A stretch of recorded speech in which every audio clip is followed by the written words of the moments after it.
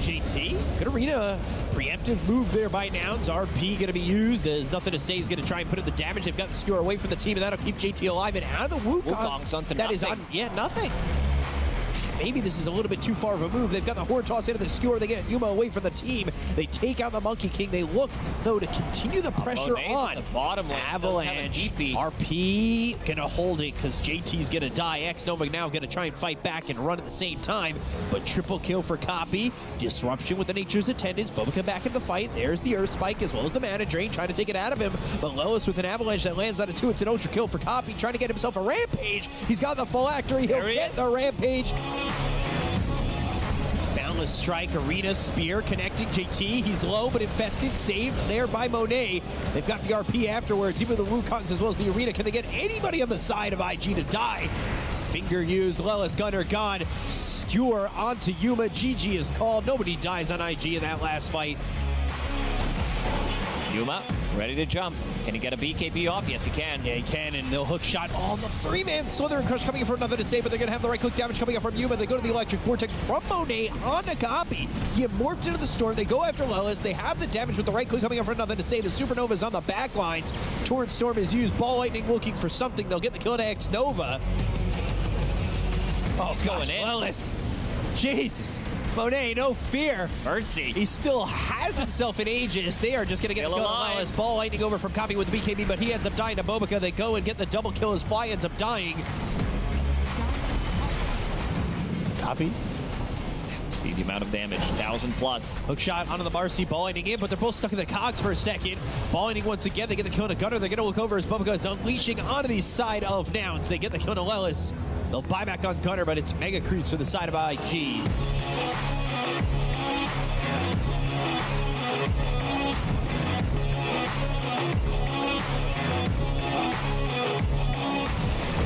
Fissure lands, no way out. Primal Spring, though, Mickey goes and commits on this. Timber Chain, Chakram, and Supreme's gonna die. They'll get the kill to Garmin, they'll take out Force. Garmin in trouble. Look at the damage. Insania just wipes him out with the help of Boxy Liquid. They're gonna go. They'll inhibit Ulnit with that Diffusal Blade. They go to the Rolling Thunder. They've got the Rod of Atos. The control is there. Another Sproink, some more damage. A Boundless Strike. Isha gets the kill on Ulnit. With the Rolling Thunder hitting out of Force, he's unable to Timber Chain away. Swashbuckle, Bushwhack. Oh, it hits on the TA. Supreme's in so much trouble. So is Narman. Gonna try and TP out on the cliff. TA gets back into the base, but this is looking so bad for MOUZ. Here comes Force. Maybe looking to re-engage on this one. He'll back through once again. They go, have this Rocket Barrage on a Boxy who will hook shot before he dies. Force gets stopped for a moment. They've got the Blood Right. Who's he going for? Used onto Ulnit. He has to stand still, but the right clicks just forced into a position where he needs to leave the Death Ward from the low ground. Bengen trying to do all he can to save Ulnit. Ulnit's going to survive a little bit longer, but the right click for Nisha is enough.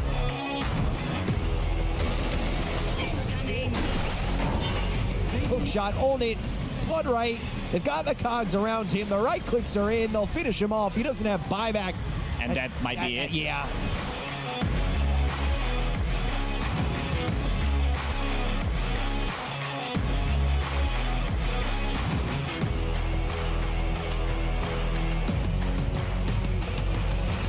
Oh, look at those lotuses. And the spirits, they know where they are now.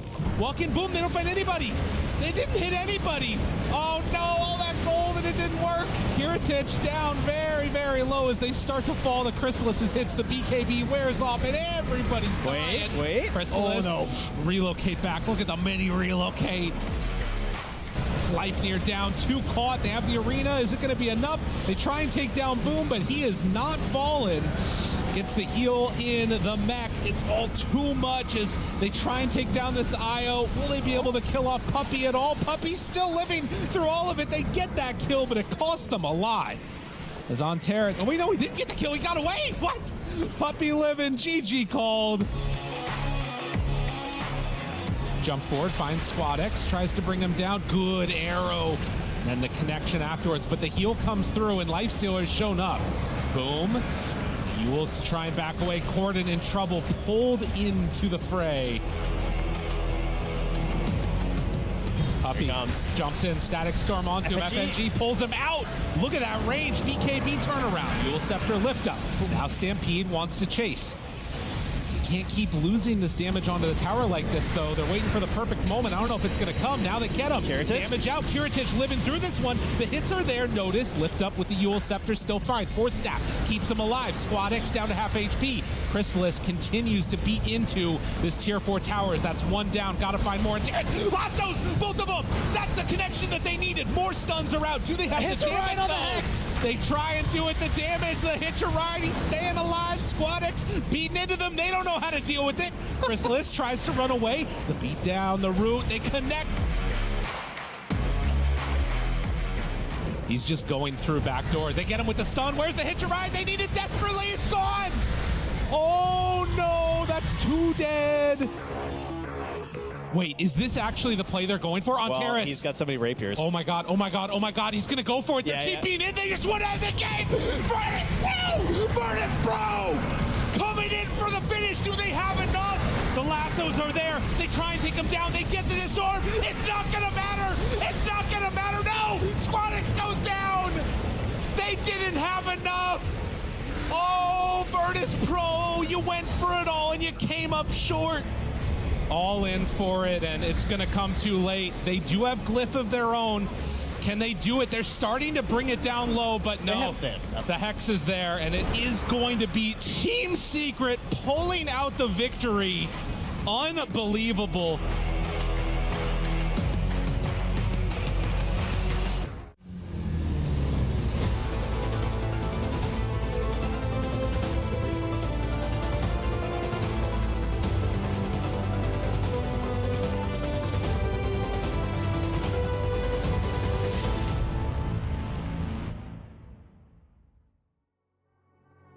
Good morning, you're watching PGL Wallachia, and we are in the final stages of our group stages, and that means we are very close to separating our 16 teams here in Bucharest to, well, 8 winners and 8 losers. That's how it works in this Swiss group stage. And you just witnessed a bunch of highlights, and we'll get to some of the games there. I wouldn't mind if all those highlights were all of that final game of Secret versus Virtus.pro. We'll get into that because that was phenomenal. I think we had our most entertaining game of the event so far yesterday evening. But today is a good day to find out if we can have games that top that. It will be very hard. It will be very hard, mind you. But these teams are going to put everything on it to try and obviously get a similar entertainment value out of it. For this morning, I'm joined by Kezu and Tigov, and we've got a lot of games to go through again. Good morning. Kezu, how are you doing? Doing very good. You know, we had some banger games yesterday, like we just saw, like you just talked about. And I don't know, I just love every day we come here. I feel like everything matters. You know, the games matter, the format is great, whereas in other tournaments, we just don't really have that. So every day is just, just over the moon for me. I know, I completely agree. I was going to say the same thing. You kind of stole my line, but it's fine. I can say the same thing. I'm just happy that every game matters, every day matters. And, you know, unlike other tournaments, you know, it's a little bit messy. I need to invest in like 7 monitors, and I need to put my glasses, so much stuff. Put your glasses on. Get migraines again. But no, other than that, no, I'm happy. No, I think a lot of people are happy because this best-of-3 format also just with the Swiss means that there are so many games where everything's on the line. Like you got, I mean, there's guaranteed like there's at least 8 elimination games. You know, yeah, because like also I think the group stages with like the BO2s, like you just don't always have a winner, right? You go 1-1 now, you always have a winner. You get some of these 90-minute games, like some crazy endings or maybe some faster games. You never know, but you always have a clear-cut winner. They're always playing for something, maybe elimination, maybe moving forward. So. Thank you. Great format. Great format, leading to great games. Yesterday was one of the days where we had some of the greatest games so far.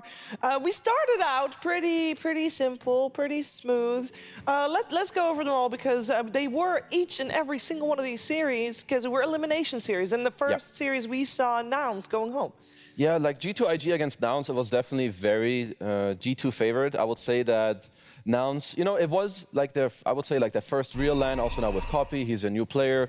And they definitely faltered, in my opinion, mostly under the part of maybe not having enough strategies. I didn't really love their drafts too much going into this, but either way, it's the, you know, the experience you need. Whereas G2IG, I feel like they're also on the up, they're doing better. I feel like what they're doing is good, you know. JT is always a joker, but he did well. They're playing well together. Their drafts are good. So I have nothing bad to say about them. Yeah, I think G2IG are utilizing the format nicely to show their improvements. And I think for Nouns, at least, I think they maybe got a little bit baited by some of their performances earlier in the tournament, like day 1, day 2, maybe thinking they're a little bit better than they actually were. And then that kind of allowed them to kind of not stagnate, but just not put in as much compared to other teams who are doing really bad, because that's when it really motivates you to try and push to not be just the last place team. So I feel like, yeah, Nouns shooting themselves in the foot just a little bit with their draft and play yesterday. But yeah, G2IG in a pretty decent position to be a 2-2 contending team and maybe 3-2 on tomorrow. We'll see, because indeed Nouns gets eliminated. G2IG moves to tomorrow, and tomorrow we'll have our final group stage games with all the teams that are 2-2. Another team that is 2-2 is Team Liquid, who was able to eliminate MOUZ yesterday. Of course, MOUZ is coming in as a team that was a replacement team, so the expectations for them weren't incredibly high. That being said, I think, T, that they impressed everyone with how consistent they were in still being able to hold their own.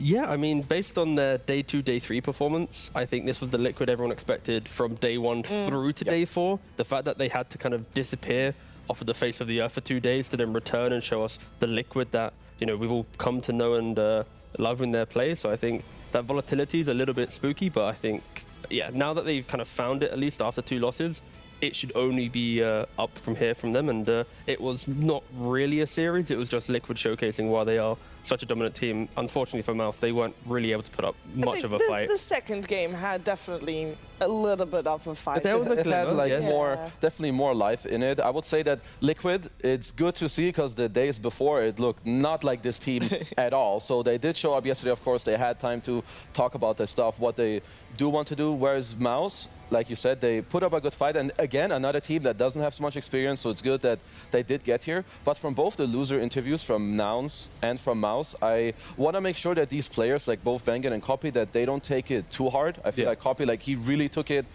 really onto himself. Oh, I fed first blood and I griefed the game. But that can also be fixed if your team has better communication. Hey, bro, Marcy is coming for the water rune, the top one. Just go contest the bottom one. Nothing bad can happen to you.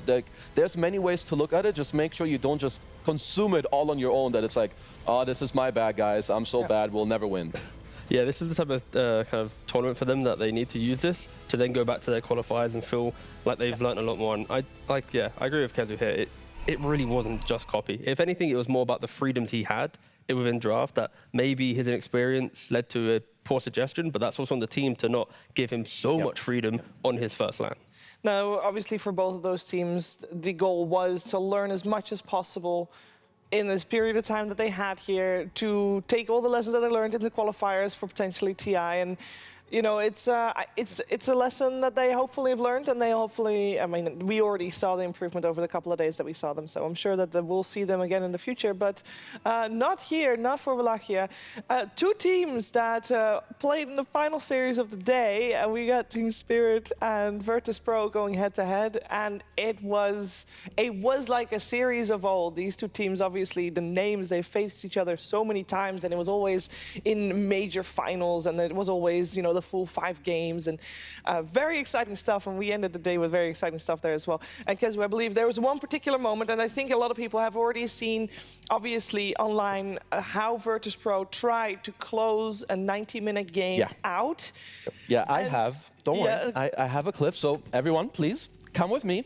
We're going to have a little look at the probably best game of the tournament, and also the best ending that probably any game at this tournament so far has had. So there's a lot of things to touch on. First of all, VP are mega creep. So they Secret are in a very leading position. I want to highlight the current items that VP have bought in order to prepare for this move. You see they have the Desolator, AC, Divine Rapier already ready on their CK. Another double Rapier on their Lina. They also have Vlads on their Rubik to give them more damage. And the next thing we also need to highlight is, again, when I will zoom in here, is look at the Boots of Travel too. They all have it, 1, 2, 3, and the 5th one here on the CK's inventory. So they're already prepared to make this all-in move. Because people are like, oh, why did VP go for this move? Well, hold a few seconds and you'll see and understand why. Because if they just sit back, they'll never win. They went for the all-in play to try and win the game. And it makes a lot of sense, because when you look here, the glyph of Team Secret, it's on cooldown, because prior when VP pushed, they were forced to use it.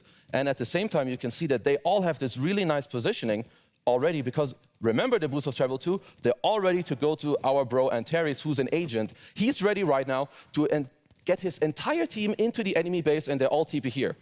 The only problem is a lot of mistakes are being done here by VP in this enemy base. We will first of all have to highlight Mr. Chrysalis, who was the first one to TP in. He literally just got in first and got his Axe off on the Lina, who's the biggest damage dealer for Virtus.pro. So this is problem number 1.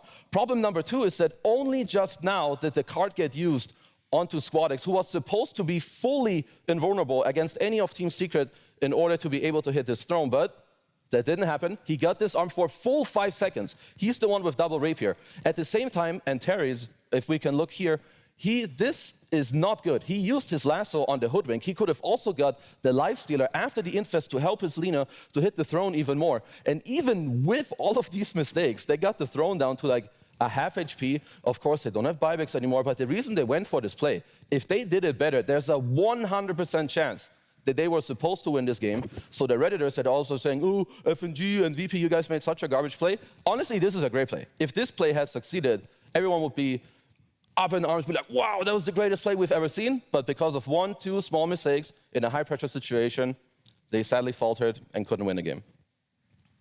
It's so sad, frustrating, I think, for Virtus.pro. I mean, obviously, we talked to FNG afterwards.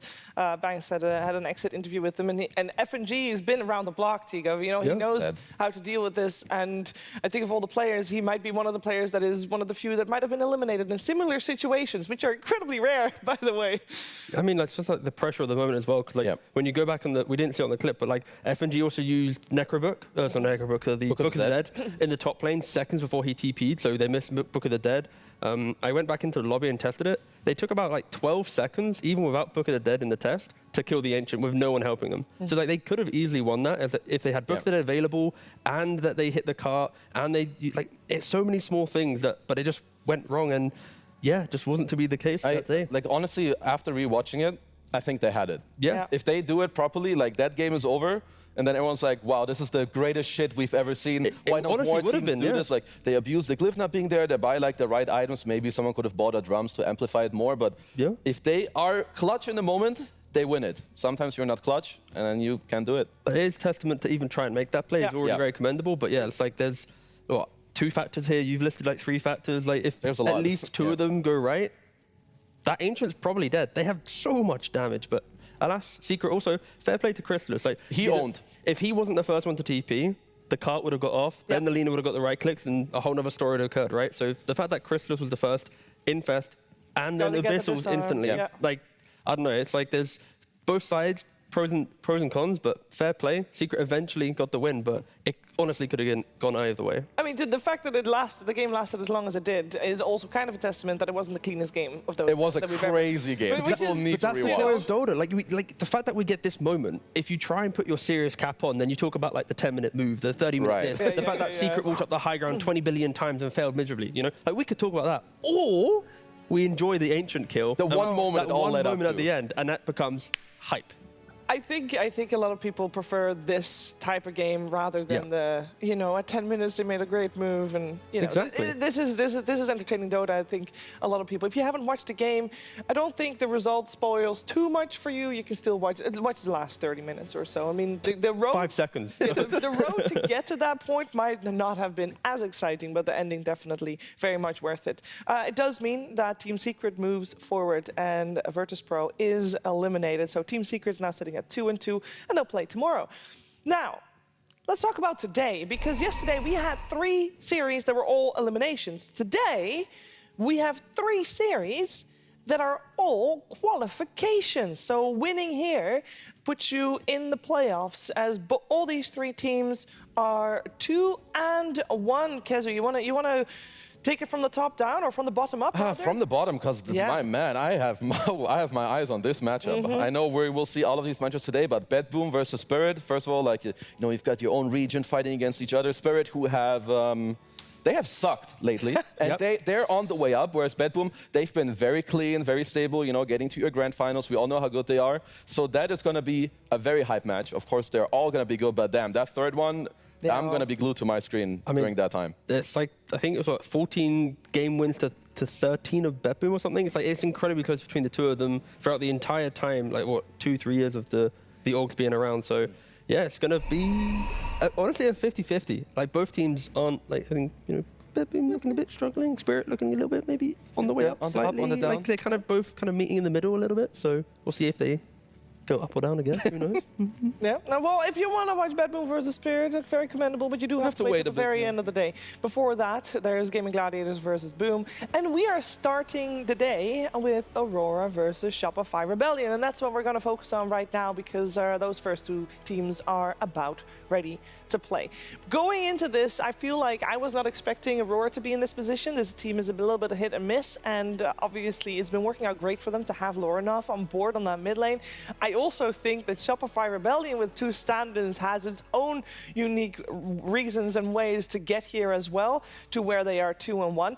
And Kezu, I'm just going to straight up ask, which team would you like to focus on first? Ooh, let's just go. You know, let's go with Shopify. I think it's it's easier. Yeah, it's easier for me. Right. You know, they have GH, they have like the stand-in Flare, the stand-in Kings. They're also a very likable team. You know, they have RTZ, Saberlight, always very outgoing and everything. But we can take a look at their journey as Shopify have dropped 0-2 in their leading match against BB, then 2-1 against VP, and 2-1 against Liquid, which is the match I would like to highlight.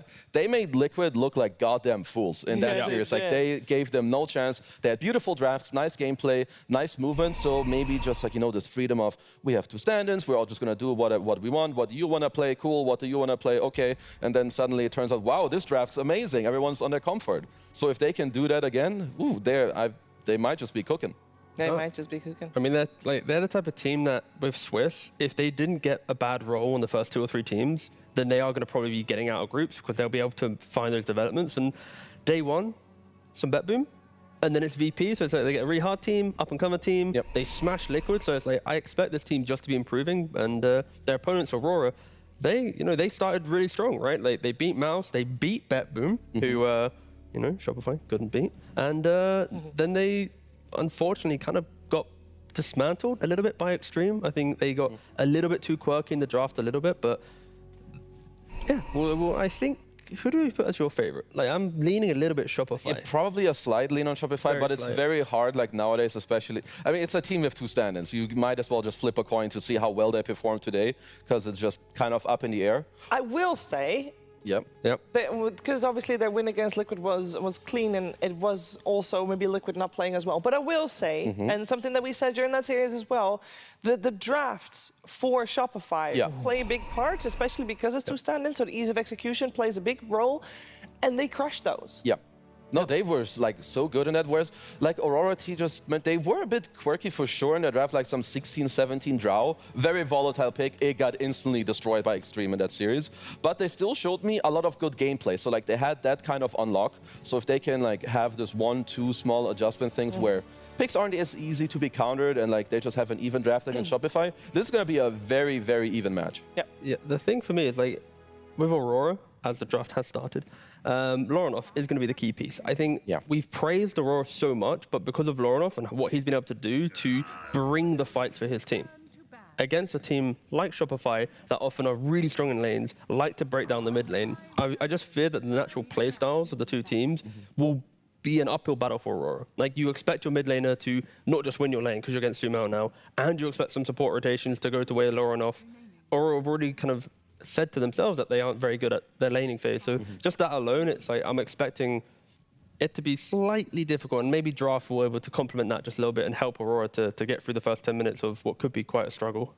Yeah, I feel like they've even said it like in their interviews, right, that is like one of the stages they do want to get through. And like Lorinov seems to be like the star of this team, even though he's like the newest. He's super humble as well. Yeah, like he is slotted in so well, and he's like, yeah, this is easy game. Oh, here it's my mistake. I play bad. But this guy is so good. He can play so many different things. They just need to make sure that the pieces all work together. Like, don't be too greedy, like T is saying early on. Like, make sure that your lanes are good and get to play some Dota. Because sometimes in these post games, you hear from teams, well, our draft wasn't good, we lost lanes, and then it feels like we didn't even get to play the actual Dota game. Like, we're just sitting there trying, but we just can't do anything. You know, one thing about both of these teams is that they had the day off yesterday, so they had and they already knew their opponent, right? Before that, it was always they know their opponent the evening of before their match day. This time they had a full day to prepare, and I wonder if that will benefit one team more than the other. Both of the teams have very experienced coaches in the form of Sunmi and Bulba. And I wonder if there's a way that you guys will look at the draft and think, well, they really thought this through real well. For me, it depends maybe a bit more on how they ultimately prepare for themselves. If I'm Aurora, I'm not sure how well I can actually prepare for Shopify because they have 2 stand-ins. I feel there's a high chance at some point, on the last pick or on the 4th pick, Sumail goes like, hey man, I want freaking Arc Board in here. It's like the first 2-3 picks is pretty much what. Yeah, like that you can definitely go for. Ooh, a Wind Ranger. Hey, maybe that's a. Yeah, this is prep. Yeah. What do we make of the Wind Ranger ban?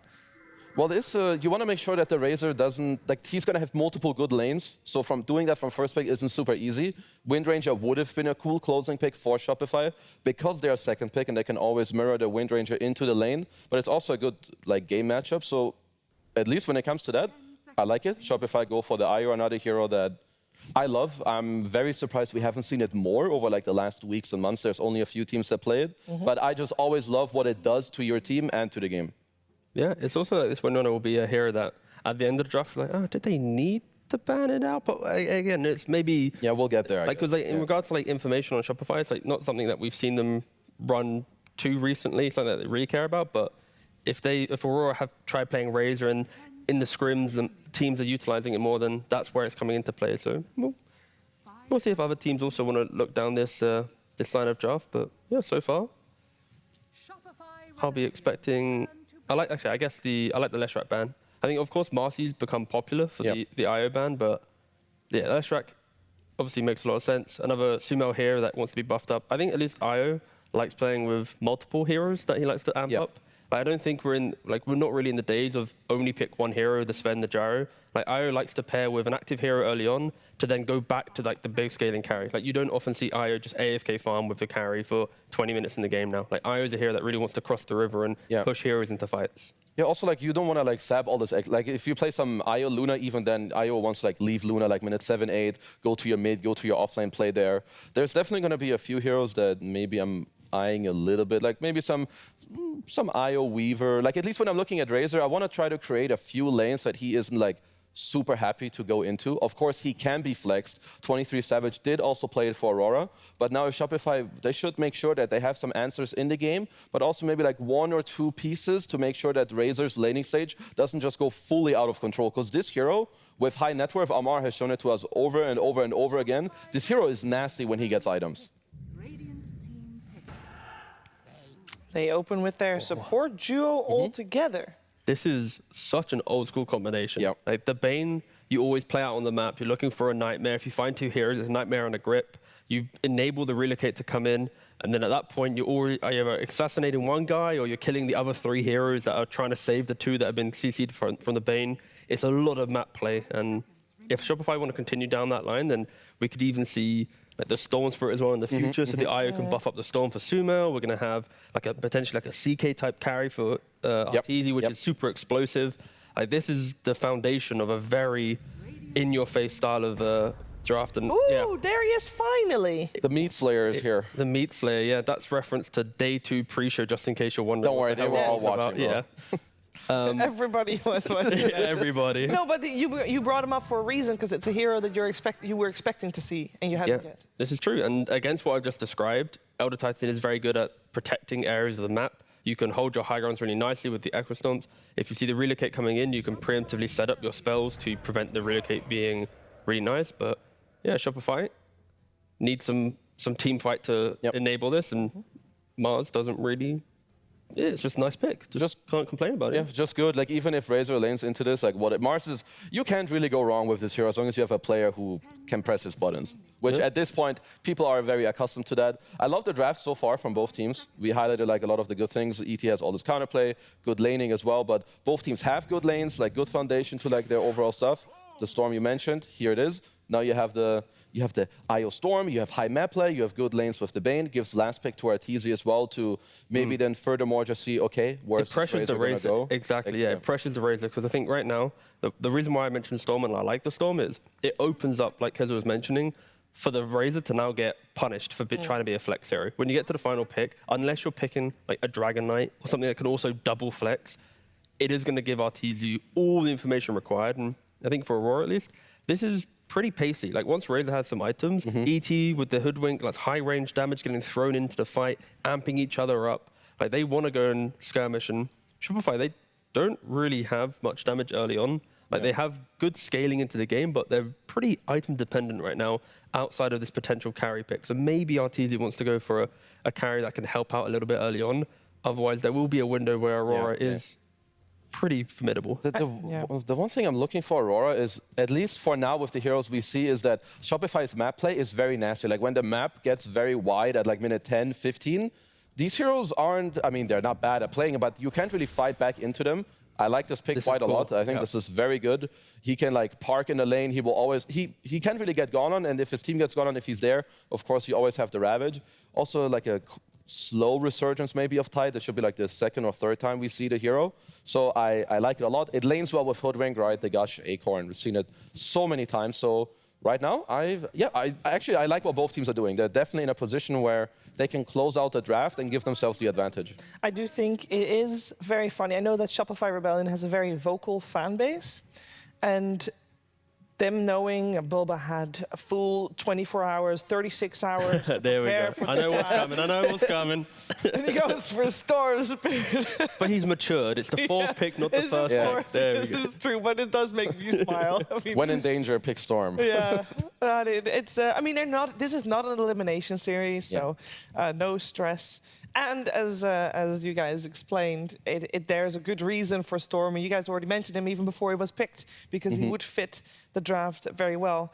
Now, for our final picks, it looks like we need an Arteezy hero, and I would imagine that it's 23 Savage that is going to play the Razor, or would you put it on Lorinov, because I know he also likes playing the tanky mids.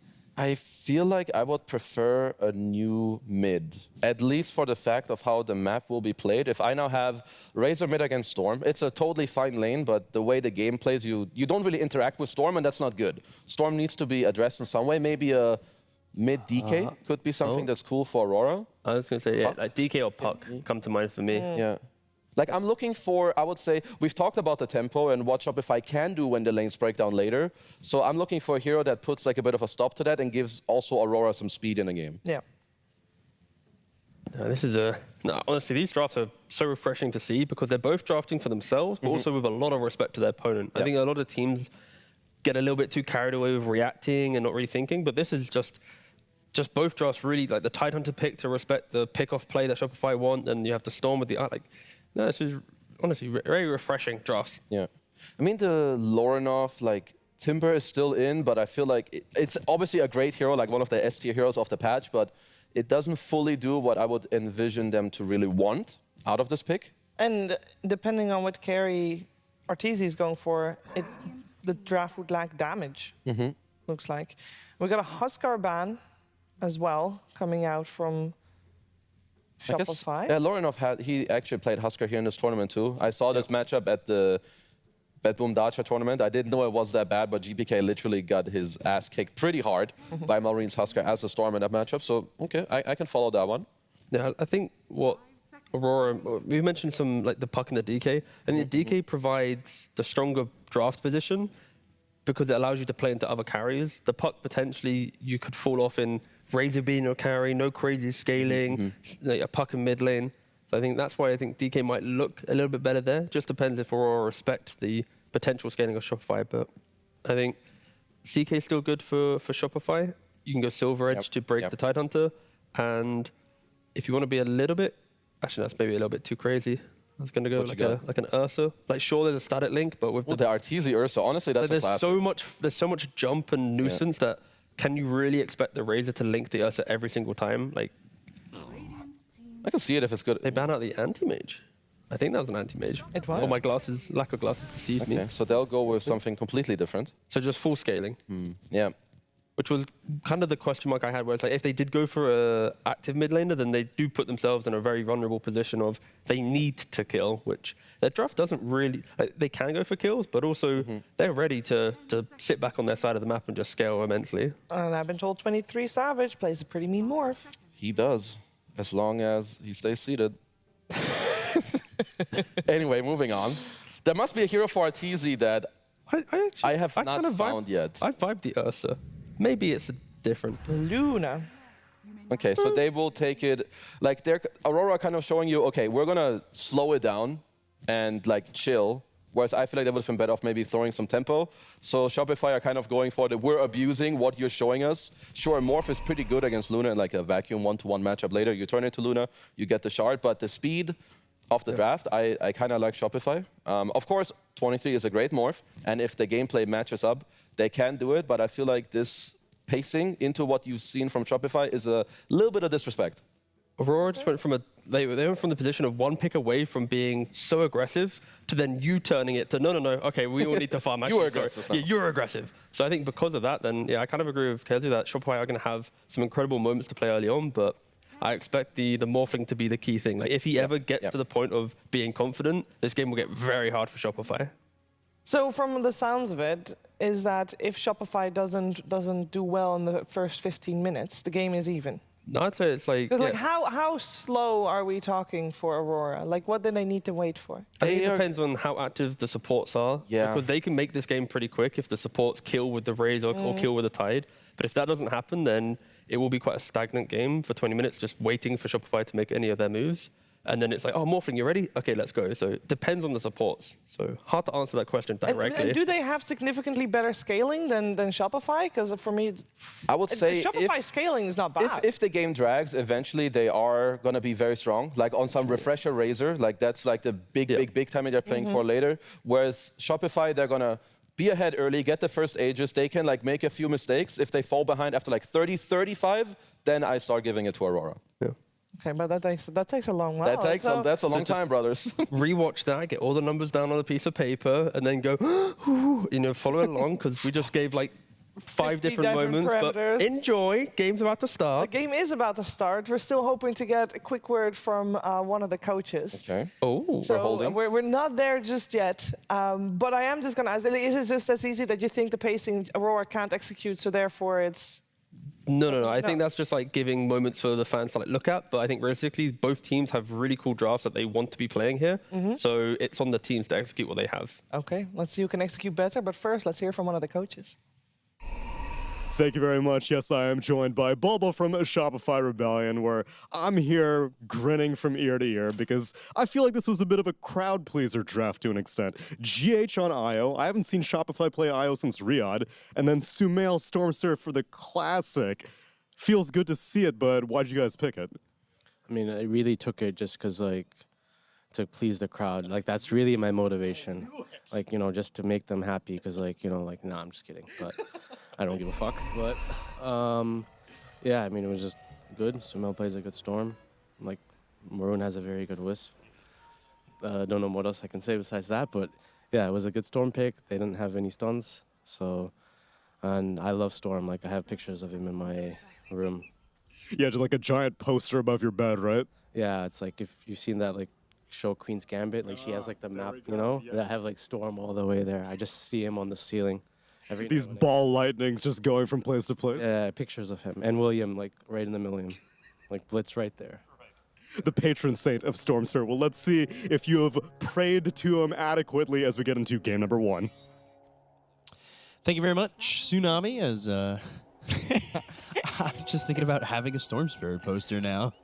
Calm before the storm. This is the what you call before EG/Shopify whenever they pick Storm Spirit. But it is a top-tier Storm Spirit game to start with. This is the type of a game where as long as he has mana, he also does have GHIO to be paired up with, providing him with mana. So feels really good. They basically have no stuns. Like the stun that they have is Bushwhack, and that one's not the easiest one to execute. So Sumail should have a pretty free reign, and also having a little bit of that extra damage during the nighttime global presence from Luna's aura. This is when he's going to start to play much more aggressive. Between 5 and 10 minute mark, this is where you want to rotate Io to the mid lane, provide him with some extra mana, and also Luna will have 3-4 points in Lunar Blessing, even getting closer to that level 10 minute mark. So yeah, be careful about Storm Spirit rotating because it looks really good for him. Yeah, so we'll see how Sumail does against Lornoff. I feel like this is probably one of the bigger challenges for Lornoff in the mid lane overall. As you can see, Ollie kind of surrounded bottom for a second. While you were talking, both GH and Saberlight are doing that thing where you block the other team's creeps. It's always confusing to see.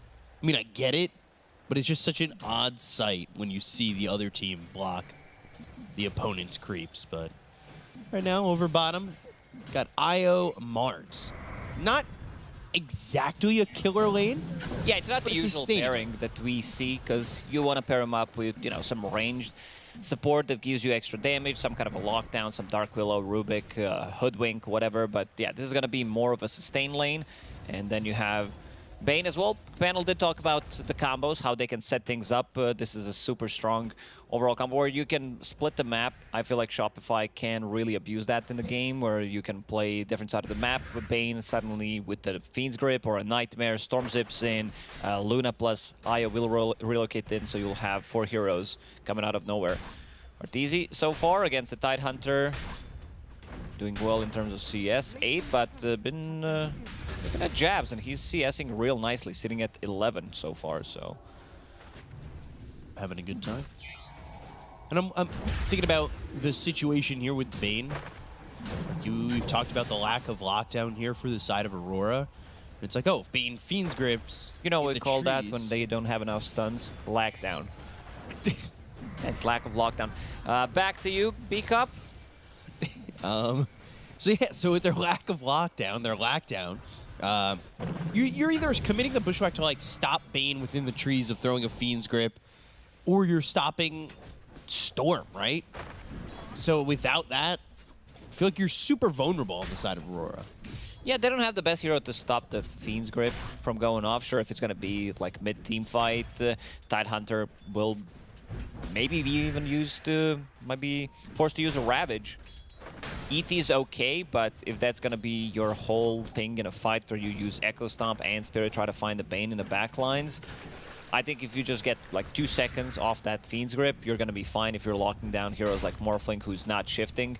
Saberlight in the bottom lane, putting in some pressure onto 23. 23 needs to be careful. Can't be surprised with this Mars overwhelming damage. He's highly shifted into the Agi. He's got himself 9 charges on that wand, as well as boots coming out. But like we were saying, this feels like a very sustained lane for Saberlight and GH. So really not much going on in terms of him being in too much trouble. Sumail constantly just being linked here. This link was 37, the previous one was 55. He was hitting for like 7 damage. Not the easiest lane for Storm. He's still gonna get the farm, but yeah, Razor, even though he's playing into range hero, he still puts a lot of pressure, and both of them adjusting immediately, getting boots of speed because they want to chase him down to have a little bit more kill threat, potentially coming out in the mid lane. Let's see where Arteezy goes. It's got level 2 in that Lunar Blessing, and we're 30 seconds from night. We'll see if anybody starts to play a little bit more aggressive from Shopify. But constantly Lornoff going to that link, making sure that Sumail struggles a little bit more to CS, but he's 23-2, so things haven't been too difficult for him. Otherwise, he'd have a lot lower of a number, but he knows what he's doing, and he's doing it well. So he's come off to the side. He'll get this camp. Knows that he kind of can't stick to the lane with the way his damage is being drained. Kitrak getting a little bit low here. Nightmares himself. Now tries to get away, but unfortunate for him, there was an Anchor Smash ready. So first blood there for Aurora. And Arteezy trying to get something out of this, but he's taking a lot of damage from jabs and Q. And has to start to walk away from these Aurora heroes. No magic stick on Bane, which means that he's not going to be able, like the turnaround play wasn't there. Try to buy a little bit more time with Nightmare, but the Anchor Smash damage did secure the first blood.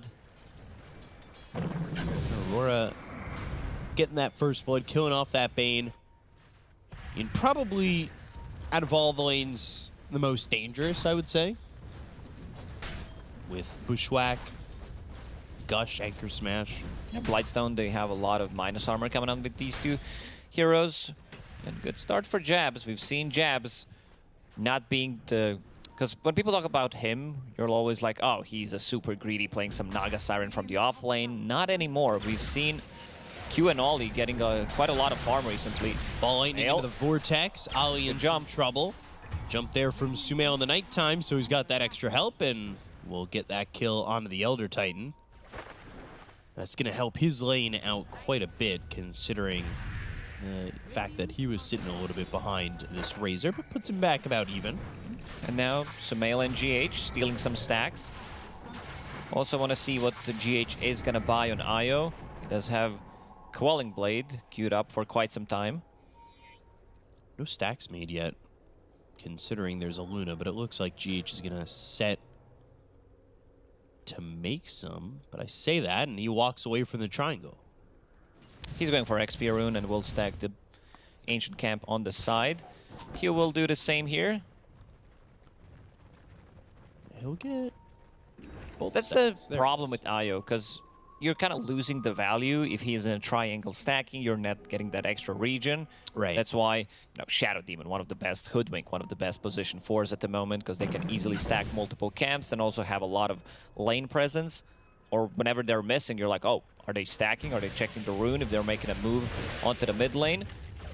The biggest winner so far, let's see, Hoodwink, some of the stats, 50%.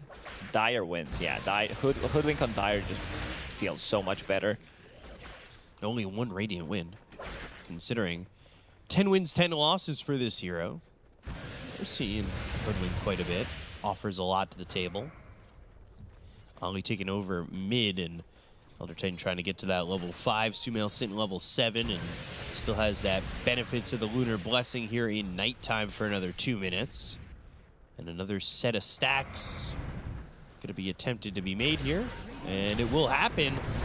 Looking for the Vortex, maybe looking for a kill on a Lornoff. There's 3 heroes here, making a 4th with Jabs coming over level 6. They go to the arena, they've got the Spear with the God's Rebuke, but Q and Ollie are fine. So that just allows Sumail to get out. He still has Region Rune, so we'll probably try to take another fight. Ollie, scan did connect. They know someone is there. Oh, they want the big one. Ward down, they'll go for Lornoff as he's trying to take some stacks. That's a big kill there. Region is still up and running.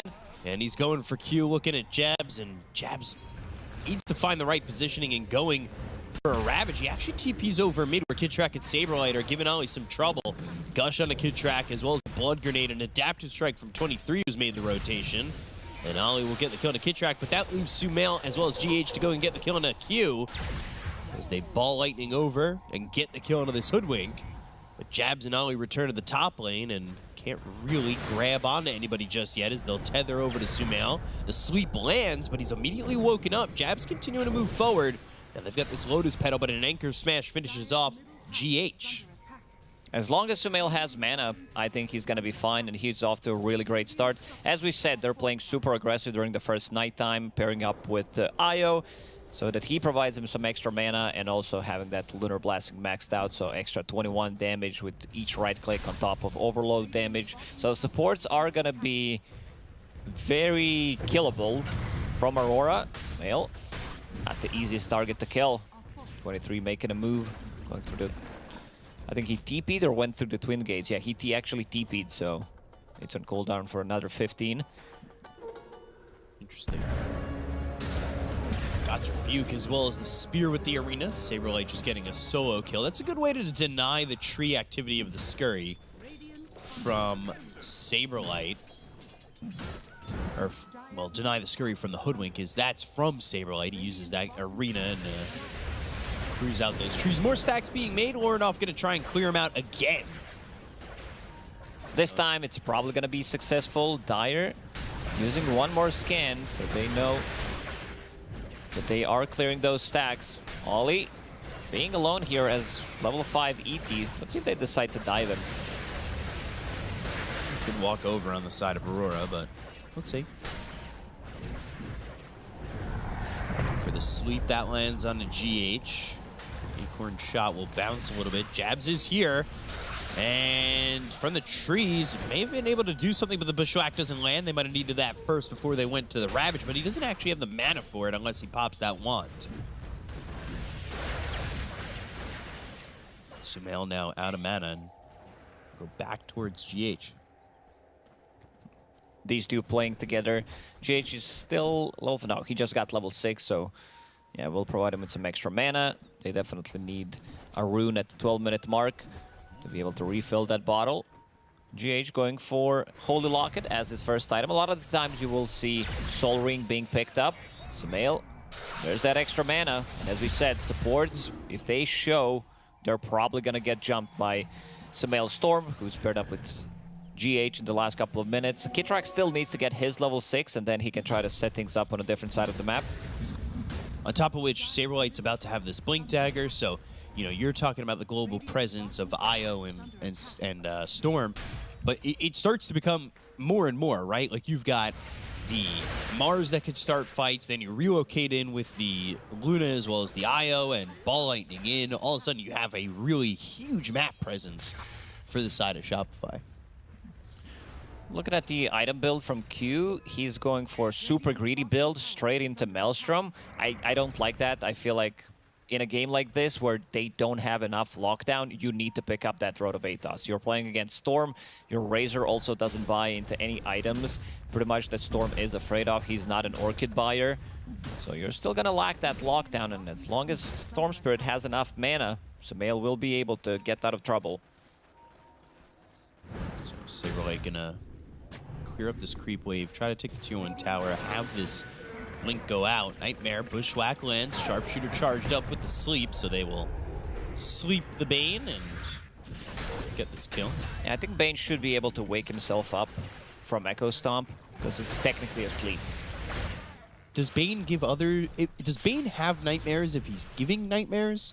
Like, does he just have pleasant dreams? If he could just wake himself up like that? Good question, B-Cup. You always have these good questions early in the morning. Dude, I ponder. So, no towers yet being killed by Shopify. Saberlight is working on that in the bottom lane. And we'll finish it off. With the Blink Dagger up and the arena, they could try to look for a fight. Did he show that in lane? I believe he did. Okay.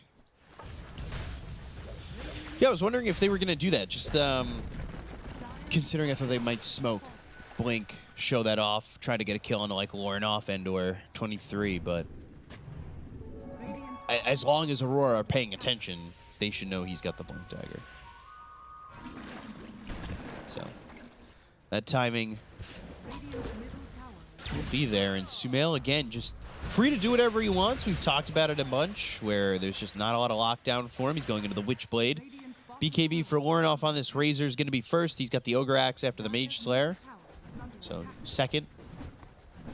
But Manta for Arteezy's being built as he's got this Mask of Madness to start. A lot of stacks were made eventually for him. Yeah, Luna, one of the best heroes in terms of taking the stacks. Saberlight is smoked. Blink Spear, oh, he got the shift off. 23, he's very quick. Ravage, oh, hits as they come in! Oh, the Bushwhack, the control! Sumail still able to Ball Lightning out, but Saberlight in trouble. Jabs, perfect timing. They still don't get this kill on a Saberlight, however. This is not too... It looked like it could have been a disaster. I thought he was dead on the screen. It was perfectly timed from Jabs. Blinks in, on top of Relocate, Counter Initiation. And again, 23 getting his shift off immediately. Kitrak was close enough to get the Fiend's Grip, I believe, but saw that shift going off, and he's like, yeah, Tidehunter will blink on top of me. And one of the reasons why Jabs decided to pick up Blink Dagger immediately on Tide, he wants to stop that aggression. They want to have something to threaten a kill on a Storm Spirit, and also to stop this big circle coming out from Mars and Bane as well. But Arteezy, he continues to farm up, and finally on top of the network. Luna, you leave her alone for the few minutes, and you know that she's going to be on top of network. This is the time for Shopify to strike back, because they know there's no Ravage, they only lost GH, and it's also nighttime, so they do have that extra damage coming out from Lunar's Blessing. Q just spotted them with that ward placement. He was out in the trees, placed it down as they were coming up the steps, so they saw them making that aggressive move. they'll see them kind of scout throughout the jungle, but Sumail coming from behind enemy lines. Knowing there's no Ravage, but Bushwhack, the sleep, the sharpshooter, he's in trouble. Sumail's caught. Not a lot of control here for the side of Aurora, but Sumail overplaying his hand, and it causes both him and GH to go down. Interesting one. They are behind enemy lines. Maybe he thinks with the heal coming out from Holy Locket, popping the magic wand will be enough. But yeah, Sleep, Gush, Bushwhack. It's also only level 2 Bushwhack, but they still managed to bring him down. Guess underestimating how much damage Aurora can deal. In that little control span, yeah. Tough there for Shopify, but really good for Aurora. And 23's been farming the whole time as well. Not as quickly as the Luna, but you're starting to see a split between Lorinoff, 23, and the other 2 cores on the side of Shopify. Lorinoff has mostly been in the triangle, getting the farm, clearing those stacks. And 23, as you said, as Morphling, you can't have as much farm as Luna because you don't have the tools. But once you get to that Manta style, you can start sending out the illusions, clear some extra waves. Lorinoff continues to farm up. He's going to be super tanky. He's going to be very difficult to kill. With Mage Slayer, Occult Bracelet, and also about to finish off his BKB in 700 gold. I know we're out of the laning phase, but is it possible to see the amount of stacks that were made? Because I feel like it's got to be at least 12, 15 for each team. Is that too high? No, I think that's about right. I'm going to go 15 for each team. That's my guess. But 17.5 minutes, 23 going into the Phylactery. End up making that into a Conda. And like you said, the Blink now have that Shard dead in the water for Tide. That's going to be a big one. Leash Mechanic against Storm Spirit with the Blink Dagger, get on top of him. Still, they don't have any defensive tools, so Io will need to be playing behind him to try to get the relocate out potentially. Because with the Shard from Tide, things get slightly more complicated for Sumail to join a fight. So, see if they start to maybe back off, make a smoke happen with this Ravage off cooldown. Arcane Rune picked up. Kidtrack, he's top here with Saberlight, who's almost got that BKB, but Jabs is ready with a Blink if he wants to go. The Blink out from Saberlight puts him in the little pond area here.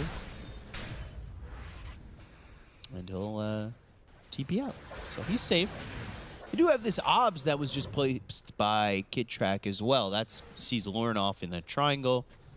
Pop that ult. He's moving, he's farming. But they do have that information on the side of Shopify. And this entire time, we've talked about it. He's already top of the net worth, has been top of the net worth.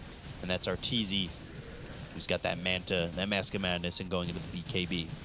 Seems like Shopify were unable to achieve what they wanted with the draft, get some of that early aggression, and Aurora are fine with that because they feel like they can take this one to the late game, and they're gonna outscale. If we're talking about like post 40-45 minutes, Aurora with some refreshers up, refresher on Razor, refresher on Tidehunter, Morphling when he gets 5-6 slotted, things are gonna get slightly more difficult for Shopify. And you also have Q, who, as we said, has been farming quite a lot, and he's going for the greedy build, straight up Maelstrom.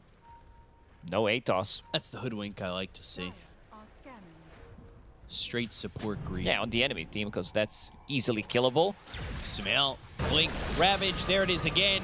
Plasma Field, Bushwhack, follow-up, Sharpshooter, and they get the kill with the Earth Splitter used by Elder Titan. They are shutting down this Storm Spirit. Arteezy continues to farm up. I feel like Shopify will need to do something once BKB is online for Luna. Try to force a Roche fight. Or try to go for, you know, one big team fight, because they're going to get, I would say, outfarmed and outscaled if they continue to do things like this. Second death of Storm Spirit, Sumail getting caught.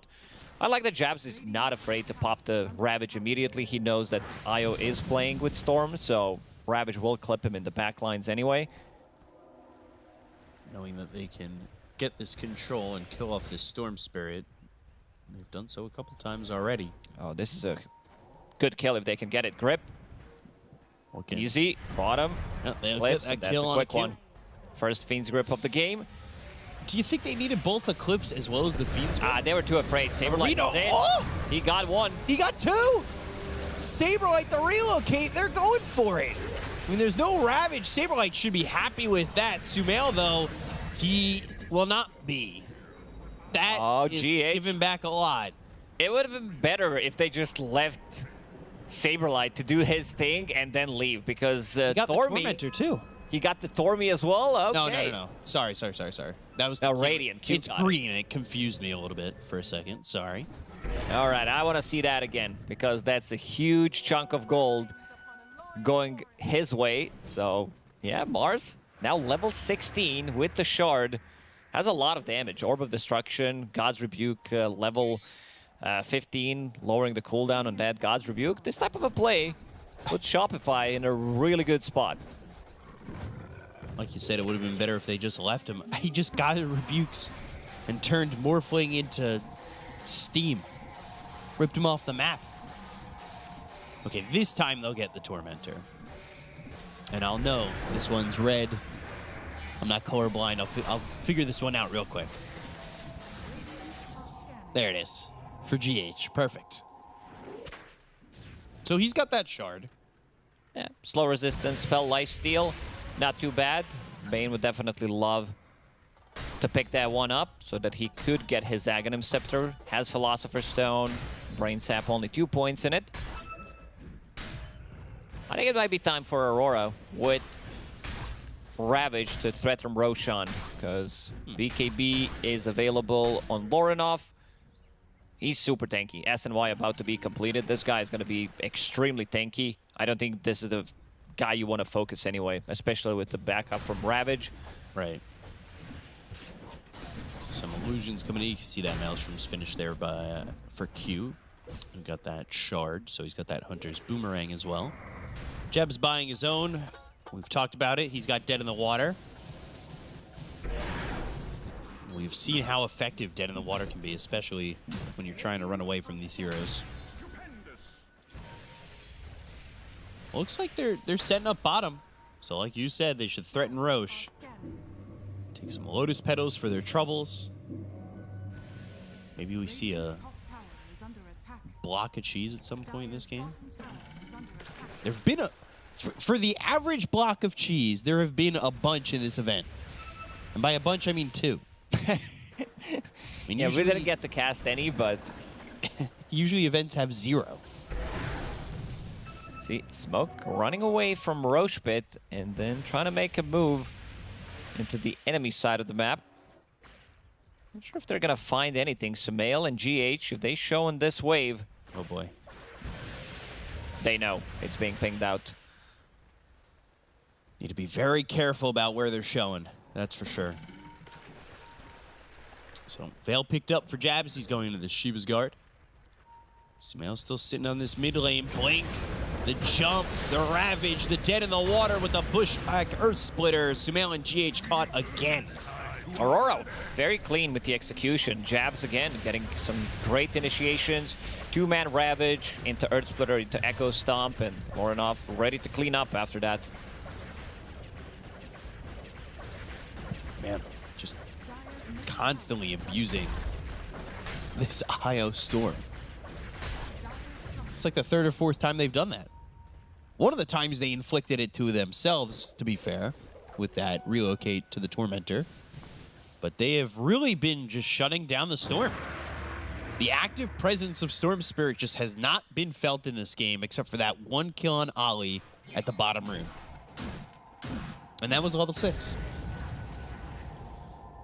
A long time ago. So Sumail will be back up. Shopify using this Ravage cooldown to their advantage, and also it's going to be nighttime, so let's see what they're going to be able to get out of it. Roshan going through the Twin Gates, and now they're going to go for it. I feel like Aurora kind of missed the opportunity to go for Roche when they were bottom. Yeah, when they were in the bottom lane, because they definitely have more than enough damage sustained to kill it, and I'm pretty sure Shopify would not take that fight. And now without Ravage, they're thinking about it, whether they want to go or not. Slow to it. I don't think they get to this quick ET enough. Spirit is inside the pit. Oh Maybe they do. Yeah, I mean, the Spirit's such good area denial. They're able to stop them from Roshan's finishing pretty low, Roche. 800 HP. It was going down quickly enough where it felt like they didn't have the time, but now the spear misses from Saberlight. Sumail? He's in by He's getting himself. blasted. They got the Aegis onto Arteezy. They'll drop down the Eclipse with the BKB being popped by Lorinoff. Jeb's going to jump in here, but he doesn't have Ravage. The Earth Splitter lands. Arteezy trying to survive. The tether comes out from GH. He's going to be up in the air thanks to the Yules. Arteezy trying to stand his ground on the high ground here with Saberlight, but he loses that Aegis. They've got the spear on a 2. It's not doing anything. GH is dead. 2 heroes are alive for the side of Shopify because of the buyback of the Mars, but they get the kill on this is a Arteezy. disaster They'll for look over at Shopify. Saberlight. They'll take him out as well. Full team wipe. They lose nothing here on Aurora and absolutely wipe the floor with Shopify. Again, perfect timing from Aurora. Scouting things out with the Spirit, and that's a fight without even using the Ravage. Yeah, the damage numbers are very low. Look at that, 2 supports not doing much. I mean, they're more about control and healing, but Storm Spirit, yeah, Sumail zipping in on top of ET and getting blasted instantly. This Kanda from Morphling, look at him go. He's just dead immediately. ET Aura, only 2 points in it. Things are going to get much more difficult when he starts putting more with this shotgun build. Kanda plus Adaptive Strike. Yeah. And Saberlight also committing. He felt like he needed to help Arteezy because he picked up the Aegis, but nobody dying on Aurora. They really just fought this so well. Q with another great bushwhack. I mean, Sumail bottom again. He's leashed. He's dead in the water. And, well, if you see it on your screen, he's dead on the ground right there. Just a corpse on the ground. Lorinoff, Ollie, they'll take this triangle as well, farm up, and truthfully, at this point, this is Aurora's game to throw. Yeah, this is going to be very difficult to lose the advantage that they have. Like, who's going to deal the damage? The more tankier they get, this Morphling, they have no Hex. One is being built on Mars, but with the buyback, the dieback, he's going to be so far away from it. And we talked about their tankiness. You can't focus down Tidehunter. You don't have any break mechanic whatsoever. Morphling, pretty difficult to kill with the ET and Tidehunter behind him, plus also Razor, who's about to finish off Satanic, I believe. So SNY Satanic, some mischance, evasion coming up from Melvin, Tunic, status assistant. DH. He got the Wisdom Rune, though. There's that Satanic you were talking about. I mean, what do you do if you're Shopify? Good question. I'm just thinking how the fights are going to be played out. Luna is level 20, so that's like big timing for her. Doesn't have Kanda yet. You want to synergize that. Phylactery is there, but I don't think that's enough. They're becoming super tanky. Also, the heals coming out from Luna and also Io. Shiva's Guard is ready. And also Scotty being built by Morphling. Never mind, he changed his mind going for BKB. Wants to have a little bit more protection for himself. So that's going to be finished. And even Hoodwink going for BKB. Q has been on the money with his rotations, with his bushwhacks, and also scaling. This guy, we've seen him so far at PGL Wallachia that he can carry the games from position 4. He's doing a great job. It really just, we talked about the minimal amount of lockdown that they have, but every single bushwhack has landed. And I say that, he's probably Probably missed like 3, yeah. but... But if you've hit him, you're at 100% all the time, in my mind. Everything is possible, especially if you lie. So, I mean, let's see if they decide to go for the high ground push. No tier 2 towers available left to be taken. They're smoked up. Oh, okay, track. Nightmare. Nobody there immediately, and he had a TP available, but here comes Q scurrying over. So getting out of this is going to be not really possible. Jab's now unstoppable. And this all kind of stems from the fact that he went to that early blink. Great pickup. Yeah. A lot of the times you'll see some Vlads coming out from Tidehunter, but yeah, immediately into Blink Dagger, straight up Phase Boots, Magic Wand Bracer to have slightly more presence on the map, and so far it has paid off. Jabs didn't even die a single time. He's involved in 20 out of 21 kills. Wow. Hex, Spear, Ravage, Jabs. Oh, trying to save 23, not able to do so. They drop the Eclipse, and this is how Shopify have to pull themselves from the grave back into this game with 2 huge kills there. Oh, that's the Blink Hex reveal coming out from MOUZ. We said that this game is very difficult to throw, but with the plays like this, they have it. Every game is throwable if you try hard enough. Oh yeah, that's for sure. The thing about it too is this lineup from Shopify, they're very punishing as well. You lose a fight close to your towers, you've got a Luna that can really hurt buildings. You definitely have the damage, so if you lose a fight like that, they have buyback available on Tide, and Shopify, they don't want to push too hard. We talked about the importance of the break. Arteezy is going for it. Just a Demon Edge away. But that's going to be his way of dealing with Tidehunter. They can try to burst him down. Hex into Silver Edge. It's not the easiest thing to execute, especially if he's the one waiting to counter-initiate, but if you're getting the jump, it is doable. Yeah, you just got to be in the right position, because think about the spots that Jabs has been in with the Blink Ravage. Almost seems like you have to have the control on Tide, get that break, or hope you're not in the initial Ravage. Because then I don't think you're getting there. There's the BKB for Q. Arteezy picks up that Illusion Rune, and let's see if they set up for anything, because they are smoked up on the side of Shopify. 5-man smoke. They do have an Observer Ward, but no one playing around it. Roshan potentially spawning in a minute. They know somebody is down. They are smoked. Arteezy did use his shard. Nobody coming over from Aurora. At least not yet. Wisely so. This creep wave, though, is going to push you in the bottom tier 3 for a second. It's just easily removed with Anchor Smash and an Acorn Shot. And you've got those illusions from the Luna that push in the bottom tier 3. As it feels like this game's on a tightrope. We said it was Aurora's game to throw away, and I don't think they did so with that move over mid. More so, I think Shopify ripped that possibility back into their hands. They were definitely not expecting it, but you can feel that Aurora are kind of afraid, not leaving their base.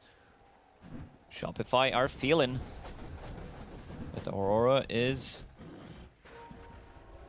not going out on the map. The only way to get out pretty much is to use the smoke right now.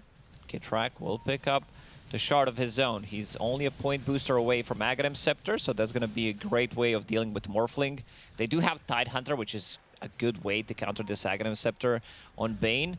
Jabs. The timing on a pickoff, though, could be huge, because if they get just one pickoff from Aurora, they could go for Roche. Blink, Ravage, Bushwhack, and it will be Saberlight who dies. Gem on the ground, too. He just bought that.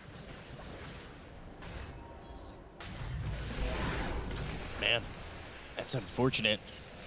It sets him up for Roche, for sure. No arena. They could just go high ground, though, too. No buyback on him. He needs another 300 gold and will not get it. Looking at bounty situation, there is one. Arteezy is pushing the bottom lane, trying to maybe force a rotation. Yeah, they'll go for the mid-set of racks. While Arteezy goes to the bottom tier 3. Are they willing to make this trade? They come back with the Gleipnir. GH and as well as Arteezy stuck there for a moment. Hunter's Boomerang is on them. They will get at least the range racks, but here they come TPing back. Can they make a move on anybody as they retreat on Aurora? Doesn't look like that will be the case. So you really didn't force back much. Q comes back, but Q's so farmed that he can he's deal like, with it himself. I'm a core. Like, will be able to defend the barracks on my own.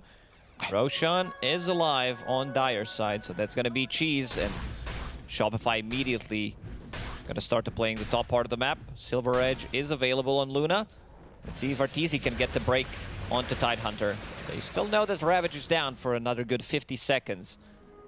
Last time, it was a disaster that they tried to do this. Again, it was Spirit Ravage is last inside the time, Roche pit. Ollie doing a lot of work with his Spirit.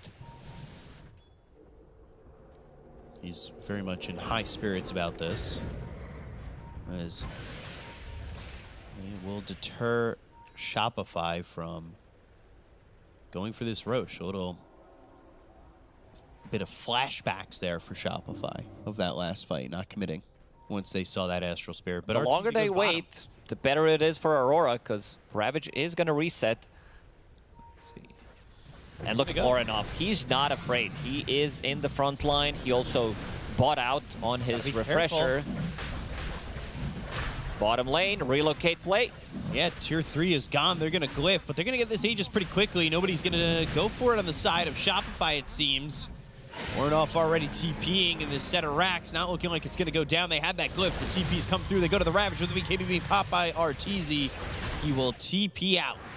They did force a glyph. They did force Ravage. Force a Ravage, and also tried it for Cheese and Aegis. 23 is going to be the one holding both of these for now. If they can keep doing this with relocate, play bottom part of the map, Saberlight, try to set up some vision, and then he one-shots the creep wave. Relocate play just comes in. They have a little bit of protection coming out from that arena. Wind Waker now completed on Tide, so even if they do break him, he can still buy half of the time by using Wind Waker and getting out of trouble. 2 Moonglaves fired on Lucent Beams now with that. What do you mean now? He's level 24. Yeah, but we were showing all the talents right He's there. about to crack 25. And I was going to say, and then he'll be getting his 25 talent in just a moment. You know how timings work in my head. Yeah. One component of Aghanim Scepter. Almost there. Blink Arena, that's going to come through, but they go to the Wind Waker. He's going to be out of the arena now. Fiend's Group, though, on a Lorinov with the BKB. Is it going to matter? He's going to be able to survive. He's starting to heal up a little bit with Satanic. They get the kill to Saberlight. They'll end up losing Ollie. Pressure. Arteezy, though, soloed out. They'll get the kill there out of the Luna. No buyback. Whoa. They committed with everything. Mask of Madness in his backpack. Even if he sold it, he would not have enough gold. And that was the buyback coming out from Ollie. Amplified damage on Morphling in the previous fight. GH over to Kit Track, but they've got 23 waveform in, and Lincoln's popping an adaptive strike that really hits hard on a Kit Track. Ball lightning in, there's the refresher from Lorinov. He's got another BKB. Static Link, Plasma Field, there's the Earth Splitter. They get the kill to both. They'll buy back on Saberlight as well as GH. And that just might be it. Long 60 seconds. Saberlight, he's getting caught. Jabs with the Wind Waker. Bushwhack misses, but they do have the gem. Oh, relocate. They'll go for, I assume, Megas. Let's see. I think they could go for the throne. 40 seconds. If they know, yeah. GH is gone. No buyback for him. And they're doing it. They're going for the 4s. They're committing. Saberlight got relocated bottom. He's going to try and cut some creep waves, but he's nowhere nearby. They do have one creep, that one super range creep Kit Track's inside dead. the base, and that's going to be the game. Aurora's going to take game number 1. Oh, the game paused. Arteezy disconnected. And they will call GG as Aurora now up 1-0 over Shopify. A very clean execution from Aurora, except from that one mistake in the mid lane, where it did allow Shopify to play slightly more aggressive for the good 3 minutes. Man, Jabs is playing out of his mind. I love the itemization, picking up that early Blink Dagger, picking up the Shard immediately, controlling Storm Spirit in every single fight. And Shopify, they didn't managed to get to their timings. This is supposed to be very strong 5 to 10 minute timing where they were playing during the nighttime, which they did, playing with Io and the Storm Spirit, moving around the map, getting some kills. And then the other night between 15 and 20 was where they were unable to achieve anything. It really just also felt like Sumail in the Storm felt like he was invulnerable. ball lightning in, and he was just getting shut down so quickly every time. But I think that also stems from what you were talking about with the blink dagger on jabs. They're able to make that move immediately ravage, even with GH behind him trying to heal him up and trying to keep him alive. There was just no way that Sumail was surviving, and ultimately, I mean, he doesn't feel like a factor in this game, right? Yeah, you also don't have like any defensive items. Needed that BKB desperately after Tide pick up a shard. Relied on IO quite a lot, but every single time they're paired up together, Jabs blinks in, gets the Ravage onto both of them, some Earth Splitter to follow it up, and I also think we got to give credit to Lorinov because he played, like this guy is so stable. Every single time we see him play, he's like, you know, godlike in godlike territory. Every single time he does deliver. Yeah, he did a really good job, and Aurora take game number 1. To break it down further, we've got the panel. Take it away. Thank you very much, Big Up and Lacoste. And yeah, that was a very strong first performance from Aurora. Very fun first performance from Aurora as well, as they had some cool fights in there. We'll break it all down here with Tigov and Kezu, as the game did start off fairly slow, but at some point, when everybody had their items to decide, hey, we're ready to fight, it was really a case of who initiated better. Yeah, and I think for Shopify at least, they went for this first Roshan. They started hitting it pretty uncontested, but it just took them a little bit too long, where halfway through, someone clearly on the team started going, guys, should we be hitting this? They could be smoked right now. There weren't really any scans in play, and I think this is actually the clip here. This is here. And like, when it's 15% HP left, someone from Shopify says, leave the pit. And then they dip out, and as they dip out, then there's like a slight bit of confusion as well, because Sumo's jumping in, then RTD's going back for the pit, so maybe they were trying to like open up the fight to get the Aegis, but this entire first Roshan, like, it needed to be dissected further, because it's like, did Shopify have any vision of someone? Did the spirit maybe hit them? They have one ward here in the lane, but there's something weird about this fight. Yeah. I mean, it must be miscommunication. It's the undoing of this entire game for Shopify, because like the fact they go for that play originally, they had to have confidence that they could get that Roshan. But then as they're about to take it, but from us, we see everything, right? We know that Aurora won't be there in time if Shopify just commit. But because we have this information, it's easy for us to go, it's a bad call. But maybe that they had some additional something that we just didn't catch. Maybe they thought that there were not that many heroes of Aurora there, and therefore Sumail jumps, but instead he jumps into 4 heroes, rather than maybe just the 1 or 2 that he thought were there. Yeah, but like he just insta dies while the rest of his team is left to wonder where they're It's before that I feel is the problem. Like your biggest damage dealer is still hitting Roche, so even if you jump someone who's helping you, the freaking IO with an overcharge, so something's off. Yeah. But I will credit Aurora that they played that fight really well because they didn't have Ravage. Like, they just played time because they understand we have ET, we have a Spirit, we're just going to stomp you a few times, and there's a high chance that they will force you into a mistake, and ultimately, that is exactly what happened. They did, like, the worst decision possible in the moment. Yeah, I think for Aurora, they just played this game with the confidence of, like we said in the draft, like, their scaling is better, and they never really tried to overreact to stuff, right? Like, they played the game quite comfortably, they waited for the moves to come to them, and, like, they didn't give away too many cheap kills, and like Jabs died once, Morphling died twice, Razor died once. Like they itemized to be tanky, and then Shopify kind of just fell flat. So I think extremely high school type of gameplay from Aurora to not try and make more moves than they needed to. I feel like maybe I had a slightly wrong read when it came to the draft, because I at least feel like it should have been easier for Shopify, but when I look at the game, maybe I'm just stupid and it's not the case. I don't think they played perfect, but even then, something was definitely a little bit missing. This looked too easy for Aurora. So I'm just going to say that maybe, you know, Aurora's draft is better than I thought. Well, maybe first game of the day also maybe plays a part. I don't know. I'm not trying to make excuses or anything. What I will say is that Saberlight has done fantastic moments, one of which we wanted to look at a little bit further. I know both of you want to talk about it, but Kezu, you want to take the lead on this one? Yeah, sure. Like, this clip is just beautiful. Like, you don't see this very often where a dude is just waiting around to, like, hear the Tormentor. He gets a double kill, like 1v3. Maybe the follow-up play isn't, like, amazing, but so prior to this, he took the Watcher, so he has vision of them. So a little bit of an oversight from Aurora. But just, like, being here at 20 minutes to make this play, like, this is the cool things about Dota. You don't expect your enemy to be there at like 20, 30 and just like blast your ass and go in and kill you. And to be so far south as well, like not to get aggroed by anything, like because obviously if he's any closer, then you'll just see the animation of the damage. So he hides super far south. Like, of course, the Watcher is a blunder, but like realistically, if you see Watcher, it's like, whatever. You don't expect there to actually be, and if someone's going to be there, it's not going to be a core. you know?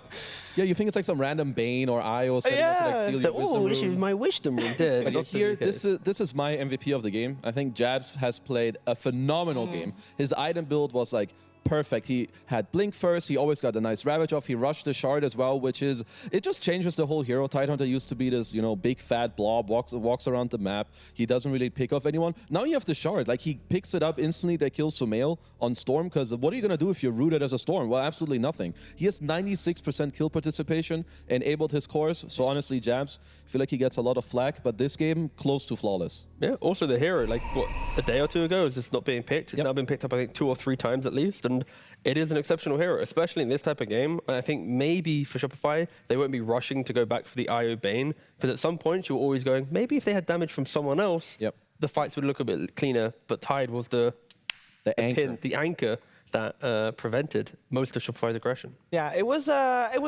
good game. I enjoyed watching it. Definitely a lot of initiations back and forth. Obviously, Aurora at the end of the day take the win of the first game, but it is a best of 3. So can they do it again and get a 2-0, or will Shopify Rebellion force out a 3rd game to the series? We'll find out after a break. We're back with Aurora's 23 Savage, and this time we're looking at emojis. Do you use many emojis in your day-to-day life? Yeah, I use a lot when I chat to girls only. To girls only. Yeah. Okay, well, now I'm going to make you pick what emoji you think this represents in terms of maybe a Dota player, personality, or even just a team. So you ready? Yeah, I'm ready. Okay, the first one's on the screen. It's a trophy. I think Team Spirit. Spirit? Okay. They won 2 TI recently, so they deserve. Nice, I like that. Second one. Scared, shocked, you know? Maybe Falcons. Falcons? Right. Why? Because they've been doing pretty good right now. Ah, so they're like a scary team to fight? Scary team. Aha, okay, I like that one. Next, angry face. It's hard to find angry players. I feel like everyone is kind of nice. Okay, what's a team that makes you angry to play against? Nouns Esports. Talon, yeah? Why? Because I want to win them. Okay, you want to win them. That's the one that makes you angry. Yeah. Next one, biceps. Oh, I think it's Fly. Fly. I see that. I definitely see that. So obvious. Next, clown.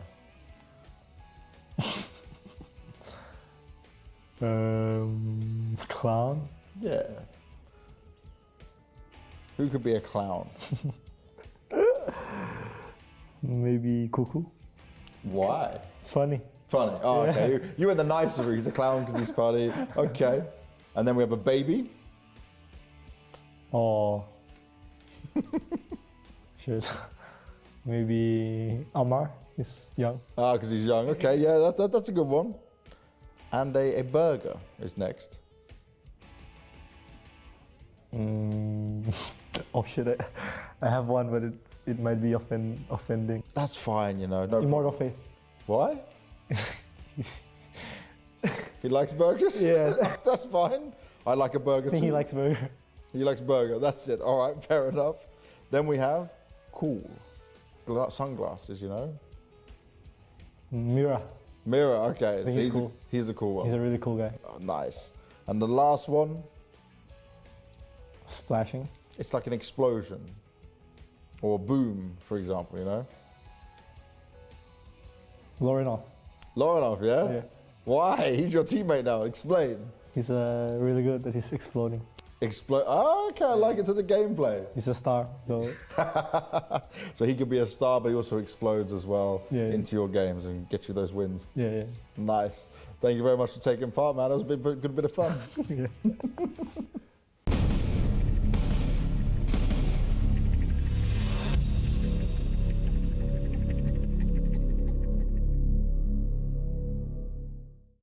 Lorinov definitely exploding into Aurora here, into their top player. They all speak so highly of them. Big smiles on everybody's faces whenever they talk about Lorinov, and his play definitely up there, as well as he, well, as you heard earlier, he only died once in that game as a Razor. Wasn't the star player though, that was Jabs, also one death on that Tidehunter, and a big role for the offlaners in the first game of this best of 3, and that leads me to think that we might see emphasis on the offlaners again for our second game. I'm joined by Tigov and Kezu. We're in game 2 of this best of 3 series. Nobody's getting eliminated today. It's about who qualifies to the playoffs. And so far, Aurora won a game up against Shopify. And I think, Tigov, the way that they won in game 1 with the offlaners, the focus that we saw in-game on that, how do you think that translates into the draft that we're about to see? Ooh, I feel like, if anything, Aurora is going to be very comfortable with what they had, right? I think both teams are drafting into each other really nicely. We were commenting that during the draft. If anything, I think Shopify are the ones needing to adapt a little bit more coming into the second game. Again, I think their draft on paper looks really strong, but maybe in the current meta, in hindsight, the IO Bane isn't as strong as it used to be, because trying to play a wide map, looking for pickoffs, having 2 supporting heroes that push other cores to do the damage, and then having, let's say, a MOUZ who doesn't really do damage by himself, needs other damage. It's a lot of heroes who are waiting for someone else to step up and be that hero. And on the flip side, when you look at Aurora, they have Razor who's independent, Tide who's independent, the ET and the Hoodwink that can play. So I think Shopify are going to need to make a couple changes at least. But yeah, I'm not even going to talk about play. I think draft-wise, it's... Yeah, there's also one thing that I realized. A lot of the time when Saberlight plays Mars, it even happened last game, he loves going mid, being very active and like joining them in the play, right? Yeah. But then you need supports that give you the damage, which is what you just mentioned. Like Bane IO, they want to play more open map, like side lane, find someone skirmishy. Whereas usually when Saberlight has Mars, he goes mid, they have like maybe some Hoodwink, or maybe you have a Snapfire 4. Suddenly when you drop this arena minute 7, 8, 9, like people are dying. But in the last game, that didn't happen, and I feel like that also really slowed them down. So this time I could definitely see like the small pivot on just a support, or maybe you scrap the IO, even though it's GHI, you know, maybe it's just something where you feel like something just feels off and you shelf it for a moment. We have a very different bans coming out from Shopify this summer. Obviously, previous game, they did have to ban the Chen Disruptor and the Shadow Demon because first pick went the way of Aurora. They are heavily focusing Lorinov at the moment with the Timber ban, the TA ban. And we do have Aurora respecting the IO from previous games, so they don't want to see that again, and definitely not as the first pick.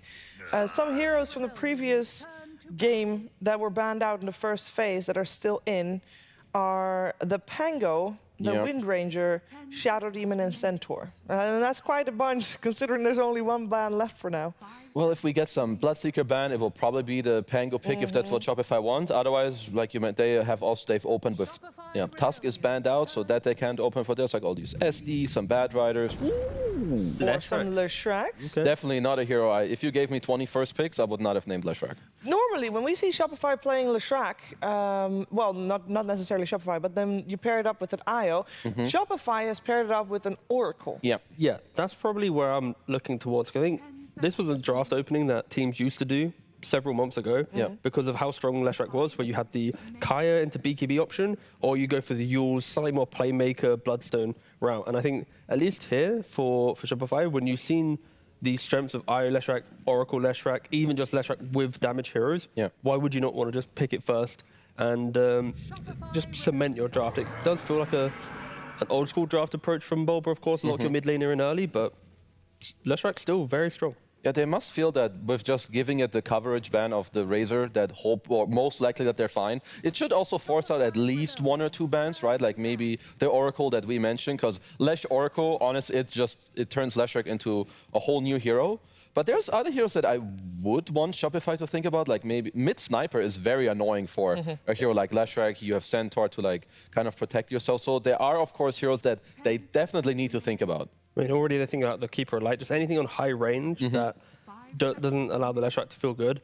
Down the line, you can even go for like Lorinov Lina if you want. There's a lot of strong high-ranged heroes. So this Leshrak, it's less about winning the lane, but more about what you can bring to the game and the map play. And I think, if anything, what we were describing for Shopify, they didn't have that simple hero plus hero early mid move, create move like aggression. This time around, Leshrak with any heroes in mid lane, naturally that would be towers falling, heroes dying. Like it does tick the box on what our biggest critique was in that previous game. Shopify need to make the way, like Leshrak's game instantly breaks the moment where if you run in, that you have the threat of dying. The moment you cannot move forward, your game is basically over. And when you first pick this hero, if it's going to be your mid, you really have to empower this motion, give him heroes to continuously run in. Whereas for Aurora, they will look exactly to like stop that. Like maybe even some bad rider post 4, get the Leshrac out of position with like high damage later on is for sure like these are the type of heroes that they're going to be looking at. So you're actually not happy with Leshrac first pick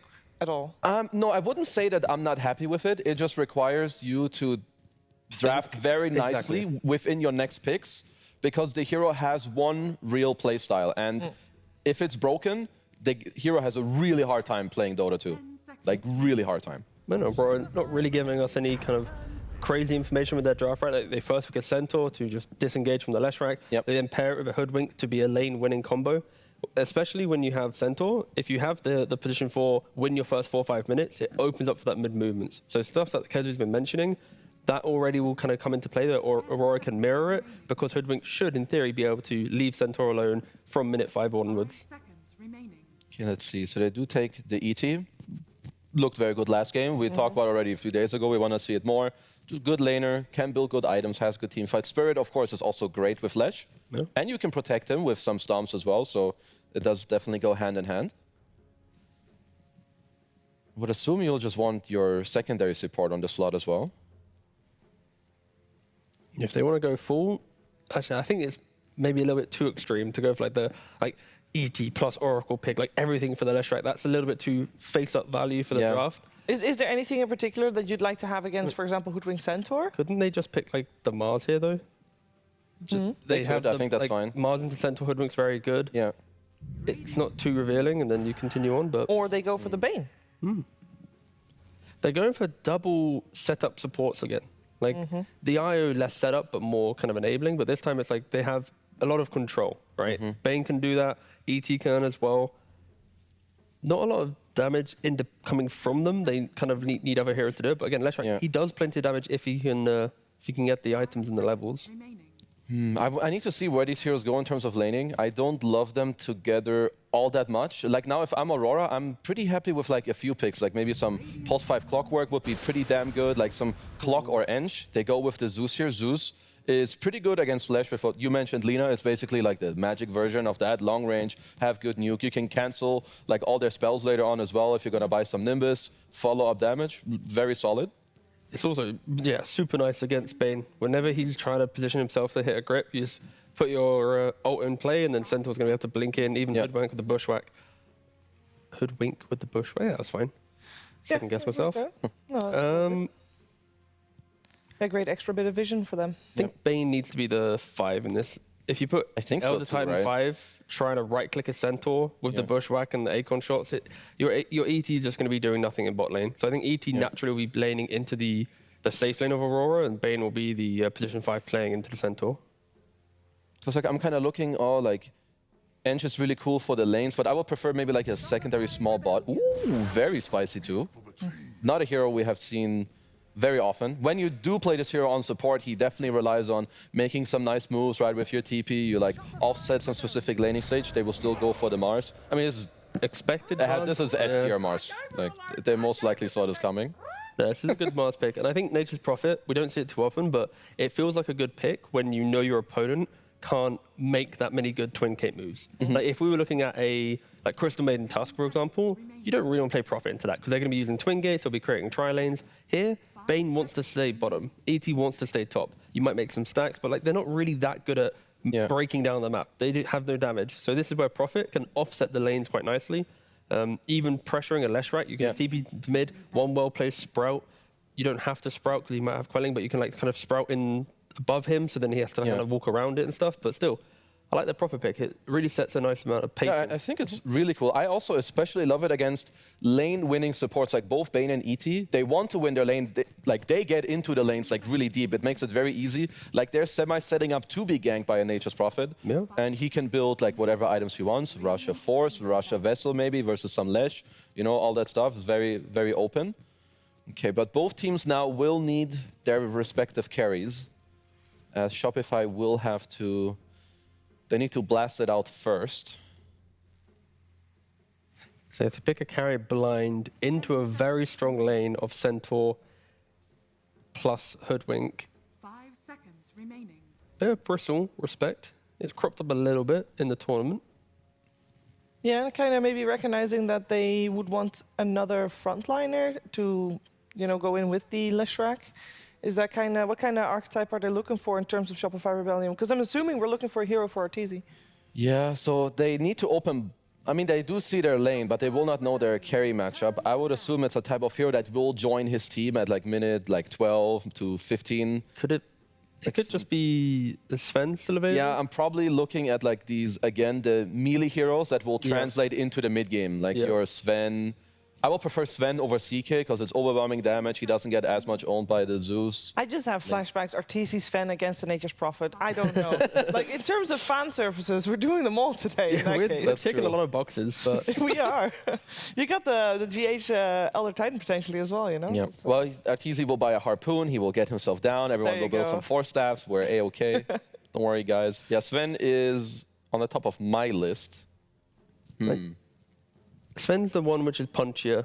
I think CK is still fine. Yes, there is the whole Zeus versus illusions, but CK is so explosive that it doesn't really come into play unless the fight drags out and the CK doesn't find his jump.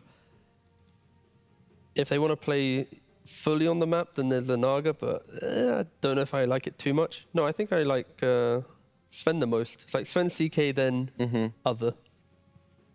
I think I am on board with that. I'd say Naga is not that it's not playable, but they have another counter pick plus Zeus, so we can kind of scratch that one. Yeah, that's what I was hinting at. Yeah. I think the first two that we mentioned are the most generic, that even with a counter pick, it still gives points of play to make. Yeah. And there's the Sven. Yep. So it should just straight up be a carry for Aurora. There's no fancy flexing. No. Pick some new hero.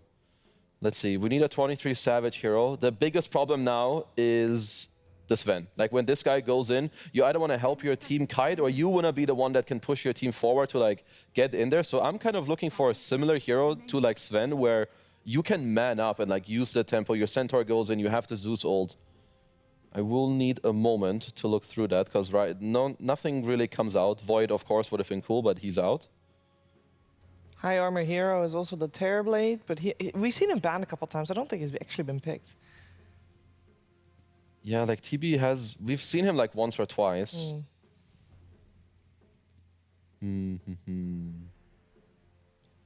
As both teams have needed to ban out a couple of carries already. Could they Medusa? You go for the butterfly. You have Skadi for the Leshrac butterfly. Yeah, I have weird heroes coming to my brain, like Medusa, Troll. My thought gave me Marcy for a moment. I'm not sure what the best pick is here. It has to be something that allows you later. It will be the TB. Ooh. Yeah, my host is a freaking god. Easy. Good job, Sheaves. It is a 23 Savage TB. It is a big old classic. It's a I was going to say, you're saying it it's good. As an asterisk, it is the 23 Savage. It is very good. It's good against Lesh. It used to be the Giga matchup. You get your Skadi, wow, it's unplayable, but you're tanky enough. You have high armor against the TB. I guess you kind of free up your Nature's Prophet as well to potentially leave. Yeah, I like Aurora's draft more than last time. And when I didn't like that draft, they already won game one, so I'll go with Aurora for game number 2. My question for Shopify is, game 1 you've lost in a certain style, but game 2 you've drafted the same way, where it's cores need items to feel good, supports don't bring the early game damage. You got outpaced and outplayed. Is that not going to be a repeat of it? I think this draft scales a lot better for Shopify, 100%, but just the journey for them to feel good, Zeus high damage, Hoodwink, Centaur, Prophet TPing around the map. Again, I think this is a closer game than before, but I think I'm leaning a little bit Aurora just for the pacing. In the same vein of previous game, would you not say that instead of a Tidehunter, there's now a Centaur, that would actually, in terms of overall team fight, maybe Aurora is not as strong as they were previous game, because obviously Jabs crushed it on that Tide. I'm not saying that he won't on the Centaur, but it's obviously a very different style of hero. No, yeah, you're right on that, and I think that's what Shopify will lean on once they have their items. The fact they have the ET, Bane, and MOUZ. Actually, to be fair, all 5 heroes bring team fight, and that's kind of what you're hinting at. So yeah, I think that's why I'm excited to see this game play out, but I think the early game, if Shopify don't get hold of the lanes, this game could get very chaotic, where they need to lean on some big individual plays to feel good. I'm looking for Shopify in this mid game with some double blink Mars and Sven BKB with Mars as well. They go in and take some fights and get a lead there. That's how I see them winning this game. Okay, I will say that it does look very scary in terms of how much tower pressure also Aurora can push out. Yep. In the second game. We are aiming to hear from one of the coaches in a little bit, so hold your horses. We'll get into the game in a moment. Of course, this is not an elimination series. This is a best of 3. Both teams are 2-1 in our Swiss group stage, and that means that if Aurora win this game, they will be in the playoffs. Shopify Rebellion would move to tomorrow. So nobody gets eliminated, but obviously Shopify would like to force out a third game before they get into game number 2. Let's hear from one of the coaches. Yeah, thank you very much. I am standing by with Sunby of Aurora, where we oftentimes hear the player reactions to a game-winning fight. But as a coach, when you're sitting there on the couch and you're watching your team siege and sneak up on Roche up there in the top, like we saw in game 1, what does it feel like when you see the enemy team get wiped as a coach and your perspective? Is it joy? Is it relief? What's the feeling? I just felt it depends on the fight, but that one felt a little fraudulent because I think Luna got caught by a stomp and the Razor was walking in. If he got Lucent beamed and then got comboed by Mars, I think the fight could have been very different. So even though like, oh, we wiped them, but it's a little bit like, I didn't really like how we went in, so it felt weird. Nice. So then the analytical brain is still crunching regardless of the result. And then as for this game, I'm seeing Nature's Prophet, and I feel like that hero has fallen off a cliff recently. And aside from the Sproutizi memes, what's the hero doing in this draft? I think it's just decent against Leshrac, and I don't know what I'm doing. Okay, I figured as much. That seems plausible. All right then, Sunby, we'll see if that justification works out in game number 2 as we send it to our casters. Thank you very much, Tsunami. As we come into game number 2, Aurora have a 1-0 lead here, looking to make it to the playoffs. And Shopify, I like their lineup, truthfully. I think it sets up pretty well. I'm a little worried for this TB with the having to do with Elder Titan's natural order. Yeah, I like that coaches are never satisfied. He's like, you know, we want to fight, but not the way that he wanted it, and also did not want to reveal too much about Nature's Prophet. Also love that he's just like, yeah, I don't know. Yeah, I don't know. Yeah, that's why he's a coach, because he doesn't know. JK, Sunby didn't want to reveal too much about, you know, why they picked it, so gave us an easy answer. Lorinov on Zeus. I would say this is not his signature hero by any means, but in this meta you need to know how to play it. Good against Leshrac, the 2 of these heroes.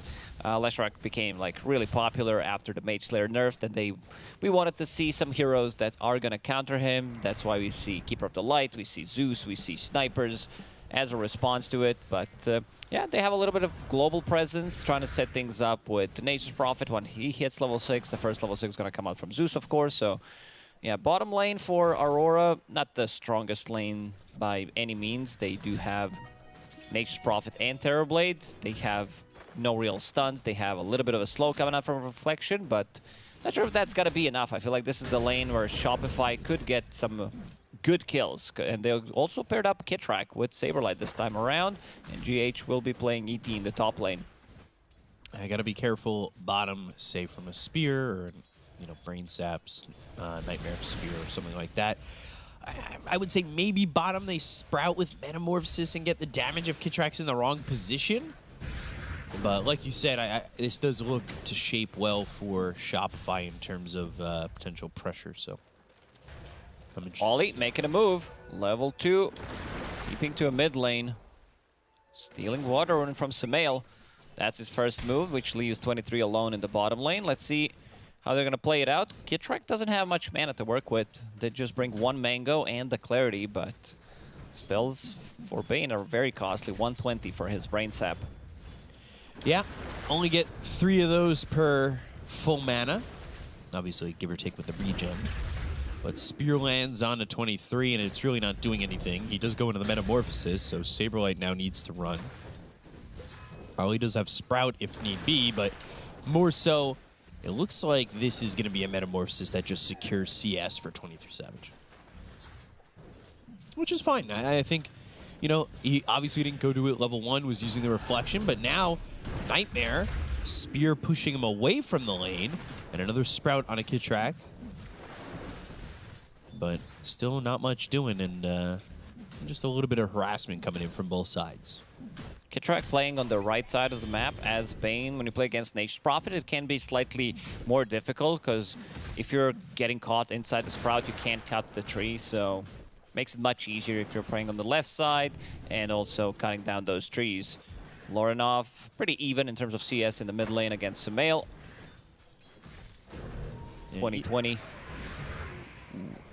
Even so far, and he didn't get the benefits of that first water rune. We're going to get hit with that 4-minute mark, so I'm interested to see if Ollie's going to try and maybe scoop up a water rune once again. And he started a TP for a second, and it looks like they're going to focus their attention over in this bottom lane, but with Kitrak here, they do not commit to the TP on the Nature's Prophet.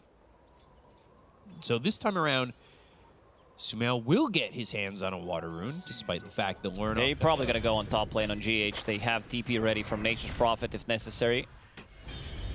GH, Acorn shot, jabs. Another double edge, and that's double edge. First blood. Yep. Something you really get away with on Centaur. Yep. Ollie had a pretty good read on that one. Did not want to waste his TP. And they might go on Arteezy one more time. Yeah, with the bushwhack Ollie here. Looking at the top lane. Arteezy has to run. Not coming. Surprised he didn't TP over. Yeah, he's got that quelling blade, but just that little bit of extra time. Yeah, but when you TP in with Blood Grenade, a couple of right clicks, Sprout to buy a little bit more time should be enough. Maybe the call was from 23, don't leave me alone. I need you in the lane immediately. Otherwise, they're going to play super aggressive on me. But this is also a good pressure onto Arteezy. It makes him a little bit uncomfortable in lane and pushes him in the top end of the jungle right there just for a moment. So that's the way he's going to be farming up. This is 26-1. There's the spear on a 23. Blood Grenade even committed on this. The reflection, but the brain sap, the damage. 23 running and gets under the tower, just barely surviving. He'll be passed over a salve. Lorinov will hit level 6. This is the timing that they can start to play a bit more aggro in these side lanes. After this catapult, he will have level 6. Pull that creep wave, and there's level 6 for Sumail. Usually, yeah, you see these Zeuses hit level 6, Thunder God's Wrath. You play a little bit more aggressively. Maybe you can get somebody low and pop them with that ult from Zeus. Amplified damage sitting bottom. And the one to go for might be Arteezy. Not enough mana on Lorinov to pop Thunder God's Wrath at the moment. But if he refills that bottle, which he can't because Sumail picked up that amplified damage, maybe we see the side of Aurora play a little bit more aggressive. Sumail but is Sumail's making a coming move. bottom. 23 in no man's land. Yeah, he's too far up with that metamorphosis. They've got the spear, and Kitrak gets credit for that kill. Not needing much from Sumail in order to get that one, but just a little bit of overconfidence from that Terrorblade leads to his death. So, evening up the kill score at 1, and you could see, again, Jab's having a good offlane, though. He's top of the net worth by 200 gold. He's happy with what he's getting. What would you like to see him grab here as he is focusing on getting the early link again? Just a Blink Dagger into Eternal Shroud, most likely. Ollie is in. There's the Stampede online. Just got that level 6. And the Sprout's not right over Arteezy, which is good. Jab's still continuing to get that damage out. He's trying to block Arteezy in, but with the Storm Hammer, it's enough lockdown for him to walk away afterwards after the Stampede was used. So sprouting up Sumail, Kitrak, trying to maybe get something here on Jabs, and with the help of GH, goes to the Blood Grenade, has the sweep of the Bushwhack from Q. Acorn shot slowing him down, but Sumail gets the kill with the Pulse Nova. Sumail being very active early on, rotating to the bottom lane, now to the top lane, getting some easy kills. Still yet to use Zeus ulti. 8 minutes into the game. Right now, Lorinov is in the triangle, getting some stacks cleared. Q definitely needs some XP. Dude, all of a sudden, Sumail is 600 gold ahead of Jabs. Jabs was 200 gold That's ahead. how Dota works. Like, just in a blink of an eye. Get track. May not want to show up to this. Bushwhack missing might save his life, but they still have Acorn shot and a hoof stomp. Double edge is there, so maybe not. They already cleared the big stack. They have a male stack. Huge ancient stack, but he doesn't have much mana to work with. But Arteezy is here. This is a big move. Uh-oh. Aurora, they need to respond to this. They really do. They've got Ollie down low. They've got the rest of the team up top. They're going to look for the sweep. That lands on a Lorinov.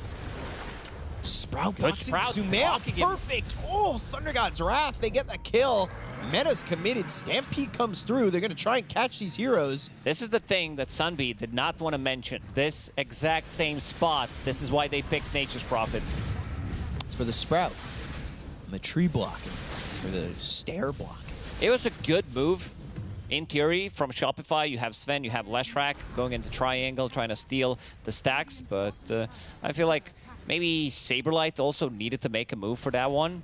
Because, you know, when they see somebody running in, trying to clear your stacks, it's worth more than a tower, pretty much. So there's going to be a defense coming up. Ooh. Ollie. Sprout, Saberlight. Spear for his troubles. Kill for his work. So Saberlight, he will get that kill on the Ollie. And now top lane pushing it a little bit. Q, look what he's maxing out. He's maxing out Bushwhack this time around, playing with Nature's Prophet. This combo is really good. You have always something to set up the Bushwhack with, and they're going to be stuck inside a Sprout, taking damage over time. It's something we talked about, right? Because for a little while, I would say Hoodwinks were just getting 1 point Bushwhack, but there's been a big change to that, I would say. And especially here with the Nature's Prophet, like you said, just Bushwhack. You have the opportunity to get a lot of lockdown coming through. Zeus Phylactery soon. Soon in your sense, not my sense, because soon he would have had it, you know. Oh, he has it. It's all good. It's all good. Level 9 on him. Saberlight in the bottom lane. A spear move here. Arena. God's Rebuke in the spear, but Ollie comes in. The TP Not sure what the attempt. plan was. And he's, to be honest, yeah. The rest of the team was not there, not even close. No, nobody else is around. Maybe to buy a little bit more time. Usually Arena is not used for that. Sumail and Kitrak, they are smoked. Kitrak only level 5 here. Going for Ollie. Missing the stun. Nightmare onto the Terror Blade. And now they'll stampede away. So, not coordinated well enough to get those kills. And then looking for the ward on that cliff right there. But it's actually in the lane. There it is. Getting a lot of information. Q, of course, going to the Maelstrom again. We saw how effective he was on this Hoodwink in the last game. And when it works, pick it again. Why not? Lorinov with the Phylactery going into the Manta. Of course, with the Lightning Hands combo of Zeus. Zeus' win rate so far at the tournament doesn't look great. He's sitting at only 33% win rate, considering that he's been picked quite a lot. Is that the stubborn hero of the event? I'm going to go through the list. I feel like Pango, because Pango's the most picked hero of the tournament. But what's his win rate? It was low before, right? Pango's was like 30%. Same win rate as Zeus, 33%. 12 picks? 24 picks. Oh, that was easy. Even more. Yeah, so most stubborn hero of the event so far is Pango. Sure. Blink Dagger on jabs. That's a Blink Dagger reveal. That's a quick kill. And easy kill. Making it look simple. And you want to know what? Now they see their stacks. This is revenge. Let's see if they decide to go for it. This could be a bit tricky. Arena. Oh, Saberlight showing in the bottom lane, so they're going to go. He doesn't have much mana to work with. It's a bit of a mistake, I would say. They brought the full numbers. They really hit 5 heroes. Stacks. That's such a Giga Chat move from Aurora. Zeus in top of the net worth. Arteezy in second, 500 gold behind that. As he's going into the Echo Saber. But things pretty quiet. And the panel mentioned that Shopify were kind of doing the same thing again, right? Where they're playing aggressive and trying to get these pickoffs, but once more they're just sitting in a position where they're not getting it. I do love getting a two-man hoof stomp and immediately spamming the voice line stomped. Voice lines not as popular anymore. Hero voice lines. Hero voice lines are up. Are kind of new meta right now. Let's see if Shopify can find something. They've been pretty quiet in the last couple of minutes. Could have got that kill earlier, but this misstunned by Sumail ended up meaning that they really haven't added to much of what they've had so far. Only 3 kills to their name. Granted, this has been a bit of a quiet one, only 4 to 3 thus far. God Strength still half the duration on it for RTZ. As Maelstrom still being built here for Q, and he's got a smoke on the courier ready to come out, and we'll see what they do. As much farm as last time, considering that he is maxing out his bushwhack, only 1 point in Acorn shot. Yeah. Because of that Sprout, as we mentioned. It's going to be big damage coming out from these two. And Sumail going for a bit of a different build, playing into Zeus. Feels like he needs some magic resistance, so picking up Eternal Shroud as his next item. Ornoff almost has his shard. Believe not finishing off the Manta yet. Just has the diadem. And we'll go into the lightning hands beforehand. Also, there was a couple stacks on the outer ring on the bottom side of the map for the Dire and that ancient stack. So we'll see when Shopify elects to go for that, because Arteezy's been mostly playing the top of the map so far. They want to take this fight. Zeus with Arcane in the bottle. GH is happy to die here if he's the only one. Wrath of Nature flies out. They get that kill into GH. Q gets credit for that one. That will push him closer to that Maelstrom, as he's already got the Javelin. Let's see if they can find something else. Stampede is ready, so they can close the gap on Sumail. And there's nothing to back him up. Meta was used. Oh, they see him. Uh-oh. They're going to go. They've got the hoof stomp. Blood grenade, right click, Thunder God's Wrath. Sumail trying to survive, lands the stun on Ollie. Gets away for a second, but they've got the arena. It's going to be a little bit too late to save Sumail. In trouble. Earth Splitter, Ollie jabs, both die, but down goes Arteezy. Oh, dear. Looked like Shopify were recovering. Kitrak turns around to go for that brain sap and almost dies to the sharpshooter. Man, Jabs is on point throughout the whole series, finding these opportunities to get a stump. They kill Leshrac before he can deal too much damage. He still dealt the most damage in the team because he did lock onto this Terrorblade and I believe Nature's Prophet. So difficult fight. They need Arteezy to be able to lock onto a target and try to kill it. And we can see the win rate, 100%. Not too bad. Yeah. 3 Dire picks, 3 Dire wins. And about to be another one. A Dire kill. Or, well, Dire killed. Ornoff gets that one. He's dominating now. Also, just taking a look at Sumail. He was getting a little bit low, taking that stack, like you said, going for the Eternal Shroud. So, things for Shopify haven't really expanded off the laning stage well just yet. They really need to find themselves an opportunity. Track, he's being pinged. Jab's coming, has Stampede ready. Wrath of Nature, Stampede, Blink, Double Edge. Another kill here for Jabs. And another Observer Ward. They also killed the Sentry. They're just outplaying Shopify right now.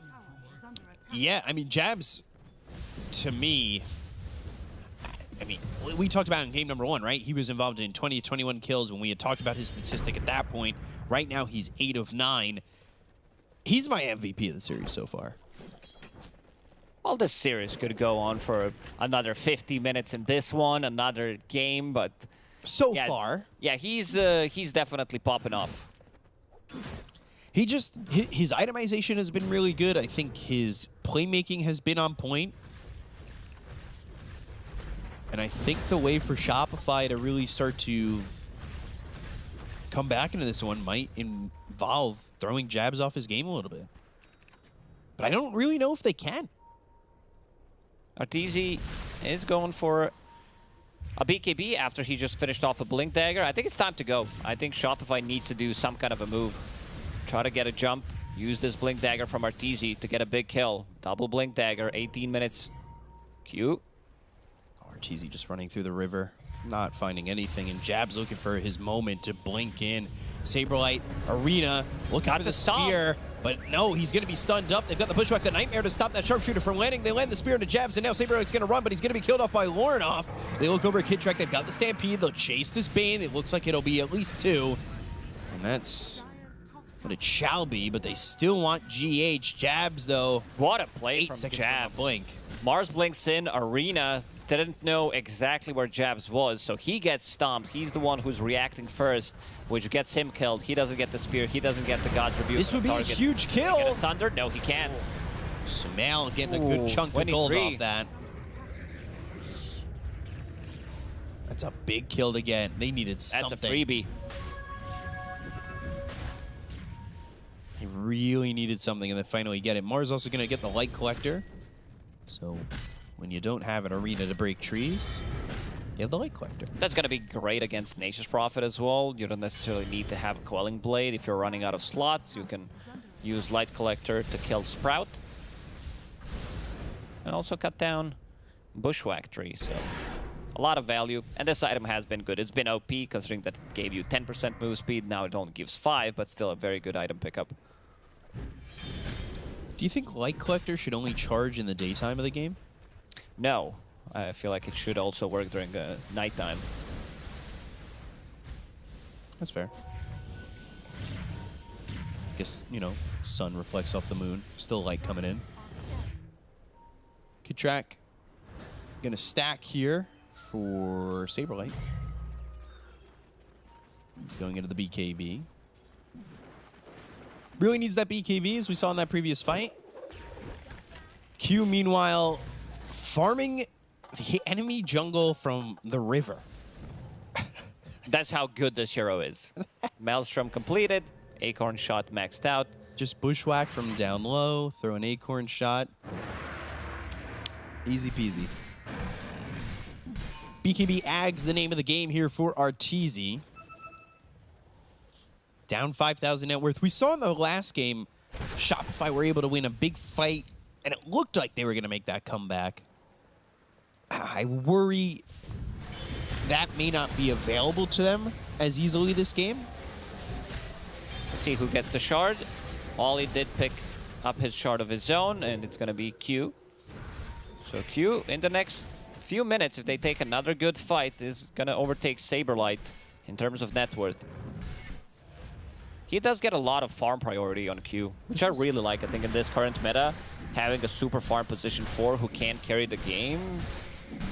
He doesn't feel like a support. Definitely not. He also doesn't build like a support. At least, you know, when you're watching Crit play his Hoodwink, he builds Rod of Atos 99% of the time as his first item on Hoodwink, and then gets a Gleipnir. But Q is like, nah. It's the other way around. Q gives Xingqiu vibes. Right? With the builds and the priority. Yeah, he's been definitely more greedy recently. I don't remember Q being... Because Q has been known to play these melee position 4 heroes. His Tusk, mostly his Tiny, I'd say that's his best hero. Rest of the team making a move. 23, TP ready. Outpost. Getting out of there. And tier 2 tower available. Scam missed, but they'll cut off GH. Yes, they will. Yeah, that's not going to work here up against the Zeus GH.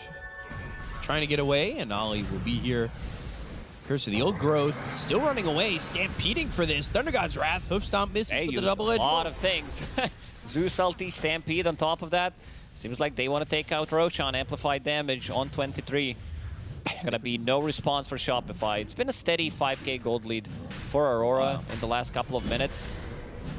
Feels like they need another set of items. They need this BKB to be completed on Arteezy, and is being delivered as we speak.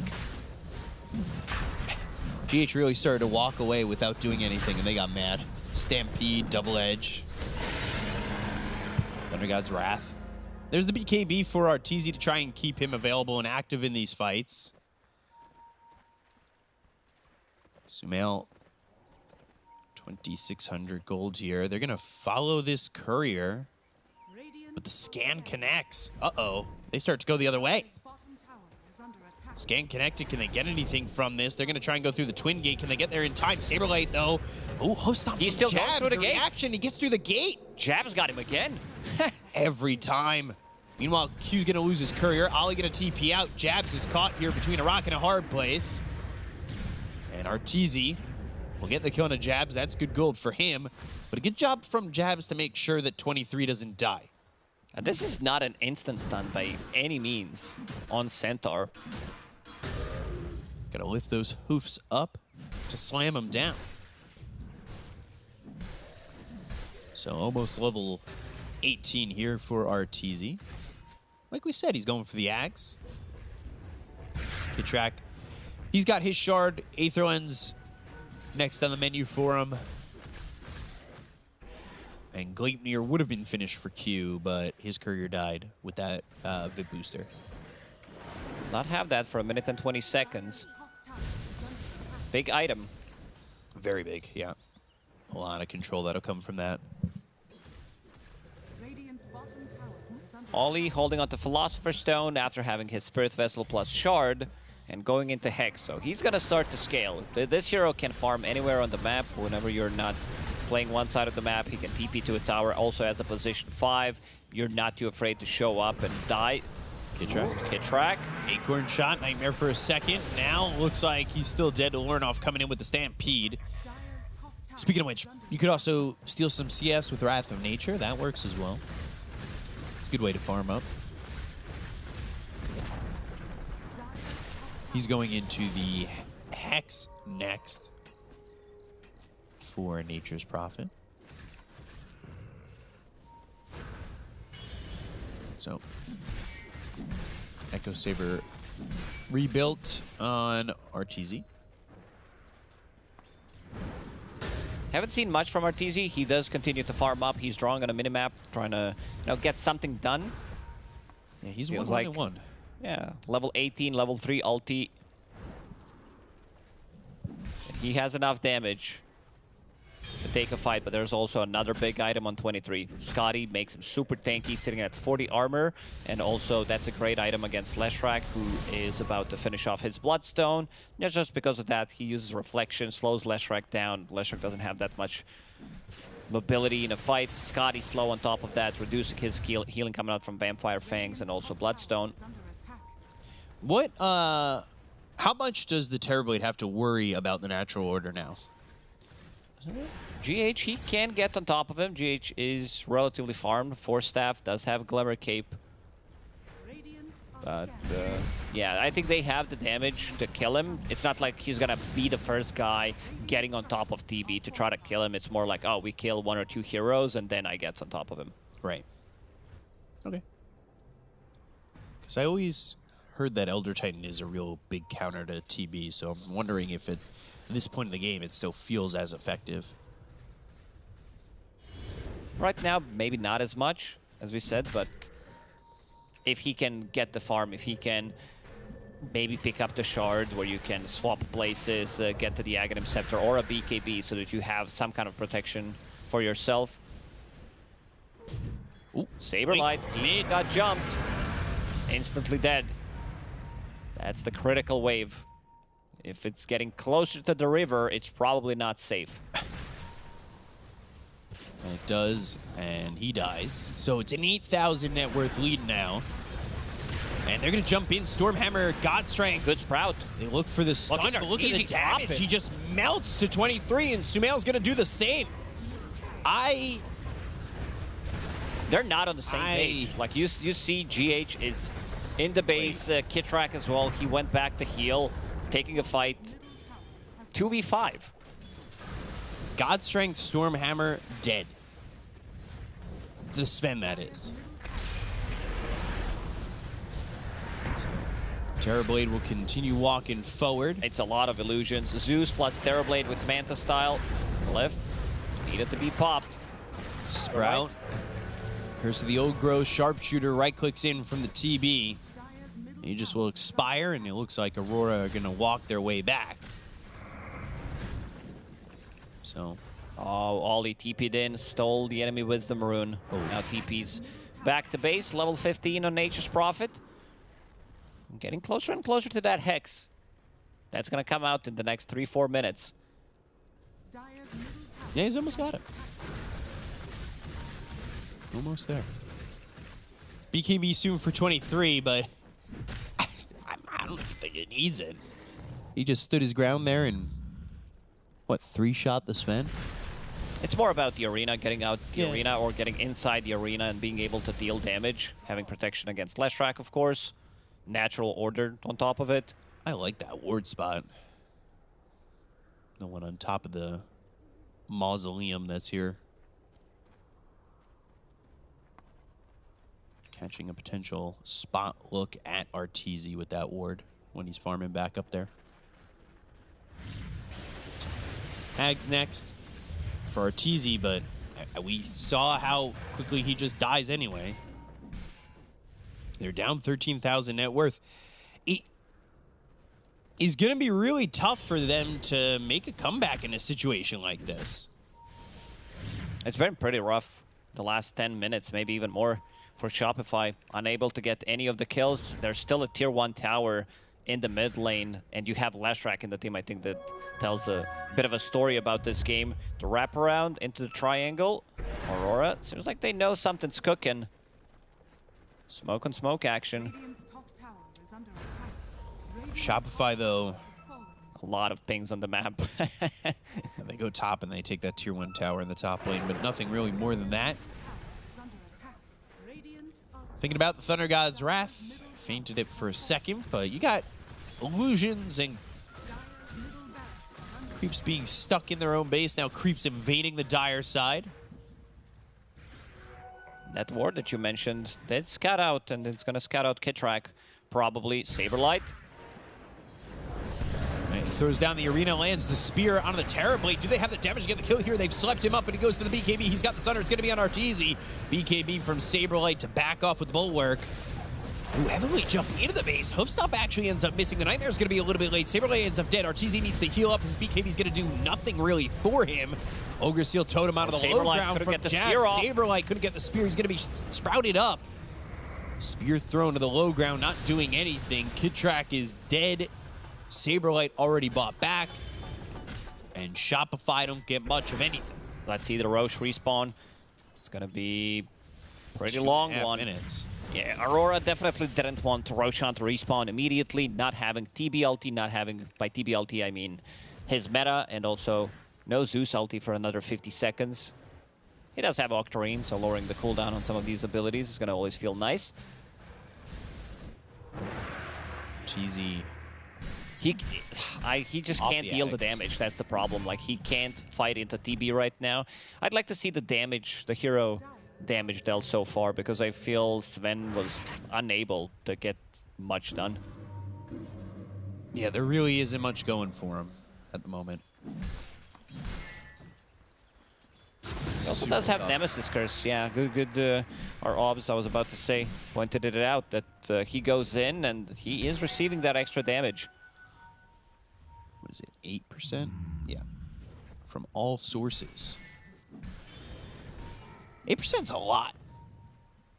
Like, is 8% really worth 35 damage? That's a good item, yeah. That's why I think this is a perfectly balanced item in terms of numbers.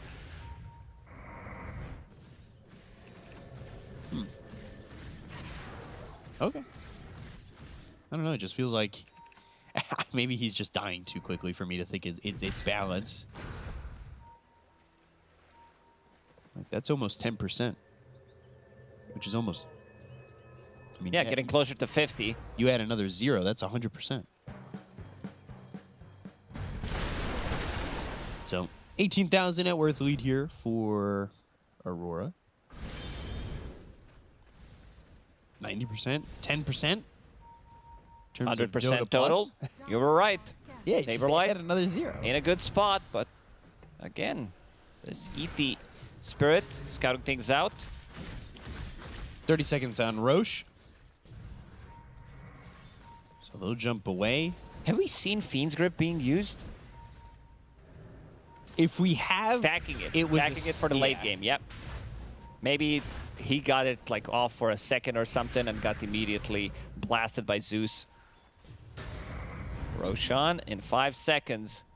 Let's see. Shopify this time around. They don't have IO. They can't get much done on the map.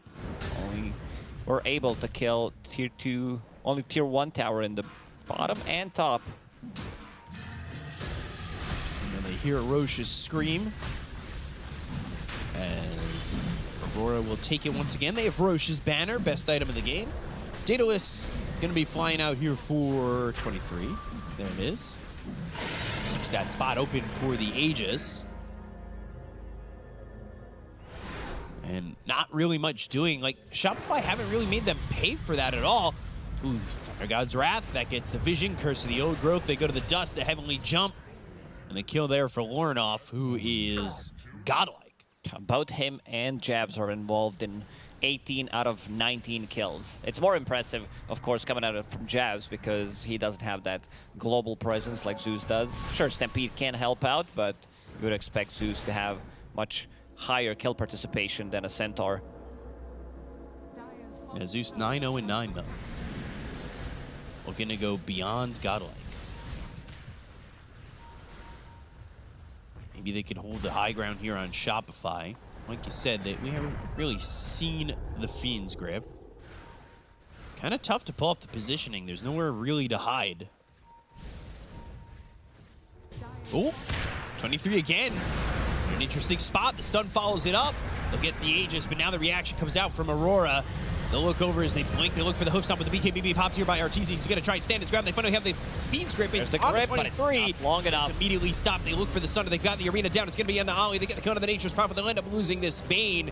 The buyback is available on Ollie. It's a good fight here from Shopify. They take out that Aegis. They get a +1. That was a quick one. He was underneath the Watcher vision, so they managed to kill him off. You can see now the power of Sven when he's paired up with another stun, a second stun coming out as well.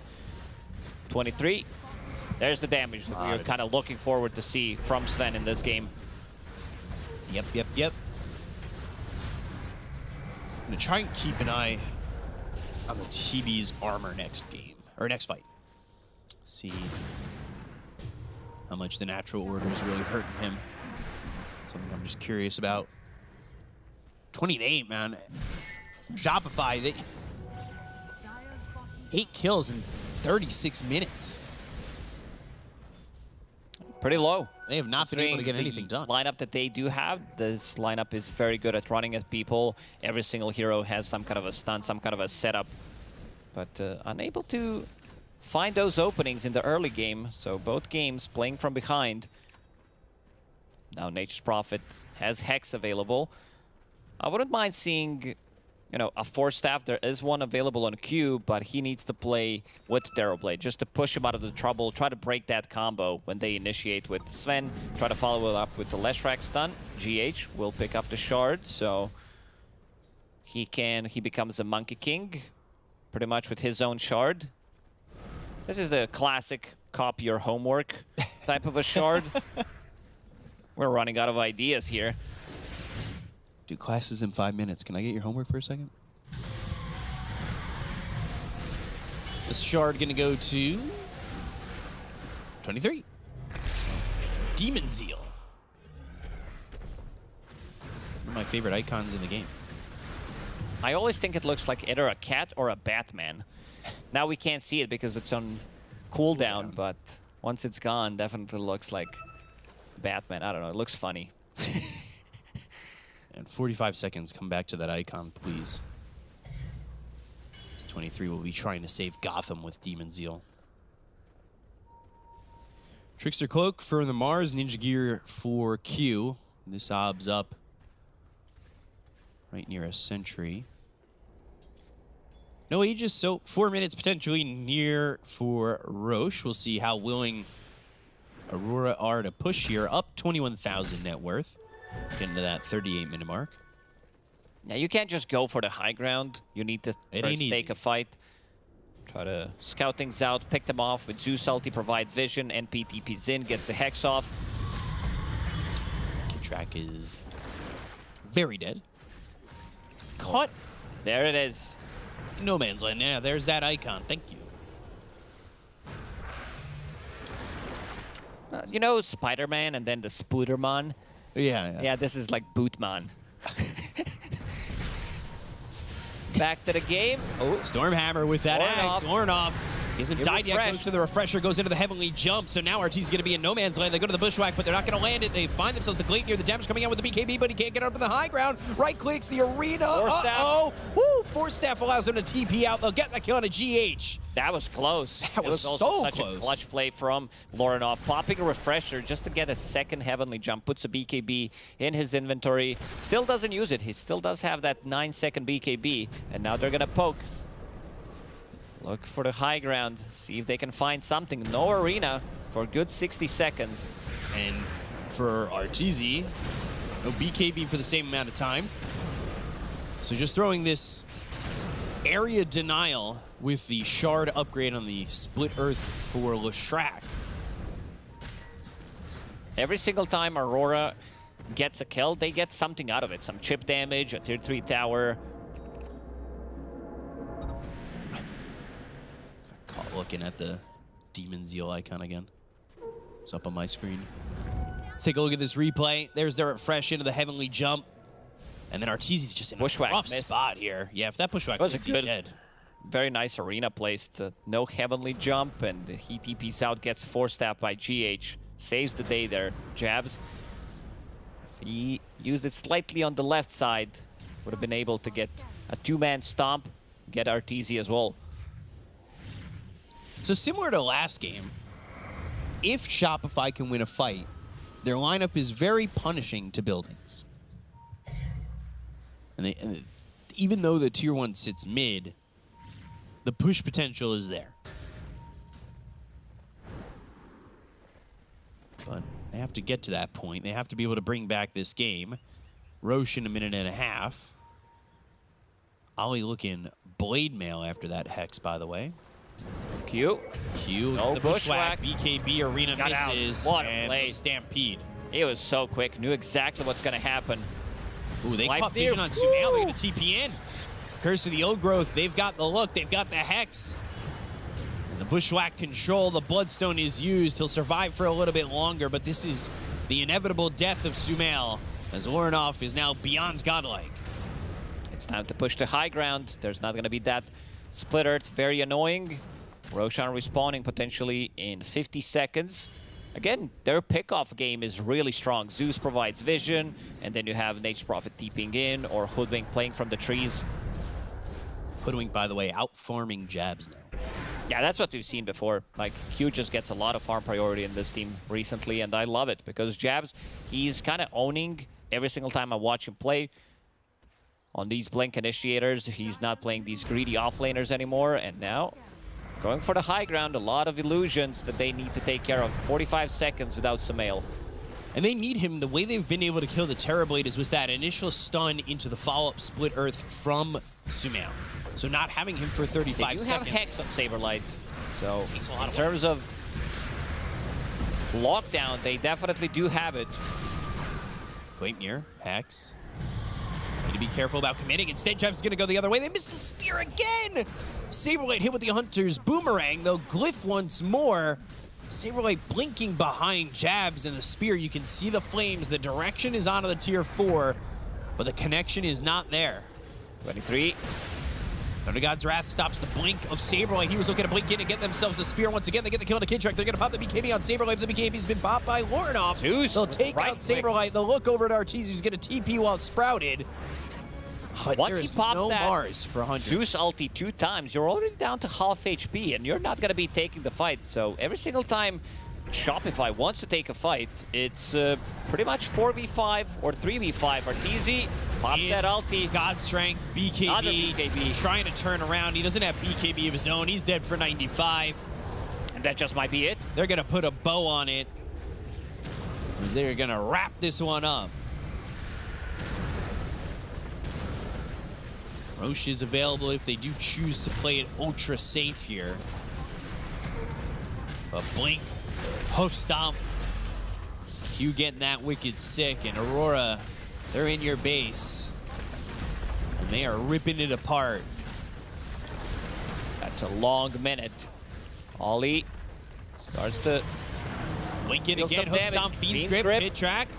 He's got the Zags. They're going to try and get the kill. They go to the Stampede, and now they're moving fast. They're walking here as they're looking to maybe stop Shopify from retaliating, but instead, Aurora still kind of sitting around. 30 seconds till Saberlight's back up. 45 until Arteezy's alive. Meta is still up and running. They don't Stun? have the glyph available for 3 minutes. And catch Ollie, that's Big something. kill.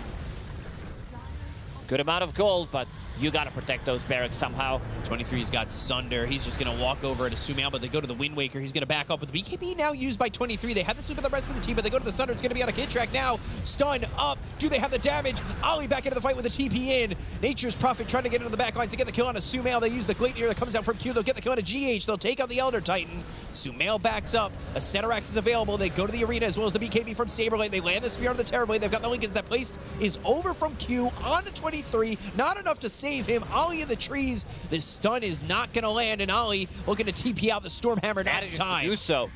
Okay, they only lost Terrorblade, who doesn't have buyback. He invested all of his gold into Swift Blink, so 70 seconds without him. Roshan will go to Dire side in 30 seconds, so Shopify, they have good 30, 35 seconds to take Roshan if they go immediately. And they managed to save the barracks. Aurora, not a clean execution in the previous fight. They were debating whether they want to go for barracks or whether they want to get some more kills. That was a really good sleep from GH there, that when Terrorblade wanted to move in with the BKB and go for the Sunder, they also had the Wind Waker, and then he immediately thinks, maybe this isn't the right idea, I'm out a little bit far alone, so he started to back off, but eventually gets the Sunder on Kid Track anyway, so didn't matter as much. Roche is showing up now and is spotted coming through. Oh no, there's only 2 of them here. Everybody's coming over. Now a third. They're buying time, 20 seconds without BKB is available, but here comes the Saplings. Double Zeus ulti is going to bring them down very low. I don't think Shopify can do this. Sharpshooter. Looking. A lot of illusions. 3 and protected. 3 and Saberlight are scouting things out. Lincolns. Oh, the Nimbus is down. Saberlight's in trouble once again. They go to the Hex. It's going to be through, but they get the kill to Kishrak as well as Saberlight. Sumail now in the middle of no man's land. He'll look for the stun, but he goes to the Wind Waker to get back to the rest of his team. The Stormhammer coming through on a ward off, but Arteezy taking a lot of damage here from 23. Tries to find his hands out of the Zeus with the God Strength, almost enough, but he pulls up the Manta. 23 is going to blink right on top of him. Get the kill on Arteezy. He's dead for 95, and it is just nothing going right for Shopify. Ollie TP's in. They look Another for Hex. Sumail. Blink back, Hex used. Wheels up into the air. Gleipnir comes out from Q. They've got the control. They'll get the kill. He does have buyback, and he'll use it immediately. Tier 4s are also in trouble. No buyback on Arteezy. He does not have enough gold for it, and they're not even going to go for Roche. They want to close this one out. They want to get to Mega Creeps at least and see what happens. No buyback on Mars either. He needs a little bit of extra gold. He does have it, never mind. In 100 golds, can somebody pick up a bounty rune? There are a couple. Every time they get close to killing Lorinoff, they are denied that opportunity. 14-0 and 18 here for this Lorinoff Zeus. Someone we have praised the entire event. For a good reason. I mean, his itemization also on point. His neutral itemization also on point. Picking up that Timeless Relic. Did have Ogre Seal Totem. It's quite a lot of damage. Like Zeus damage, if you're not killing him off instantly in a fight, he's going to get the double Nimbus, double ulti. You're already down to half HP. Pretty difficult to take a fight. Arteezy has Satanic available, so he can go back to full. There is Bloodstone on Leshrac, but if you're being locked down, if you're getting hexed, they can burst you down from 100 to 0 easy. Ag's Blessing for the Terra Blade. Now he's got access to the Terra Wave. Jabs also picked up a big item, Nullifier. He wants to focus Sumail, getting tired of this Wind Waker, getting him out of trouble.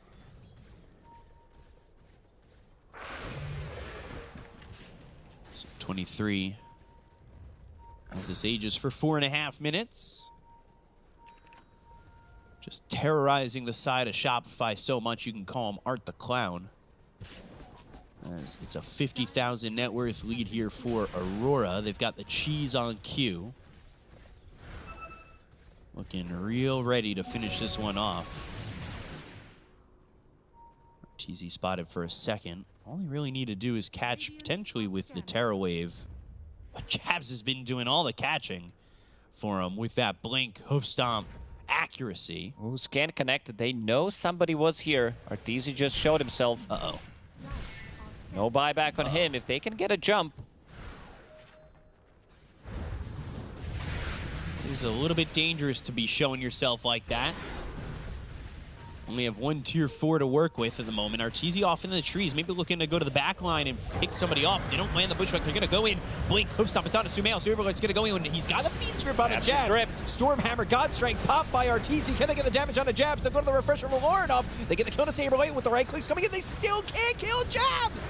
He gets out with a sliver of health. The Thunder God's Wrath flies in. Saberlight trying to survive with the bulwark. He is looking at 23, square in the eyes. Jumped in again. Taking the Aegis. Yes, they can. Arteezy jumps in. The sharpshooter. He knocks out Arteezy, who does have buyback this time around. The Terror Wave putting fear in the eyes of Sumail. The stun is down with the BKB beam hop by 23. They'll buy back on Arteezy. Sumail goes in, looking for a stun that lands on a 23. But the Force Staff back gets the Terror Blade out, and it will be a clean leave for Aurora.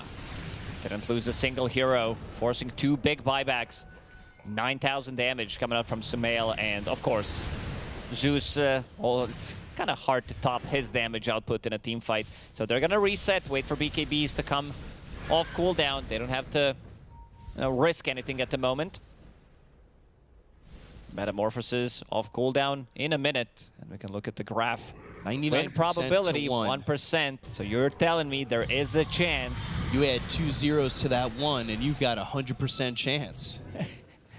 It's that close. I'm telling you, you just start adding zeros to numbers. Well, the outlook on life is way better. Yeah, especially if we're talking about the bank account. Yeah, I've been trying to do that. I just say add zeros. So 58,000 net worth lead here for Aurora. 50 minutes into the game. There's always glimmers of hope for Shopify. They do have that 1% is coming from that glimmer. 1 glimmer equals 1%. Let's see. Everything is off cooldown pretty much for Aurora. 23, BKB in 5, Meta in 10. It's time to go. Hoping to hold. Fans of Shopify, their daily dose of copium ready to go. Do not exceed more than the daily dose. And if copium lasts 4 hours or more, call a doctor. Full smoke from Aurora. They're sitting near bottom. Sumail, he's forward, blink, hoof stomp. They've got the control for a second with the Nimbus down, but they go to the Nightmare. That's going to be sweeping him up. They've got the break as well with the Sharpshooter flying in. Stun lands on a 23. He's trying to get out of the Nimbus. Wind Waker to get away from that circle. They land that sleep on a 2 on a Warnoff in 23. Another stun hits. They've got the Hex. They'll go to the Stormhammer now. Jab's going to go with the BKB. They're going to try and get the damage on the 23. Can they burst him? Can they get him? Yes, they can. He's got buyback, but is he going to use it? They'll look over at Jabs. Sumail in with the BKB, but over on the side, it's going to be the Laurenov with the Thunder God's Wrath gets the kill on a Saberlight. They're going to buy back on 23, so the Terrorblade's going to come back in the fight. Sumail looking over with the BKB still lasting on the Laurenov. They'll look for the Bushwhack, but the Fiend's Grip's going to be on the Jabs. They've got the control of the Stormhammer from Arteezy. They'll get the kill there on the Centaur. So 100 seconds without Saberlight. They bought back on the Terrorblade, the BKB, the run back from Arteezy. The stuns, the area denial, but the throne exposed with the tier 4 going down. They're going to buy back on Jabs as well. So everybody available for the side of Aurora once again, but are the tools available for them to finish it off? It's time to go. Ollie just finished off Wind Waker, so whoever gets focused, he wants to be that saving tool, because again, 23, he got bursted from 100 to 0 without being able to get his BKB off. Even with the Trickster Cloak, it's still not enough. They know that MOUZ has no buy for 60 seconds. Creeps pushing in, It is jab, smoke nullifier stomp. this time. Terror Wave gonna come through. It's gonna hit on Arteezy, but the Nightmare save potentially on a Sumail, but he's gonna be sprouted up. They've got the lockdown. They'll send the Spirit forward. The stun's gonna be there on a couple of spots to try and deny the area from Aurora. Wrath of Nature, as well as a Gleipnir thrown over. A Sharpshooter just misses on a Sumail. There's an illusion and a couple of creeps, as well Creeps as are Q coming hitting in. onto the throne. That throne ticking lower and lower as Aurora are trying to get there, but they've There's got the themselves grip. a Fiend's Grip. Can they finally get a kill on a Warnoff? No, they've got themselves the Wind Wind Waker. They're going to Kid Track. They'll take the band. The Storm Ember's going to be thrown forward, but they've got themselves the BKB on the Zeus. There's a Sprout around Sumail. They've got themselves Throne the is Glyph, dying. but the Throne is dying. 23 trying to run. They've got the Bushwhack once again. It's got 1,100 health left on it. They'll land the stun. It's finally going to be through. And can they get the kill on the Terrorblade? The Stunner's going to be on. They're focusing the Elder Throne. Titan. They'll go for the Throne. They'll take it. A 2-0 victory for Aurora over Shopify. Ooh, Aurora securing themselves those playoffs with this 2-0 victory against Shopify. And they looked pretty clean. Like this game, it took them good 53 minutes to finish it off. Shopify were very resilient at the later stages, but yeah, very clean execution coming from the first game and into the second game. Jabs, Lorenoff playing out of their freaking minds, I would say. They played so well. Lorenoff never dying in that situation, and Aurora just beat up Shopify for what felt like the full duration of 53 minutes. And to break down that beat down even more, we've got the panel. Take it away.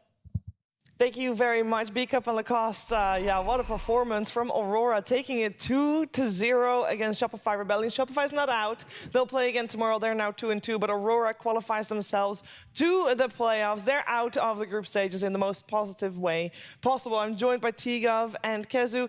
And Kezu, this game, it was pretty slow at the start again, but slowly but surely, it did not feel like Shopify could make many moves. Yeah, I feel like Aurora did a lot of things right. First of all, they won the top lane with the center hoodwink, most likely harder in my opinion than they should, so that already helped them. Secondary, when Shopify tried to invade Aurora's triangle, they were like ready. They got a really like clutch Sprout onto Sumail, slowed down his game. Then in return, when they had their blink, they got a first on center. They took the map over. They played team fights very well. So I can only say that they did a lot of good things. And I feel like for Shopify, just they didn't really find this connection. Like you first pick this Lashrack, you give him these two supports, but I didn't really ever see them do anything like early on, like together. And then here's like one of the main moments where your main team fighter in MOUZ is dead, and you try some YouTube highlight play with your Sven and Lashrack, and obviously it's gonna fail. So just a little bit of question marks for me. No, it feels like Aurora, they saw that the weaknesses of Shopify, the fact that supports couldn't make these moves, and the Prophet just TPing around so early on. And I think the fact that Aurora knew that anytime they bring 4 heroes to a fight, Terrorblade farming behind,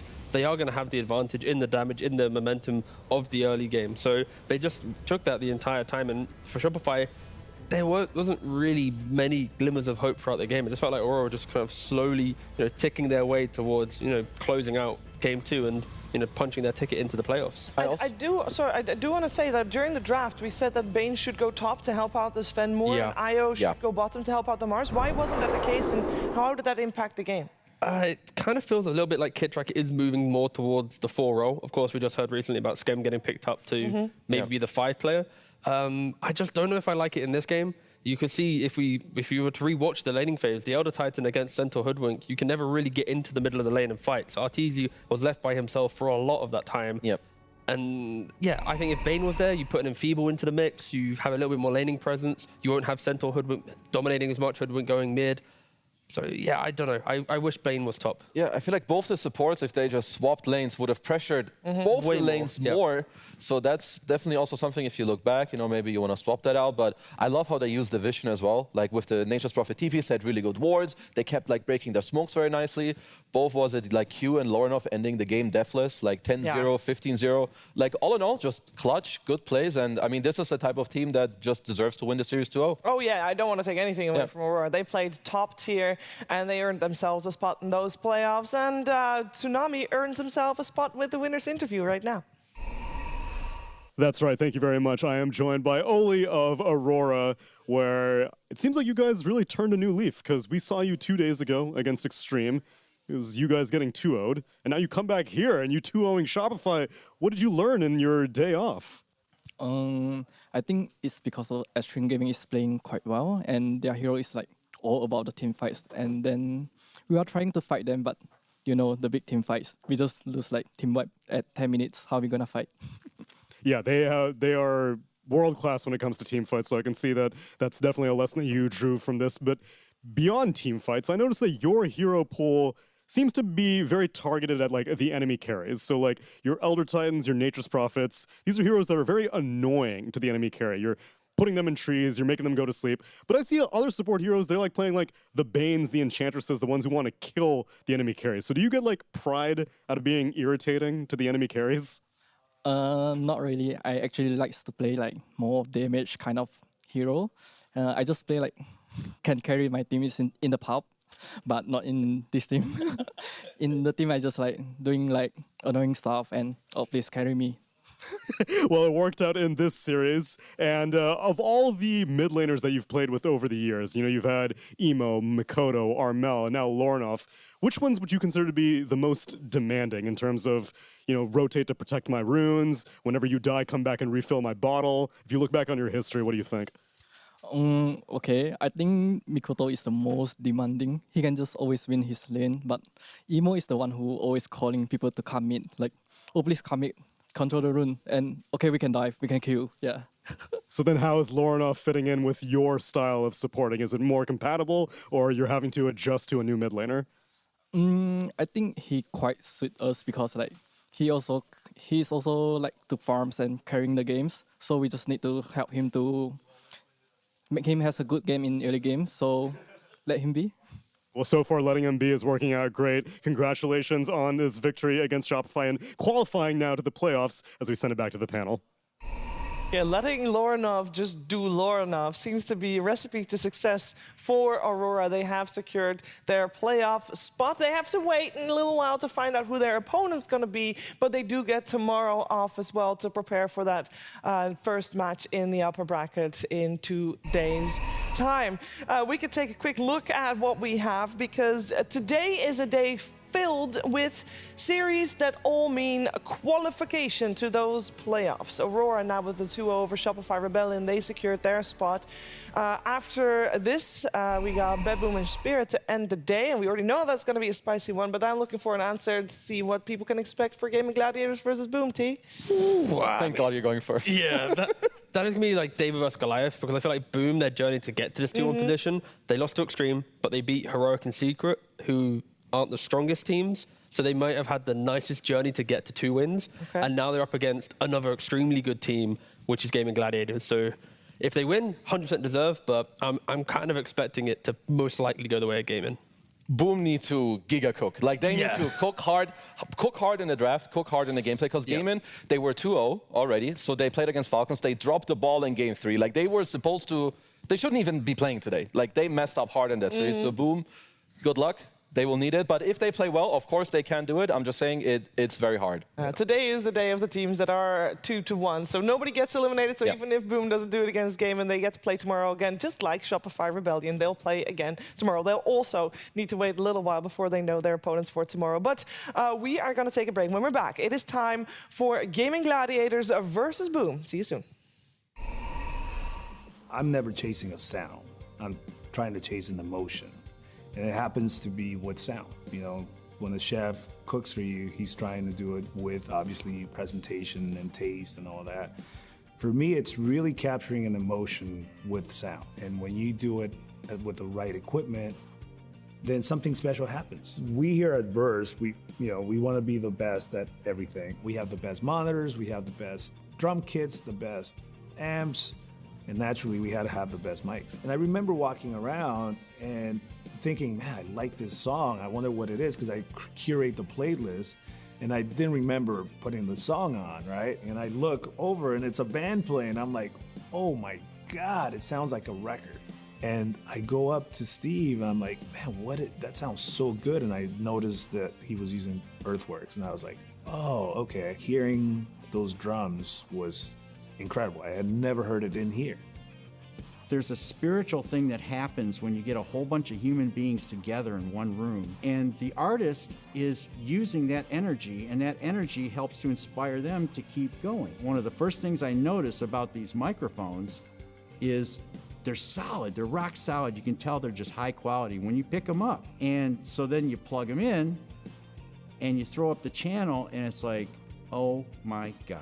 Because the articulation is so consistent across the entire frequency range, it doesn't have to be loud to be in the mix. I have so much confidence in what I'm getting is accurate and what's happening is accurate. I don't have to use any of the RAM in my head up on, oh, do I have to compensate for this or compensate for that? No, I can put that energy to creativity. When Earthworks talk about a fast microphone, they're alluding to the capsule in the microphone moving really fast. How fast it reacts is going to determine just how accurate it is, how fast that capsule can move in response to the signal that it's presented with. So the faster the better. You know, the quality these microphones are putting out is something that, you know, needs to be heard. It's really great. Once you use these, you just simply can't go back to anything else. My name is Manny Mariquin. My name is Steve McGuire. My name is Kevin Madigan. And I'm here to talk about Earthworks.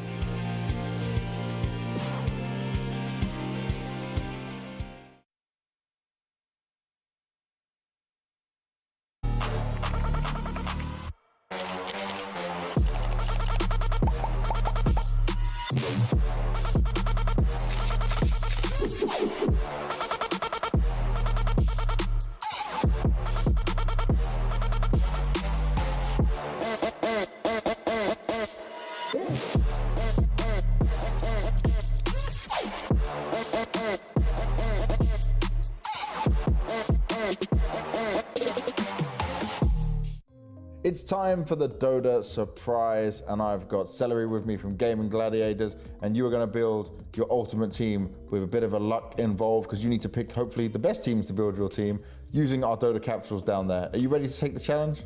Yeah, I'm the coach, right? You're the coach. Gonna be a good team. And I love the confidence with it. We'll see how it goes for you. If you pick yourself, maybe you become the player. We'll wait and see how it goes. Take your first one for me though, and let's get started. Go. Not sure what to expect. Trying to remember what are all the teams in the tournament, honestly. Let's see. We've got Aurora Gaming. Okay, Aurora, not bad start. Interesting. First one feels the weirdest because we don't have a starting point yet. Yeah, this is kind of like what you could try and build around. Yeah. Let's see. I do like the way Lorenov plays. They're mid players, so I think I'll just go for him. Okay, Ukrainian Lorenov added in to position 2 for them. It's also interesting, it's an SEA team, and he's from Eastern Europe, so yeah, it's funny, it's nice to pick him. I do think he's been doing really well recently, so... He showed up in a big way. It's a good start. Okay, let's see, what do we have here? Virtus.pro. Ooh, Virtus.pro there again. Virtus.pro. That's tricky. I haven't seen too many of their games recently. I think I'll go for Noticed. I feel like his play has been nice. I've been playing some matchmaking with him, and we've been winning some games, so we'll get him in the team. So your 2 and 3 have been picked to start off with. This is our beginning. And if you want, you know, you could even make him play a different position. Might not be the best idea, but you're the coach. You can do whatever you want. That's true. He can probably play an OK4. Okay, there we go. If needed, we'll see. We'll see how it goes. Team Spirit. Oh, that's a good one. Yeah. Let's see. Okay. So it would be nice to pick Yatoro, but then I'm missing both supports, which is a little bit weird. So Noticed is from Eastern Europe, so it would make sense to take Miro with him. Yeah, I'm gonna go with Miro then. Okay, Miro's coming in. 2 more to find. All right, let's see. So you need your 1 and your 5. I need my safe lane. You need your 1 and your 5. Bedboom. Ooh. And again, you're still in Eastern Europe, so you're doing pretty solid here. This is an interesting team. So I know who I want from this team. I think I want Nightfall, because I know when the team is lacking structure, it's almost a meme that he can also call for the other lanes and tell them what to do while he's playing his own lane. Wow. So this is gonna be perfect. Let's go with that then. Okay, so 1 more to find. Your position 5 in here. Who's it going to be? And what side of the world are they going to be from? Let's see. Maybe China would be funny to add up. Let's see though. MOUZ. Oh, okay. Wait, who is their boss 5? Okay, it is Bengham, but do I want to put him 5 or do I put someone else there? Yeah, you can do whatever you want. You're in control. I guess I have to go with Bengan. I do like he is a specialist on some heroes, so I think that's really good for a new team. Then you have something to build around. Okay, so this is your dream team. I have to ask you, they come into this tournament, how far do they go here? Interesting. Let me think about the patch as well. I think the patch is not the best for these specific players, so I think they will get 36 probably. So they go through the group stages, they struggle a bit in the playoffs, but it's still a respectable finish. They're struggling a lot in the groups. They go 3-2. Oh, wow. Yeah, but they're mentally strong. They were down 0-2, but their coach was there to keep them calm, and they made it through in the end. Celery helped them get it done. Keep right. their cool and grind on through. I like it, man. Good team. Yeah, they're gone home.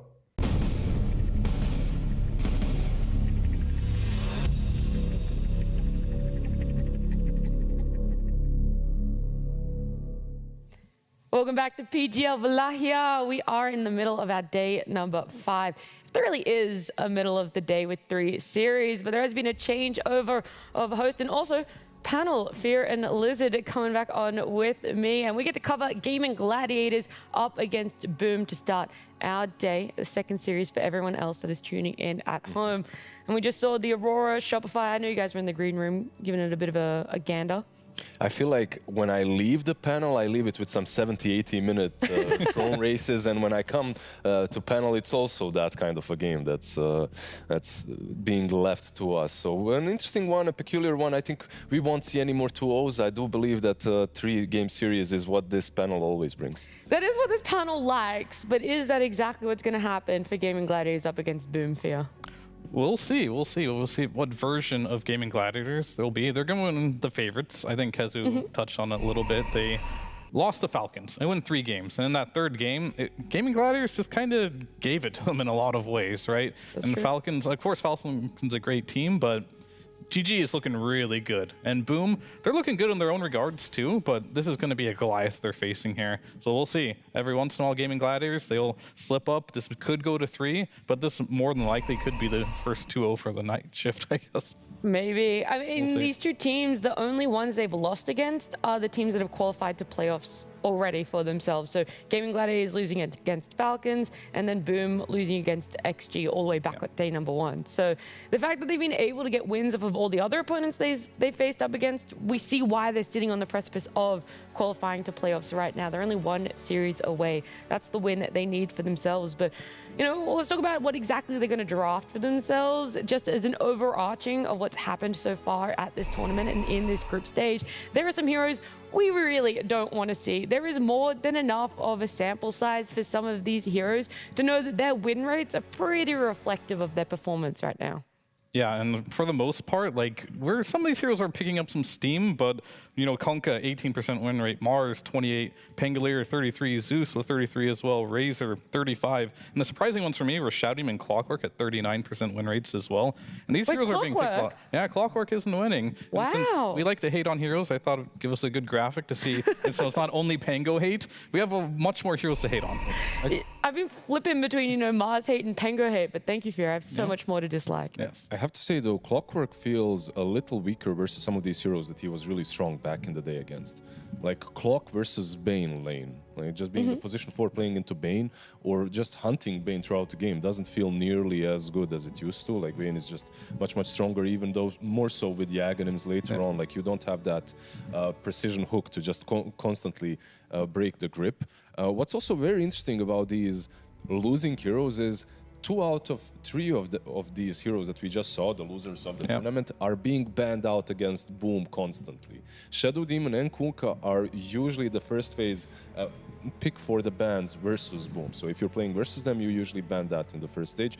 I mean, they are popular in the meta, but it's interesting because the third one that gets banned against them isn't that popular, and that's the Gyro. It is a popular hero overall, but isn't popular ban. And teams do get to ban it. Let's see if Gaimin Gladiators perhaps ban it out in the first stage, because when it comes to Gaimin Gladiators, I feel like both of us know a certain hero that they pick quite a lot. The Bone Fletcher. The Bone Fletcher. Exactly the one. Yeah. I'm wondering if it's going to get banned out on first stage or if they'll let it go through. I don't know if it's to the point of first phase banning it against Gaimin Gladiators. They do like to pick it up in that second phase for themselves a little bit more, and I think that's also where it finds a bit more success when they just let it go through the draft slightly more. But we've seen them pick it up when it also isn't favorable for them. We were kind of like, oh, there's a little priority placed on this hero. But on the side of Boom, where exactly do you think they're going to be sitting with how to deal with Gaimin Gladiators? Because they've also done really well on, I'm going to say, non-meta heroes that, like the Broodmother is one, the Brewmaster as well, two that had great success for them, but definitely not being picked up by a lot of other teams. Yeah, I mean Enigma too. They play Enigma in the offlane as well. The one difference I'll see in the draft that's going to be interesting is I don't think Gaimin Gladiators has lost with Pango yet. Whereas, unfortunately for Boom, they have 2 games on Pango, and they're not winning with Pango at all. So I'm curious to see, do they call it with the Pango and be like, okay, Gaimin Gladiators, they're winning with this hero, do we just ban it? Or are they going to try stealing it from them and going for round 3 here with the Pango when their first 2 were not successful? The crazy thing is, I promise you, no matter how bad this win rate is on Pango, teams will still win a first phase picket. I promise you. I really think that teams are still discovering the tournament meta a little bit. I'm not saying that the heroes aren't discovered already. It's the right combination of heroes and what kind of a draft will make a hero work. I'm not sure what a Pango needs from the mid lane, but I can tell you that when there's a huge difference in drafts around Clinks when the hero is winning and losing.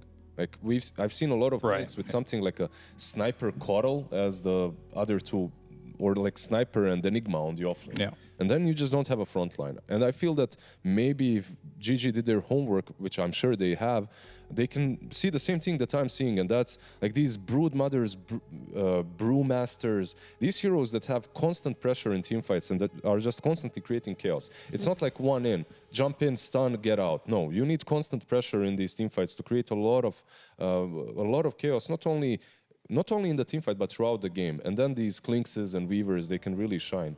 Same goes for a lot of other Glass Cannon heroes. Like, that's usually how they worked. You need to create a game for them. I'm not sure still what you need to create for Pango, because he has an abysmal win rate. He really does. I just looked, Gaimin have only been able to pick it up once for themselves, and it was a win, but that's 1 out of 1, That's not really a substantial sample size by any means. Yeah, for sure. And I'm really just focusing on like the Kunkka that I mentioned before. I had 11 games with an 18% win rate. But one of those wins on Kunkka was actually Boom playing it.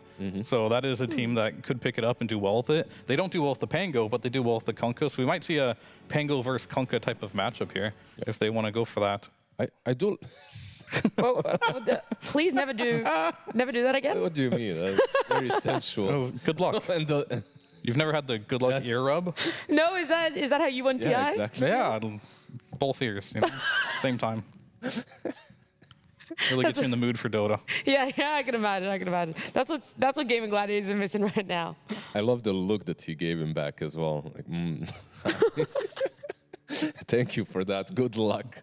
Good luck, era. But yeah, like you talked about Kunkka and Pango, I have to say I like the Pango in this matchup, in this particular matchup, because you don't really care that much about the Torrent Storm. You're always rolling.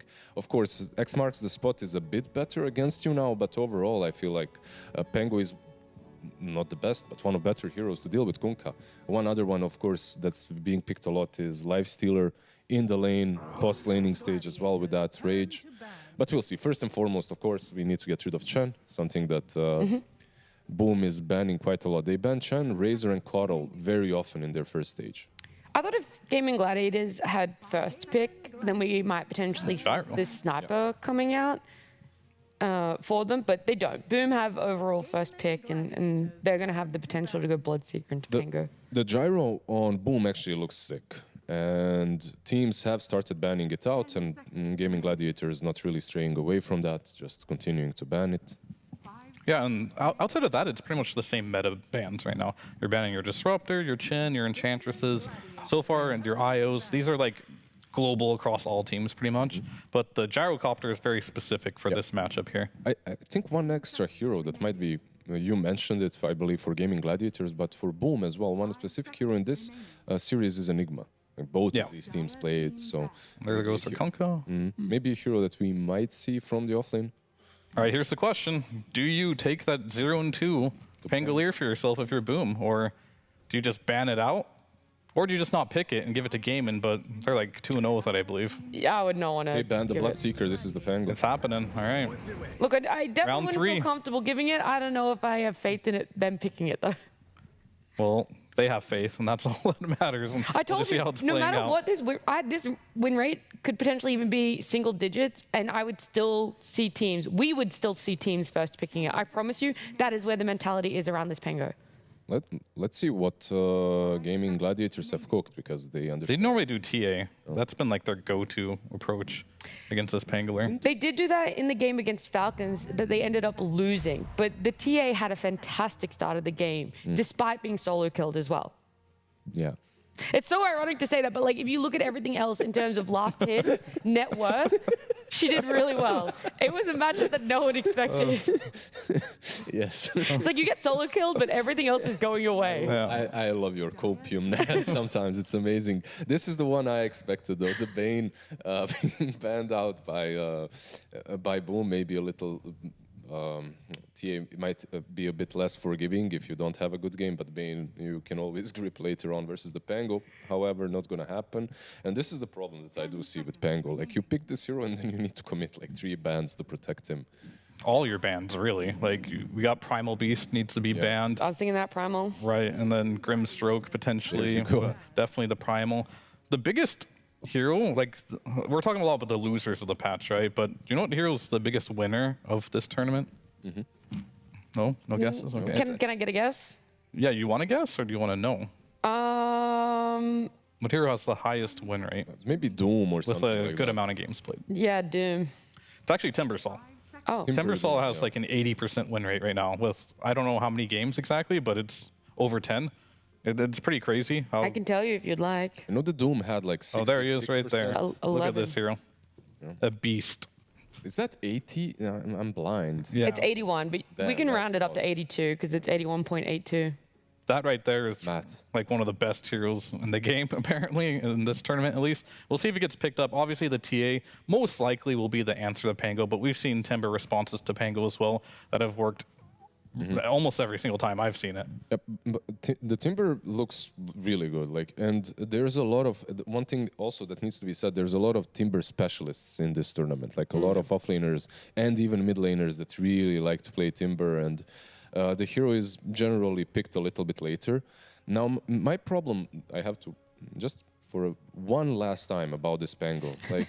How is it? It won't be the last time. It Audience. won't be the last time, I'm lying. But how is it like a valuable first phase every single game if you have to commit so many bans for it? Like, if you I mean, you get a lot of bans, I guess. That's the beauty of the new structure. I call it new, but since they changed it to having so many bans in the first phase, you actually just get a bunch of bans. Ooh, that's a new. That is an old counter that I feel like you just buy the shard, right? And then it doesn't counter you anymore. But those first couple fights, and what I mean by that is the root will stop Pango right in its tracks. But if you buy the shard, which allows you to roll up, it'll take the root off immediately. So this is why we don't see this hero very much. You buy the shard on 3, though. Or the Ags. I think the most popular build right now that I'm seeing on Treant, at least there have been a couple of pro games, by the way. I think Puppy played it. Yeah, he was the only tree pick this tournament. But you can go for a shard blink even on Treant, like if you manage to find that kind of farm, of course. But let's see. Old school, like you said, counter to the Pangolier. You get a lot of armor on this TA as well. You get the refraction charges, you get living armor as well to plant on top of her. I would say they probably want a different hero for the armor, because like I don't think TA really cares about benefits that much. Yeah, she doesn't really care about minus armor or plus armor because she's fully playing around refraction. Yeah, anyway. Yeah, that's true. So they'll probably want to pick a tankier hero. Though I see offlaners be really obnoxious with, like, if you get a centaur or something, throw a living armor on them, and they're just like almost unkillable. Yeah, they get the Dark Willow Phoenix, and this Phoenix Egg is already... team fight. Yeah, a lot of team fight. Phoenix Egg already sufficiently, I would say, defended. Like, you have Rolling Thunder, you have Terrorize, shouldn't be that difficult. Phoenix into 3 and into TA actually feels pretty damn good. Yep. Like, TA isn't a hero that likes to be hitting the egg, it's not a hero that likes dots. Everything that Phoenix does are dots, so... they do give away Hoodwink. I don't know, I still really like the support duo on Boom. Versus these two, like Treant and Hoodwink. it's like team fight versus laning stage, and Hoodwink is really strong in the lane, but you can't forget like why this hero is so popular. It's the scaling of the hero. Eventually you get items and you just become a core. Yeah. Dark Willow, in theory, you can do it, but I haven't seen it yet. Like you get farmed just like any other hero, but people are shying away from the Ags build. Yeah, no one's going for the right click, right? Yeah, It's no one's going usually right click anymore, so it's not scaling in the same type of way. full utility based Dark Willows usually, but I don't know. I see these. If I'm a support player and seeing these 4 supports, I'd rather play either one on Boom than on GG. And just by looking at these 3 heroes so far, 6 heroes that is. Yep. But yeah, let's see. Everything can change, of course, with the last 2 core picks. We have, on one side at least, on Gaimin Gladiators, that's your most likely safe lane and off lane that we're going to get.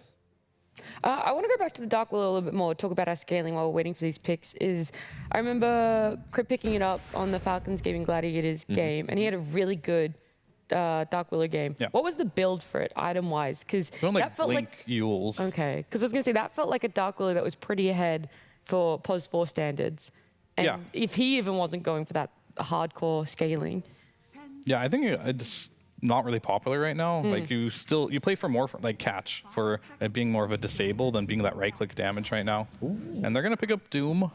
And this is really strong with a Hoodwink in lane. And we've seen this Medusa time and time again against the Doom. It just hasn't been working, unfortunately. Like the biggest problem I see with this matchup, and the reason why I'm not a huge fan of Medusa right now, is first of all, you're laning with a Phoenix, which is not a very strong position 5. And second of all, your base damage is so low that the first couple waves, I think you just automatically give the offlaner free farm. You can't really contest it. And then if you do get harassed down, you have to go to the jungle. Sure, you can jungle fairly quickly, but it's not even as fast as a Sven or as fast as a lot of heroes that can do it right now. Luna's another example. And so you kind of do want a good laning stage. But I haven't seen a good laning stage from Medusa this tournament.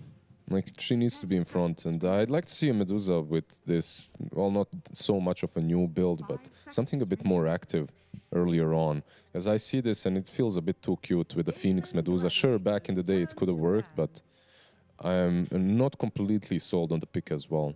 Yeah, I'm just afraid like of the laning stage, right? The Gaimin Gladiators, they're known for their strong laning stage and just snowballing a game really quickly, and they have good heroes for it. And Boom already are in a position where they're playing more for the team fights, they're playing more for the late game, and less so about that early game. And Gaimin Gladiators, they'll exploit it if you don't have a good laning stage. Yeah, it's like you do have a pretty damn solid team fight, but can you get there? Can you get there with net worth not being like 10k in favor of Gaimin Gladiators?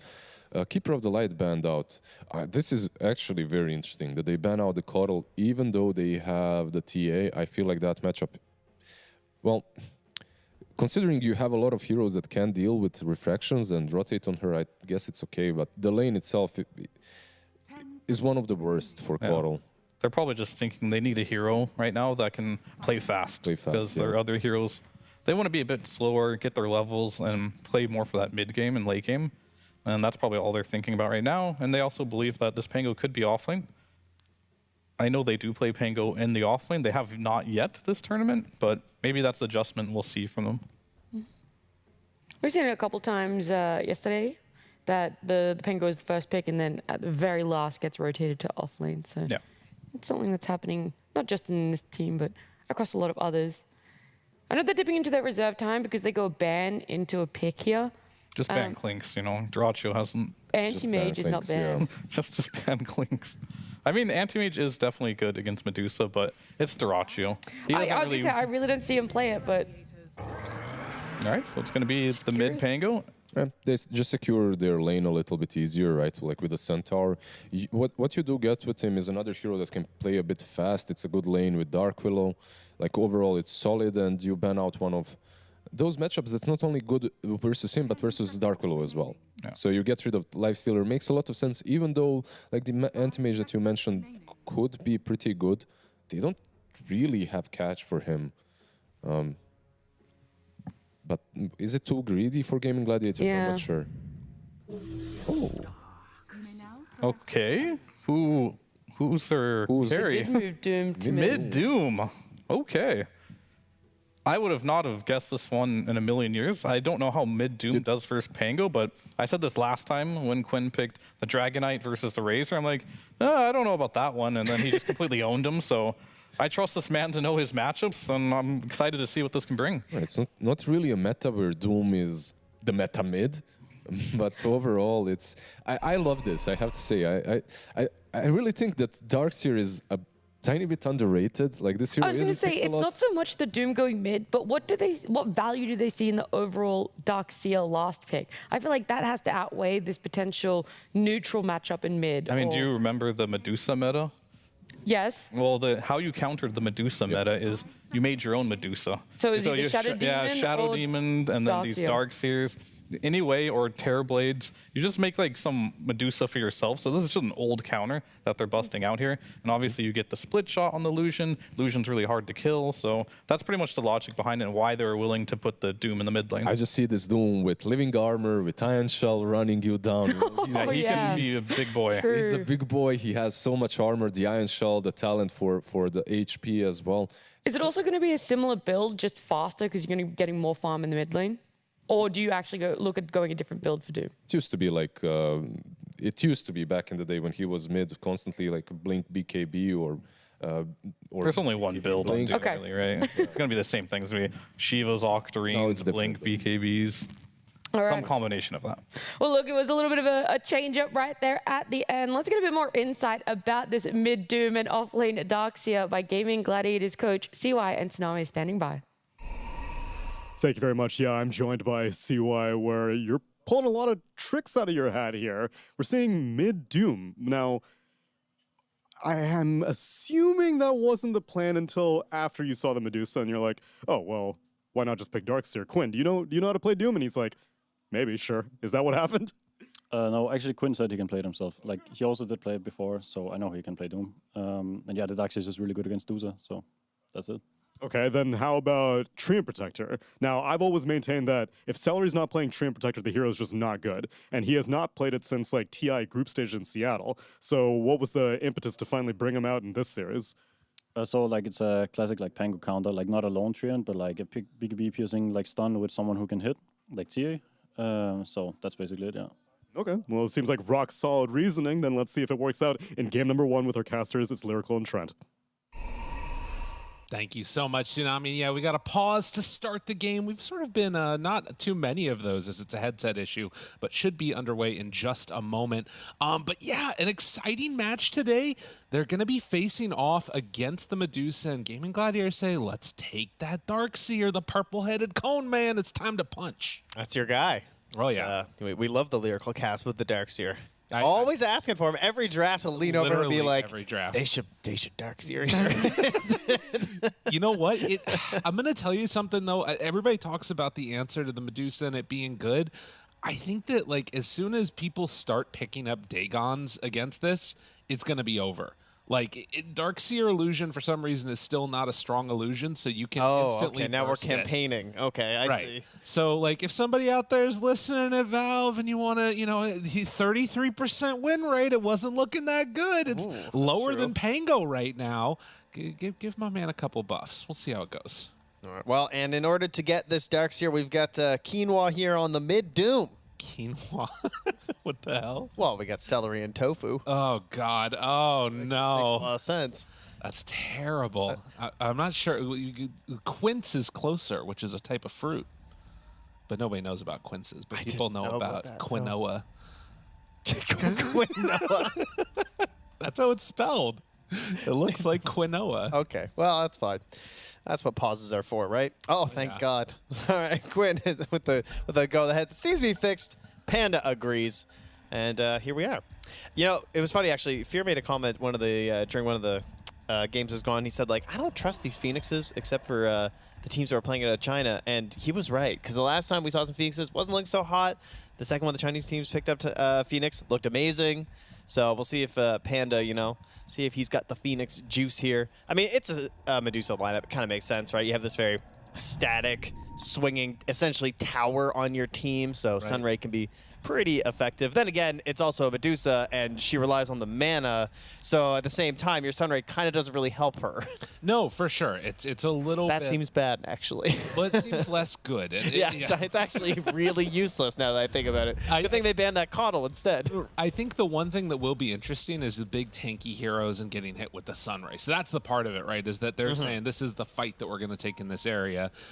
And interestingly enough, I think the other hero that stands out to me, we talked a lot about the big switch of Darkseer, but the tree, is an answer to the Centaur Stampede to get away. Yep. It's a hero that hasn't been seen that much, but also can be pretty freaking strong to help out with the Darkseer too, depending upon where they want to lane this. And then also eventually just in the later stages, running in those melee heroes to get Ion Shell punches. Oh, they just have crazy wombo combo too. Like vacuum, wall, overgrowth. Extended fights from Darkseer auras are really good for Treant because you like to get the shard, and it's on a 10-second cooldown, so you get multiple roots. Oh, Duraccio, you thought you were sneaky. Not so sneaky, in some trouble, and boom, they boomed you. Or did they? Oh, living? Not living? No, he's not living. Panda gets the first blood. That's a Duraccio play right there. I like it. High risk. Some reward, but they get no reward this time. They know Panda has Fire Spirits, of course, but Knight going to get the save there with the root. Now punching into Tofu. Some pretty good damage out from Knight, forcing him back. And actually at the Blood Grenade, a tenuous spot for Tofu. I'm going to try and see how much alliteration I can play. Yeah, no, keep going. Oh, man, Quinn is up in his face. Dude, if there's one thing that Quinn knows, it's how to counter Pango. Look out. Yeah, this should be pretty interesting to see. Currently has the bottle queued up, so does want to try and contest for some of these runes. Like, how many points to get Devour? What kind of rotations is he looking to make? It is kind of interesting with a Darkseer, too. He kind of has this, like, relatively static early game, I would say, still on Darkseer compared to a lot of heroes. He likes to stay in his lane and get his farm.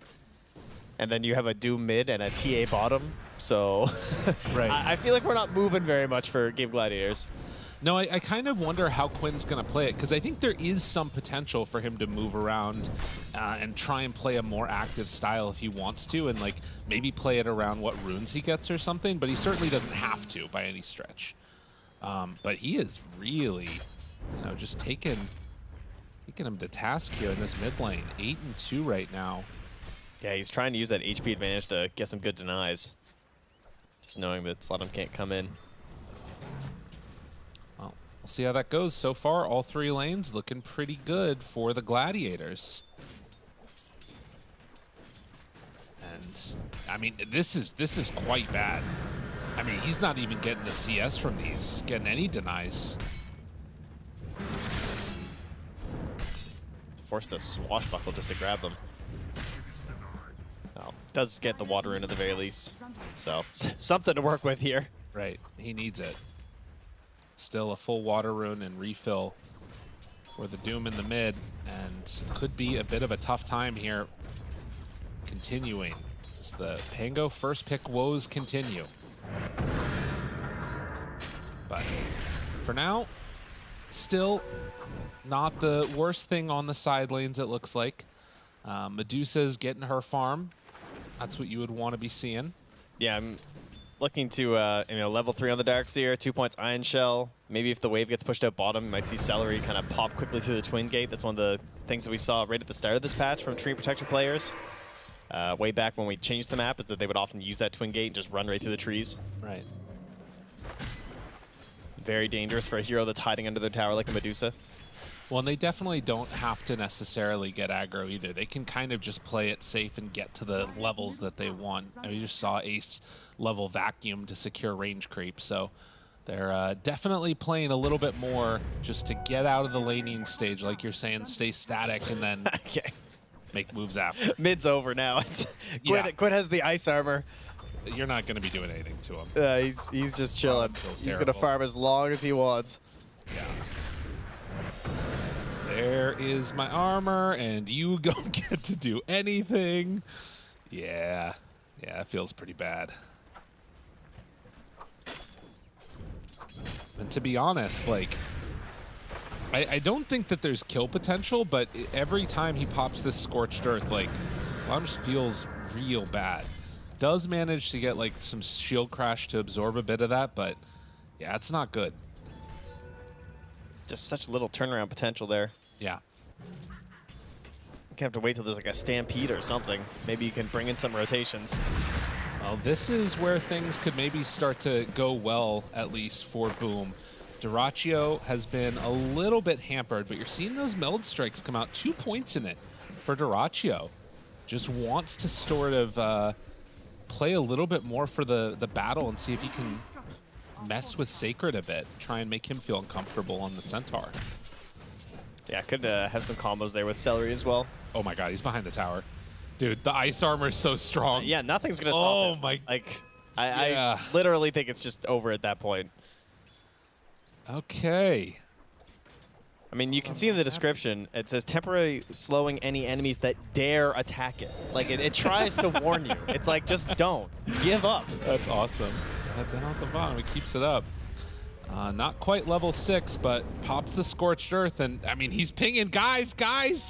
He's behind my tower. Where's the help? Forces a TP rotation. The TP gets canceled. So Dark Willow not gonna move. And I mean, he didn't have mana to actually drop the Brambles anyways. With level 6, I mean, actually Slanum manages to get it first. I mean, he's doing really well. He's actually getting totally fine last hit. It does look horrendous, but his CS is great. Yeah. It's just mostly every time we look at him, he's getting punched in the face at low HP, but because everyone's so static on the side lanes, there's no punish. Like Tofu's staying up there with Ace. Celery's on Tree, which is one of the worst rotators to the mid lane. So despite being at low HP this whole time, there's never quite the finish there from Quinn. Yeah. And so it's all good. And because he hits level 6 beforehand, I mean, there is some potential here that either squad could go for a kill. And in fact, they're going to look for it right now. Rune spawns up top, and it's going to be Quinn that's the one that goes down instead. Well played. Boom. Making the move over to help secure those runes and make sure that Pango can have a good game. He played this mid lane really well. Yeah. Like, how many times was looking, he's just getting clowned on in terms of just having no opportunities, but once he has that one moment, he gets it.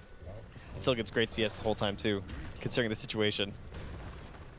This is the part up top that they're going to have to be a little bit careful about, because Medusa is just going to snake that wave every time, and then suddenly he's not going to be getting any farm on the Darkseer, and Sacred forced all the way back to try and go at Celery, and Dyrachyo says no, and in fact, Sacred might just be in trouble. The Blood Grenade gets the stomp out to stop the action.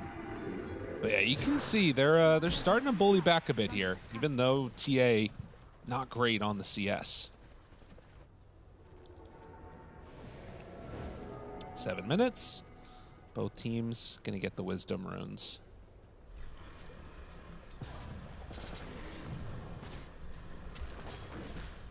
But the double shells run at Pakaz. Has to back all the way to the tower. But with the Snake starting to get the levels up, he'll be able to contend with that pretty quickly. But still a perfectly fine lane for the Darkseer. Yeah, they're just kind of trading off this farm here. Right. Doing all right. Got the refraction off. Dyrachyo's perfectly content. And there's really not much separation between any of the cores right now. It's mainly more of a level-oriented thing.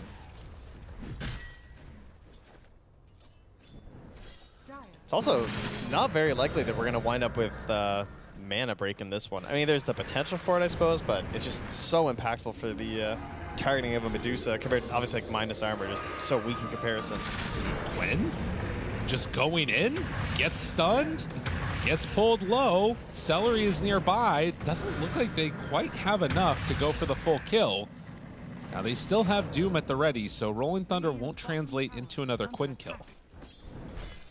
Very aggressive.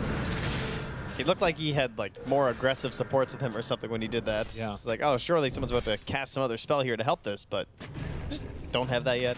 Nope. I mean, thankfully, Celery was able to get off a Leech Seed that did heal him up quite a bit in the middle of that. But like Tofu's still 4.5, you know, you're waiting for those bigger spells. They're going to smoke up though. They want to use this Doom. Ace going to try and backlane. Not great heroes to punish this, and when they come to try and contest Ace's farm, they're going to go for the kill on Pakaz. This is a nice play. Wall down, got him caught, the bushwhack, the doom, the whole thing, and he just gonna surge away on the little purple man, but do they have enough to get away? The Medusa does not look like it.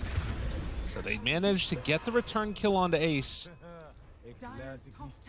And Celery moves over, not a ton of mana, and the healing salve going, wants to catch him. Doesn't quite manage to break that one. And now Celery, he's gonna be in some trouble. Getting chased. Slanham finds him, and Celery also gonna go down. Good rotations and moves by Boom. Yeah, lose your Medusa, but at least get a couple back there. He'll take it, and then Pakaz just right back to farming. So already on his way, pretty close to the diadem, and then in towards the Manta. Okay, he's not that close. No, he's a little ways away. He's going towards the mech, though. Normal Darkseer stuff. Go for a stack here in just a moment and try and clear up these as quickly as possible. It's some good acceleration. Didn't quite get that hard camp. Did manage to get the Ancients, though. And a haste rune. They got eyes for Duraccio.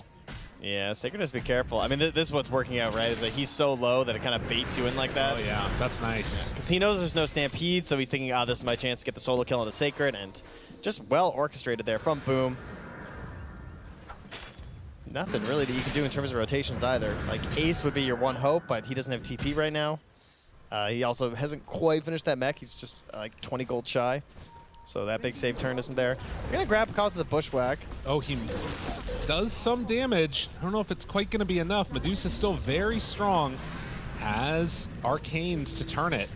And yeah, Pakaz just going to walk away from this for the moment. Kills off the illusion. Still has Arcanes. Another bushwhack. I think Pakaz is...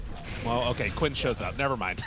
They put the kibosh on that. And no other rotations, right? I'm not sure if they got canceled or what, but it was such a long chase. I thought surely there would be help at that point to get Pakaz out of it, but I guess they're very determined to just keep this bottom lane pressure going. Fair. They don't want to give it up.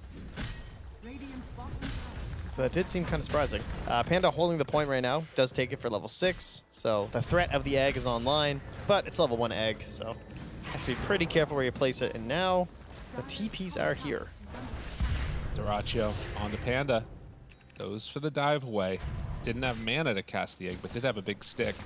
And yeah, Pakaz is just going to head off to the jungle and start farming up. Getting immediately into the Manta. While all 5 heroes are down here on the bottom side of the map. They want to secure both that tower eventually, but make sure that Pakaz can get this farm. Yeah, we saw in the last series with Shopify and Aurora, there was so much contesting of the stacks early on. Just multiple battles in here, but not in this one. Just not really the right lineups for it. Some greedier heroes that are trying to get their own farm first, and that's going to turn out really nicely here for Pakaz. Yeah. Because he is 4th on the net worth chart, but it's going to start to pick up as you get these further levels and more stats than the Medusa. It kind of has its own little snowball effect, kind of like getting your regular peak timing items of Battle Furies and stuff. Right. Well, more acceleration. Ace wanting to finish off those Greaves before he gets into the fight could be really helpful against the Willow. Making all the difference in the world of him dying or not in the fight sometimes. And it definitely feels like for Gaming, it's just sort of more setup, more slow play of this game, which is kind of what you would expect from this type of a lineup. And Quinn very much is just inhabiting that Doom role of, okay, I'm going to get into my Shivas, take a while to get there for Blink, and then wait for that big fight eventually. Yeah, and despite being against the Medusa, Duraccio is still going for this Deso build because he's just going to try and target everyone else for the most part. Like, yeah. It is significantly weaker versus Medusa, sure, but there's a lot of targets on here that you can just absolutely explode. All right, leave the Medusa to the rest of them. Particularly, well, the Darkseer. Right. You know, assuming he can keep the illusion alive. I mean, that's the other part about the Deso too, right? Is that the physical damage that's going to be coming from that illusion will make all the difference in the world, having that minus armor for the rest of the team. Now, they are smoked up as 4, or rather 3, looking towards the Doom, and the jump forward stomp is there. Does have Doom at the ready. I think he's just going to have to give up his life here from Quinn. Tries to pig pull out, but not going to happen. Too much damage too quickly coming from Boom. Cause still safely farming while this is happening too. Ace thinking about running in here, drops the wall. Okay, connects onto 2 of them. Trying to keep those illusions alive. Boom aren't falling for it right now, though. No, they do not care at all. Not even a little bit. Just stick around, punch it a little bit longer. Want you to show something else, but they'll get a lot more damage before they finally just walk it off. Tofu gonna try and get some good vision down here, though. It was enough to keep the tower alive, which is big. But it's just a game of stacks. That's really what it feels like. I feel like the stack numbers for both teams has been absolutely nuts so far. You can see, well, maybe not as much as I thought, but It's definitely felt like more chunk. like Boom. Yeah. For me, at least, but it's not too far apart. 2-7. A little bit of PvE Dota going on. Yeah, this was the event that we were waiting for. Turned out it was just a gameplay patch. Exactly. Next level play. And really the only one that's sort of suffering from all of this is Duracho, who's kind of been stuck down here on the bottom side of the map. He hasn't, like, you know, you normally think about TA going to the triangle. That space has been inhabited by the Darkseer, been inhabited by the Doom. Yeah, that's why Ace is the richest person in this game. Definitely sacking Duracho a little bit here in the early game. Yeah. And they're finally going to lose that safe lane tower. I say that, I mean level 1 living armor coming in. Oh, it's big. Strong stuff. Oh, he missed his last hit because of that. Oh, he got it for the retaliate. Nice. That's how you do it in style. Pango finds himself some tofu. So let him try to get away, and they're not going to chase this at all. So, again, no real chance for a catch. Celery gets hit. Does have overgrowth. Duracho chase. There, they got him. Root is out, and wall down. Has the vacuum after the fact. Sacred not quite in trouble, but with the slowdown. Oh, he got the blink out, and then the TP away. Dude. Those are the fastest teammate tips I've ever seen in my life. They were ready. And he's not even... I thought that the webcam was frozen. He was just completely still. Another job. Absolutely. There's nothing for him. Oh, so much time spent there. Not able to pick up that kill. And he's sent in towards the Blade Mail or the Veil next. He's still deciding. Well, I don't know. I definitely am getting a little bit worried about how strong and how unhampered I feel like this Medusa is. Like, she has really been free to just get away with farming this entire time, and it's always a scary proposition. Yeah, he kind of moved to this eastern part of the map and never went back up top. Like, Tofu tried to get this vision down to sort of catch these carries where they always are farming up there, and no one has been there this whole time. Right. Or at least no one of value for them to go and grab. So, it's, I mean, you think about there's a hoodwink in this game. Like, how many sharpshooter ganks have we seen? Yeah, like, he's 1-0-1. It's not even like Tofu's dying or something. He's just doesn't feel like he's playing hoodwink. I mean, to me, what this says is that both teams feel like they have like a win condition as this game gets later, and they're not worried about what the other team is doing. And now you're seeing Boom start to turn it up a little bit. It's going to be a matter of who was right, who was wrong about that. Who has the better read on this patch and these heroes? Ace getting caught there with Greaves coming back in 4 seconds, also coming back in 4 seconds. Yeah. Just perfect timing from the stop from Sacred before you get that vacuum off. Oh, that's a Grove bow for the Dusa too. Yeah, that's nice. Full Deso done for Duracho. The other thing that will obviously help out with is, you know, taking a Roshan for themselves. Could be something they look to in a bit. Like, denying that from Medusa feels pretty important. But now, the temperature's starting to turn up a little bit. We have not seen Doom used yet this game, and we won't see it used right now either. He doomed Dusa once, didn't he? On the first rotation? Didn't he? I didn't see it. Maybe it happened. I think he doomed once. She died too quickly. You're definitely right that he did use it. Somebody got doomed. Somebody will get doomed again. I like the idea of Roche, though. I think you're right. You know, TA opens that up. I don't want to try and kill this Medusa twice. Picard's now eyeing up a Scotty here. So you can see the eggs almost on the Sledum as well. I wonder if they're going to have mana issues on Radiant. I feel like all of these heroes are kind of not super high mana, and some Diffusal Blades coming out is going to be spooky. Doom's pretty bad. It's like half your mana pool just catch Doom. Yes, Doom. That's the word. There it is. Yeah, it's a little concerning. I like what I'm seeing from Boom so far, but we'll see how Gaimin Gladiators react to it. I mean, Ace has his blink, but still farming. Still comfy cozy, it would seem. They give off the illusion, at least, of being comfortable if they're not. Yeah. Looks like they don't mind. Radiant scanning. Celery's going to know not to walk up that hill right now. I mean, Ags is going to be really good for the Darkseer, definitely. Oops. Oh, man, he's playing it risky. That's right by Panda. Not an easy kill. Even with the TA nearby. All right, there it is. Overgrowth move in. Pops it. Oh, no. Oh, this is not the play. Back wall back, but it's not going to turn into anything. No. No, it's certainly not. Wow. Okay. It looked innocent enough. Like, oh, just a little play here from a tree.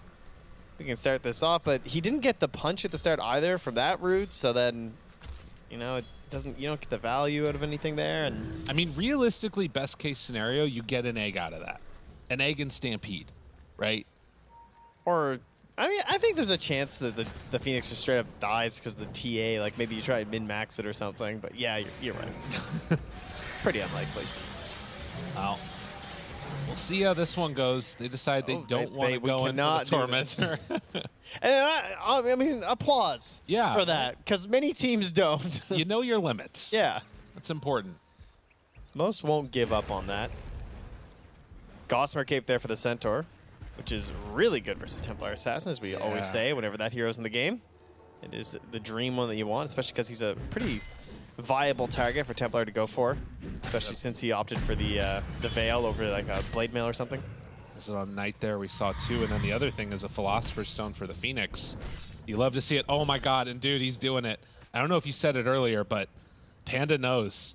This item, that's new, yeah. This counters everything that Darkseer's like answer is it to. Now the only thing about it, see Lyrical, he's shaking right now. I'm so mad. Played dozens of games versus this. Dude, anybody at Valve is watching, just look at what happens at like 30 minutes when Panda gets this. It's going to be disgusting. And the only thing that's going to be nice about it is that Darkseer will still have the punch. The punch will create an illusion in enough time that you won't be able to get another Dagon done. But they know the answer. Well, that's bad news for this counter pick. But yeah, like you said, he's already working on the punch. The normal punch. The normal punch. Tofu still 1-0-1. Oh yeah. No, they have not gotten another kill. It's 2-kill Gaimin right now. He's just jungling. What a weird hoodwink game. Yeah, I mean, who does he play with, honestly? Like, there's no hero here that wants to jump in and make moves except for maybe Quinn. And he didn't go for like a blink build or anything, No. so that didn't really come about. Right, well, his farm is accelerated now as Tofu gets the Maelstrom finished up. And a Shiva's Guard completed for the Centaur. Smoke bot. Could be thinking about doing something here in a bit. It's halfway to a blink for the Pango. Anything else that's really come out since then? We've got Medusa with the full Scotty completed. And they go for that fantastic Ags as well. Yeah. Dracho is very close to BKB, just a couple hundred goals. This is a bad time for them to fight. They're circling that bottom tower here. Looks like it's Knight making the call. And the creep's starting to die. Looks like they're just going to walk right into the pit and say, come deal with us. So that should be Aegis. There is, I mean, you have good heroes that can fight around it for gaming, but I just feel like since this change has happened, there's been so fewer Roche contests for like this one. people I feel like aren't showing up for first Roche more often than not. Yeah, part of it I think is that it's just we're so spread on the map. It's hard to actually get everyone grouped up together for it. I noticed Pakaz actually has now switched off the eggs. He's thinking about going the butterfly, which usually is kind of a no-no versus the Darks here, because it's really hard to kill the illusion. But I think he doesn't mind because of Panda's playing with the Dagon. Yeah. I still think that's a dangerous route to go, but yeah, I hear you. But yeah, I mean, the issue is, I mean, when you play Darkster, you love to see Butterfly, right? Yeah. That's the dream. Well, because then you're not killing the illusions. But this is a nice play right here. This is how you want to start it. But can they actually kill Sacred? Panda's there trying to heal him back up. They still have Egg at the ready. Pakaz starts to beat into him. Now the Fear connection onto the TA in trouble. Starting to burn him down. They did already get the hit out. Pakaz needs to back away. Stampede because Doom wore off. Duracchio's still running away. Now is going to fall. Medusa Illusion still chasing. Panda gets the Dagon delivered, takes it out immediately. Oh, Tofu gets the Aegis though. He was being chased out, was out of mana, but pops a wand into Gleipnir ult. So at least they'll lose that, but that's another win here for Boom. As it starts off with a Doom onto a Centaur who they can't finish. And that Gossamer Cape versus Doom, very annoying. Because he misses that first hit, and then he's like chasing after you, and he's so slow. By the time he gets a second one off, it's almost back. It's a great Gossamer Cape game. Both TA and Doom, really, really nice. Yeah, now starting to feel a little bit spooky. They are so dependent on Ace. It's like the only way they can win these fights. I think the Blink Dagger as well for Celery, probably their next big item that feels like can really turn things. Killing creeps, killing illusions. Panda knows the item that you need. Just buy a Dagon, everybody. It's pretty good. Finally. Finally, it's the right choice. Yeah. 3,000 gold lead built up now for Boom. The other thing that's disgusting about it, since we have a little bit of a break here, I'm just going to go on a rant. Please do. Please tangent away. It's not just the Dagon. It's Lion Mana Drain. Like, you have this little tiny, like, however many second cooldown spell that just destroys all the illusions that create. It's Dazzle Poison Touch. Is any of those hexes? It's just, oh. I see. This is all Darkseer propaganda? It is. That's what we're going on? That's what's happening. Be ready. I mean, he's catching quite a few L's this event. You're due for a buff. That's what I'm saying. Tofu up in his homeland here that he's been making throughout this game. He keeps placing that ward on top of that Watcher. Just over and over. Oh, right on it, yeah. Yeah, he just kind of, maybe they won't see it even if they put a sentry down, right? Maybe it'll just kind of blend in. I like that idea. And it's further away from that cliff up there, too, that they think that they're not going to find it. Courier kill. Well played. That's the butterfly. I think it was almost completed. Yeah, that would have been it fully done. So a nice snipe there. Yeah, Celery playing in the danger zone here, trying to get some gold towards that blink. Oh, loses the invis for a second there. Does he get another one? Oh, go for it, Celery. He's going to go for it behind the tier 2. Oh, this guy knows. He's waiting. Okay, this is the game that he's in there. Xingqiu, eat your heart out. Dun dun dun dun dun dun dun dun dun. Nicely done. Okay, now what? Oh, they're running. They're coming for you. He's got to get far fast. They have a scan. Oh, get out of there, buddy. Oh, they're over there. Oh, God, no. I feel like gems are cheating. That's true. I don't know. Up. Passes it back over tonight there. You know what? He made space. He got 2 couriers. Yeah, 2 couriers, ruined a butterfly, some space here. Now, the problem is Pakaz is 4,000 gold ahead of the next highest in the game.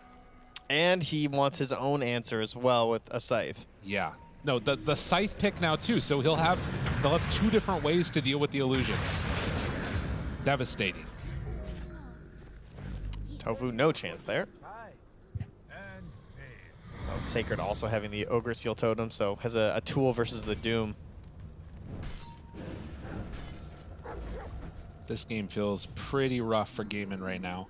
It's only a 3,000 gold lead, but it just feels like, I mean, they have 2 kills, so I guess it's always going to feel like this, but it doesn't feel like any of their heroes are activated at all in Gaimin Gladiators. I feel like Celery is the only one who's like playing his hero. at doing treant things, whereas Dyrachyo hasn't achieved anything a TA wants to do. He didn't get to farm stacks. He didn't get to take an early Roche. He didn't get to sideblade his opponent in lane because he went the 2-2 build, and they didn't get any kills with this like more aggressive meld style. Let me tell you, they're beating the hell out of these creeps, though. They are. They're staying winning against the creeps. They're all really good at killing creeps. I guess Doom is doing Doom things. He's devoured a lot of creeps this game. Oh, yeah. TP out. Woo! That was scary. Bit close there. Almost Lincoln Sphere done for the Pango. And you do also have eventually the Aghanim Scepter that can come out for the Doom. He's obviously going to want way more items until then, going for the Octarine Core next. MKB is on docket for Dyrachyo. Pakaz is level 22.5 right now. He's big. Yeah, I'm going to be honest. Like, so in 2 minutes when Roche is up, or I guess when it's capable of being up, if they get Aegis, how do you deal with this guy, the Medusa? That's huge. Nice pickup there. Gets the gem. They want to chase. Don't want to give the gem up for free. Tofu now caught. Stomp is there. Quinn was ready, though. Oh, on point. Takes that gem right on back. But that's Lincoln's. Oh, God. I love it so much. And Medusa buying herself a Force Staff. Before he even got... yeah, before he even got the butterfly delivered. Wow. Because he doesn't want to have to rely upon the stampede from the Centaur. Yeah. He can make sure he gets out a wall and then they kill the illusion. Yeah, they got some problems here. Because that's it, right? Like, that's the answer that Gaming are putting forward as the way to deal with her. And if they can make that not happen, she's unaddressed in the game. They got a mid-Doom for this, you know? Yeah. They're really dependent on this Dark Seer. Celery? One root? Doesn't stop. No. He's back on the other side. It's not going to be enough help. It was way cooler when it stunned. True. That was the tree shard that was fun. No luck. Well, it's going to be a tough one.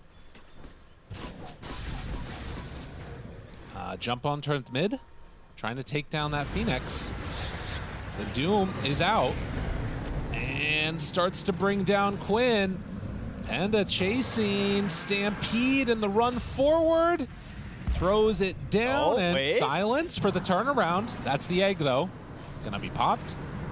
So they get a couple things out and not finding the kill into Quinn. Oh, he went the wrong way. BKB from Dyrachyo as well. To get out of there. Does manage to escape.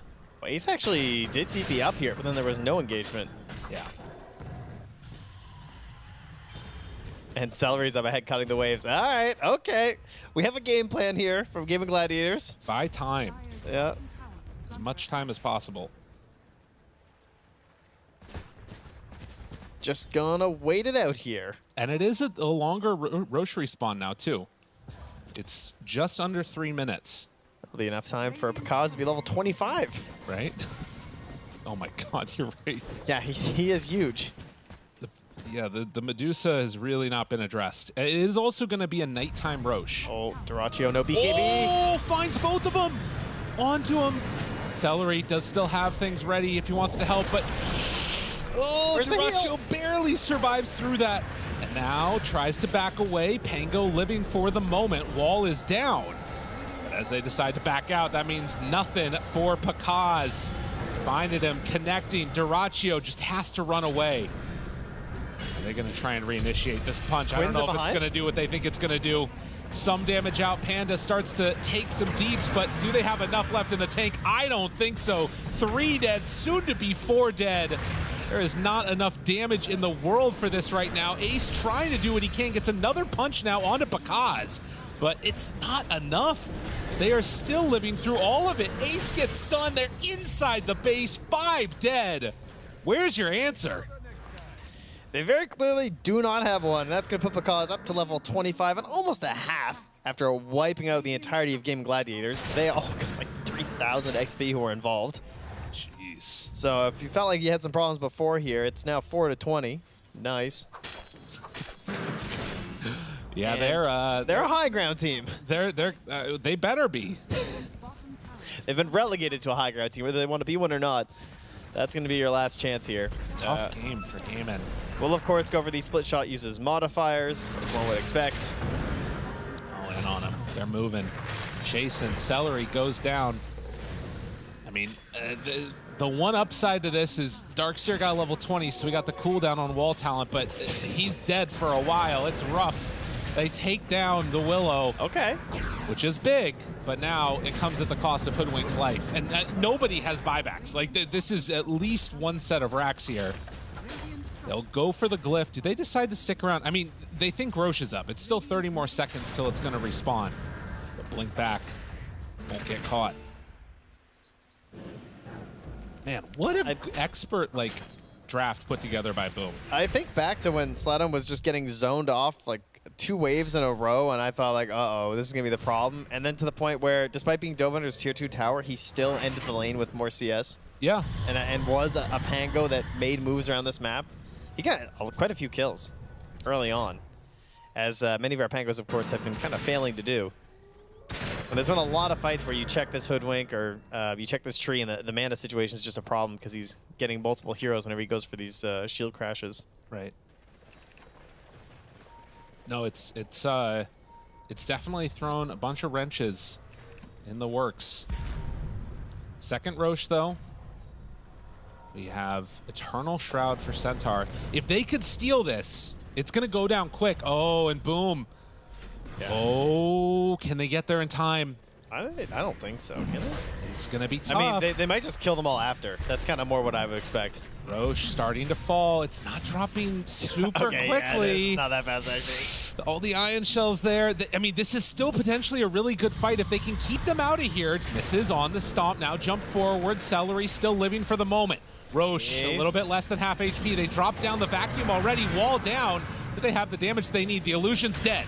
Okay, Darkseer's effectiveness is no longer anything in this fight. Tries to TP out with the Pango. Does manage to get out of there.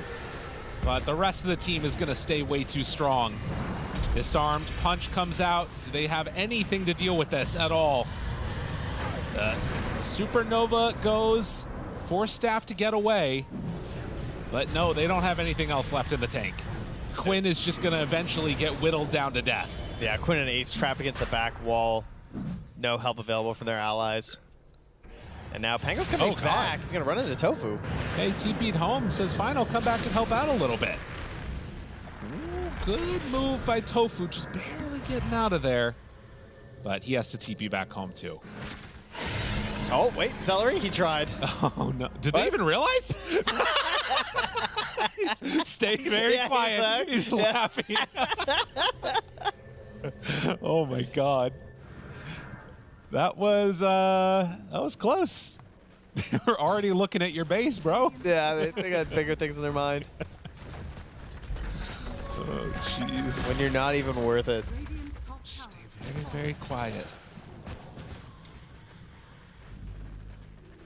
And yeah, this is walk it down, slither it down, I suppose. Oh, that's right. She doesn't give walking tokens. No, it's the Slytherin tokens. Yeah. I think Enraged was the other one she is. Oh, there's a little replay here. Oh, yeah. Still invis for a second. Yeah, and they were already out of the pit. Look at this face. Wait for it. At least they got a good sense of humor in this game. Gotta be something. Oh. Stampede used. Don't manage to catch anybody. So now that Darkseer is just so naked and exposed this game, will we be seeing it again versus the Medusa? No, I don't think so. I mean, you need, like, other things. The Shadow Demon is better, at least, because then you get 2 of them. But, like, because you can just blow up the one illusion, it's like... Oh, there you go. Courier snipes. It's a good counter, but you need a way to keep her in there and keep the illusion alive. TP out. Braccio. Pango's close, but not that close. Or you just need the enemy team to not build Dagons. Just like, say, the item's banned or something. And then right, okay, yeah. Or hexes. or pick a hero that has X's, or mana drain, or like just stampede to run away. Right, yeah. Okay. These are all good ideas. Any of those things. Oh, that's so sad. She just turns and hexes it. It's just... Yeah, dude, I'm telling you. Like, it's nothing. She does not care. Okay, but watch this one with the wall. Oh, there it is. Okay, and now it gets Dagon. Okay, see, now that's not... But there's another one. Okay. Down to half HP. And, I mean, you can see it actually is doing a lot. It does. If it's left to just hit her, then it does do a lot. Fear now, connection, damage onto Quinn. He is nowhere to be found, and that is a dead Doom. All right, so he's going to get a Wind Waker so that he can Wind Waker dodge the projectile, right? Right. Yeah, the Dagon. Jumps down and a punch. Normal punch. Slalom, is he going to be able to survive through this? The heal coming from the egg. Oh, man. And that kept him alive right there towards the end. Disgusting. Listen, that's nice. The itemization from Panda has been so on point. He's having fun. That I can tell for sure. Like, Panda's having the best game. Yeah, see, look at that excitement. All right, so apparently jumping with joy. You can pick Phoenix if you're a China region or South America. That's what I'm hearing here. Okay, that sounds right. As they take the second set of racks, boom, just a clinic of a game as an answer to what Gaimin Gladiators were throwing out at them, and this is going to be a 1-0 up over the top of them. Really impressive performance. It's definitely they're still glyphing. They're still believing. Gaimin Gladiators kind of wound up with like a spare parts draft, you know? Oh, yeah. It's just a bunch of stuff kind of thrown together like, this'll do. Slapping on the back there, put on some duct tape, hope for the best, but it's not quite enough versus the Medusa. Jump forward, Duraccio, BKB, Sacred. The Ogre Seal Totem to back away. Ends up being rooted, but that is Mega Creeps. Quinn looking for the wraparound. Who can he find? They are jumping forward. Find Panda. Take him down right at the start. Why don't you? Pakaz pops the Manta, immediately starts hitting. They don't have Darkseer back up. They need 7 more seconds, and in that time, Duraccio is going to go down. They also now on top of Quinn, killing off the Doom. No answer there. No mana on Medusa, which is a problem. Just going into the fountain. No cares at all at this point for that Pangolier. Big back wall play, looking for his opening. He's waiting for it. He's waiting. Oh, God. 18 seconds. 18 seconds. He's running. He's coming. He wants to push you. He wants to punch you. 4 staff back away, and now they're out of there. And it is no longer an issue. Deuce Illusion not doing what they needed to. They hex it. It's gone. Now the stomp onto the tree, and the Ancient going to be exposed. Ace just standing as well. Please come into my wall. Walk over here. And here I go. And GG is going to be called. Buff Darkseer, please. Well, they made a strong case for it here. And again, it's just boom. They recognize what the plan was here. They augment their draft rate at the end. They call the big audible, pass it down the line, and they get a Doom mid. And Darkseer was supposed to carry you through this one, but Boom knew what Darkseer had to do in this, and it's not just that matchup too. I think it's also this whole idea of like how just like stagnant Gladiators were. That didn't look like Game Gladiators. Where the guys were like taking over the other side of the map, fighting for stacks and stuff. Where's that action coming mid? None of their hallmark plays. We'll see if they can do it. Panda, shout out to him. He had the perfect itemization and the cold stare as he finishes them off. Back to the panel. I don't know why, but for some reason, the only thing I got from that game is that Darkseer should be buffed or something like that, guys. Yeah, it's almost like someone is biased. Nobody's biased. Between those two casters, when it comes to Darkseer. Lyrical knows what a Darkseer needs to do. Unfortunately, it wasn't enough to counter that Medusa. Even though the Medusa and the Pango had a really rough lane, I say rough for the Pango, as rough as it could be, still ended up coming out with a higher CS. Yep. But just could never leave the tier 1 at all. Great rotations to be able to shut down the Doom and the pressure that they were applying there. And ultimately, I didn't really see too much impact from the side lanes of Gaimin Gladiators, feel. Yeah, and I think one of them had to do with like the rotations were great on killing the Doom, but on the side lanes as well, Jirachi went for an ultra aggressive build, going 2 points refraction, 2 points meld, not getting points in his side blades, which is going to slow down your farming because you're also not going to have the 3 to 4 points early on in refraction to help you farm quicker. And you kind of suffered in the net worth department on this TA. Normally when you see TAs in the game, they're like top 1 net worth, they're free farming, they can become a big issue in the game, and that just never happened with the TA. And of course we can talk about the Darkseer too. He had a pretty good game, honestly, but like the itemization from Boom was just too good. I really like the Hex pickup by the Medusa. He was just hexing the own illusion every time he could. Then of course the Phoenix picking up a Dagon as well was great. So itemization was really good, and we talked about how the early game might potentially be rough if you are on Boom. Dusa free farmed on that top lane there, and one of the weaknesses of Darkseer is your laning is kind of weak, so they got to the point where they were able to get their teamfight ultimates, play around each other, and then it became very difficult. Yeah, they were just pushing in constantly. Medusa farming didn't really care that much about the Iron Shell, even though in some lanes you can care about that. Like if maybe there's a melee hero that can get on top of Medusa together with a level 2 Iron Shell, like level 3 can be your big power spec. They unfortunately didn't have that, and Hoodwink isn't actually that amazing versus Phoenix, versus all of these heroes. Like you could even see Hoodwinks usually itemize like a Gleipnir, and then everything else is luxury. You can go for whatever you want to. You can go for some crits, you can go for a blink dagger, you can go for literally whatever you want to. In this game, he couldn't. He actually had to itemize for a BKB. In some games, you have to go for that. And that's something that was happening in the lane itself as well. He wasn't able to be that normal bully. But very nicely called on the... I completely agree with everything. The itemization was so good. They realized that one weak point were those illusions from the Darkseer wall, and they itemized for them. Yeah, this there is the hero and the player on our screen right there at 33 minutes. This Phoenix Panda picking up the Dagon for himself. I think there's a clip to follow as well that you really wanted to highlight, Phil. Yeah, I mean, you look at this at first and you think this guy's like trolling, right? He's just playing, he's got a Dagon on Phoenix, but he's really feeling himself. Yeah, he was just like poking the illusions in every single fight early on pre-Hex here. But this was like the fight that sealed the game. Like you get the wall off, gets Dagon right away. You're playing against this Phoenix too. Medusa just goes in, and they're just running at this point from Gaimin Gladiators. There's never in a point in this game did it feel like they could drop the wall and then go in together as a team and feel like they can win that fight. And a lot of that has to do with like drafting the heroes that they did. Like it maybe would make a lot of sense for Celery to like get a blink and go and root after the wall, but unfortunately he died almost every single fight in the beginning, and they were just on full retreat mode for majority of this game for Gaimin Gladiators. Yep. I know later as well, like some of the Roche fights where we saw the wall placed, it would just be a Phoenix Egg that goes on top. And later down, the Phoenix Egg has so much health. Like a lot of hits have to go into it to destroy it. So it's like, okay, you've set up your team fight. We've countered it by putting our egg on top. And now you don't actually want to be anywhere near what you've just set up for yourself. And everyone's just disengaging. Then the Centaur ult is there to follow up. And you can just chase down Gaimin Gladiators.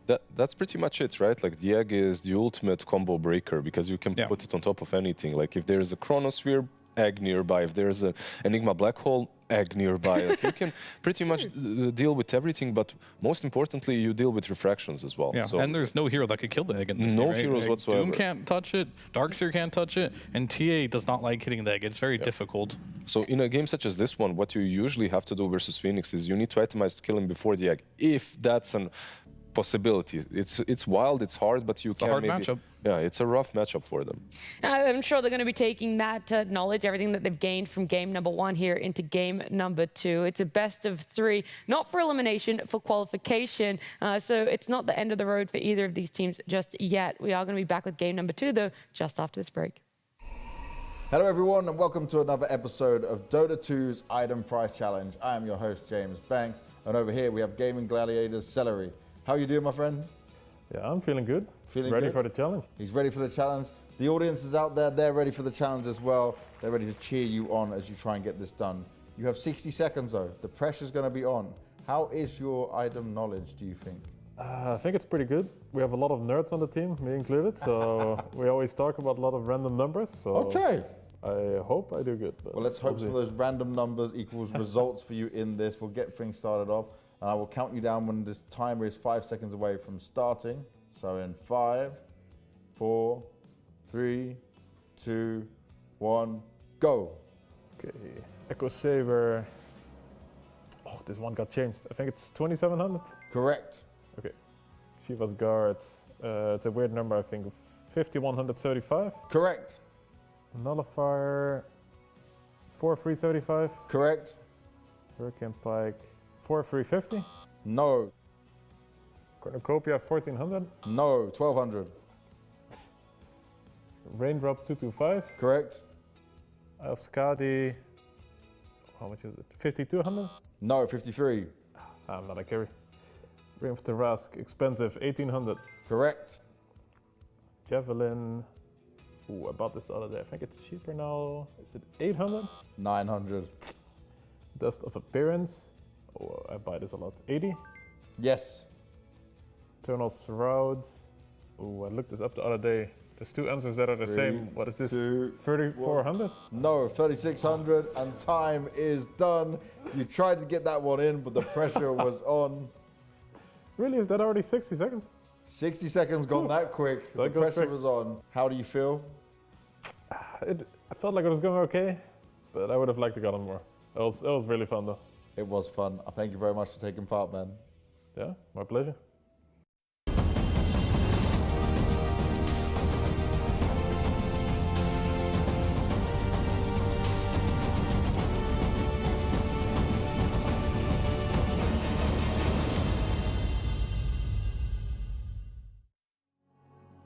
Boom are currently 1 game up in this best of 3 against Gaimin Gladiators. We weren't really too confident in what Gaimin Gladiators had drafted for themselves at the end of it. Didn't really work out. We thought maybe they were coming out with some new tech in this meta, but I think the mid-Doom and Pango matchup went pretty much how you expected, Fear. And yeah. I mean, it was one of those drafts where if it worked, wow, Gaimin Gladiators are geniuses. They're so smart. And if it doesn't work, you're like, ah, bad draft. So wow, why can't they just stick to the meta, you know? Pretty much. But look, we've been haters on this afternoon shift about the Heroes? first... Pango? Yeah. Oh, yeah. Yeah. Many other things, too. Yeah. Pango, MOUZ, they're our two favorite that we like to hate on. And you just couldn't at all from that game number 1. It was first pick Pango, wasn't dealt with at all. We thought that answer was going to be the mid-TA. They ended up shifting it. Obviously doesn't really work out for themselves. And I do think there has to go back to the drawing board of, do we let this Pango through? Have we already come up with answers on the side of Gaimin? Yeah, it was an interesting Pango game because Doom was diving him under tier 2 tower. And at 6 even, he got that Ice Ogre armor creep, so it was even a really good creep for Quinn. And I believe this is some sort of a matchup that they might have talked about a little bit earlier as a way of dealing with the Pango and something that they can switch from the obvious offlane to the mid lane, and it's still lost. So Pango, that looked super weak recently, in some games at least, has a weak win rate at least, looked really good for them, for Sladem. But I have to say though, remember during the opening we talked about heroes that work well with him, and I think this was a really good Pango game. So it's not only that, it's not only about the lane, it's about what he does for his team. Like he created this chaos, he's a frontline. I feel like Pango is great when you have these glass cannon backliners. So if you can go in, create chaos, plus you have something like a Phoenix, you can protect the egg. Like he has a lot of use in this game, which is very important, and he didn't have any Omega counters like a Bloodseeker. That's true. The other hero that we're not sure about where it sits right now is the Medusa. I've seen a couple of games and it feels like it just gets run over. But the supporting cast for this Medusa that Boom drafted for themselves was so good. It stalled the game out. It made sure that they were never really looking to punish the Medusa post that laning phase because everything else was happening around the river or on Gaimin Gladiators' side. Yeah. I mean, you know why the Medusa hasn't been doing well, right? Because it has been laning against strong offlaners. And this game, they picked a weak offlaner, so he got free farm. Like, I think they overthought this too much, right? Like, the Doom has been beating Dusa and free farming every single game. And it's supposedly a counter, but it has not been countering this in this tournament, at least. So, and Doom is one of those heroes that high base damage, can pressure pretty hard, and Darkseer is notoriously known for being a weak laner. So I feel like giving Medusa a strong laning stage is the only way you make this hero look valid. And in their minds, they're probably like, okay, we have to counter though later on. We're gonna counter it that way, but the Daggons are just too strong, and I think the Hex pickup was really critical as well. But he's only able to get to those items because he had a smooth laning stage experience. One Dagon, one Hex, and that's pretty much it. Like you all end on this late game counter, not really early on. I'd like to see the same game if with lane's going a little bit better for Gaimin Gladiators. And with the Darkseer perhaps getting to his refresher level of the game, then it maybe becomes a little bit too hectic to deal with both the illusions and 2 walls from all sides. But then again, Boom had a much, much easier game to play. Well, we'll see that Boom having first pick yet again for themselves. So there's no change up in drafting order, and that could lead to potentially no change ups in hero bans either, except for that Pango. That's again. I love the gyro ban once again. Gaimin Gladiators just respect. I don't think any team gets gyro banned against them. This is literally the only one. In first phase? In first phase, No. for sure, yeah. I mean, they just got stomped without the gyro, so that's a little bit of an issue here. So politely put for you. Yeah, I mean, this Medusa was completely free farm, and Pakaz had an amazing game on Medusa. They really have to deal with him, and they respect ban the Pango this time around. What did they ban last time? Kunkka. It was Kunkka, okay. So that'll be available, and one of the few teams to win with it. I believe it was Boom, and I think Laurel, the Team Spirit, won with it, and all the other 8 games were just losses. Kunkka is banned against Boom as much as gyro, like almost. He's up there, yeah. So they like their Kunkka as well, and there will be no Pangolier, so if you could grab Kunkka, maybe get rid of Lifestealer or pick it for yourself, that for me already sounds like a pretty good meta, but Timbersaw banned out, and there you go.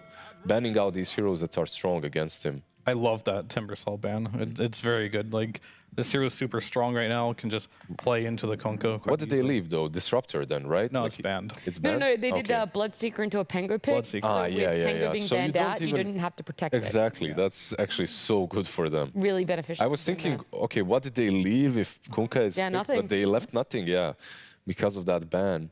Actually advantageous for Boom. There's Bane, though, yeah. It's not, I mean, it's okay, but I just imagined trying to grip during that torrent storm. Yeah, you can. Probably isn't fun. But if you do get Aetherlands, you can like kind of outrange it, just wait for it. But I think right now why Bane is so prominent in the meta, it's kind of just laning stage, and outside of the laning stage, you just walk around the map on the side lanes, you ward, and we kind of saw what happened in the previous series where Bane just was bullying a Drow Ranger. I was 23 Savage playing it, right? And he just like couldn't do anything because you just put a Nightmare on them, wait for your team to come, grip them, kill them, they all die. Night Vision helps a lot too with these. Yeah, I'm trying to think. There actually was a Night Stalker in that game, wasn't there? For the side of Aurora. No, I think Bane has like enhanced night vision too, Does, which yeah. makes him really strong in this meta because he can just set up kills easily at nighttime. Because you get bonus move speed at night too. Another addition they added to the game, plus 30. They're just banning out all these heroes that are strong against Kunkka in the lane as well. And this 99% will be your offlane Kunkka for Boom. Yeah, those are the 2 best heroes as well. When you by see far. these 2 heroes banned, what's interesting with the Kunkka, one guy that they played on position 1 before was actually Jug. Not something we see very much. Wait, position 4? 1-1. Oh, position 1. Where did you get position 4 from? I don't know. I heard that was like position 4. No way. Well, what are they Next cooking level. over there? I mean, I'm a hipster. I like these funky picks, but position 4 Jug, maxed healing ward. That's it. You're just. That's too much? A bit too much, yeah. Okay. Your whole Anything for can that work. healing ward. So. It's the counter to Kunkka. Like, he does the Torn Storm, he just dropped a healing ward. Here you go. Like, countered. Look, I have to see that one to believe it if it would ever happen. But yeah, so the big change-ups for Boom in their mid-part is that they ban-wise is that they don't have to worry about protecting that Pango for themselves, really protecting the Kunkka. And Gaimin Gladiators push the Sniper into an earlier pickup. It was banned last game in the last ban phase. I would love to see Boom pick up a Zeus. I feel like Zeus is a really good hero right now, and it's really good against Sniper later on in the game. Yeah, they do play it. Yeah. And just throw Kunkka on the offlane. They already banned the 2 worst safe laners to lane against as a Kunkka, so you've already set yourself up for a nice offlane Kunkka there. Yeah, lane it with a Dark Willow. I'm fine with that. And there's the Zeus. There's the Zeus. Nice cold. And this is also, by the way, Dark Willow that they played with the Kunkka before. The draft isn't the same. They had a different mid, but Zeus makes 10 times more sense than a Puck mid versus Sniper, which they had before. So they get the Zeus instead. Can't wait for the Ags refresh Zeus just to blow up the sniper. Yeah, the sniper, and also to give vision on Bane.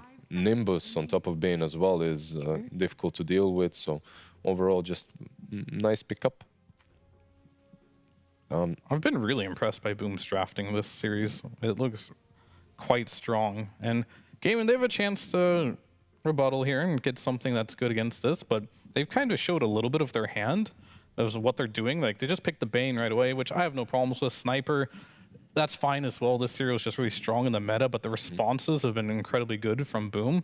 And now it's time for Gaimin Gladiators to respond to what they see here. To me, Gaimin Gladiators, when they have these snipers and Clinks heroes, they look completely different if they have an offlaner that okay, sniper Clinks.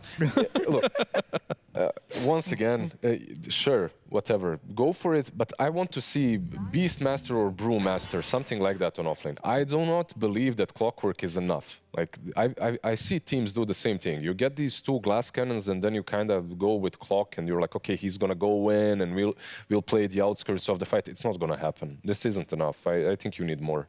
Yeah, the Zeus is now a hero that's actually good versus Clockwork with the Heavenly Jump added there. And Clinks, I'll say it again, this hero is not good versus Zeus. It's just really hard to play against Zeus, and they're picking it again into it. So Gaimin Gladiators are going with Gaimin Gladiator heroes. They're not really going to counterpick you, but they've been known for this. Like, they play their own heroes, and they just play better than you. Is the duration between Battery Assault on Clockwork long enough for you to get Heavenly Jump off? You can jump. You can get it every time, yeah. Every time? Okay. I thought maybe like if Battery Assault was short enough duration between hits, then you still kind of It's not like a shaker totem or something, but what's nice here for the Clockwork, at least if you hook in, you can cog him to your team, and then it's kind of difficult for him to find the angle to jump. So you still can play around that, but it's not easy. I don't know, for Ace, I'd like to see at least Boom have 2 more bans. I'd like to literally see...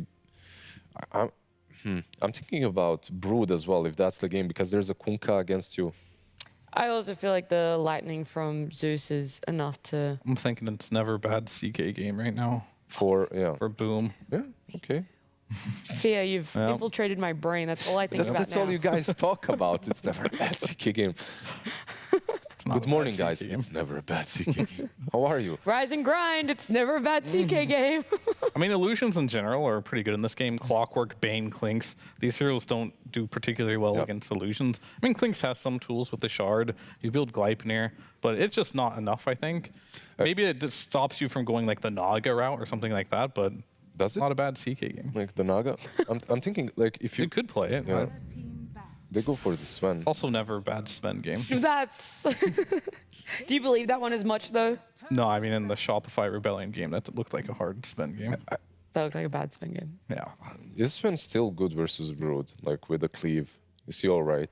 Brood? Yeah. You're really on this Brood train after I'm on the 1A I'm on the train. Literally, why I think this one is picked is because I'm on the train of Brood, Brew, and what else do they pick that's annoying on the offlane for Ace? I know sometimes he likes the Beastmaster, like he wants to get it for himself. I mean, the thing is, these Sven, Luna, CK type heroes that I was thinking, you can't counterpick them. And you see in your position, your first pick, you don't get the last pick, so you can't do something spicy from the carry roll. You can't pick Dusa again, because they only did that because they saw what they saw.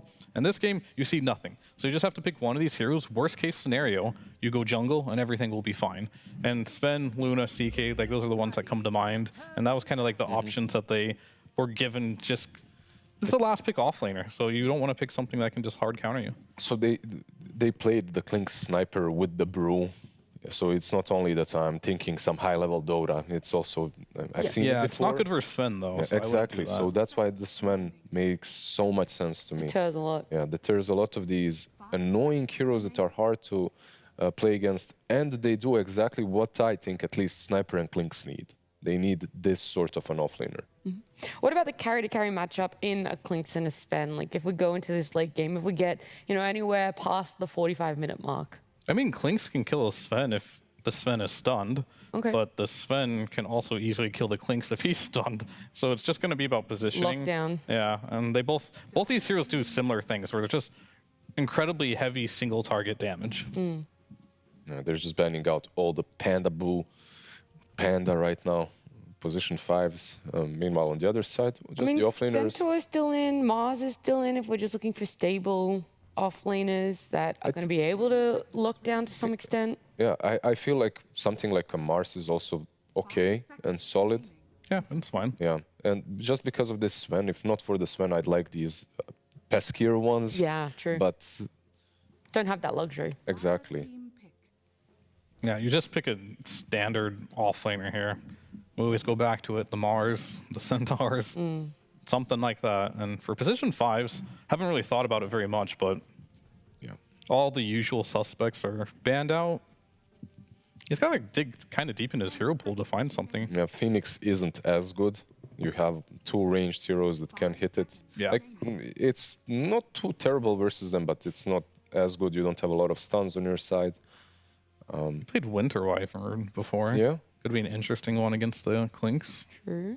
They don't have a lot of, like, even... Versus Bane as well. They just have a ton, but they're going to go for Mirana. Okay. We saw this one against Clock a lot. You just have the leap to be able to get away in the laning stage. That's what I was thinking with Winter Wyvern, too. X marks the spot into Arrow as well. You have some setup. You don't Not have a too lot bad. of setup, though. Yeah. It's really just the X, because I don't think Sven is going to be really participating with leading in the fights until later in the game. Like, straight up right now, seeing this draft, it's not nearly, for me, as strong as Game 1.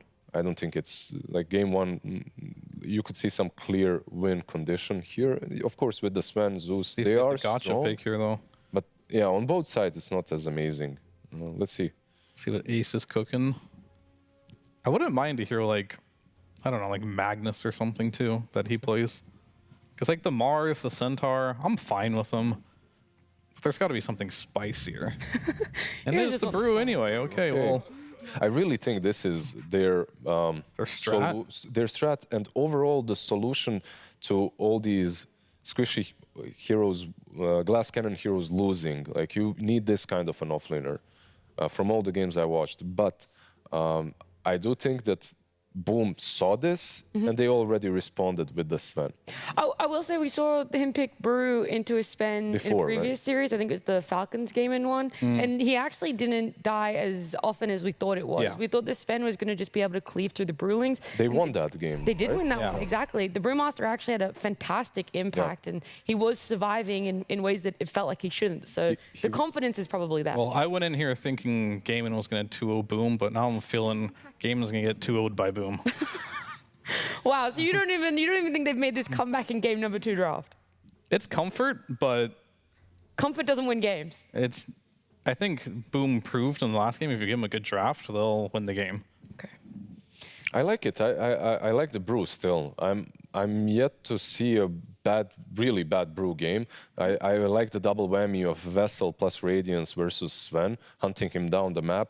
Let's see if Sven is strong enough. Like, they obviously saw this coming, because if we could see it, they could see it as well. That's why they picked the Sven. Let's see whose idea is stronger. Well, that's exactly what we're going to do, Liz. We're going to see whose idea is stronger. It's game number 2 between Boom and Gaimin Gladiators with our casters Lyrical and Trent. Thank you so much, Nat. Who's stronger? They all look very buff, surely.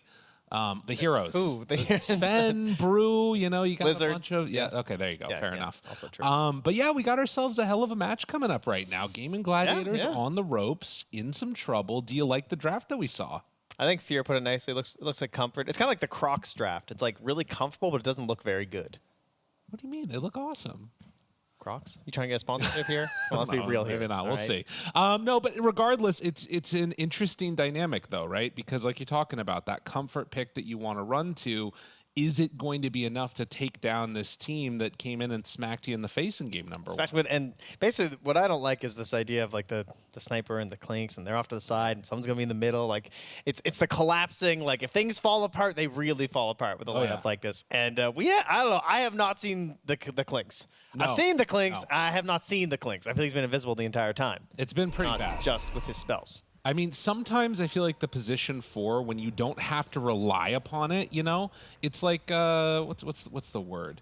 It's like icing on a cake, right? It's not going to fill you up, but it makes something a little bit tastier. You need that sort of nice base to a foundation. Have you been able to tell I haven't eaten lunch yet? Yeah.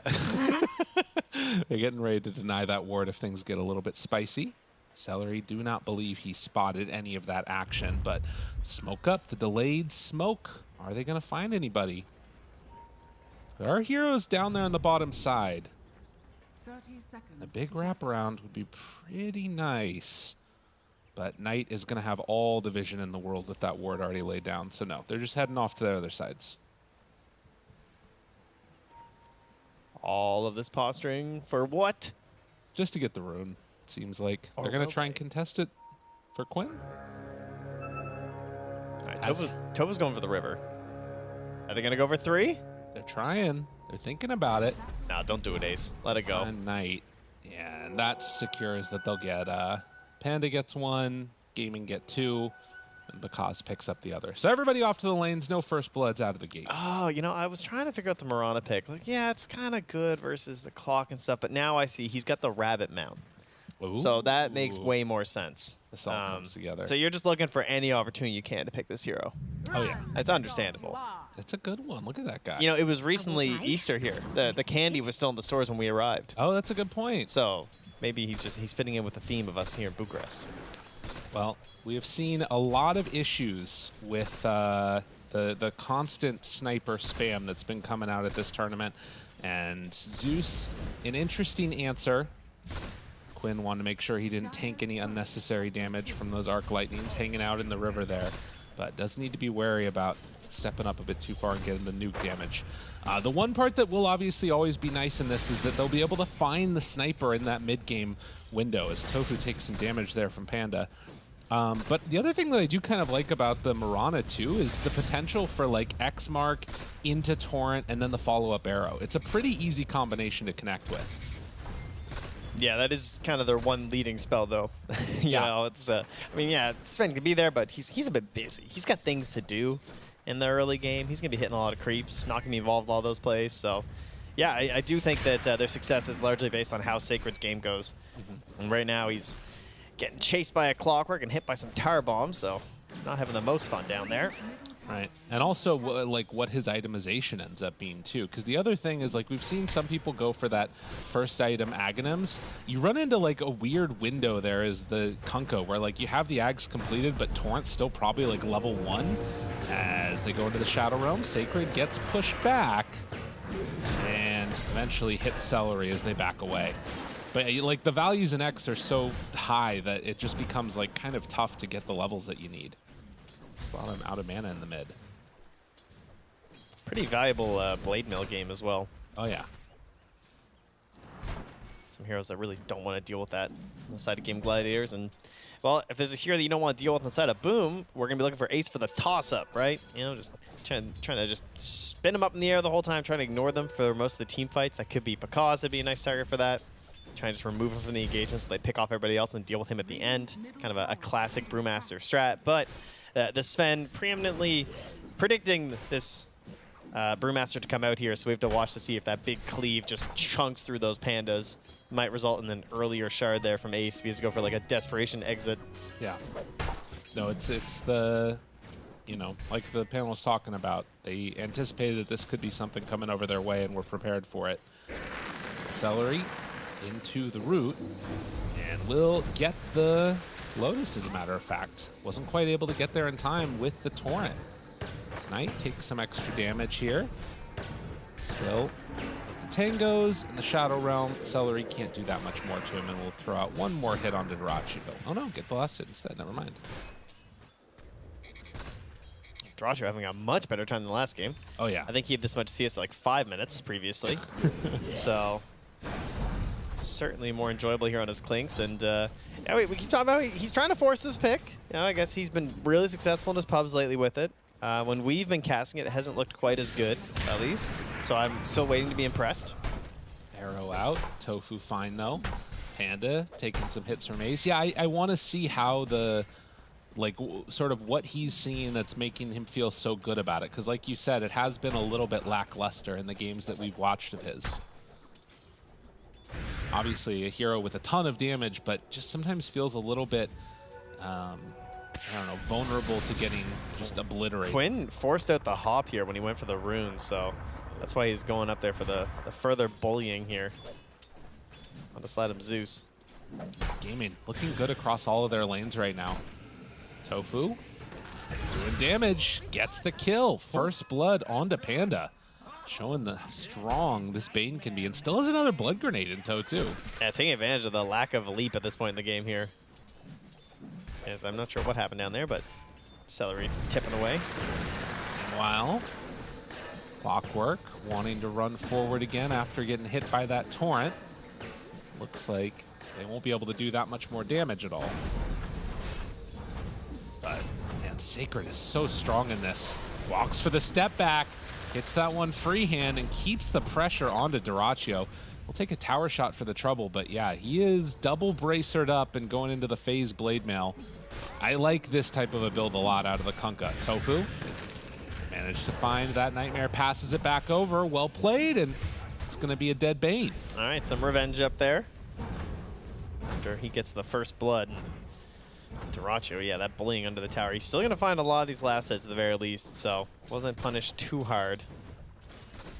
And munching up some neutrals here, too, with the Death Pact.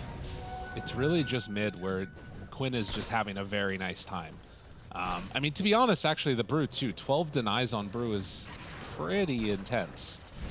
But as we get closer to this 6-minute mark, they're bringing in help. Tofu makes the move over. Nighttime Bane. Got him in trouble.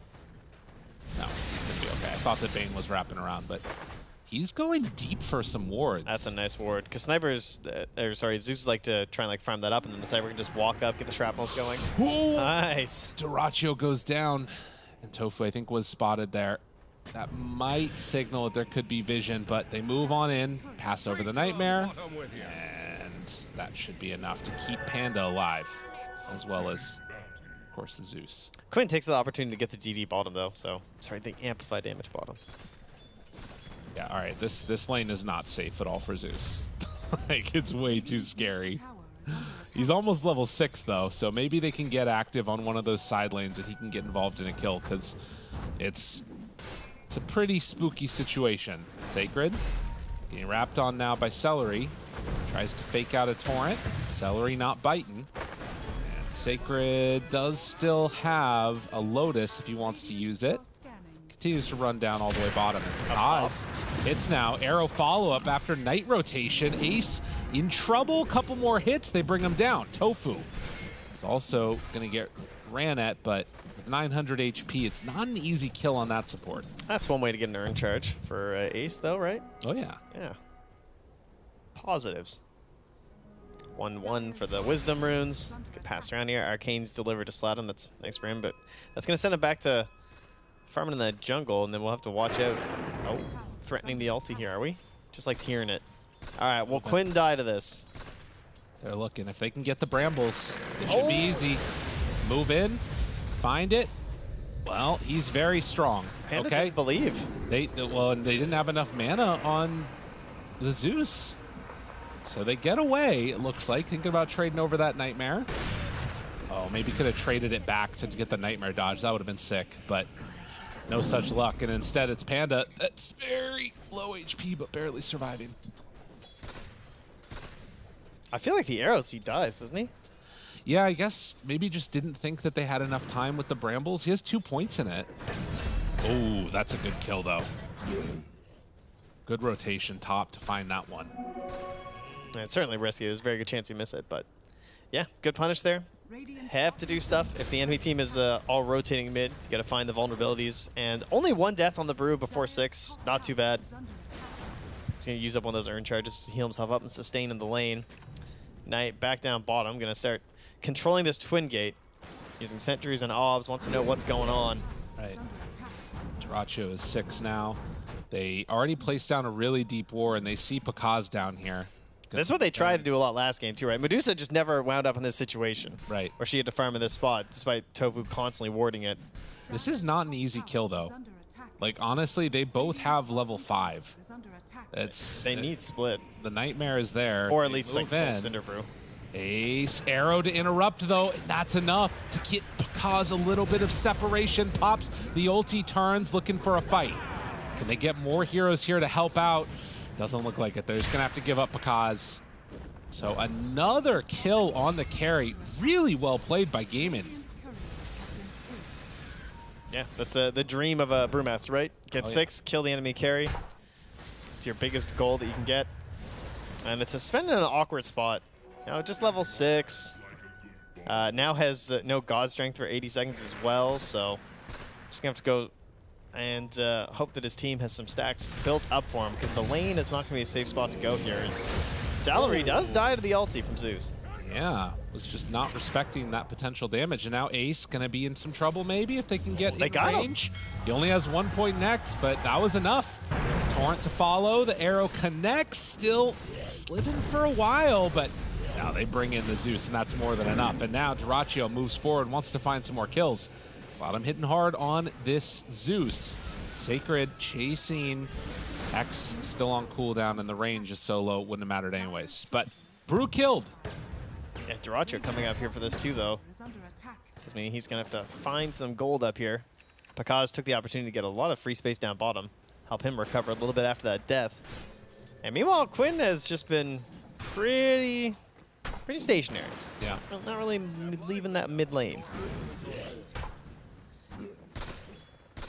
No, just farming. This is where these mids have like inhabited. It feels like almost every mid now is farming out the jungle on this area and then also heading back to the lane when they need to. Kaz not able to find any stacks though, unfortunately. No. Just doing the single camps. Tofu's building them up. And Sacred in the jungle. This is the thing, right? Like, as Dyrachyo, you want to be able to find something, but he can't really do much to Sacred here, I don't think, without help. So a lot of help. Like, he's literally just kind of chilling. Now, Celery moving in, that, I mean, I don't even know if that's going to be enough. He just walks away. Oh, rough time. Off he goes, hits him with the little dance, the jig, as it were. Oh, yeah. And he doesn't even go that far. He's like, you know, they probably have vision here, but... Does he get to him with the Tidebringer? Yeah. The flare. Okay, thanks. Still just going to farm here. Well, and so, like, that entire time, Sven is off hitting camps. Making space here. Spirit Vessel is done now for Ace, so that's quite a bit more damage. And they hit the Bramble Maze into arrow. They connect that time. Doesn't decide to go for the arrow. Quinn dodges it after the fact, and, well, that means you got to get out. Okay.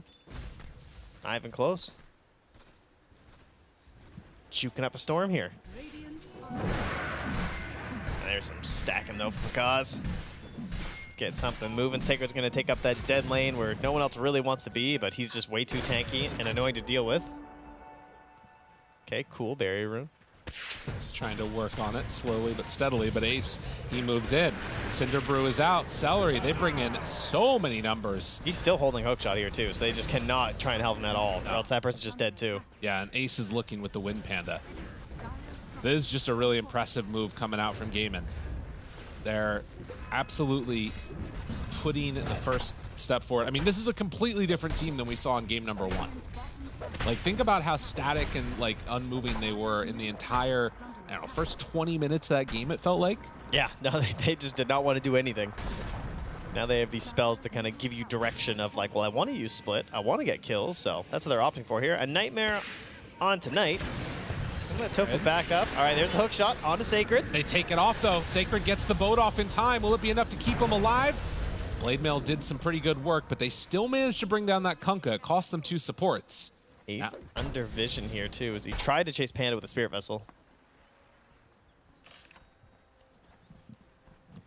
Not going to be able to find it, though. And Knight is just circling their ancient, saying, go here. Just go fire. Well, now actually the same circle's coming out here from Celery, saying, I think we need to go and disrupt this. But the whole time, Quinn stays at the top of the board here. He's just been farming it up. Everyone is coming to his lane. He doesn't really have to move too much. Sladam's on his way to the Lightning Hands build, as after this phylactery, he's going to start working on that Manta. Oh, yeah. Get to it as quickly as possible. Spam out.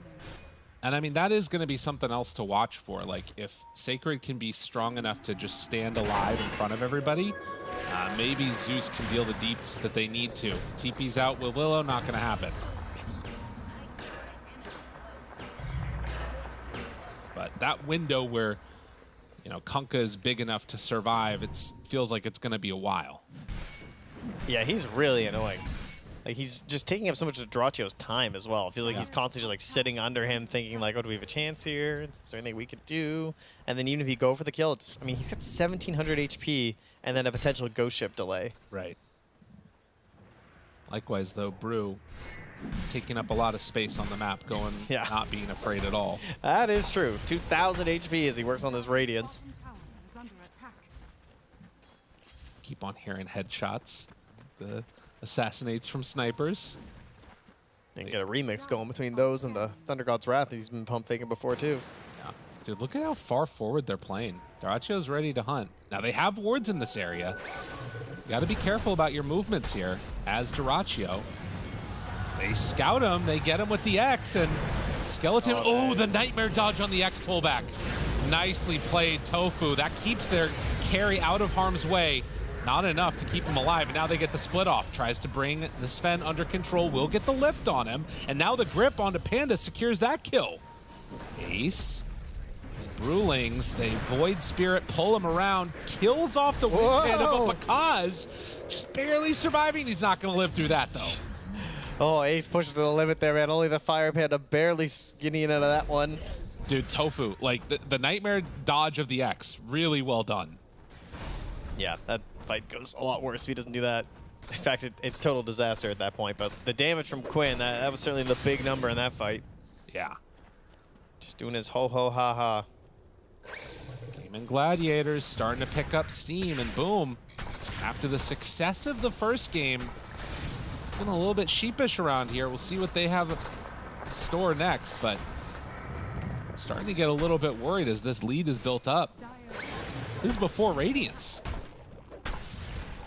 Yeah, that's true. It's going to just balloon out after that. And part of the problem is that you look at Gaimin Gladiators and you can see what a weakness would be, which is that they have a sniper and a Clinks. And so if they get jumped on, then they can just get blown up and dead. And you have this vision from the Zeus, where it's just like, oh, there they are, kill them. But they don't actually have the way to kill them. It is that X setup. That's what they have to do. And the Nightmare save being there, that's great. But there's just not going to be like a blink or something. There's not a simpler answer other than X. Right. I mean, so long before Pakaz can be like, blink, huge damage, commit fight. Right. Well, and the other one that we'd sort of imagined that we might see is Bramble Maze into Arrow. When they've tended to go for those fights, even though Bramble is maxed out, we're seeing Panda like leap first before trying to throw out an arrow, and he gets the Starstorm damage onto them, which is not translating into kills. So 5,000 gold lead now. And, I mean, you compare that, like, those two supports to what a Clockwork brings to you, right? It's just worlds different. Tofu, grip back up. And even though they have insane vision here, they still might lose a hero. Yeah, and that I think ward it's gone. Has been there the whole time. Grip out. Done. Yeah, now they know there's a ward there. There's another one behind. Can they punish this at all? It doesn't look like it. Ace moves in, and now, if they're not careful, this Zeus is also going to drop. Hook shot. Oh, my God. This is falling apart. Boom, in trouble. Losing hero after hero. Now they're immediately running bottom. Pakaz in trouble. TP, but he's not getting out of there. They are running wild over there. Gaimin Gladiators, they woke up a little bit late on that first series for themselves, and this game 2 just looks like a completely different team.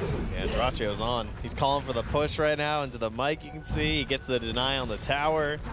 He's definitely playing a little bit more isolated compared to the rest of the team. It's kind of like how we had that really successful Weaver game too. Right. It feels like he's in a mood right now where he really likes playing the opposite side of the map. And that must be why he keeps wanting to go for those Clinks. You know, like he has this idea of like, I want to be really greedy. I want to get all the farm on the whole map so that we come together really strong at that like 25-minute timing.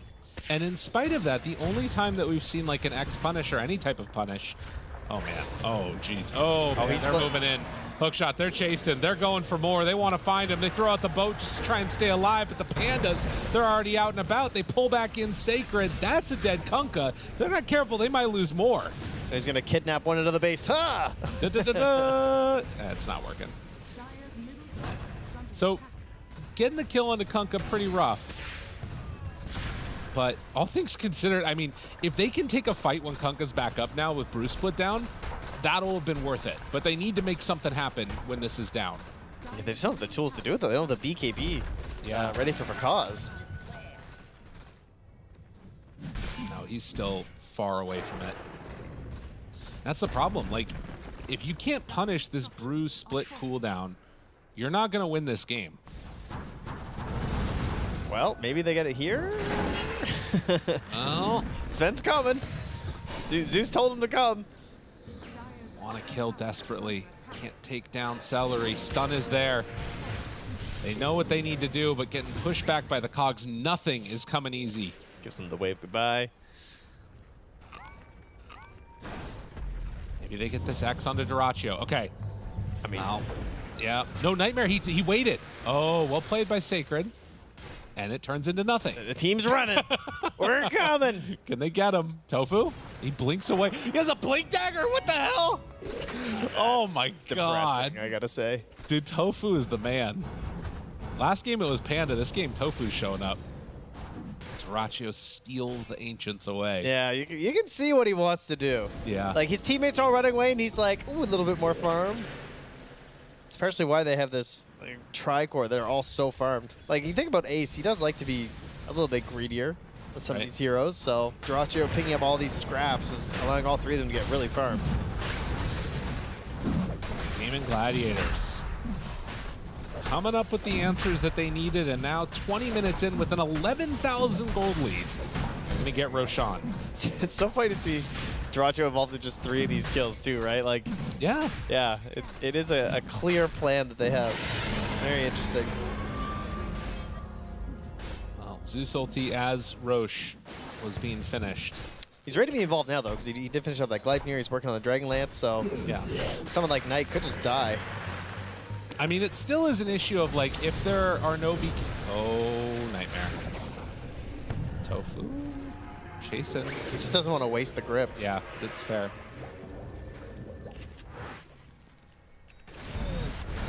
Oh my god. Panda barely getting any value out of that mech there as he's killed off. Ace TPing behind their tier 2 tower back to the top lane to push this one out. Pakaz has the BKB, but it was at the cost of the Echo, so he still has to build something back up before he fights.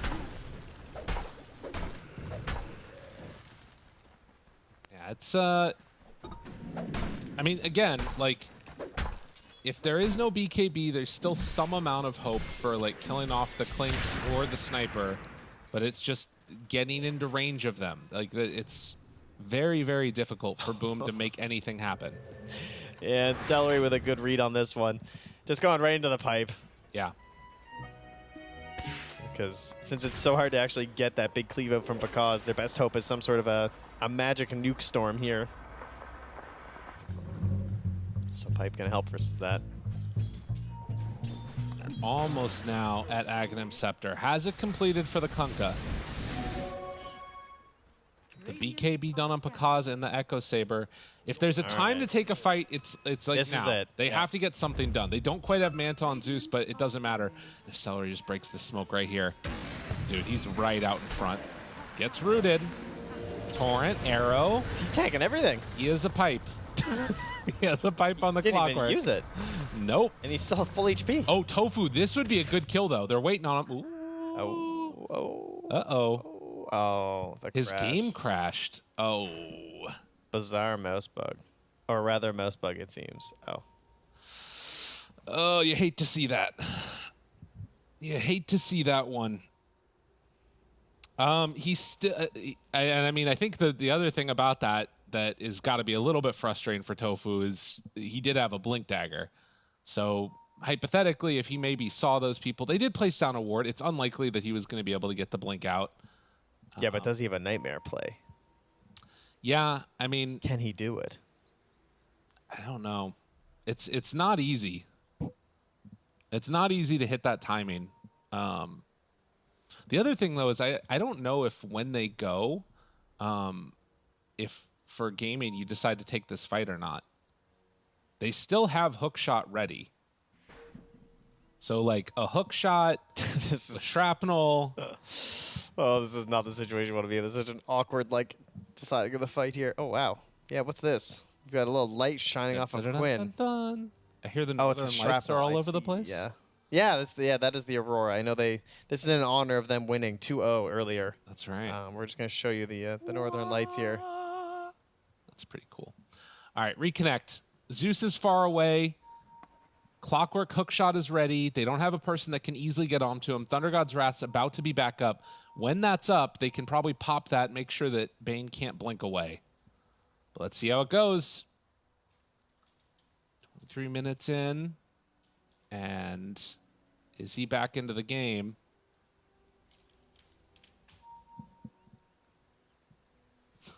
They said go. Are we going? Any second now. They're ready, I guess. All right, there we go. And Tofu gets hit. Nightmare. No, wasn't able to get it in time. Blade Mail out immediately. Tofu gets piped. Dude, this is so tanky. That's crazy. Now Hookshot finds the Sven. He's caught in the cogs in no man's land. Quinn did get held back completely by that Torrent Storm. That was well played. And now Panda has to leap, has to jump, mech to save a life. He still might die to it. That's so much damage. Was anything else popped in that? No God Strength. All right, so a whole lot of nothing. Well, Panda died. Well, you know, he's the 5. It's true. Yeah, that was, I think, the pipe reveal, and just shows how difficult it makes any type of fight around this. They get the shard for Panda, so the leap dealing a little bit of extra damage and giving him the extra charge, and the ult cast for weird things with it. Zeus ulti spots Quinn. He's all alone in the mid lane there, but not going to connect with him on the brambles. Yeah, it does just feel like they have this vision tool, but no way to actually capitalize on it. Oh no. BKB needs to kill him. They get him. Ace next on the docket. Quinn's still doing a lot of damage because he's just going to drop. I mean, this is a BKB running away Sven, and he's just getting chunked through it. They are in complete control of this game, Gaimin Gladiators. Shard going to be out soon on Quinn. He's just going to be untouched this game. No deaths, 4-0-10.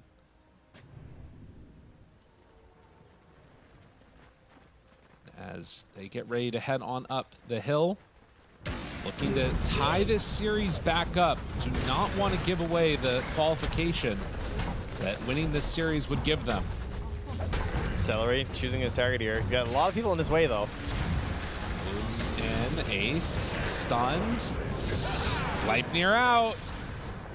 Sacred, the Blade Mail, doing what damage they can. Knight has to back all the way away, and Sacred didn't throw the boat out. That means he's dead, and no buyback right now for 50 seconds.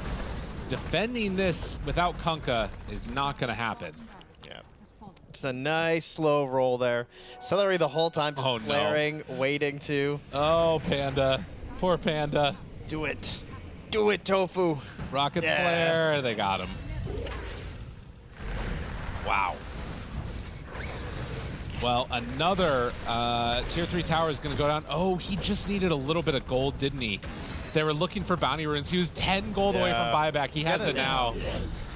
Well, it is still going to be another racks down. Willow. It's taking a lot of magical damage. Dude, he's dead. Knight's gone. Eul Scepter, never mind. Live it. Good save. Survive, survive. Their racks, not so lucky. Oh, they call it.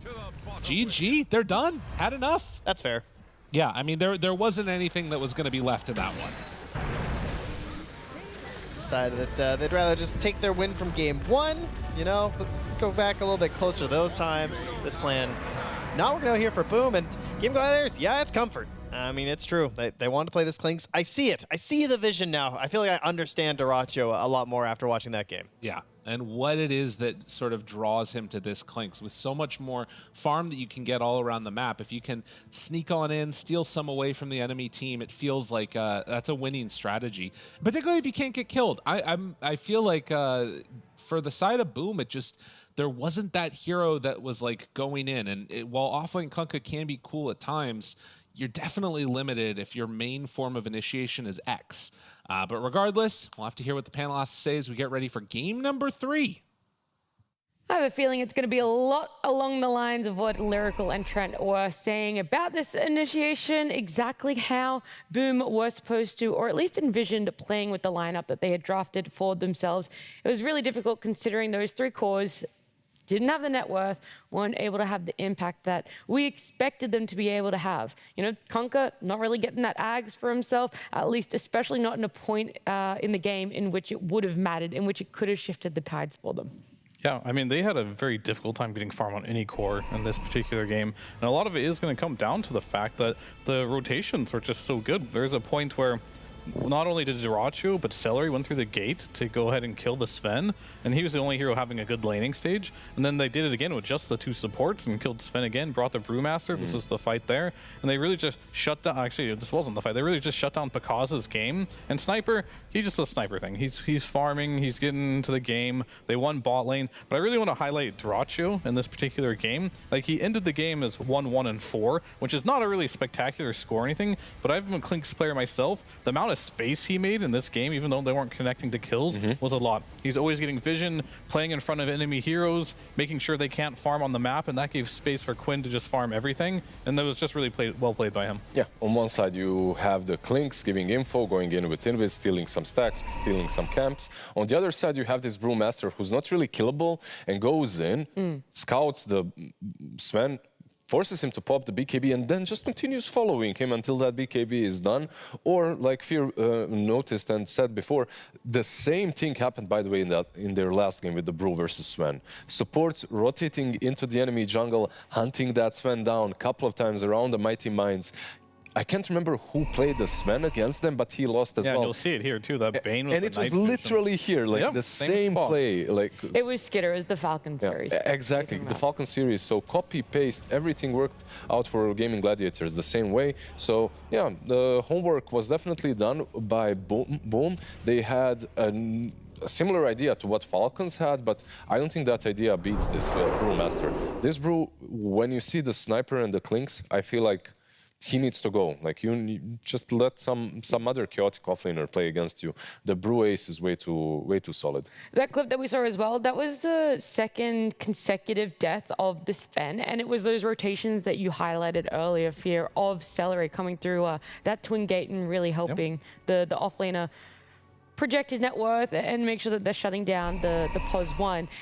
Now, how do you feel about the Brewmaster Sven matchup? Is it still somewhat heavily favored towards Sven, and it's everything else around it that you're like, okay, this is why Gaimin Gladiators have confidence in picking it up for Ace? I mean, to me, you can do that with any hero, against any hero, right? Like, the first rotation that happened, it was actually Dyrachyo moving over and killing him, and he just got overwhelmed by numbers, right? So I still think Sven is one of the better options in this Brew. Brew is a very strong hero right now, but I think the way they just use their heroes in general and their supports and their rotations, it's just shutting down Pakaz in this game. And I think Sven is it's obvious where he's going to farm. You know where he's going to farm. And I think Gaimin Gladiators is just really good at playing against Sven in particular. Yeah, I absolutely agree, but I have to say Brew, like, maybe does get dumpstered eventually by the Sven. He just leaves through your primal things. What are they called? Brewlings? I call them Brewlings. Brewlings, yeah. But that's not the main point. The main point is, by the time, usually, not versus Sven in particular, by the time you get rid of them, the Sniper and the Clinks have done way too much damage. Yeah. So you have this frontliner that's really long-lasting, either just by running in with a BKB with the Radiance Vessel, or even using the Primal Split, of course, afterwards. Do you think that this is where Dyrachyo really shines as well, is playing a hero that's making space, almost like a second offlane? I don't know if you want to kind of summarize it that way, though. Yeah, no, I would say, like, he's aggressive, right? He wants to get in your face. He is much better, in my eyes, at stopping you from farming than him farming himself, right? Like, we have, like, certain players, like Arteezy's really fast at farming his own side of the camps. Dyrachyo's the polar opposite. He wants to run to you and start fights and stop you from farming. And him, when he plays these Weavers, when he plays heroes like Klinks, which he really likes this patch, they're really good for him right now because he can get in your face. Lifesteal is another good example of that one. He wants to be very aggressive. He doesn't want to play these hard carries, or maybe he does want to play them, but that's just what works best for him on this particular team. Yeah, and it feels like that's where they look the best, right? Yeah. Like when you have a mid laner that can be the ultimate win condition, such as Quinn, such as Sumail back in the day, then you can chill as a carry, right? Like you can just make space. Yeah, you just run in there, and you're going to get there. carried later You anyway. don't need to be that. Look, hopefully it gives you a couple of ideas, a couple of options to draft. And that's exactly what we're going to be seeing, more draft options as a game number 3 will be coming our way just after this break. Welcome everybody for another Dota 2's item price challenge. This wonderful audience is here cheering away to see Virtus.pro's FNG take the challenge. How are you today? I'm good, I'm good. You're good? That's what it's all about, being good. He's positive right now. Let's see if he remains positive when the pressure is on. There's going to be 60 seconds. You're going to have to be able to handle all this stress that's coming your way to make sure you don't mess up the prices. You think you can do it? Yes. Okay, let's get started. Let's go into it. The timer will begin. The slideshow will get itself ready. And the first item you will see in 4, 3, 2, 1, go. 1400. Correct. 675. Correct. 90. Yes. 4025. No, 4050. Oh, that's my 600, 825. I don't know. 6625. Okay. Oh, 5,700. 5,600. 6,000. 6,100. Pressure. 2,850. Correct.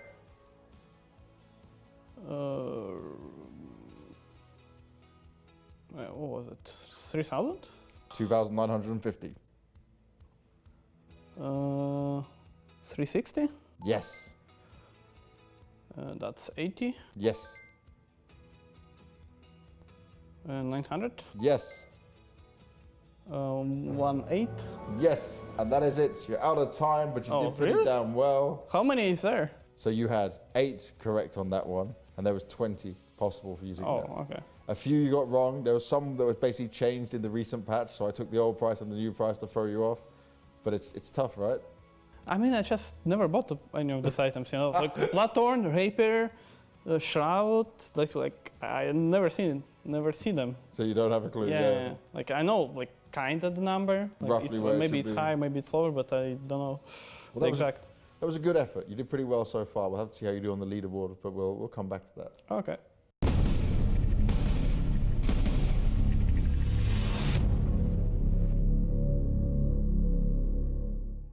Look, that's exactly what I was saying. Poor FNG having to know the prices of all these carry items when he's a support player himself. How are you supposed to know all of that, Fia? Just be versatile. Like you, right? Yeah.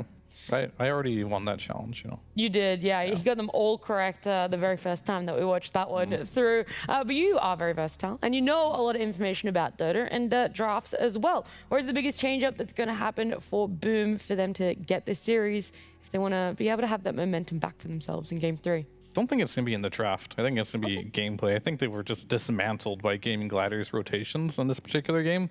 And they're just going to be like, maybe more wards on the twin gates, potentially. Maybe read the situation, bring your supports. Or you could always make the move first. But pretty much these rotations that happened from Gaimin Gladiators just opened up the map completely. And it was like a snowball effect from there. If you do want to look at the draft, maybe shut down Dyrachyo in some way. Right? Ban the heroes that he can be very active with. You already beat his TA. And that's like a farming hero. Maybe ban out the Klinks particularly. Maybe ban out the Weaver. Limit his hero pool. Klinks and Weaver. That's and Lifestealer. And Lifestealer. Yeah. But they did that one to protect the Kunkka, so it was like a 2-for-1. Yeah. I feel like Lifestealer is one of those heroes that fits him perfectly because he can go win, he can do the Dyrachyo plays and still get out because you have so and kill them many all. and kill them all. You have so many skills that save you. You have built-in BKB with the Rage, you have Infest as well, Radiance to protect you. You're naturally tanky, so definitely an option for them. But if they do end up playing versus Klinks and Sniper, I want them to have more focus on the offlane and what they ban out. Yeah, because it felt like in game one, Boom were really good at rotating to mid and shutting down the mid doom that Gaimin Gladiators had picked up for themselves. But then in game two, they didn't really put that focus on the side lanes. Gaimin Gladiators did, and that's where that advantage kind of snowballed for them. Yeah, but the pressure was completely different. Like Fear mentioned it very nicely. Darkseer always does Darkseer things. He just uses the Iron Shell. He can't, like, he doesn't really surprise you unless he's buying some Helm of Dominator, which isn't really the meta anymore. So you can leave him alone and then rotate mid, mess with Quinn a little bit, you know, make him suffer. So overall, that just couldn't happen this game. Hopefully as well, when it comes to post fives, I feel like the Mirana kind of struggled a little bit as well. I mean, it's a support. You're kind of going to struggle when your cores do as well. But the impact difference compared to a Mirana and a Phoenix as well, that's where I want to see, the priority of Panda's hero. Maybe he's shifting up because he was overall last pick and it wasn't this gotcha. It was just a safe hero that you could have picked at 2 or 3 for them. Yeah, I mean, it's always going to be an issue when to land your skill shot, someone else has to land their skill shot to set up your skill shot, which was the Dark Willow. Was like his best setup that game to make things happen. And once the Torrent, which also difficult. I think the other call was much better, like the Winter Wyvern. Of course, they opted for the Mirana, maybe a little bit easier to play, but overall I feel like more meta too, I guess. Yeah, but Wyvern would definitely, in my opinion, at least have more impact. Still, though, you suffer from the same thing. You get these Brewlings on top of you. You can't really do a lot. They chase you around. Well, let's see. That's a lot of paper. I was just thinking that. I'm like, is there a limit to how many papers people can bring in? Because it's looking like a dissertation over there. I mean, you can bring a lot of paper, right? But at the end of the day, there's such thing as like, can you use all this information? Yeah, can you right? flip through all the information at once, or are you going to get lost in it?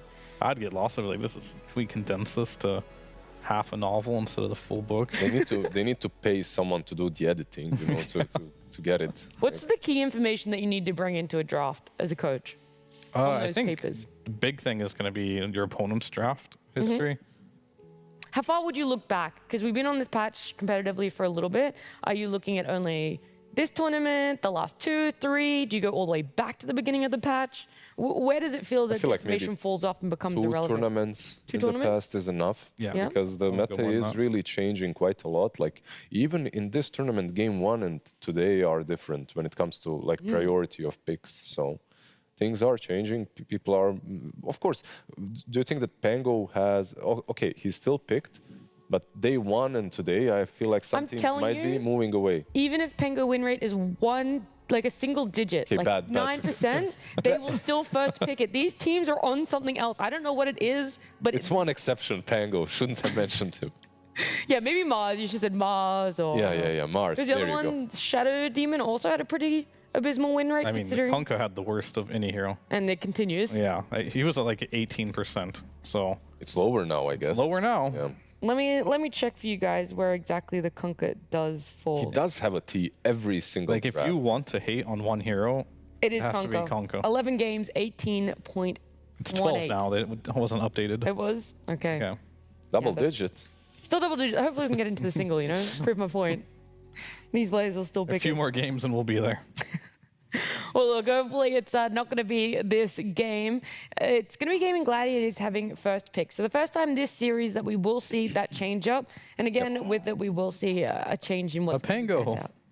You want to see first pick Pango? Can't wait. I guess now if you are Boom, that's the change, right? Like you're probably going to have to ban it. You don't have the first pick. Do you? Pango has been picked up a lot this tournament. Yeah, that's true. A lot of teams are deciding he's like sometimes worth banning, but he's also sometimes worth leaving in. It's not like Disruptor or Chen levels where you have to get rid of it every single game. He's right on the cusp there. Primal banned. Well, I wonder what this could mean. Oh my goodness. No, that's the bait. That's the double bait, you know? Then they're like, oh, they'll have to waste one of their bans onto a Pango. Yep. That's not true at all. Well, with it banned, I don't think you really have an option anymore, but there's always the option, I guess, to let the Pango go through. I'd ban it. Same. I mean, I respect that one. You just got peeped pretty hard in that last game. I really Wouldn't want to enter that again. Pango. Hey, but you're I feel like you leaving, double down. You're They leaving did it. things Okay, in, you're right. though. You're Disruptor is in. Like that. Oh yeah, Disruptor is in. There you go. They do the 200 IQ. They pick Disruptor. You take Rubik. You just get the better Disruptor at home. I'm very curious to see how Gaimin thinks about this Disruptor hero. Do they think it's good? Yeah, he's the most banned hero. Yep. And I think for good reason. This hero theoretically is incredibly broken. I think in like pubs, he's like 56% win rate, which for a position 5 that you first pick every game is absolutely absurd. They banned it. Yeah, they banned it. They wanted Dio. There's some. Okay. Interesting. And I think it's a real thing too, where these heroes like Chen and Disruptor, you play like 100 scrims or whatever, and you play these tournaments, it's banned every single game. If you pick up the hero, you haven't practiced with it, right? Because it never gets in. So for them, they're probably like, yeah, we could probably play Disruptor. It's a good hero. And also, but we're getting IO, so why not just ban it and pick our IO? And also, if Disruptor is picked, I guess they're more prepared for it. Like, Disruptor is what everyone is thinking about. What's going to happen if we let the Disruptor go through? I don't think there's an answer, though, but whatever. They decide to go with an IO instead. It opens up a lot of possibilities, a lot of different heroes that you can pair it with. Gyro, obviously, not one of those, but we've seen quite a few. We've seen the Muerta, the Luna. There's just so many. Mid lane, the I was going to say, yeah, you have to look at mid Marcy. and off lane. Oh, sorry, mid Right. and safe lane. You know what's ironic, actually? What? Disruptor is like considered the most OP hero, and you know what the counter to like the most OP hero in Dota is? It's like the meme item Centaur builds, the cart, right? The cart is We actually saw the that. counter. Virtus.pro in secret. Yeah. It was saving Lena time and time again. That's actually once you got the hilarious. cart. Like the most broken hero is countered by the memeiest spell in Dota. But either way, like they were probably thinking that too. Like if we pick Disruptor, they're just gonna Centaur. And That's the beauty of Dota. It's gonna be an issue. Just wait for the carty. Eventually, you get it. I mean, there is also this Shadow Demon that's being picked quite a bit. So you get Static Storm. There's this Banish that he can bring to the table, which isn't that bad. But First Static Storm lasts like 12 seconds. Yeah, it's not the best, but it helps a bit. They ban out the Keeper of the Light instead, something that Boom have played, of course, and interestingly, they do leave the Shadow Demon. It's something that most teams do ban out against Boom, and it's a good combo with the Centaur in the lane, like one of better ones, actually. There's Hoodwink, though. You have Shadow Demon, you have Hoodwink. When it comes to these big heroes, you also have Bane, which isn't bad versus Io. Like, you can sleep one target, grip the other. It's not like the most amazing counter, but it's not We've seen bad. a lot of teams pick up Bane, though, in retaliation to the IO. I have a theory on like Tofu. Like when he plays these hoodwinks that are supposed to scale and farm, He doesn't. Gaimin Gladiators don't look as strong, right? But if he's playing these Banes or Crystal Maidens, All of a sudden, he has like a 18-minute blink dagger or something. yeah, he gets super farmed. They're owning. They play really fast. I feel like even though it is a little bit strange to be like, yeah, greedy pos 4s are good this patch, I don't think they're really good for Gaimin's playstyle. They want like everyone, even Dyrachyo, right? They want all 5 of them need to be aggressive and like playing fast, or I feel like it doesn't fit their way that they see the game. And then their slow Dota play just hasn't impressed me. But if they're really fast, it's a very strong team. Interesting exactly where they will go, though, but it wasn't any post 4 that Boom thought they needed to ban out. So they just go for the Marcy. Yep. They're one single ban. That's what they used on what they feel is probably one of the most broken OP ones. pairings with IO. And it truly is. Like it's such a good combination in so many different ways. With an IO, it's really difficult to deal with, to counter it. So probably one of the best ones. Usually when I see an IO, what I'd like to see from my next couple of picks is some sort of a setup on other lanes. One thing that Spirit did really well is IO Mars. And that Mars for me is still really good versus Centaur. I'm not sure if that's really you're the go-to ace hero, you know? Like I'd still rather see maybe on one of these, ace heroes. These Describe them to me. Don't use aces. Can I use colors? Sure. Green and nasty. Green. That's an ace hero. I mean, it isn't like, that's more of a DM, Veno, Vipers, whatever, but the Beast controllers, the Zeus, the Brew Masters, the Brood Mothers.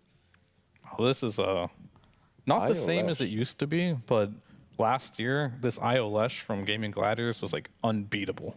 Like nobody could beat it, and they just first phase it all the time, and the draft It order was was either different. always banned against them or immediately picked up by Or them. always winning, yeah. Yep. And they banned out the Keeper of the Light, by the way, so they make themselves safe in that way. And what else is left in the pool that can defeat the Slash now, especially with an IO? And they get the Hoodwink, by the way. I haven't seen actually Invoker is unpicked, but that used to be a hero that was incredibly good versus Leshrac. You buy Vessel, you kind of lock them down, but yeah. That's an old counter. Another counter people have been doing is Lina in the mid lane. It's like a hard lane to match up into for Leshrac, and you just right-click him to death. He has issues running into heroes like Lina. It's a good hero, but like hero-to-hero matchup, just completely out of meta, doesn't feel as strong. Well, if you want the meta, they're banned. Sniper and Coddle. They go with the Zeus, a simpler one, but something that also Leshrac can definitely itemize against. Yeah. Like some Eternal Shroud maybe later on with the Bloodstone Kaya is always solid. And they leave Panda Boo's hero for last. I feel like Phoenix again for them would be pretty good. You get attack speed from the IO with the pairing, but... Yeah, they left Mars in the game when they have an IO, and they're playing against Weaver Centaur. I feel like if this isn't the best Mars game I've seen in a long time. Yeah, this game right now will show us if they play Mars on offlane and if they want to play Mars or not. Yeah. Is it to the point where it's going to get picked up here, or because you... it should be. Yeah? I think so. Yeah. Okay. I think it's banned if it doesn't get picked here, unless they pick an offlaner now that isn't Mars. But we all know Gaimin Gladiators, sometimes they go for comfort over the theoretically best pick for the game. I don't think they played Mars, actually. I don't see like they have Ace play a lot of Mars, right? It's just not a hero that he plays, I guess. This is flexible a bit. Like it can be mid, it can be off, and you do have this corrosive haze versus Weaver, which is really nice. It isn't flexible optimizing. You have Lash, so it will be on the offlane. So okay, they actually just don't play Mars. But this is still a good pick, though. Yeah. And IO plus Lardar is a nice pairing too. It is, yeah. But I have a feeling this will just be a Hoodwink and a Slaughter lane, and the IO will both a carry. Yeah, that's also. I mean, it is a better lane, like having Hoodwink. I've seen Tofu play this Hoodwink, and I don't think Celery or anyone in really plays the safe lane Hoodwink in position 5. But it's a possibility. We'll see. I mean, overall, IO and Slardar are nice. Yeah. Some teams like to play it. It's a pub stompy kind of a play, right? Like you have this IO Slardar, a lot of attack speed. You can get in there, get those bashes in, but overall, it doesn't have to be the lane combo. Yep. And it's never a bad CK ban, so they ban it out. By the way, they just banned out a carry. So they're actually expecting, because of this Lardar pick, maybe Boom switching up the Weaver. Even though they played it only on position 1 in this tournament, they're expecting it to maybe be a position 4, which is possible. Like you can put Weaver on 4 and then last pick your carry. Guess what's in the pool, guys? What? Not Clinks? Clinks? Oh my gosh, Clinks IO, my favorite. That is not a good combo. But Clinks Lardar is not that bad, but the thing is, the IO doesn't have to play with the carry this game. Outside you can just like lane a little bit with them and then just rotate, move. You can scout and then you can reload on that as well. It's not amazing, but it's something. And what's left? Luna, Morta.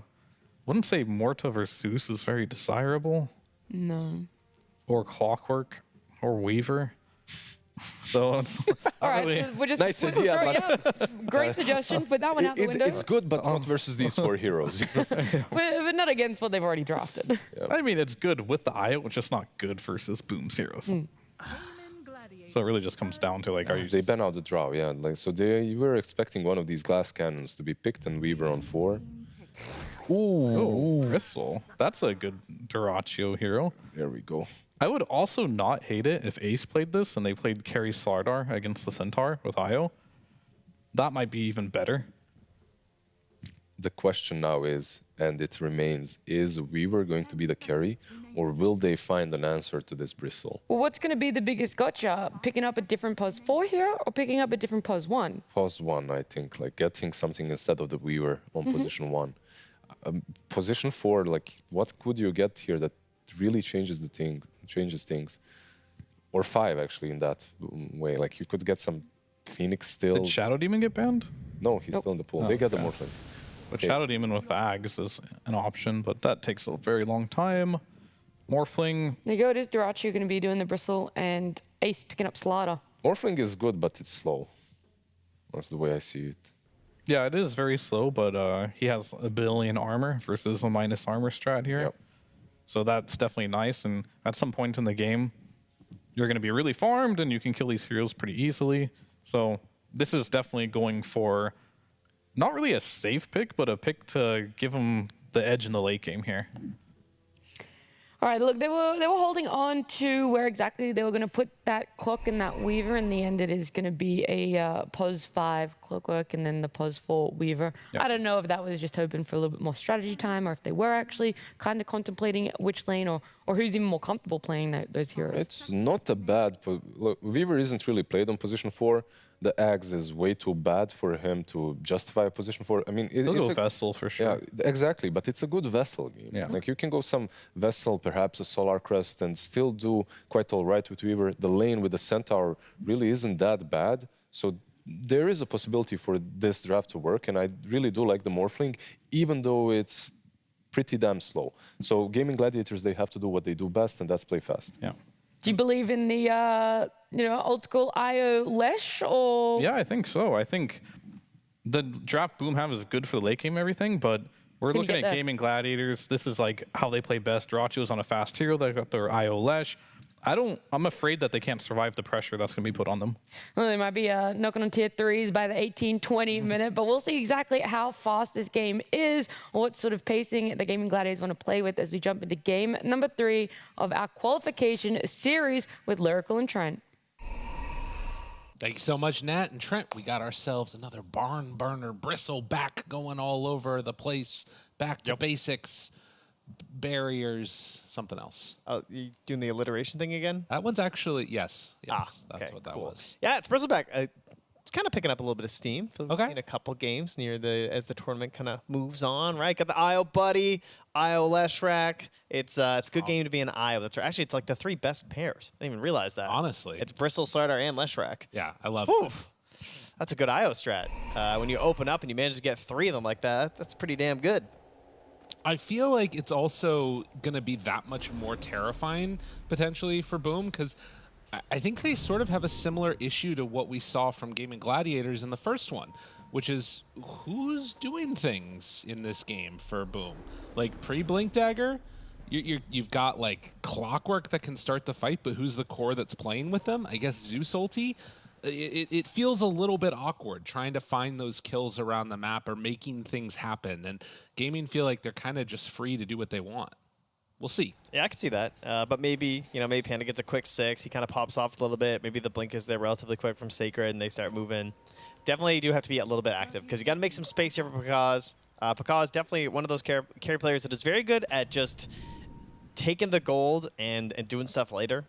He is. I put him in that category of like really strong late game carry players. He's obviously known for his relatively high GPMs as well, so he knows how to play the style. And Comfort has been working for Gaimin Gladiators in game number 2, so Pakaz now also pretty comfortable. Well, oftentimes you see it turn into really big fighting fests in these game 3s. Boom managed to find 2 for themselves, while Gaimin are going to pick up 2 also. But yeah, one of the things that I feel like we often see in these game 3s where it's like one stomp one way, one stomp the other way, it turns into like a massive super late game. Everybody's afraid. Obviously no eliminations here, but you go into the like final day of needing to play in the Swiss stage and it can get a little bit tenuous, a little spooky. Yeah, 100%. It's a common thing. We get it all the time. Just the slow game 3, but definitely not wanting to slow down here on the same side of Gaimin Gladiators. Like, this is just some fast stuff. You know what they want to do. Tofu hoping to have a bit of a faster game on Hoodwink compared to game 1.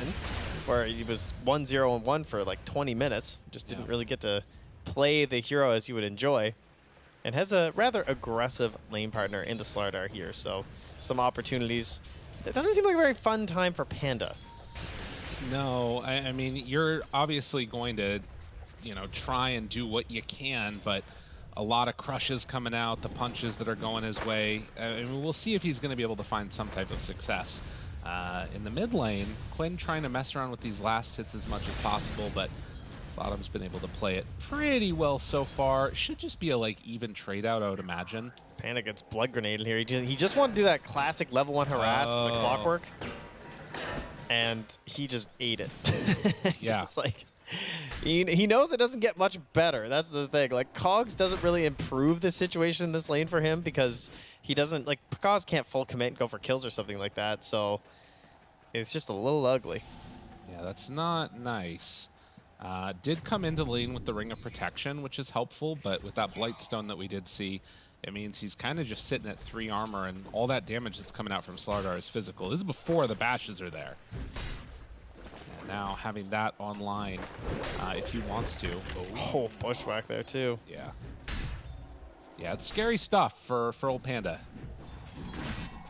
Meanwhile, up top, Knight going to attempt to get what he can on this position for Weaver. The panel was talking about the low value of the Aghanim Scepter, but probably going to be a really good Spirit Vessel game if he can get into that one quickly enough. Yeah, the Ags is just super unreliable now. If the last time you were watching Dota, you saw a lot of position for Weaver, and you're like, oh, the Ags is really good. It was really good, but now the cast range is absolutely puny. Yeah. It is a mere 500. So even when you get cast range items, it's still pretty trash. Yeah. You don't have this IO-like capabilities here. You can just look at them jealously. Nice bushwhack from downtown from Tofu. Crush. A couple more hits is all that they're going to need for Panda, and doesn't look like they're going to be able to get it. It's the most valuable ring of protection I've ever seen in my life. Yeah, really valuable. Like that Blightstone has been trying to do as much work as possible from Tofu, but he managed to survive. Duraccio, is that a ring of health he just missed out on? That's double couriers. Okay, that's I mean that's Weaver, baby. Yeah, that's really that's kind of stuff you got to do. And I mean, again, you know, Duraccio playing on this hero that wants to just be able to stay up front in your face, does have stick charges, but you're seeing the double edge. It's becoming a bit of an issue for him now. It's boots coming out on the courier for Sacred. At least he has an IO that can keep him survivable. That part's nice. But bottom lane, zoning people out completely, and Panda forced to try and cog the wave doesn't really change that much. Yeah, they're winning all of their lanes right now. I mean, at least he wasn't first blood yet. So he's got that going for him. True. Yeah, this position for Weaver is looking great. So far what he's been able to do. Also, couriers are about to respawn, and already I think Knight is going to start heading over that way. We'll see. Slottoms tries to run away. TP out. Diabolic Edict not going to be enough damage. Bushwhack onto 2 and first blood. Claiming it. Can he get it? Panda backing away. The salve. Oh my god. You ain't first blood in me. Oh man, nobody wants it to be them. That's awesome. Well played. Dude, look at Knight. He's already over there. He knows the timing on the couriers, and he's ready for it. Both of them just waddling back. Celery's walking to it. They're scanning where he is. Yeah. They know. But doesn't look like Knight's going to be able to get over there for it. Bristle's Ring of Health is still coming over. Oh, but they will see that one. He thinks it's sneaky. Celery's going to spot him. Yeah. I don't know if he can get there in time. The thing is, it's such a bright courier, too. Like, you're not going to miss it. Yeah, it's true. I mean, it's still over there. But he's going to salve up first, and looks like he won't be able to make that move. Instead, wants to set up for mid. Could this be a kill potential? Bringing in numbers. Yeah, they're... Ooh. What was that? Maybe this side. I mean, I don't think it would have worked. Yeah. It's looking pretty risky. They're still sticking around for the 6-minute rune. That ward placed down just to try and block out camps, I think. A lot of vision placed down by Gaimin in that area. And with Io coming into the lane, the kill potential has dropped down significantly. Yeah, now they just want to ruin Sladum's time. Like you said, blocking out that camp. We know that's where their mid laners like to fall back on. Level 6. Not going to die for it. And it looks like it's going to be up top. Knight gets the Arcane Rune as Celery backs away and gets back to his Lesh. So when all is said and done, not a huge disparity amongst all of the cores. Oh, that's level 1 Shikuchi. Yeah, Knight might be in some trouble right here. They know that he can't do much of anything at all, and oh, the creeps saving him. They're gonna run him down. All right, Quinn gets it. So the delayed first blood means a nice little chunk of change into the coffers for Leshrac and Tofu.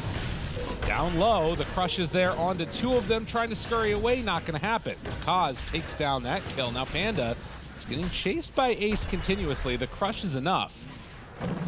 I cannot believe that Tofu was the first to die in this lane. That's crazy. So many surviving moments there from Panda. Now Knight, again, trying to get value out of the support Weaver. He's going for the Wisdom Rune. Will Tofu TP for it? Does he have the read on this? Ooh.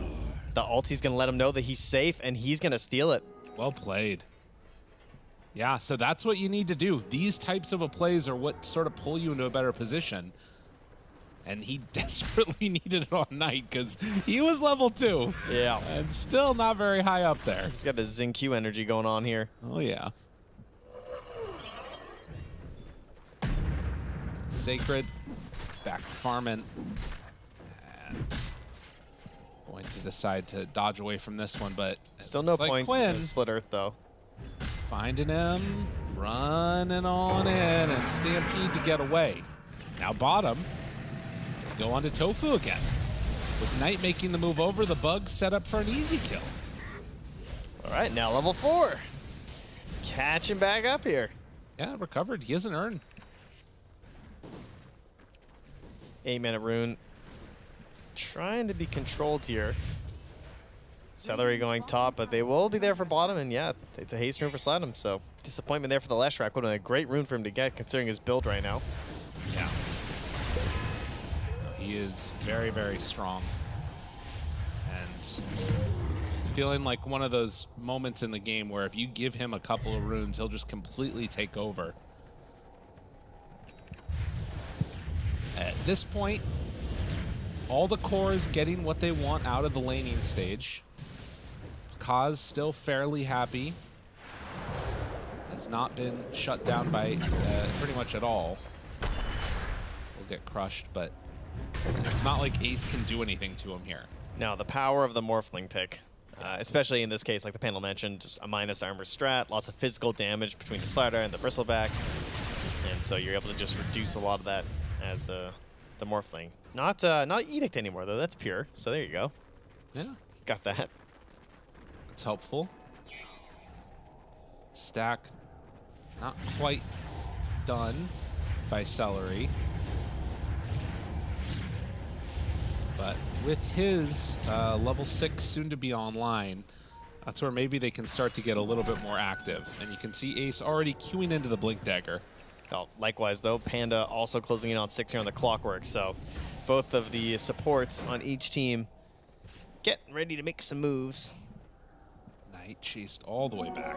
Did he see that career before? No, I guess not. I'd like to see some aggressive wards. There's one planned down from him. Gotta be careful. I think Ace is dead. They're wrapping around with Zeus too. Ace hoping to escape, but the cogs are there. Kaz in the area. They don't even need to use the Thunder God's Wrath. Knight's gonna run into Tofu here, maybe? No? Okay, they're not gonna bother. Just get back out of that side of the map. Tofu will successfully get both of those stacks done, so that's huge. Knight trying to get out of there. Ooh, barely caught by that bushwhack, and now Panda's in pretty far. Sacred wanting to hit onto it. The Blade Mail is doing work, and that is dead Quinn. Oh, boom. Starting to turn up a little bit now. Yeah, that is not going to be worth it. They're going to need him to come back in and clean up these stacks. Dude, the fact that they're doing all of this right now without having to use hookshot is kind of crazy, too. Yeah, Blade Mail did some work there. They're just getting the most of the Stampede. Like, yeah. This is Game Gladiators are trying to make these little aggressive movements here, and they're getting punished. Boom don't have the best setup for stuff, but they do have excellent counterplay when it comes to the Stampede. Right. And yeah, immediately, Quinn's going to TP in here. They're just going to nuke this down. A player comes in to spot it, but he'll just be able to watch as it all disappears. Yeah, that's all for them. It's still obviously a ways away from anything resembling a Blink Dagger for the Slardar, and that's, I mean, at this point, feeling like the main engine for taking fights for Gaimin Gladiators. I guess Tofu maybe? I don't know. I was worried that it was going to be Boom that weren't going to be able to fight, and now it's looking like it's Gaimin. I think once Duracio's big enough, though, and he joins in, that they don't really have to like force a fight, as they just force objectives. That's true. Yeah, fair enough. They're on the hunt, but it's a Morphling. He is just maxed out right now, though. He's like 400 HPR. He's going to take a little bit more strength. Oh, yeah, way down now. 400 HP plus a safety bubble.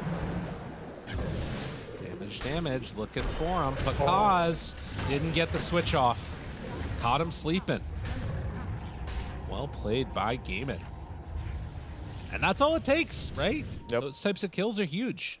Oh, Knight gonna plant another aggressive ward here as he's hunting that courier. He's got arcane boots on it. Easy. Okay. And now Tofu finds him. Hello, how are you doing? Can't do much about it though. Oh my God, he's going for... That's so far away. He's got it. Oh, he's so good. Look at him go. They're all over here. He's doing the Zing Q strat. Found a solution. Make this Weaver work. And now the courier's going to take the long road, as you can see. Zeller's just like, I'm not messing around. All the way to the edge, walking along the side. I mean, this is the problem, right? If you don't get the courier snipes, how good is your game? He's gotten 4 so far. He keeps getting some XP, though, because... That's true. He's going to get some of this, too. As they surely get this kill. Zeus was actually... that was his last spell. So it's a good thing they got it. Relocate. Not looking like they're going to be able to find an easy target. No, and they have this ward here, too. Protecting. So he can kind of play around it. Now they're going to go for the D ward. So do manage to shut down some of this vision. Even Panda is catching waves up here. This is just obnoxious. Bro, Pakaz needs to be careful. Those envenomed weapons will get you. Ooh. Goes into strength form, though, and he's going to be able to get out. All right, well, 0-0-0, the ultimate scoreline of a carry player. That's right. So Duracio still feeling good. Top of the board. Almost into the Agnum Scepter here, so we can start upgrading that damage. Most last hits in the game, highest net worth. Knight almost at the Spirit Vessel. Needs just about 500 more gold. Yeah, it's a very, very big deal, of course, because they're not going to have any answer for that. They have taken out all of their wards. There are no wards on the map right now for Boom. Yeah, Knight went really greedy with them. Oh, didn't get the cogs. And now in too far. Panda does not have a way out of that. Quinn, ooh, gets jumped on. They have enough to save him. Doesn't quite look like it. No, there's no reload. That kill. It's not back up yet. And pulling in the Centaur. Don't know if they have enough damage to kill off this Zeus, though. As Knight tries to run away, Gaimin Gladiators show up, find a couple kills, back to the races. Yeah, Ace really needs this Blink Dagger, and he knows it. I mean, he's going for it first thing. So it's his first like big purchase of this game, and you can feel it in these fights. Yeah. Because they're able to get like one pick, but then they just get jumped on top of the sledge rack, and there's no counterplay. Because if the relocate's not there, then no one's able to actually get in and try and disrupt it. And now that's going to be available from Ace. And then, of course, with the potential turn, that's where problems could start arising here for Boom. So for themselves, I mean, the Spirit Vessel kills. That'll be a big deal. See if they can focus down the Slush Rack. Try and reduce his capability to survive. And for the moment, at least, Lesh not going for any type of a, dispel at this point. The IO is just going to have to sort of make some amount of value out of it all alone. I actually don't know what they're going to do about it because Tofu doesn't want to get one either, right? Because he's playing Hoodwink. Yeah, I'm not sure. I mean, Yules is one of the thoughts, but like you're going forward for a Bloodstone first for sure. Yeah, Yules feels kind of awkward on IO Lesh because it's like, well, the whole point, like my IO doesn't do anything except for the thing that I'm supposed to buy a Yules for. That kind of sucks. Right. We'll see. Maybe they just kill Knight at the start of the fights. It's a good choice. Maybe he's just going to have no Spear Vessel charges after these two. That's true. For now, at least, Gaimin content to just hold their side of the river. As 16-minute mark comes around, it is going to be an illusion up top. Now, that would be a nice one to be able to bottle as the Lesh. That would just completely That would be stuff. perfect, yeah. But no luck.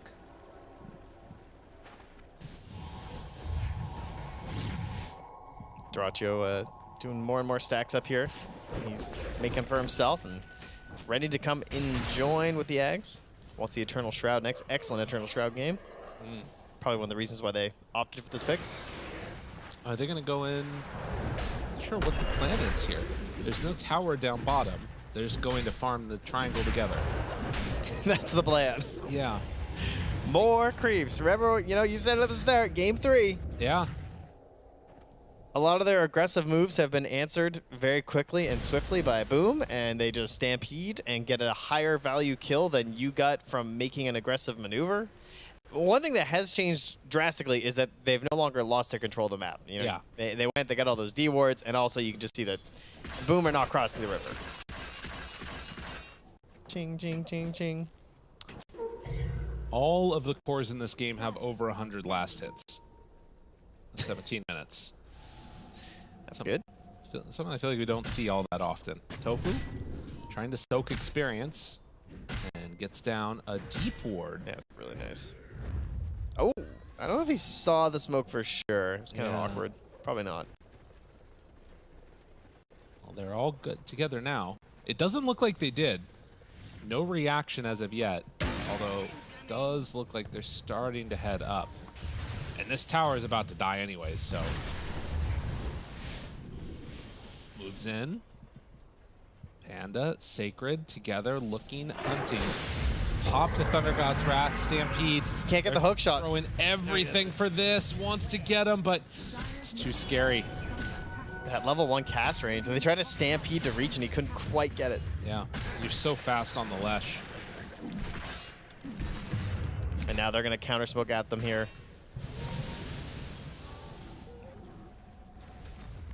Knight. They find him here. Oh, hello. Use the time lapse, and yeah, that's it's an easy bring down. So just like that, Gaimin Gladiators, 18 minutes in, they get all their items, they group up together, they kill this support Weaver, and there isn't really a reaction yet from Boom. Yeah, and how much do they just continue this sweep? Yeah. You see Duraccio obviously feels pretty safe. So does Picasso. This is just physical damage as he works on his Conda.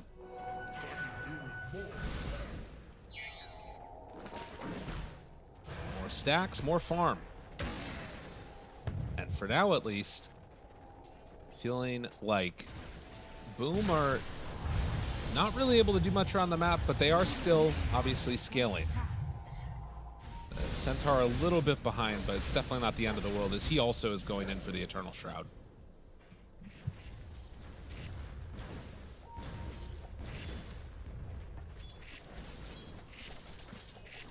Some decent wards back behind the tier 1 tower in the mid lane.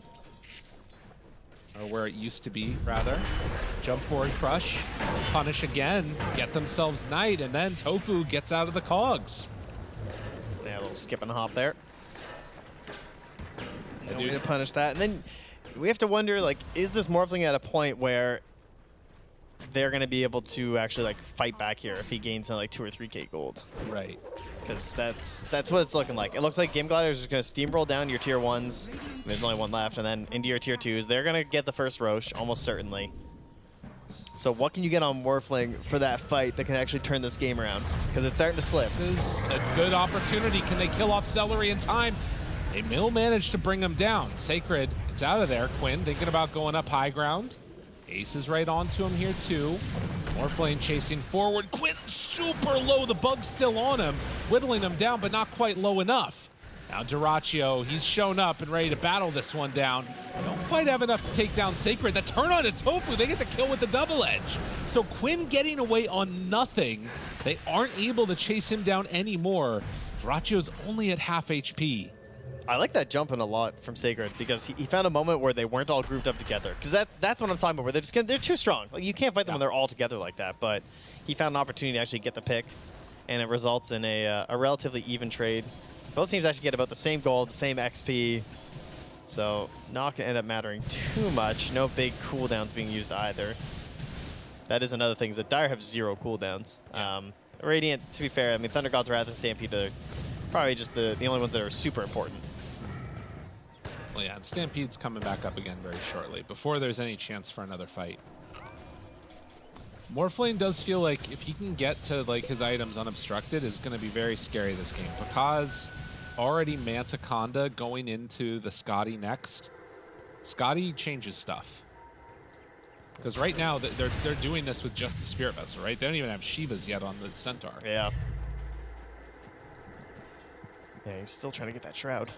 Actually, he's not sure what he's doing, is he? He's thinking about it. Is it almost done? Oh yeah, it's almost done. So Clockwork flares this. They know that this is going on. They see it's taking a little while. I don't think there's any world in which you are contesting this Roche. Like, just with this lineup and even being like even strength is just, yeah. I think just, yeah, grabbing your own Tormentor, that's a better way to spend your time. They look at the jetpack setup for Panda, so that's actually really nice for defending tier 2s. You can get some better angles on the hook shots past the creep waves. Eternal Shroud finished up here for the slider though, so greatly increasing Ace's survivability in these fights versus this lineup.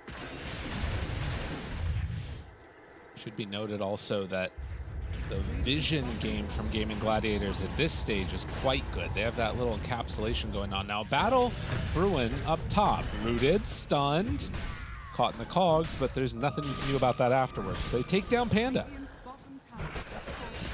Nicely done.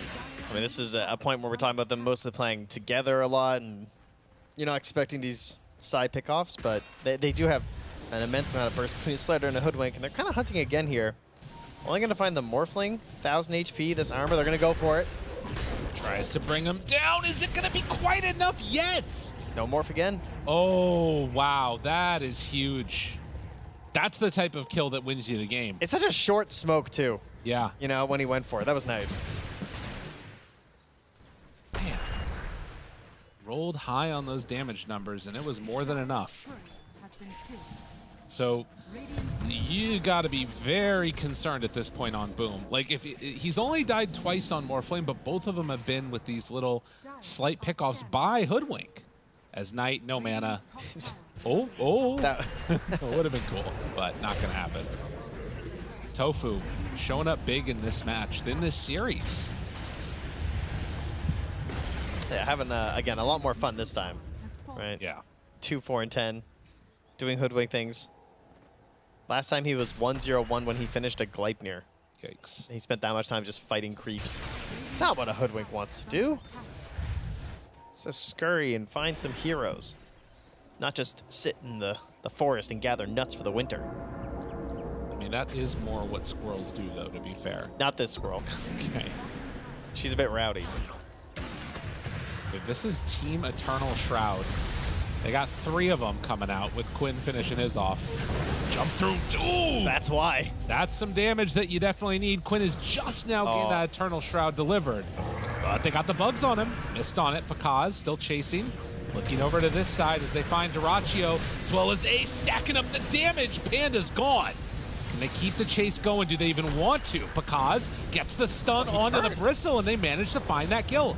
Sotten's in some trouble. Celery gets hit. Pakaz, he's online. You're in danger, sir. Quinn trying to see how tall can he be. Waveform wanted to connect onto Ace. Ace now in trouble, and it's only Quinn that's left. Oh, and this is just your Dodges Aegis. it. Do they have a way out of here? Knight's ready for the chase down as they get the Spirit Vessel there. Do they want to go for it? Oh, yeah, yeah. You got to go. You get him. With the Conda slow down and a couple more hits, that's Lesh down once. And it looks like they're going to call it there. But a huge win in the fights for Boom. 5 for 2. They got some fight in them left. Oh, well done, Boom. Man, the Morphling's here. I mean, that was the question. The answer is yes. Man, despite just getting killed there, too, right before this fight. That's before Scotty. Yeah, which I'm sure he probably has now, right? Yeah, and he is going for the answer versus Duraccio there, too. As he will be picking up that Silver Edge. They had to find something. So why did I actually kill him? I mean, I thought Durach was going to last a lot longer. He got the strength form off.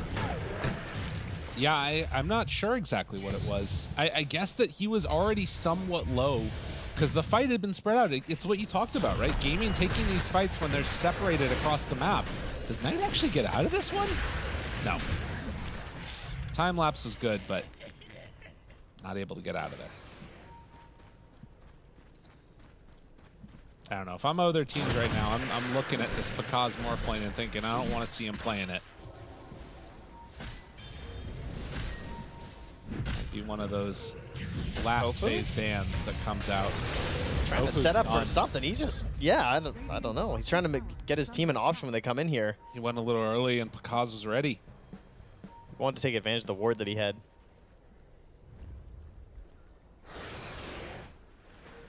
Scary stuff this late stage of the group stage, and a deep ward back behind is going to see these heroes. Oh, this is huge. If they find this pick off, Quinn's going to stick around to farm it.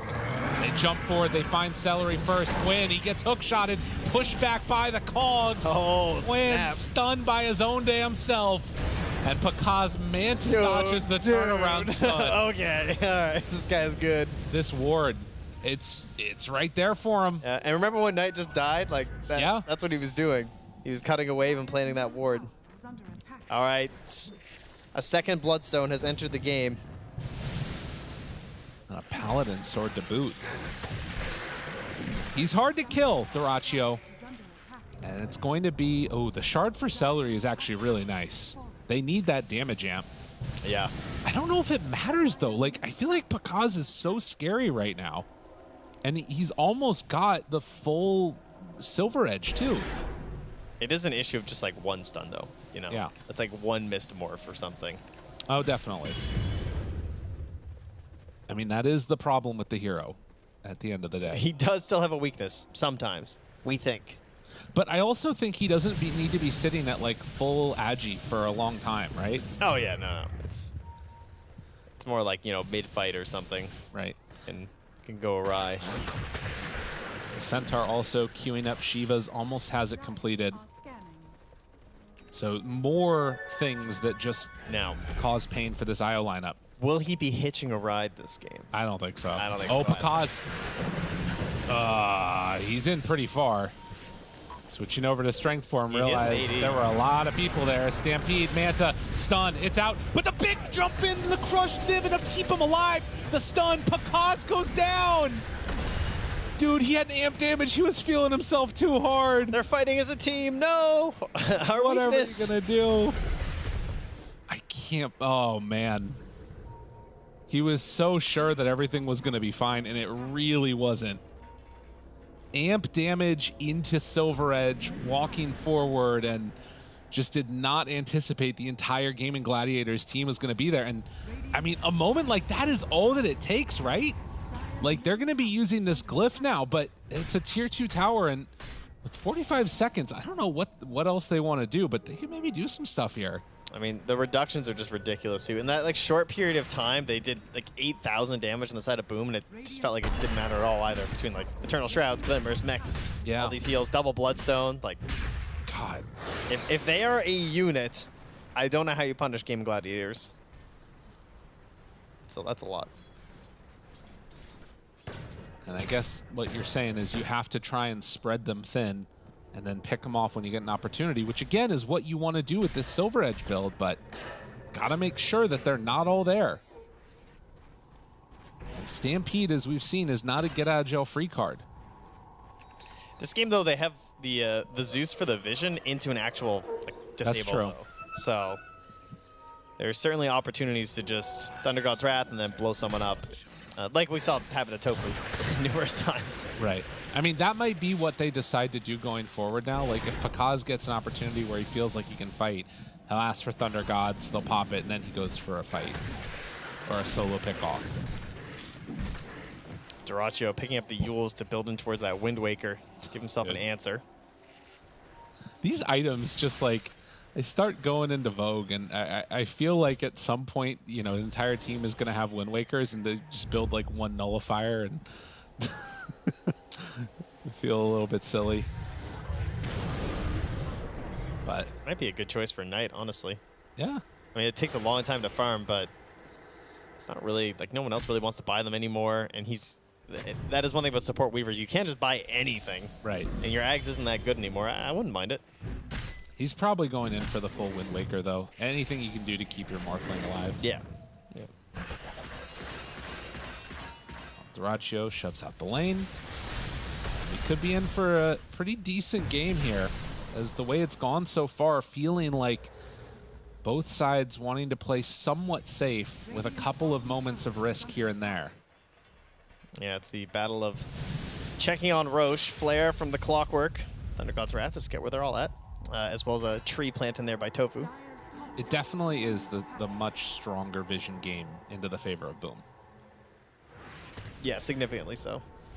Like, not just the Weaver, but you've also got Clockwork Flare and Thunder God's Wrath. So in a way, like, I feel like most late game scenarios, like, both teams have an opportunity to take wins, because otherwise you just like lose earlier. And vision is what really separates those two squads. And I almost always feel like I take the vision team over the other one in the late game. Flare does reveal the Roches there. Yep. Quinn's gonna walk in. The flare ends as they enter, though. Looks like Dire don't have a scan. Radiant do. So they might scan to discover this. Won't have to. They're gonna flare. As Roshan lets it roar. And they're just gonna shove out all these lanes at the same time, get all the farm across the map that they can, and reset. They're not afraid of the Roche's banner. No? Not really. And we did see in the last fight, too, what ended up happening. They kind of just ignored Quinn and tried to kite him while shoving out all the rest of the lanes, or killing all the rest of the heroes, rather. Top tower is under attack. That's the ace there. Interesting choice. SNY, perhaps? Kind of replacing his Bracer. Yeah, he's going to opt for it. That's kind of cool. I guess with Eternal Shroud, he feels like he doesn't need BKB, maybe? Yeah. Panda, just out of range. Definitely want long fights with a Bristle. Does he know that he's over there? They're scouting. Jetpack TP. Dun, dun, dun, dun, dun, dun, dun, dun. He ends up in the fountain. Thankfully, his own fountain. Yeah. Dracho actually TP's in just to check in the tree line. He's going Agzone Weaver. Okay. He's going to do it? Interesting. Oof. Dude, it's so hard to use. It's really low range. It's so bad. I'm with you for sure. But at the same time, I think the problem is it's also just not that much of a burst-oriented lineup from the Dire. I mean, I guess like the Slardars jump is pretty bursty, and like maybe you can time-lapse off that. The Bristle starts to become bursty, I think, too, but he still keeps all the quill stacks Yeah, exactly. So it's not like you lose those. I mean, I guess to me, the one thing about this is it feels like it is a lineup that is entirely about Morphling. So if you can have ability that's just like single target save, that's pretty good. And it is the exact same cost as upgrading a Wind Waker. Yeah. So you put it like that. Yules to Wind Waker is an eggs. Knight's just going to try and get that farm on. They will see him here, though. And with that ward on top, Knight, Yules, Sleipnir, time lapse. Scoochie's away, getting some separation. Nice, good bugs. Breaking the Blink Dagger, but now he's got Corrosive Haze on him, and Yule's Scepter's still on cooldown for 10 seconds. Wants to get out of here. Does he Spirit Vessel him before he goes? Now you're moving. But Yules is one, tries to get away, bugs down. That's what we call space created. A whole galaxy of space. They've only got 2.5 minutes left on this Aegis.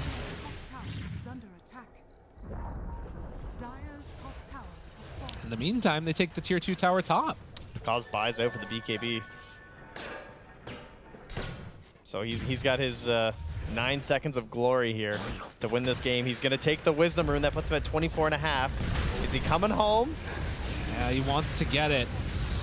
25 definitely changes a lot. It takes so long. He'll get it mid-fight if they get a big kill. Stun, Quinn, half HP. Still has Celery healing him. Kaz starts to lay down some of the split earths. Does have the shard, so he gets the value out of it. That's nice. Tier 3 tower down. As they get ready to go high ground again, they realize that's not super easy. And there's no silence here on the diary yet, right? So the shard does save him. Yeah. Manta Zeus starting to go to work, pushing out these waves. Morphling waveforms in. Going to be fine. Still, like you said, only the 24.5. Stun is out. Mule Scepter lift up. Duraccio, Pakaz! Whoa! That was very close. Barely surviving that one. Seeing the damage come out from the Quill Spray. And still, Quinn is standing perfectly okay here. I mean, they're getting somewhat low. Ace goes for the crush, the puddle down. Now the damage out. They haven't killed it off yet. Range Rax does fall. Stomp from Sacred. Need more. Yule Scepter live in the overcharge. He's healing back up through it. Pakaz gets the big stun, but again, hitting into these heroes, he's just not doing enough. They need more damage. They have to go back to try and heal up again, and just doesn't feel like they have what it takes to lay into them enough. I mean, look at Ace. He's got like 60 HP regen in the puddle with all this resistance, and he's just able to tank and frontline throughout all of that. Another problem is that this is a Bristle and a Leshrac, and they don't have a way that they feel comfortable getting a Mage Slayer either. You know? Like, you're seeing that it's just all spell damage. I feel like they've done like 80,000 damage or something in just like this siege. It feels like an insane amount. And jump forward, stun onto 2. Can they bring any of these heroes down? Yule Scepter lift up on the IO. They're onto Ace, taking him down 1 time. 6 seconds on the Aegis. 5 seconds. Looking for more. In trouble. Quinn, he's getting lower and lower, but he hasn't died yet. Stun now onto both of them. Okay. Tofu tries to hit him. The Aegis gone. Reclaimed. And Quinn not getting the regen out of it, but they have to waveform back. It's still Duraccio and Quinn that are so hard to battle into. Stun form, throws it back with the bushwhack. There's the crush, connects again. They take down another. Quinn now in trouble as Pakaz is into him, broken and dead. Duraccio nowhere left to go. Pakaz gets to the far side. The Bloodstone heal is pretty strong. Actually kill off Sacred and all that. Pakaz, he doesn't have enough, needs to waveform to get away, but Duraccio chasing the big bad Bristleback is too much for him. TP out. Are you kidding me? Forced to survive. Oh my God. He somehow lives. That was unbelievable. They played that fight so well on the side of Boom. That was crazy. Oh, I can't believe it.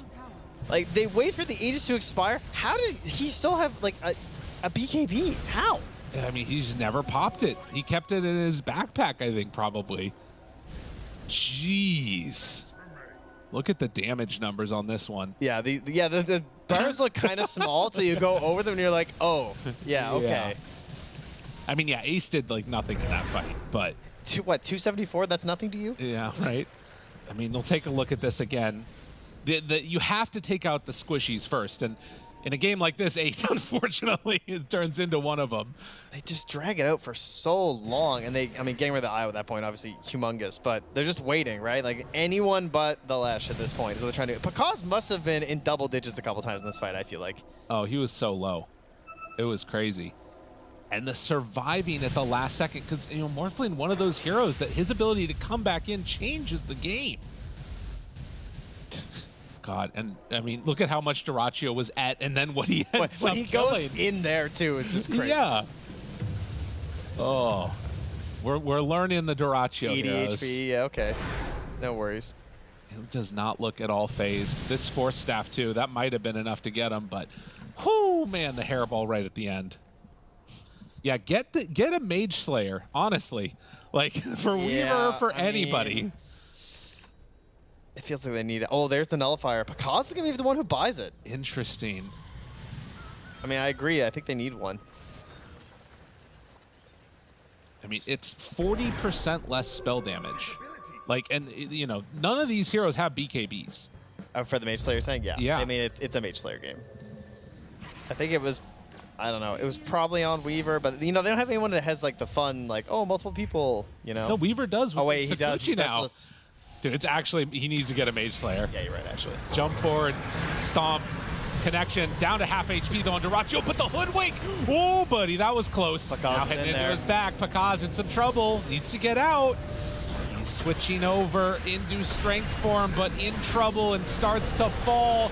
He's still living. Another Bushwhack Tofu doing so much in that fight. That's 2 dead. And no buyback on either of them. The Centaur, he's living for a while, but not long enough. 4 dead, no buyback.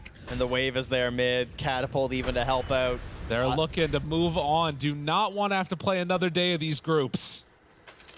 They're looking for the day off. Quinn giving the tip over to Duracho. 7, 1, and 9 on this Bristle. They don't have the buybacks. They don't have the answer. And Gaimin Gladiators, they know it. They're going to close this game out. GG. Really impressive drafting play. Gaming take it together. I mean, after the fiasco of game number 1, they completely turned around the series. Yeah, I mean, this is just a first pick IO. It's like if you were in a ranked game and the IO person picks first and they just start like IO is suggesting a hero. Right. And they just picked all of those heroes, right? little hoodwink setup on the sides for some relocates. And then you got yourself a Bristleback, a Leshrac, and a Slider. Dominated. The 3 best. It was super solid. And yeah, I'm going to have to check out the damage numbers later because I'm sure it's like casual, you know. I feel like Boom did like more than double. We'll see. Anyways, back to the panel now as we get ready to finish off the second series of the day. We'll wrap it all up, talk about what we can here for this game number 3, but ultimately Gaimin Gladiators with this series win does secure them to playoffs. So they get at least 1 day rest, not as much rest as all the other teams that have qualified 2 days ago, but still rest nonetheless. So let's talk about it. This IO, this Lesh, I mean, everything was going in their favor. This game looked to be a pretty clear stomp, but there was a bit of back and forth. There were moments where this morph was coming online, and Gaimin Gladiators just weren't ready to deal with it. Yeah, I'll go with the positives. I doubted this Weaver support a little bit. He did lose, so my doubts were correct, but at the same time, he did a lot. Like he... more than you thought, but not enough. I don't think it was on him. Like, he did enough. Like, looking at the impact from position 4s, I think he did maybe not as much as IO, but as much as Hoodwink. Like, on the enemy side of the map, he was constantly roaming, killing couriers, creating space, killing that first courier, which was the most important one with Ring of Health. That one completely changes the way the lane is played, at least for the Centaur. It becomes way easier. Then he rotates mid. He's just pulling the support as well to chase him around. Hoodwink had to constantly think about where the Weaver is instead of playing the lane. So overall, he built nice items as well, went Yule's Vessel. Aghanim, unfortunately, that Ags right now, the range is way too small. So for you to have a lot of impact later on, you have to be much closer. But Fear, these carries, I believe this is the true story, the main one. It was, but first I'm going to give a shout to Lyrical. He wanted to know the damage numbers of this game. Zeus at 53,000 damage done. Pakaz Morph, 44.7 thousand damage done. On Duracho, 45,000 damage done. And then how much did Quinn do? 49,000. So there's a lot of damage here, and we'll see that coming up here. The carry versus carry matchup we got here. Pakaz on the Morphling, he was like the ultimate carry, and Duracho, I think he was like sharing the carry responsibility with like Leshrac in this particular game. Yep. But he also playing in their face, being very aggressive here, and 37 minutes, look at the items. You're just building all types of tank ability on the side of the Bristleback, doing damage through the spells here. And the fight started here. And the Aegis, it was running out shortly after. It was a good initiation by Boom. And honestly, after this fight, I was like, oh, this looks really good for Boom. They're probably going to clean house after killing the IO, killing the Hoodwink on the side. Slardar is dead as well. Actually, they didn't get Hoodwink. They got the Slardar on the side. Things looked pretty good for them. And unfortunately, like, the Bristleback damage was just too insane in that fight. He just ended up doing so much damage to them. And this was like a 10-minute fight or something that just kept on going over and over again. And the Bristleback damage, it's just way too much at this point of the game. And it was kind of crazy the fact that he could just sit here and just pump it all out. Yeah, they managed to kill this Bristle a couple of times when he was turned towards them, but overall, this Bloodstone build with the Aghanims on Bristle, he heals up so fast. It's not only the damage, he heals way too much, and I believe, we have seen this hero a couple of times. I believe Ame played it as well. Yeah, he won with it. Yeah, won with it. Maybe this is something that should be explored a little bit further and played a little bit more, because even into the Morphling late game, he looked really damn strong. Yeah, I'm looking at all of these numbers being put out, and in my brain's just processing how impactful this IO was in the draft. It allowed you to go, oh, we can pair it with the Leshrac, we can pair it with the Slato, we can pair it with the Bristle, all of them having very different power spikes throughout the game, and you can just amp up whoever's strongest at that point. So yeah, I thought maybe Boom could have had something in it, trying to defend that high ground, taking out the IO early in the fight, but ultimately, even though they did defend that, it just wasn't enough. They had gained too much of a lead on the side of Gaimin Gladiators and able to close out the series as a whole for themselves. We've got Tsunami standing by with one of the winners as well, so let's head on over to him. Thank you very much. Yeah, I am joined by Duraccio for this game number 3 and, well, the whole series, because now you are qualified. But this game, I was curious about your Bristleback adventure. It seems like it's a fun hero for you to play because you never really know what you're getting yourself into. Yeah, this hero is a bit weird because in the fight, like during the fights, sometimes you think when they jump you're thinking, oh, I'm dead. And like 2 seconds later, no, they all die. And like, it could work both ways, so you never really know what's gonna happen. And for me, it's like kind of nice hero. Yeah, I feel like that very much encapsulates your playstyle. Yeah, it definitely fits me. You go on ham, like you push your limits. Maybe I dead, maybe they all dead. You know. Yeah, the duality of Duraccio, we love to see it every single time. And I'm also seeing it on your Clinks. I think Clinks has become a new obsession for you, and I was wondering, what inspired this? I kind of stole it from China. So I don't know. I'm really enjoying playing this hero. Sometimes, like, I think we lost against Falcons, fun game, but this game is like really hard for some reasons. And today I didn't do much. I'm just farming, protecting my bot lane, trying to gank, but I didn't find the much opportunities because they're always just running away. This Kunkka, for example, top, I want to kill him so hard, but I cannot. So I'm just pushing him away and farming, and I feel like this hero is really good and strong. And he also scales a lot in the late game. He's like kind of strong on all phases on the game. Again, this seems to match your style, though, where I don't think that you don't farm as much as other carries. You like to go and do shit around the map, it seems, and Clinks kind of fits in with that. I mean, it's more funny to play Dota like this, and if everyone plays really well, then it could work. If you're fuck up in some stuff and feeding, then I can be lower and lower net worth because I'm keep trying this shit, but sometimes I'm farming more, sometimes less. It depends on the game. But usually, yeah, I'm just trying to farm less and run a lot. And it works out on that hero. And then, again, for Clinks, I'm curious about how you feel the build has evolved, because it used to be like Orchid into Deso, and now Gleipnir seems to be the go-to. What's your reasoning behind that build? I think Orchid into Deso, it's usually for mid-Clinks, because you cannot really farm and you're just running around and kill a lot. And for carry, it's most likely Gleipnir first item and Shard, and you're farming and you scale. Or sometimes it does into Dragonlance and you also keep fighting and farming with Shard. It's like, but Orchid, it's not really built for carry. I think it could grief you really hard. Gotcha. Makes sense to me. Well, after a small setback yesterday against Falcons, you guys are smooth sailing. Day before. 2 days. I forgot. You got a day off, what did you do on your day off? Like, that Falcons series, it seemed a little frustrating to lose. So how much of it was you guys kind of wallowing in the sadness of that series versus just shaking it off and preparing for this one? I think after we lost, we just chill, we watch replays, we talk what we could have done better, and next day we just play poops and 2 scrims, and that's all. Like, you have nothing to do, just playing poops. Well, good reset then. Congratulations on making it to the playoffs, and we'll send it back to the panel. Thank you guys so much. That's a nice little reset for them. Just watch some replays, get on in, do some pubs as well. How did you feel about Duraccio's answer for the Clinks build fear? Is it as clear-cut as that? Carry just shouldn't really be going for the Orchid? Yeah, I mean, I think just whenever you rush an Orchid, there's a chance for it to fail, or people counter you with items. They get Manta, they get BKB, Lotuses, and then you have this item that doesn't really help you farm. You can't really get kills with it, and now you can't really scale. So what you said seems pretty spot on. Yeah. He mentioned the position 2 Clinks building the Orchid makes more sense. Also, of course, they have the position 4 Clinks as well doing it. And China actually started playing it in Elite League, like this Clinks on the safe lane. And they had this full minus armor with Clinks with the Dezo and offlane Slardar, and then they would just collapse on one target, blow them up. So I can see where the inspiration came from. Well, they had that inspiration. It worked in game number 2. They're able to close out in game number 3. Gaimin Gladiators qualify for the playoffs. Boom, not just yet. However, they will have their chance yet again to qualify tomorrow. So we will be having some more games tomorrow as well as today. We have our 3rd and final series coming up just after this break. I'm never chasing a sound. I'm trying to chase an emotion. And it happens to be with sound. You know, when a chef cooks for you, he's trying to do it with obviously presentation and taste and all that.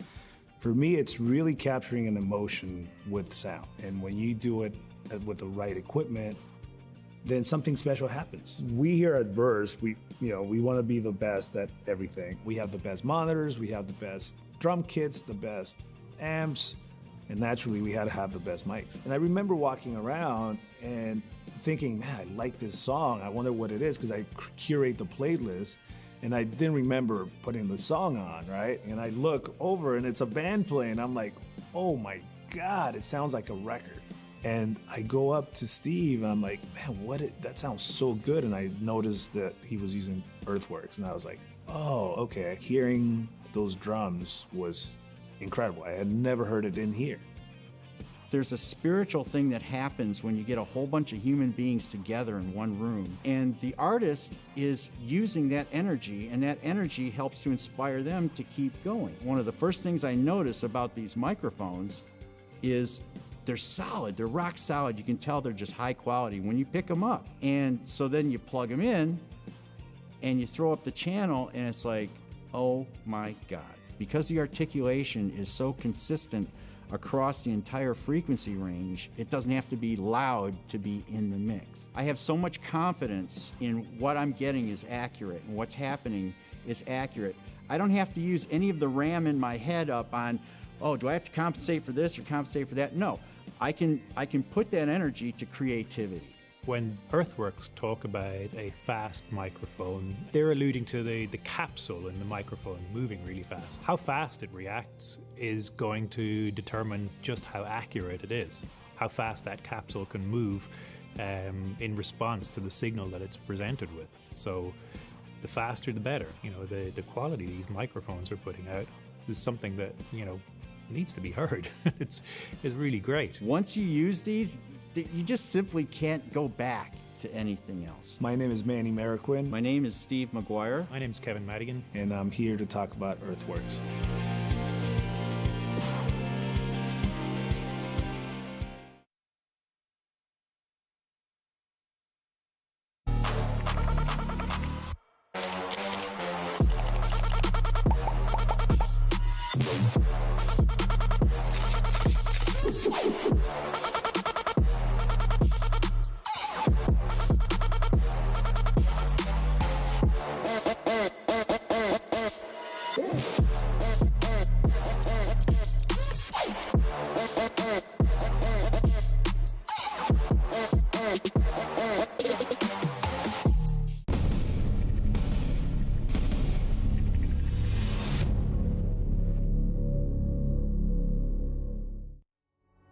You're tuning into PGL Wallachia. We have our 3rd and final series today. They're all qualification best of 3s, and so far we've seen Aurora qualify to playoffs earlier today. We just witnessed Gaimin Gladiators get their qualification, and now between BetBoom and Team Spirit, we're going to see who exactly is going to be able to secure that spot for themselves, and who's going to have to play another best of 3 tomorrow. And trust me, I think those rest days are paying off for a lot of the teams. Welcome to the CIS matchup. We are doing some full Davai here.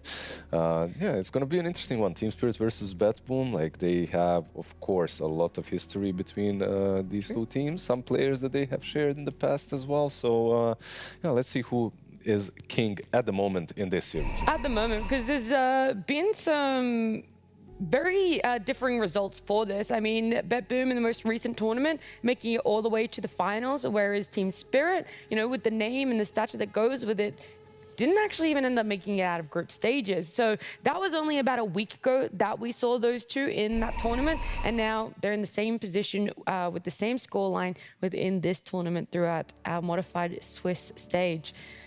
Team Spirit obviously have been going through an interesting stage, post-TI stage last year as well, this year now again. The couple of tournaments, obviously, that they didn't really perform really well in. And this is probably the best showing that I have seen from them in the last couple of months. For now. They just have to get to the playoffs, and then maybe it will be, right? But they're not there yet. They still need one more win. If they don't get that win, they have another chance, but that'll be their last chance. So a win here would mean a lot for them, I think. Yeah, even though you have the safety net, you don't really want to be falling back onto it. But despite not really having the results, Team Spirit still coming through with a lot of clutch plays. They're a team that is very enjoyable to watch, and also looking at the micro details of exactly how they play, especially Yatoro, I feel. Yeah, I mean, Yatoro, this guy like rarely ever has a bad game, and his mechanical knowledge of the game may be higher than any player in Dota right now. He's been regarded as the best carry player in the world, and he still shows that from time to time in games like this as well. Like, it's pretty crazy. This is a clip from the other 2 days ago where he's playing Lifestealer. You'll see he disassembles his Radiance every single time he gets disrupted there, so the illusions don't get the Radiance. Having that type of presence of mind is something a lot of players don't have, and this is what makes Yatoro pretty special as a player. He thinks of things that most other players don't. Yeah, and what's so impressive about it as well is that this is a guy that won TI twice, and he's still coming up with the new stuff and utilizing it. Usually people go sailing around the world, you know, or they chill with their money and in their villas. No, not this guy. He's like, okay, I need to figure out how to mess with that damn Shadow Demon that beat me in a pub last night. I feel like every post-TI interview you have from Yatoro, even just post like winning a big event, he goes, yeah, I had about like 3-4 days off and then I was straight back into the pubs. And that's obviously no different. I think they're trying to prove something more to themselves. A lot of us have talked about how this patch doesn't really fit what they're trying to go for. Maybe Lyle struggling a little bit with the mid-hero pool for himself, likes to think outside the box. Also doesn't want to be playing these meta heroes. The Zeus, most notably, in a couple days ago, he talked about that's kind of for noobs. Even though that's hero, yeah, even though that might be a little bit of a joke and a little bit of banter, we're still not really seeing him pick it up, though. Yeah, maybe he wasn't joking. Yeah, we don't actually know. Only he knows the truth there. Yeah, there's a lot of, I mean, there is something different from the CI's talent coaches and players when they give interviews and when they answer things. I feel like they're a little bit more straightforward and sincere than, like, even if you think about Silent, and when you ask him, he's sometimes going to say, yeah, we didn't draft well. We lost the draft. I hope the boys got this, right? Like, you're not going to hear that from most coaches in the West. And same goes for the players. They're going to give it to you straight, and they don't feel like there is a necessity for tricks and these lies, or not necessarily lies, just hiding strategies. Deceit, exactly, because they understand, okay, we know this, they know this, everyone knows this, is public knowledge. Yeah. It is how it is. I think the biggest thing that Team Spirit's gonna have to worry about when they're playing against BetBoom Team is we've seen them time and time again running these like Enigma Faceless Void strats, just having a billion team fight ultimates. And this is a matchup where I think we were expecting to go 3 games and probably a lot of late game. These are 2 teams that know each other very well, so I'm sure there's been a lot of preparation involved. And I really have been enjoying BetBoom as a team. In my eyes, like last year, they were kind of this team where they kind of had to steamroll the laning stage. They were highly individual, but their late game was a little bit questionable and it seemed they'd fall apart a lot. But this year, like, they're looking really good in the late game, and they're starting to look like one of the better late game teams here. And this man, like you mentioned how much they know each other, this man probably knows Spirit the best, right? Like, he's on BetBoom right now as a position 2. Well, he was on Team Spirit before, of course, and these are the stats between BetBoom and Spirit, with Toronto, Tokyo on one side and on the other. BetBoom never won against Team Spirit when Toronto Tokyo was on Team Spirit. They had like, I'm not sure, 8 series or 9 series even in a row that they've lost. Things have changed when Toronto Tokyo left. Like, I don't know if it made Spirit weaker or it made Boom much, much stronger, but they're still losing, but there's a couple of wins, couple of draws there in best of 2s, because of course Team Spirit are a very difficult team to beat, but this guy obviously knows them inside out.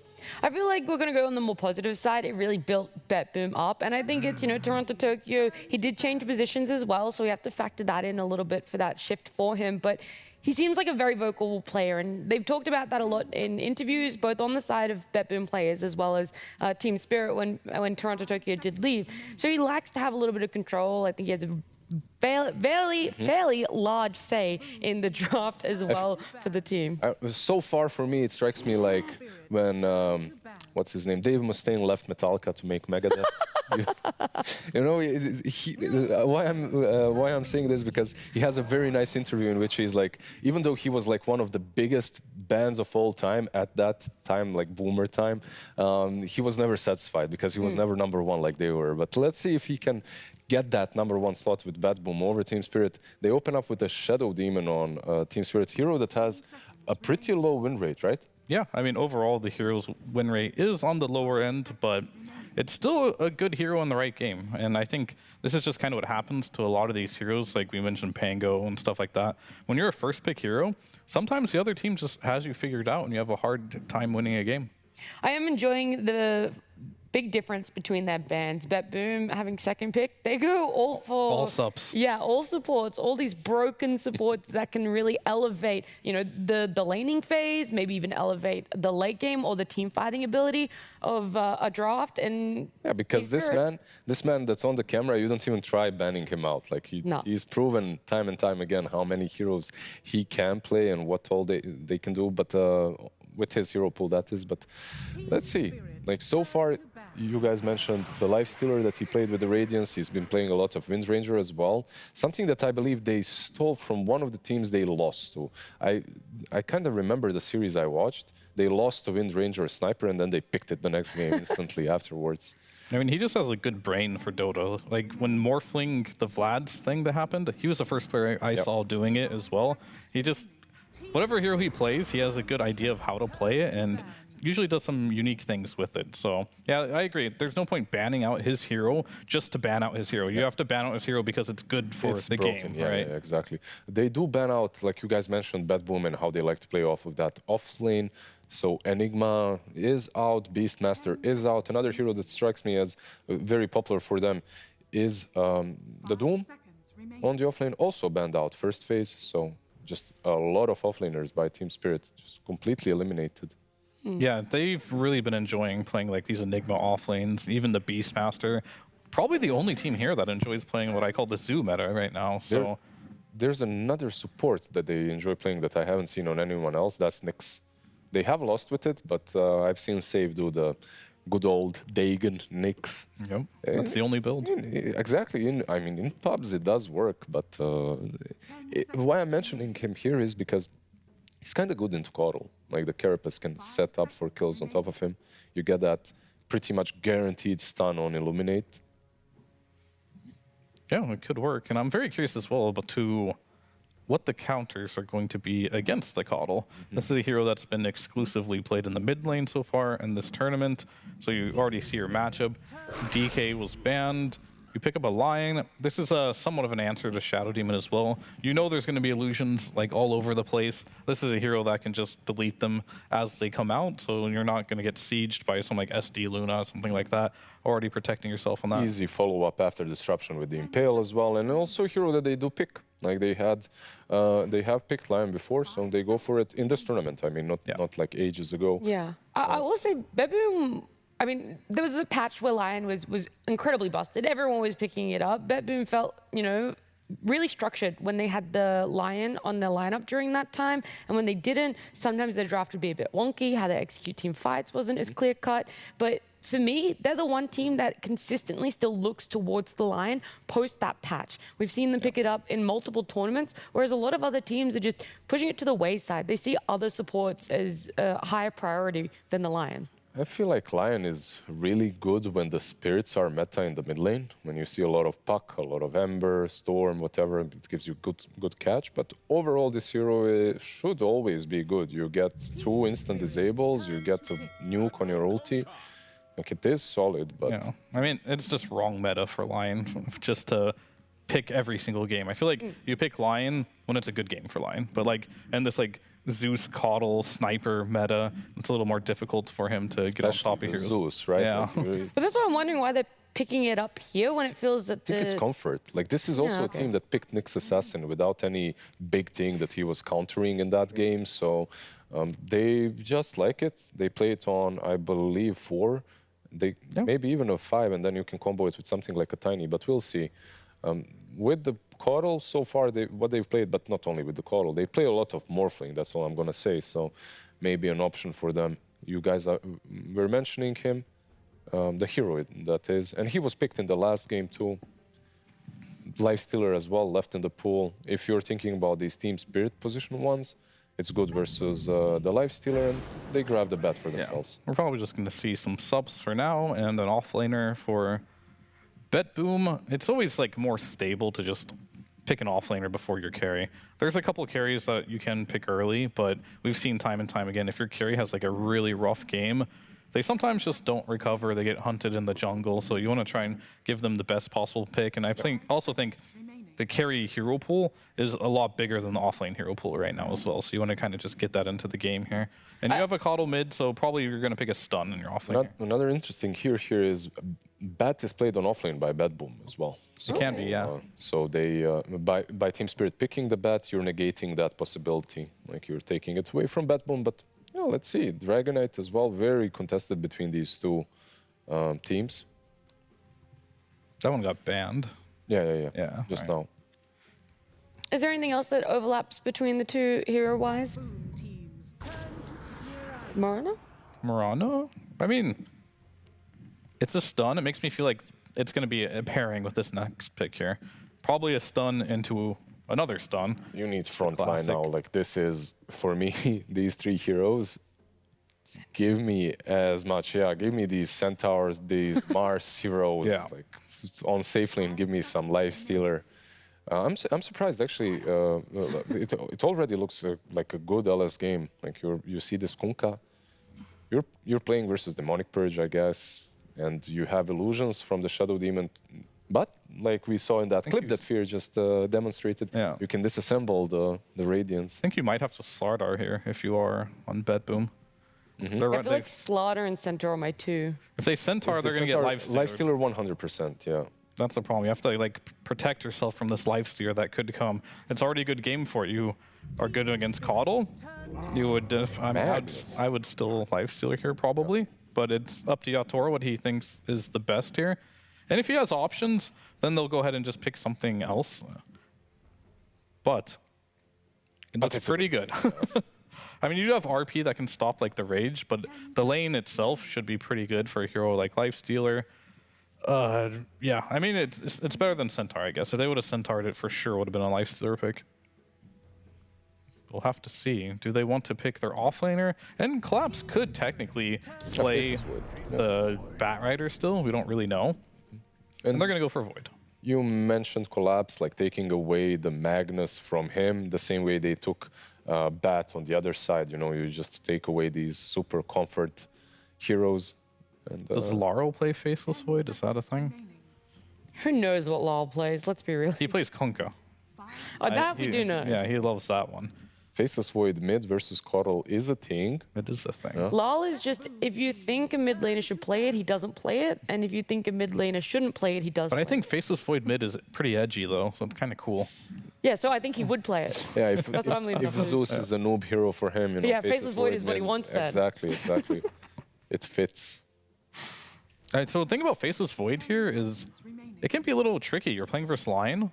Yep. And if you do go for the Aghanims build on the Magnus, it's a pretty easy catch against the Faceless Void too. So it's also a block pick because we saw BetBoom Team play this hero a bunch in the late game. So maybe they just want to make sure that they have really good late game. Maybe if they felt like if they pick the Lifestealer there, they get countered by the Faceless Void. But we don't really know where a lot of these heroes are going. Most likely, I would say, they're going to have a Kunkka mid, and then you're going to have your Faceless Void as a carry, and then you just need an offlaner here for Collapse, as we do see the Mars get banned. They ban out the Mars, the DK as well could be the offlane. Let's see what the last one is with the Bat. Basically, the way I'm looking at the offlaners right now, okay, never mind. They're just banning out the most standard ones, the offlaners of the meta. But you can also think about it this way. What heroes are really strong against Faceless Void? Most likely these are getting picked on position 1. So we need an offlaner that's... we need to ban the offlaner that's going to do well against these heroes. Yeah. Could they pick a 5 here and they put Bat offlane and Shadow Demon just stacks the jungle? Oh, that'd be pretty good. And then he just gets super farmed, even if the lane isn't great. That's always a possibility. We'll have to see with their bans. If they ban something that could be good versus a Bat in lane, maybe they're thinking about it. If not, then they're going to pick a new collapse hero. Because if you look at the pool right now, like, so many offlaners are banned. Your choices are very, very limited. There is some Slardar. Enigma is banned out. I mean, Doom, Pango, Timber, Enigma, Beastmaster, all offlaners. Yeah, then we have Centaur's banned, DK's banned, Mars is banned. There's just a ton of offlaners that are out of the game here. So I wouldn't actually hate the bat offlane idea. I actually really want to see that. I do want to see how that would progress for them. I just don't like bat on a core nearly as much as on a support. I feel like on a support you'd just do so much as a hero. What is that hero? A troll. They ban troll. Okay, It makes me think. Old eyes. I thought you meant like we hadn't seen Troll in so long, you know? Maybe literally couldn't make out the blurry image of him. What will they get? It's like he has a watermark over him, right? From that could indicate Slardar for sure. Yeah, exactly. Maybe an option for them. He doesn't give damage in the chrono, but you have that corrosive haze, and he negates the possible lifestealer pick. But besides that, I don't see a big reasoning why you'd get him. Tide though. Okay. Okay, you can actually. So this is not that bad versus Coral because of the way the binding light works on you, but you get this hero that can break Magnus. Not literally break him, but he can break the initiation. You have this Ravage as a defensive tool. So I was like, I only know of one other instance in which Tide has been picked in this tournament, and that was by Shopify a couple days ago. But it was also picked up by Aurora. So we've seen 2 instances of it, won both. I feel like there was a clear reason why, and now you get Lifestealer because you didn't pick the Slardar. Yeah, I mean, the other option I was thinking they do is Slark, but you know, we've seen that hero once this tournament, and it's gone back into hibernation. So this is and that was by Team classic. Spirit. Too, yeah, that the Slark was picked up. I feel like this is the clear answer. Like, you're decent. You're not amazing. You're decent against Tide. You're pretty good against the Kunkka. Faceless Void matchup. How do you like that, though? I mean, Faceless Void is probably the only hero right now that can just lock him down and kill him, but it's never really that clear cut, right? The fights are you're going to infest the Magnus, and ideally you're going to try and find the Void and kill him first. You do have a Lion, you do have a Magnus that can help with that, but anyone who gets chronoed pretty much dies to Faceless Void, so that's not really an argument. And Lifesteer is a tanky boy, so if you don't actually kill him in that chrono, he's going to turn it with Infest, and the game could get hard. But this is a very good last pick. I like it a lot. We don't see a lot of Tide for reasons, but it's not a bad Tide game either. I'm not sure which draft to go for, because they both have really cool aspects to them. You're going to farm really fast, too, with Empower and the Lifestealer. One thing I really like about the Tide is the Shard versus Keeper of the Light. Like, you can get that anchor on top of him, he can't run away. Then on top of that, you have X marks the spot. So you have a lot of ways of dealing with him up until the BKB. So I'm looking for some Vessel Travels BKB build on Keeper of the Light. Well, look, I loved both of your insights to the draft. I know that we haven't really picked one that we favored, but both of them are very intricate. Both of them have a lot of detail to them. So let's find out some more about it with Tsunami and one of our coaches. Thank you, yes. Unfortunately, you may have realized that BetBoom don't have their coach on site, but thankfully, Bulk has been hard at work, making memes. You may have noticed on day number 1, they had the guy putting stick in bike and blaming himself for his own failure. That's been BetBoom over the past few tournaments.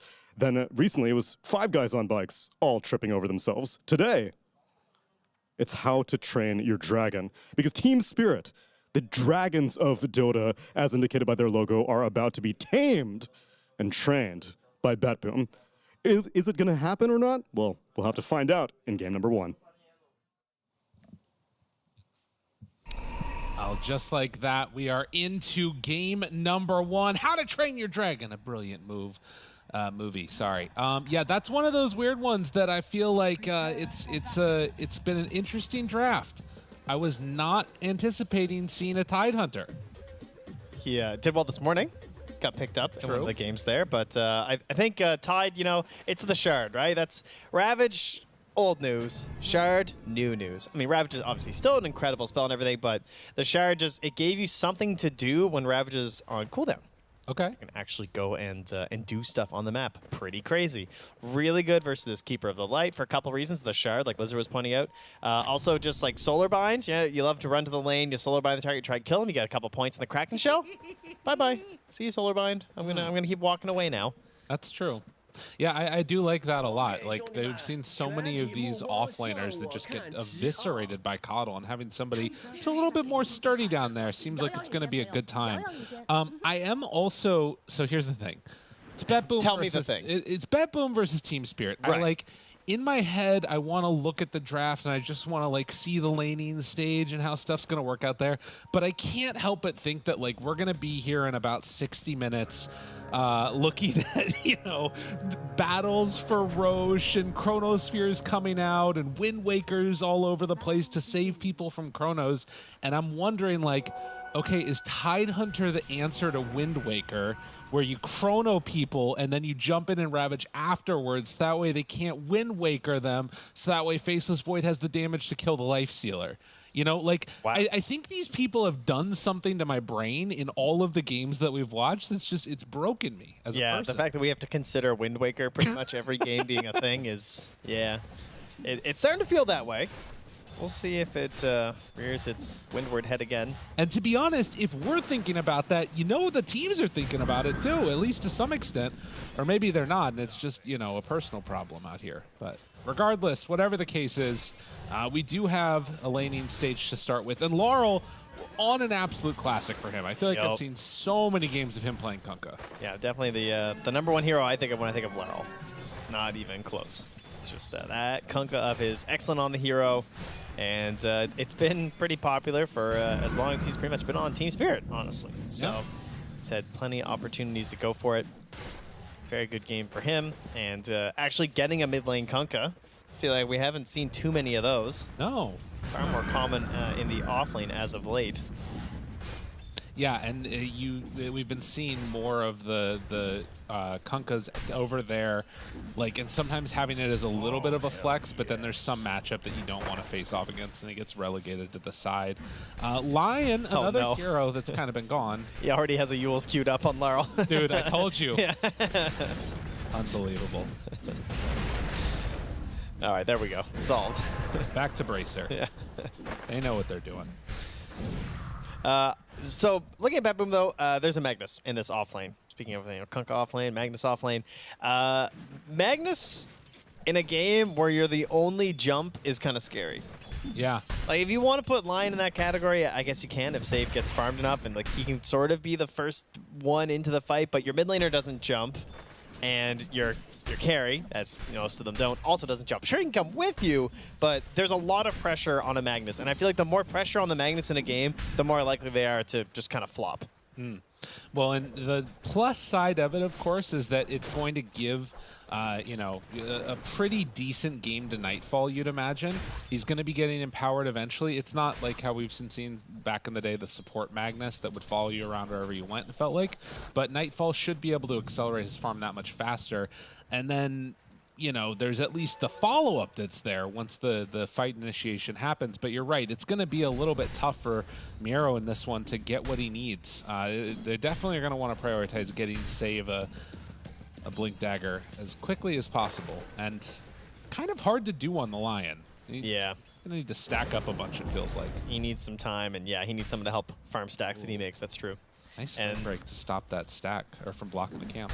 Meanwhile, on the other side, it looks like, you know, you have Chrono. So Face of Void, one of his best attributes is that he is a safe laner that can start fights. Because it's just not something that a lot of safe laners can do. And he doesn't have to be the first one in, because obviously he likes it if a fight's developing a little bit, then he can jump in with the Chrono. And Tide feels the same way. But either of them going in is going to power up the other. And then you have this hero who also, despite being a support, tends to get in earlier. Blink Dagger on the Bat Rider. We'll see how Maposhka prioritizes it, just because he is like the 5, and Mira probably wants quite a bit of farm too. So it's we might end up with like 2, 3.5, or like I guess 4.5 kind of deals on the two supports if they're splitting it too much. See how their gold develops. Yeah, again, this is just the sort of path that we've seen it take, and based on this, you can see Save getting there. Does he manage to stack the Ancients in time? Looks like he will get those, not getting the hard camp, though. So, building up this piggy bank for his Lifestealer, or Coddle, to be honest. Anybody, please, just someone farm it so I get the gold. Yeah. That's all he cares about. GPK has already started to clear out a little bit of the jungle for himself. Yeah, and you can see they, preemptively put the sentry there too, because versus Keep It Light, most teams are coming in and warding that, trying to block it out. So ensuring that is going to be an option for him is really important. We might even see him rotate over again. If Mira comes mid, he might block it off once more. Yeah. Well, we've been talking so much about what the mid game's going to look like. The laning stage up top has been kind of grim.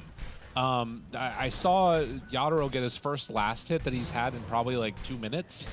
It's been painful for him, and just completely zoned out. They were able to block out that camp, keep it from being in a decent position, and Miro has just had full control over this lane, and Yadoro can't get anything. Look at him. He's just completely bullied back here. Maposhka's farming the camps in behind. Or sorry, stacking the camps in behind. That's the state that they're in. Yeah. But, I mean, this is true because Faceless Void, he likes the type of harass that you can time walk off, and that's not something you can do with Empower. Oh my god, the skewer back connection. They didn't even need the shockwave for that one. Throw it out and save the one that gets first blood. That is really nice for the Lion, actually. Wow. So Yadoro, push back, and not having a good time on the Faceless Void at all. He's just desperately trying to pull that wave into the tower so he can farm something up here. There are going to be some boots now delivered to Maposhka, so he will have some aggressive potential onto the Lion, but like you said, unfortunately, the first blood. So now he has boots and Windlace, and that window's over. The plus side for Yadoro, at least, is that he has been spamming this time walk, and that's meant that he hasn't had to buy that much regen. He's about equal with the Lifestealer, but still, neither of the carries having a great time. Level 6 is online. Arrow goes out. Some extra damage from the Hex. Save moving in. Mira makes the rotation. The boat. And they keep him alive. Wow. Run buff is strong. That's pretty wild. Treads are delivered up here to Miro. So he's very tanky of his lane. I mean, this is a universal hero. Oh, yeah. With Treads, Wraithband, Bracer, and Branches. Get that wand, and he's not going anywhere. Yeah, he is going to be a big damage dealer, that's for sure. But going into the Echo Saber, you can see that sort of similar to what we saw in the last game, he's not trying to, get his items and then start making moves early. This is very much a, let Coddle be the one that makes those rotations and see if GPK can set the tempo, because they want to farm on this Magnus. Well, support's doing what supports do. Oh, yeah. Stacking and grabbing wisdoms. You love to see it. Also, Maposhka stacking up the entire jungle while that's happening, and he's farming. So, in a little bit here, Maposhka might actually have more last hits than the Faceless Void. Yep, that happened. He has surpassed him. I mean, they're neutrals, they're worthless. That's true. But yeah. I'm the carry now, Bat Rider. This is just classic Bat Rider gameplay, though. Well, we'll see how long until Yadoro queues up the Midas here. Yeah, good point. I would not be surprised. Might be one of those games. Yeah, definitely. No, it's feeling very much like both teams are just gonna be doing the no rush 20-minute strat. Dude, look how hard this Magnus hits for. He's just denying in his face. Yeah. Oh, it's a big issue. Kunkka does queue up the Dual Scepter again. So it looks like Laurel is going to be going straight for that. X mark. Connection. But not able to do anything, as the leap was already used. Tranquil boots on save. Stun, and they find him. Damage. Ooh, they didn't quite hit on the blast. Oh, man. It's a speedy line who can initiate on you, though. Just having an idea of what's happening. That is not blocked out on that camp, that sentry ward that was there. They're defending this triangle. Don't want to give them free reign onto that side of the map. Yeah, just different ways of thinking about the game right now is what it feels like. Toronto Tokyo's out there arrowing creeps. Both teams just trying to be as efficient as they can and not really trying to stop the other team from farming. Or just enabling themselves. They basically just don't want GPK to snowball, feels like. Like with Laurel going for the Yule's Rush, having this Tidehunter on the side. Yeah, they're basically just saying like, hey, we want Spirit Vessel and Solarbind to be as weak as possible, but Lyral not really playing into it because he's just going to coddle. Or sorry, GPK not playing into it. He's just going to coddle and farm up all these camps because they haven't come back and tried to block it off or anything like that. They've just secured it. Multiple sentries in the area. I mean, but Kunkka is still sitting highest net worth, and he's like farming Ancients right now. Yeah. Like, they're having a good time.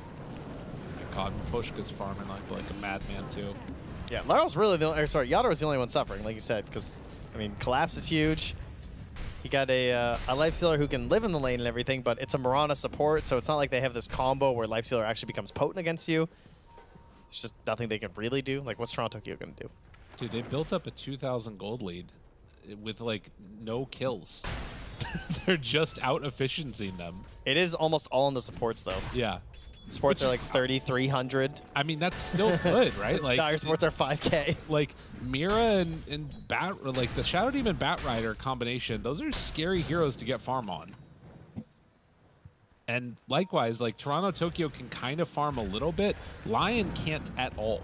Like the save is the only gold he's going to be getting is by virtue of stacks being taken. Can we get a look at the damage numbers real quickly? This game. Is this going to be Magnus in power damage? Is like the most damage that's been traded back and forth other than our one kill. Yeah, there's really not much of anything going on here. Actually a lot higher than I expected. Honestly, yeah. Lion has the most damage in the game. That's something you're not going to see for a while.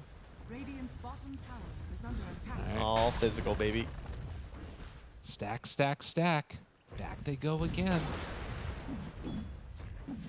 And again, as far as like big moves that you can make, they don't really have heroes to do it. So Miro is going to finish this one off. He's trying to get that Echo Saber done. They're pinging like they wanted to go up towards the top tower, but that's not really an easy thing to make a move for either. And Nightfall is just working on towards the Relic. Jeez, man, you called it before the horn. I told you. Like, I didn't think there was going to be first item Yules for Kunkka. I've never seen that before, I don't think. Like we've got a great choice. Figure out the number of games that we've seen a Kunkka first item or first real item Yules. But it'll keep him alive against the Coddle, like you said. Yeah, I mean, it's also a great tool versus Mag as well sometimes. Trying to do his little combos on your team. If you're not caught inside the RP, you can use him up, maybe save him from a skewer situation. Listen, do you think, like, as Silent looks at this, there's just, like, a part of his body that just is, like, crying inside for the days of Empire of old when they would just run at each other? Like, it's 12 minutes in and there's, like, nothing happening. I gotta imagine he's hurting a little bit. But a smoke up. Oh, look at this Earth Spike. Oh, it's so good. They got him. What a spell, honestly. Earth Spike's so insane. And now looking for more. The Torrent's gonna be there.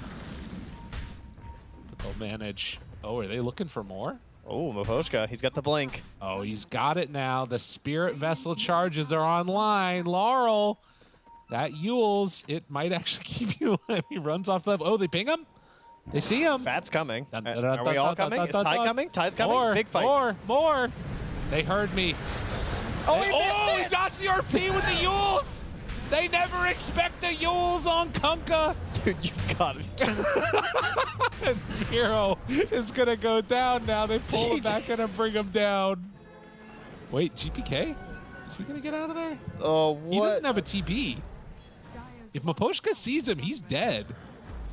But it doesn't look like they're going to spot him. No, no one's going to suspect that. They'll be all right. Oh, wow, that timing could not have gone any better for Team Spirit, though, that's for sure. That Blink Dagger being available from Miposhka. Oh, he actually is flying up again nearby. Jimmy is actually still here. All right, now he's leaving. Yeah. Man. 4,000 gold lead. There's just something different about Team Spirit. Maybe it's like the whole winning 2 TIs thing? Apparently. There's only a few teams like that, you know? By a few, I mean a couple. My kids get mad about that. If I ever say few, they say, that's 3. I'm like, okay, fine. Wow. Yeah, they're very particular.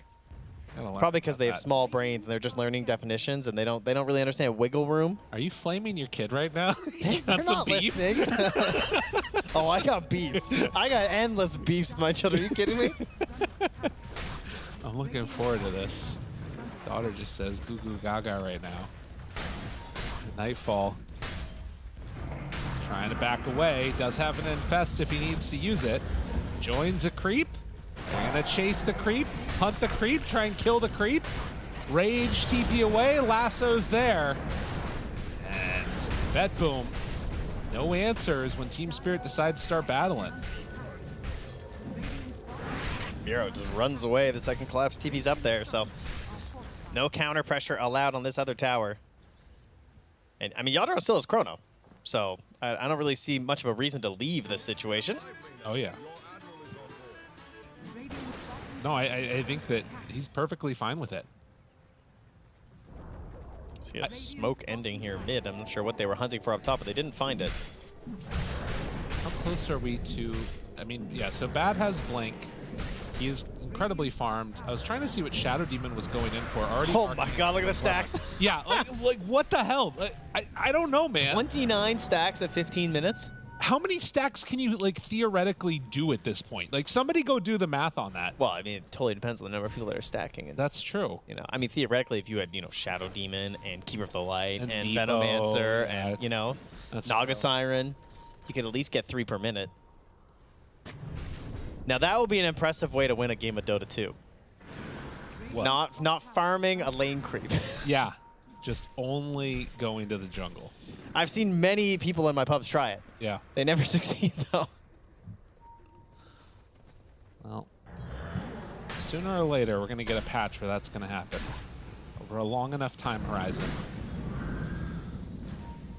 Collapse. Not easy to take that guy down with the Eternal Shroud, and Toronto Tokyo does have more leaps, but nowhere else to go.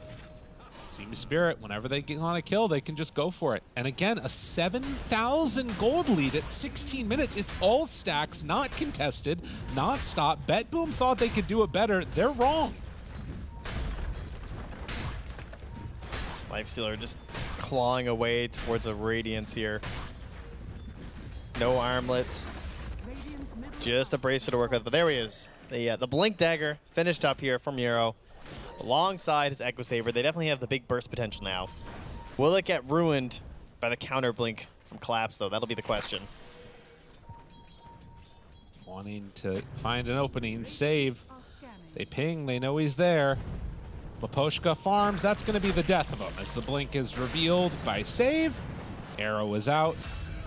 Oh, you know that he wanted to use Finger of Death. So much gold, too, though. That's so helpful for Nightfall to try and get him towards this Radiance. So save, potentially the one who will in fact save this game. This Blink Dagger, crucial so that Miro can actually play Dota. I think save just has to blink, hex, and it does not matter what happens after that. Like, as long as like 2 heroes show themselves killing him, it'll be worth it. Because he's going to open up opportunities for Miro to actually play Magnus. I mean, I hear what you're saying, and then I see Collapse farming the enemy Ancients and blinking into their jungle. Yeah, he's been doing that. Like, look at the map right now. They're just not getting as much out of it. Like, Collapse is so free. He's almost level 14. Like, to do whatever he wants. They're enormous. The watermelon is impossible to deal with. Oh, and he got the Dragon Scale too, which is so sick on Tide. I mean, he's got Eternal Shroud.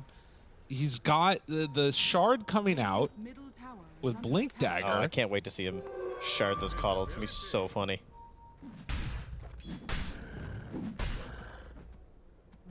Granted, it's predicated upon the idea that they take good fights. Yeah, but they have Torrent Storm. They probably are going to take good fights. They have a Ravage, Chrono, Torrent Storm. Yeah, I mean, this is a problem. They're smoked up. Save anybody that gets caught right now, jumps in. They find him, immediately tries to run away. Guess what? Laurel's there. Lasso connection onto Nightfall. He tries to get away. There is no getting away from that. Dude, X marks onto Lifestealer is actually kind of sick. Now, finding Miro, he has his Blink Dagger up. That should mean the mag gets away. And they're already running up top here to try and find GPK. The X is back up. The speed of the Yules, but it's not enough. Coddle's too fast for that one. Man, if a fight just gets locked down into a single place, though, there's so much AoE now from Spirit. They have a pretty good spell for locking down the fight to a single place. It's that Chronosphere. Yadaro doesn't go for the last creep. It's Miro that's there. He's thinking about it. And there it is. Who needs to time walk? He can just drop him just like that. Save in for the save, and now the turnaround, but disruption still pretty good. Laurel drops out the Torrent Stone. They have anything at all. This is, well, 5v3. The rest of the team from Team Spirit moving in, but they're going to be a little bit late. Collapse! Ravage onto 4. The move-in comes out now as leashed up and brought down dead in the water. They did manage to kill the Kunkka, but with everybody else starting to fall, Save doesn't have anywhere left to go. 3 for 1. It still hurts. Yeah, I don't think Spirit expected to get the kill necessarily when they did that chrono. Miro. I think they just wanted to force a fight. Oh! Was that the dragon scale? It was. I think it was the bird. The dragon scale damage. 14 magical damage killed him. Oh, man. Oh, poor Magnus. 10K gold lead. 4-8. When you can beat somebody in this style, it's pretty scary.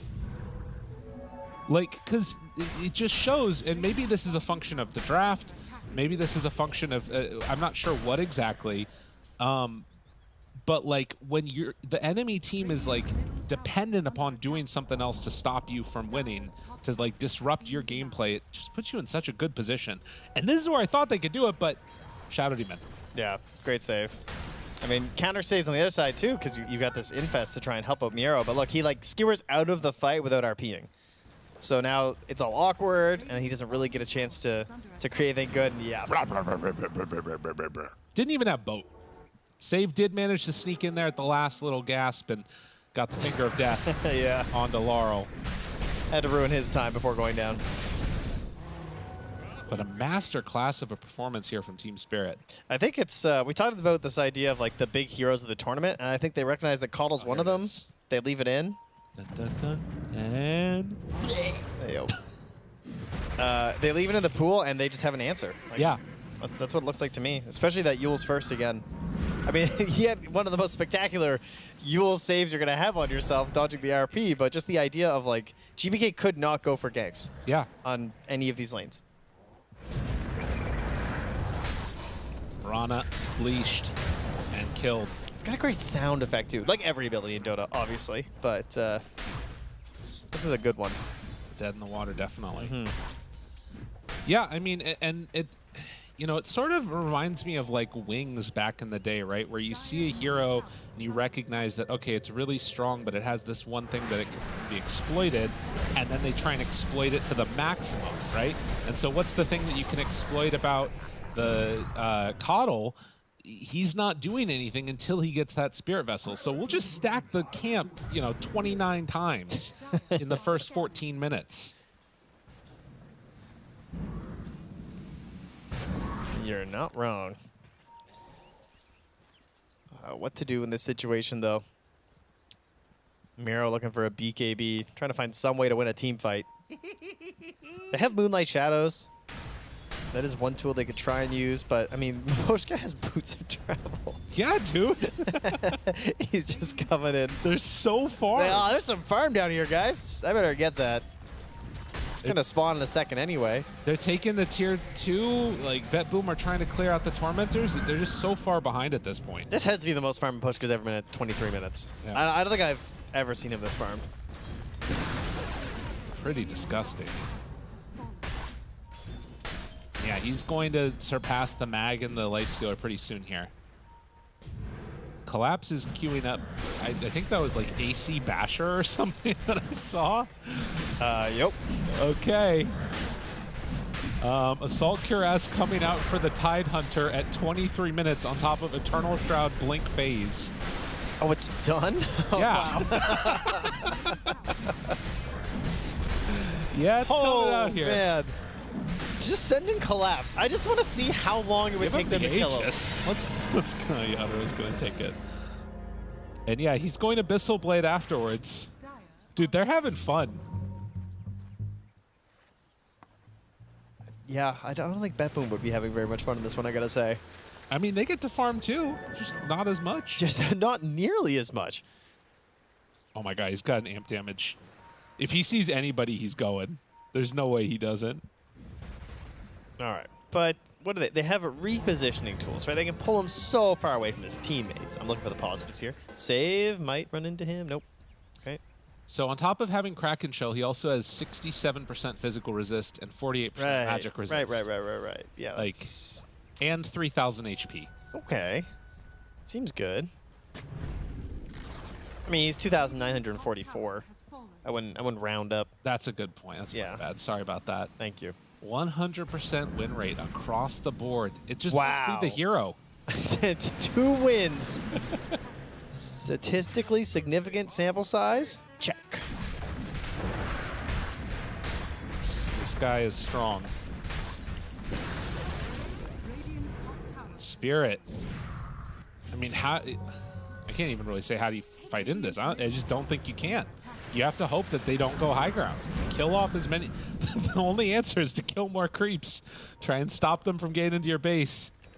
4% now. Oh. Yeah. That's what you're talking about. So they will hit the tier 2 tower now.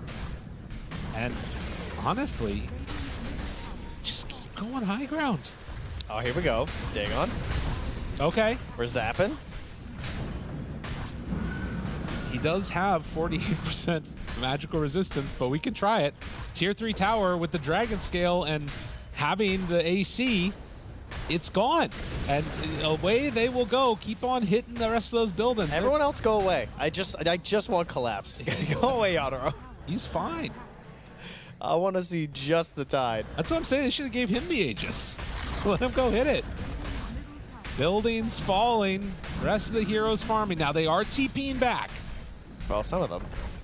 Some of them. The rest are coming in now. And immediately they all blink away.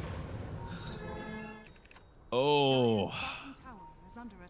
It's got to feel like, you know, that like feeling in the pit of your stomach when you're a kid and like there's something scary or bad going on. It's like, that's what you get when you're a team playing against Team Spirit.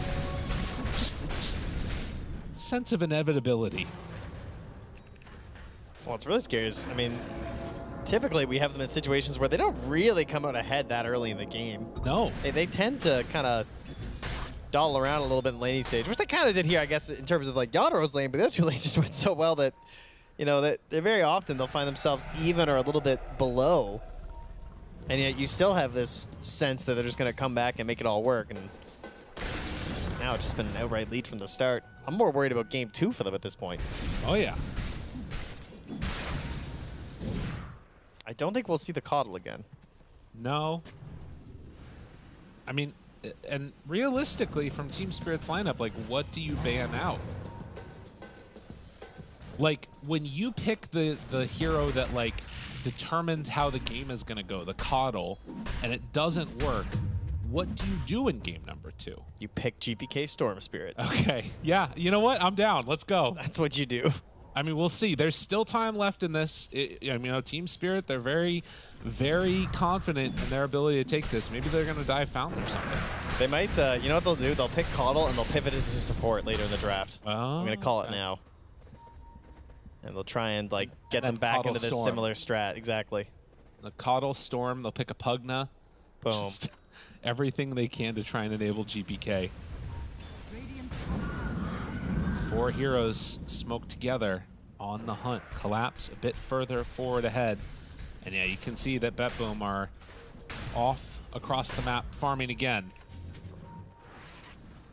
They'll TP to pick up the Wisdom Rune from Mira.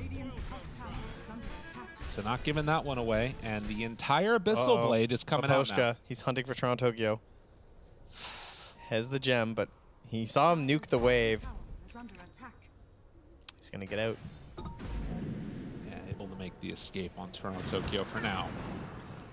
Might stick around here. And Roche, the Aegis is going to be reclaimed just now. We'll see what Team Spirit decide to do at this point. It looks like they're going to head through the gate and try and find somebody down bottom. Magnus is over there, actually. He's being very quick. Miro, high-intensity gameplay at the moment. APM off the charts. See if he shows on any waves. He saw them run by that ward, and yeah, Toronto Tokyo also hiding it out. Wait, they're following the courier. Oh, Oposhka, they're coming. Toronto Tokyo, run! Run! Get out of there! No! Just out of range. Did he get his courier? No, I don't think so. Oh, nice. Ooh, Miro. Jason, and disruption. He's not going to be so lucky. So Team Spirit find themselves the mag. And the bash comes out, the skewer to get away, not going to happen.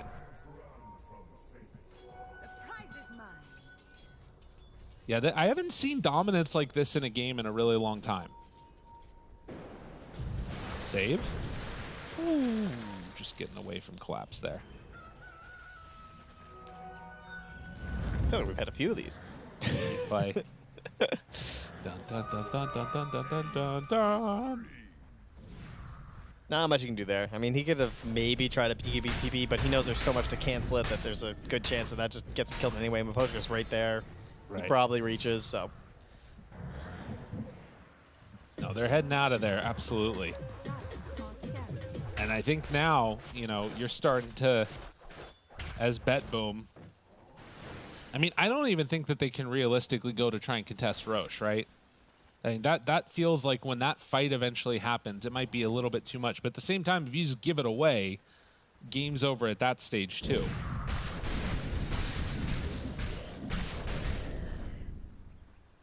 Four to 10. And Bedboom venturing out of their base. Look at them. They're moving.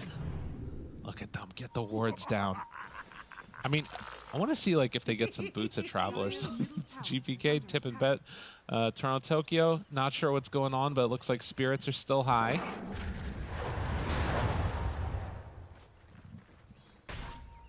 I mean, that is something the team's talked about in the past, right? You know, they've a couple of notorious tilters on the team, and that's something they've worked on.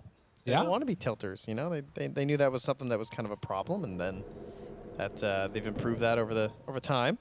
Just getting better and better. Placements have also been better as of late, right? They're getting close. They're on the cusp. They just need that last little bit to get them over, and maybe, just maybe, they come back in a series like this. That's the power up they need.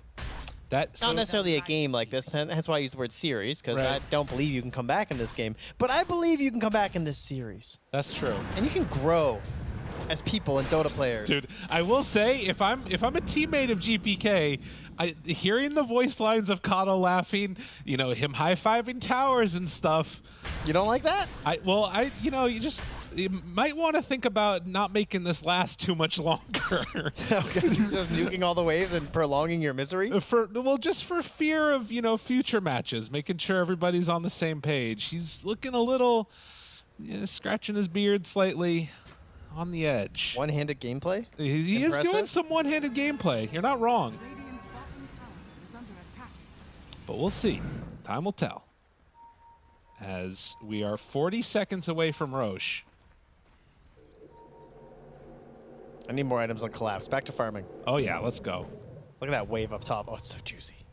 He's moving in for it. He could eat an anchovy. I could get the levels up here. Oh, yeah? Because he doesn't say them for us. That's a good point. You're asking what level the eat an anchovy one is at? Yeah, like the various levels. Oh, okay. Yeah, leveling up here. Let's see.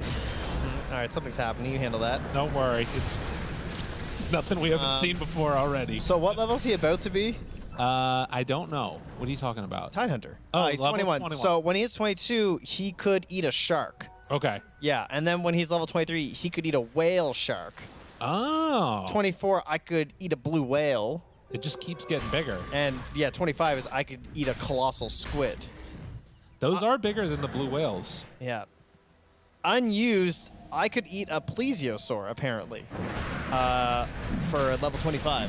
That's not in the game, but it was recorded. Nice. And he still says at level 25, I'm stuffed. So that's a problem, Valve. We need an update. That's right. It goes up to 30 now. Yeah. Well, on that riveting note, we're going to take down Aegis now. GPK has kind of just been chilling in base for a little while, along with the rest of the team, not really wanting to overextend. They get Roche's banner. Gonna place that one down. and leaving some raindrops around as well. Yeah, 34 minutes in, and with 15 kills. Each one of them total might be the okay. Wait, there's some hold, tips. Hold, horn toss. They're laughing about something. Hopefully, it's all good. We're online. It's horn toss time. It's okay. He's gonna do his best collapse. Wait, impression. I've seen this before. Yeah. Yeah, it's okay. Question is, have Team Spirit remembered it? Saves dancing. Yeah, they're feeling fine. Okay. They're like, how miserable can we make them? You know? Oh, there's the satanic. Oh goodness. No, for sure. This is mental warfare for the next game. No doubt about it. He's stacking. Collapse! Bro, You've done it enough! This is unnecessary. Bro! He just padding the stats. Oh my god. Who is that for? The fact he stacks and just leaves it. It's just automatic. GPK tip and collapse too. Yeah, this is a so huge. This is a new level of gameplay that we're experiencing right now. I think it legitimately is just mental warfare now. Like, they're trying to do psychic damage that is dealt into the next game.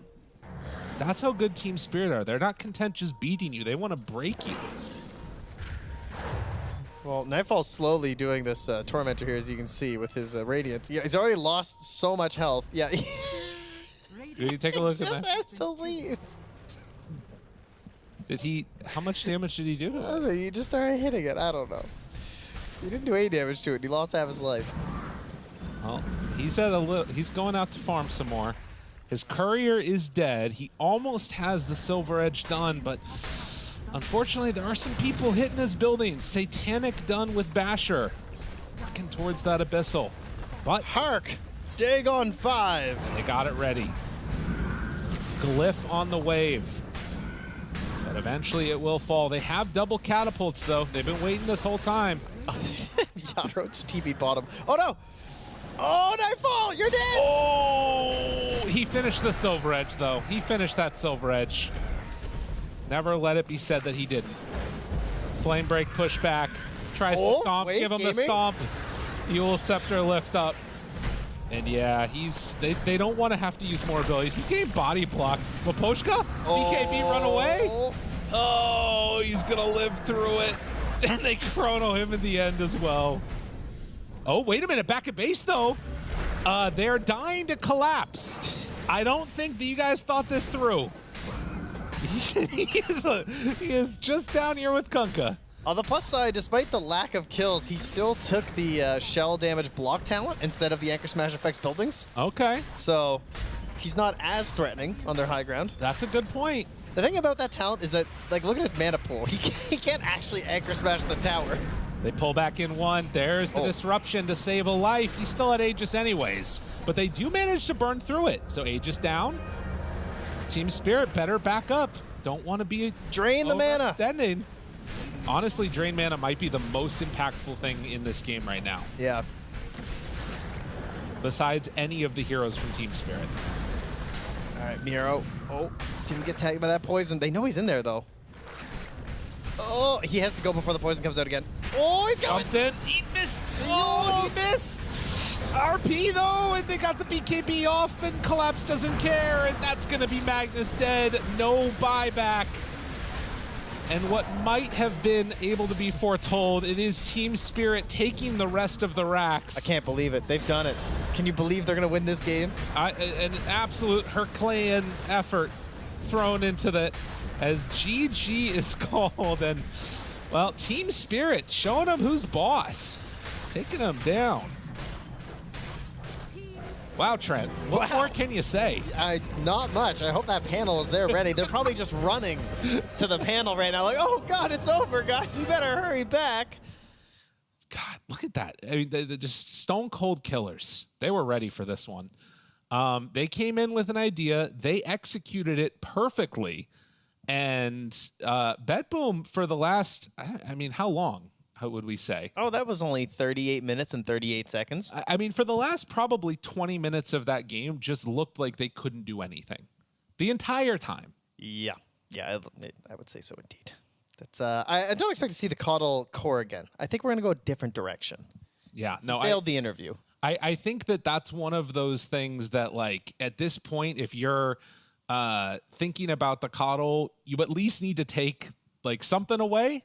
I'm not sure what exactly. One of those three. One of the three. I mean, because he also went Yules. I feel like normally Kunkka is one of those ones that, like, you can sort of be able to deal with to some extent, but it just didn't end up happening because he got the Yule Scepter. Took away the timing. The idea would be like Spear Vessel to Kunkka, can't heal, and he's tanky, whittling him down, he dies. Yeah. No, it was devastating. I also feel like one of those moments too where this could sort of snowball going forward, where other people are like, hey, we can just build the Yules and then build whatever we want against Caudle. Maybe not, though. Maybe that's not the right way to think about it.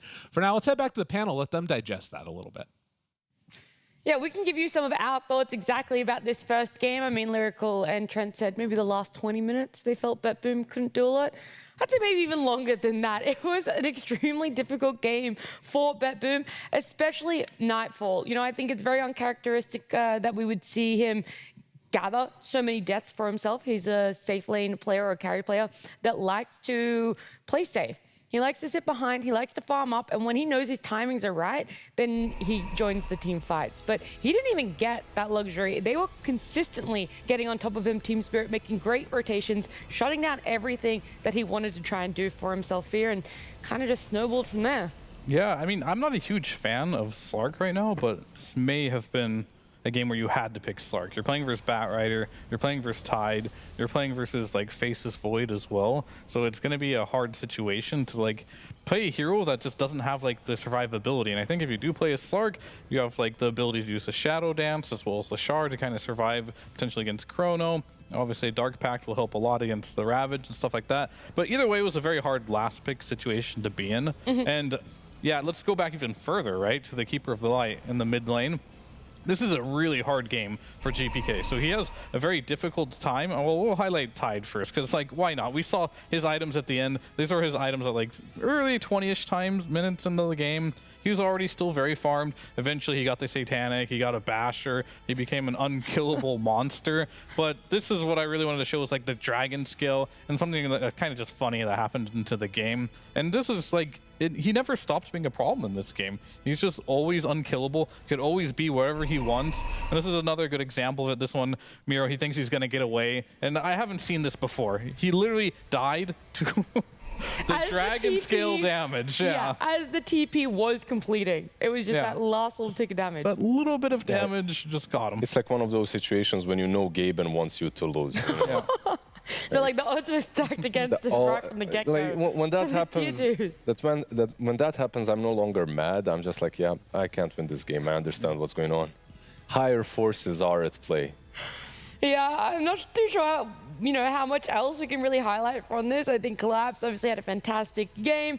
They're off lane just making so much space for everyone else on the side of Spirit, as well as this Batrider. We talked about it so many times, it being in a support position. It does so much. The way that it's able to take farms, the way it's able to farm by taking stacks, getting your items quite quick. It takes their farm, right? Like, and takes their farm too, definitely. Yeah. It's like a double whammy. You get farm for yourself, and you're also taking the farm from the enemy's side.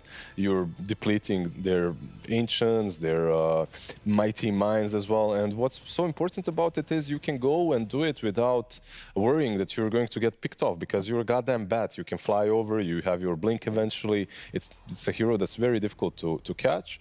And even when they did manage to get on top of him, unfortunately they missed a couple of spells with the Keeper of the Light Lion, so they didn't manage to take him down. Miposhka did pretty much everything right. His hero was good into the Lifestealer with the lasso as well. He's so farmed this game. Yeah, I was going to say, if someone showed me just the inventory, the items that he had, I would never think it was a POS 5 Batrider.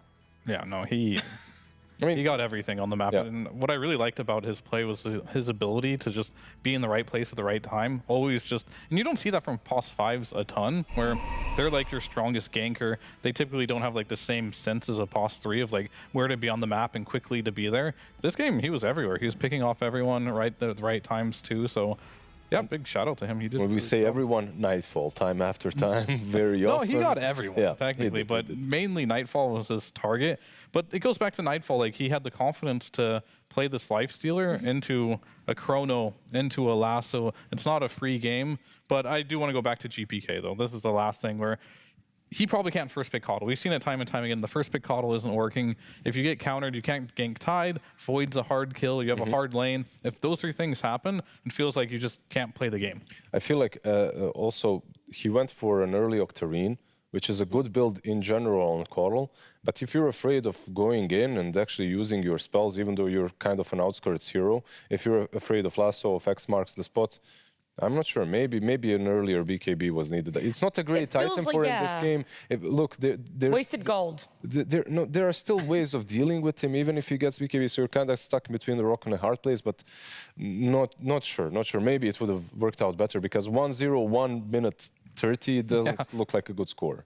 It was a rough one for BetBoom. You know, hopefully the mentality is still there for them. Hopefully they're able to pull themselves back in because this is a best of 3. You want to try and get the win for yourself. It's going to mean that you get qualified for playoffs in this tournament. But either way, game number 2 is on the cards for us right after this break.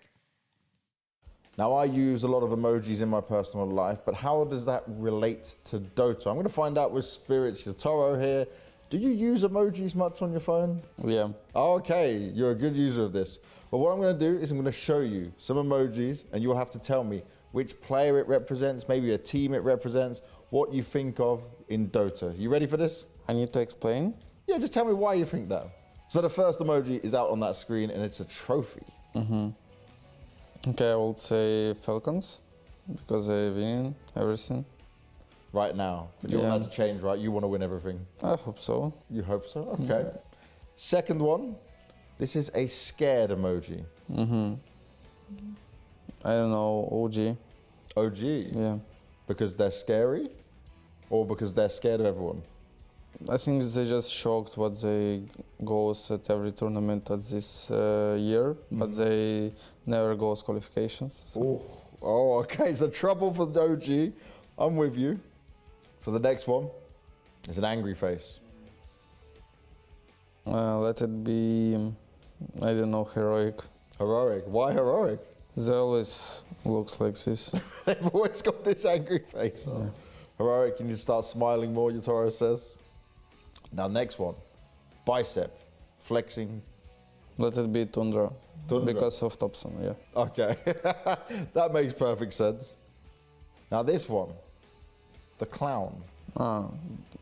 Falcons, of course. Is that because they talk a lot in all chat? Yeah. Yeah? So you think they're clowns because of it? You don't want to talk back to them? Not at all. Maybe when I'm in good mood, I can just troll them, but like irregular, I just look and think what the clowns they are. So it does not bother you mentally when they're talking? You don't care? Of course no, they just... No, just play the game, get on with it. Okay, that's a good way to do it. The next one, the baby face. Let it be, I don't know, let it be Team Secret. Okay. Because they have dad, and then for else. So Puppy the dad and then everyone else, right? Okay, I like that. That's very good. Now we have the cool face, some sunglasses on.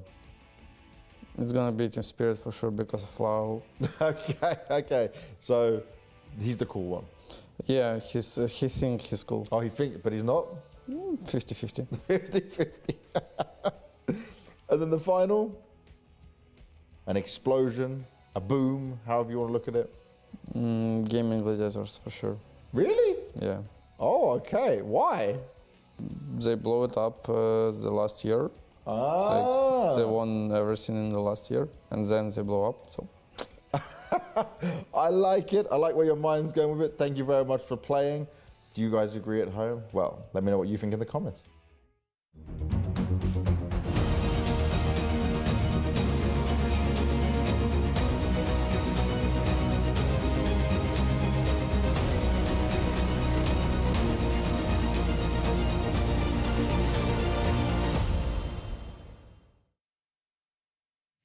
A fun piece of content there between Yotaro and Banks. I mean, they're talking about emoji association. I liked the last one. I thought he was going to go, Yotaro was going to go in the nice way, and I'm like, that's not where my brain would have A gone. couple of those, right? Like he always gives you the positive and then, never mind. Like Lar, because he's cool, or he thinks he is. Yeah, 50-50 on if he actually is or not. But look, he looked pretty good in that game, especially when he got the Conker, the Yules that came out as well. It shocked a lot of BetBoom players. They weren't expecting that one. So we'll see if there's any more surprises in itemizations as well as draft. For BetBoom, I think they're going to need to be able to pull out something to surprise us. And also Team Spirit, you want to put them on something uncomfortable. I don't know if that's really possible for BetBoom, Lizard. For BetBoom to put Spirit on something uncomfortable. I mean, on some roles, it's impossible. I feel like most of them. If you look at the offlane, suddenly we get this Tide, who's not really picked super often, and then he looks like the most broken hero in the game. Cannot be touched, cannot be killed. They're pinging him, laughing because they see his items. Giving him some tips, finish the Satanic. He's like, got dude, Satanic, how? Basher, Abyssal, like you're just not gonna kill him. But yeah, I don't think this is a team that maybe on the mid lane. Like we've talked about Larl before, and we talked about how he feels about the meta. Maybe that's a lane that you can abuse a little bit. Even this game, like he went for this Kunka and a strange build with Yules. I'm not saying it's bad or anything. It's just strange. Haven't seen it in recent times. Strange doesn't always mean bad. Yeah. I mean, it was just an answer to the Caudle, right? They wanted to make sure this Caudle had no game, and they were successful. Yeah. He had no game. And I think you got to be more aggressive when you're playing against Collapse specifically, because Lifestealer doesn't beat Tide in lane, because like you get anchor smashed and you have like no damage, so you actually just don't really trade very well in that situation. I think you have to be way more aggressive on Collapse when he shows you his hero. Either you pick a Monkey King, you pick a Slark there, you pick a Razor, something like that to really punish Collapse if he thinks he gets away with Tide, because Tide isn't meta because he has a lot of counters. Yeah, he can be exploited in lane, but if you don't exploit him in lane, kind of looks like last game. So, do you think that it's something that he called for? I feel like it's a Nightfall call to go and get that Lifestealer. I mean, obviously, but like we all saw, it just didn't work, right? He thought it could work. I've seen this bait before. A lot of carry players think Lifestealer will counter a Tide. Maybe against the Tides who aren't as experienced and not as good, it might have some effect. But I think so far, when I've seen in pro level play, the good Tides, they don't get countered by Lifestealer, especially not in the laning stage. We're going to change up in our draft here coming up on our screens. It's going to be flipped for BetBoom to have first pick this time round. And it does draw my eyes towards what exactly is going to be banned. We had the funny situation that last game, BetBoom just banned out all of these supports. It's a little bit different now that they might be able to pick up one of those OP supports for themselves, despite already the Chen, the Disruptor, the IO, and the Batrider being Yeah, because Keeper of the Light has been banned out, right? Ooh, no Pango. No Pango as well. All right, see if they want it. I mean, last game, Team Spirit was first pick, right? Yep. And they banned Pango. They didn't even want to play it on Yeah, first they went pick. Doom, Pango, and Timbersaw. Like, they really focused on what felt like the high win rate heroes of this tournament. Well, the thing is, like, Pango did go through, but so did all the big counters. So the question is, are we going to see it even maybe later on down the path when you see all the picks and when there's no room for Primal, for Bloodseeker, for Bane, then you can pick it. But like this, I doubt it. Maybe it will happen in the first stage, but I don't think so. Yeah, I don't know. Will Laurel even play it, or is Pango for noobs? I think Pango falls in the Zeus category. Yeah, might be for noobs. Whatever you don't play is for noobs, you know? Heroes that you play, only distinguished gentlemen play, but the heroes you don't, that's just noob stuff. I don't touch that. I mean, the thing is, he does play Zeus. That's the weird part. Yeah. Like, he's actually in pubs, right? Prolific Zeus player, even in competitive, actually. He played it a ton, but that was before, like, the lightning hands, yeah. They grabbed themselves a Centaur. Now, this is maybe a different stage in which BetBoom could go again for the Lifestealer this time around. I mean, even though I have seen some Centaur lanes do well against the Lifestealer, I think the position 4 has to be much stronger than your 5 for that to happen. This is game number 400 of Centaur versus Shadow Demon. Seems to be like the go-to hero, just so you can get your carry, your mid, whoever gets purged out of a sticky situation. And yeah, we'll see. And that's kind of how position 4 is right now, and why we see a lot of heroes like Hoodwink specifically. I think Hoodwink Centaur, I don't think they lose to a single lane, like in Dota, right? Like you can pick whatever you want to try and counter it. You're just not going to, unless it's maybe potentially some double ranged lane might be able to, but still hard. Just two lane dominating heroes. Yeah. Have so much to, like you have the 2 stuns, 2 spells that deal damage. It's not an easy lane to play, but also these 2 drafts have opened up in a very like there's nothing really tying you down that you have to make certain sort of bans. Maybe if you're on Spirit, you need to get rid of that lifestealer. Besides that, you should be pretty fine. On the other side, Shadow Demon, you just opened up with the support. There are some combos with the Shadow Demon, but I feel like this hero is just generally picked and enjoyed in any game. So 10 seconds remaining. Yeah, that makes sense. The Morph being banned out by BetBoom now. I'm just looking at comparison of game 1, where the Pengo and the Timber were taken out very early on by Team Spirit, and it just feels like a very big shift entirely for what these teams want. Like, I know you just mentioned then, Lizard, that you're opening up in a very different way. It means that moving forward in the draft, there's so many different directions that you can take. With the Shadow Demon in the pool, you obviously don't want to pick some. You can, but some heroes perhaps become a little less desirable, like because Shadow Demon has a decent save versus something like a Faceless Void. So maybe you don't want to pick it, you ban it instead. Exactly where I was leading with. So nice little ban by Team Spirit. Yeah, I mean, they left a Lifestealer and they also left a Timbersaw, which is a hero that was banned last game. Very good versus Centaur, very just good hero in general right now. So look out for that. And Razor banned, right? Yeah. Like with the Razor banned, Lifestealer still in the pool to pick versus the Centaur. Will show support. They take the Lion this time, okay? Yeah, that one is interesting for me still. I mean, it's the answer to Shadow Demon. Like, you just want to keep killing these illusions. You don't want to get split pushed by them. That's the only reason why they're picking it. Sure, but, you know, the roles were reversed last time, where Spirit had the Shadow Demon and BetBoom had the Lion. Right, and it didn't feel that interaction happened that I feel often.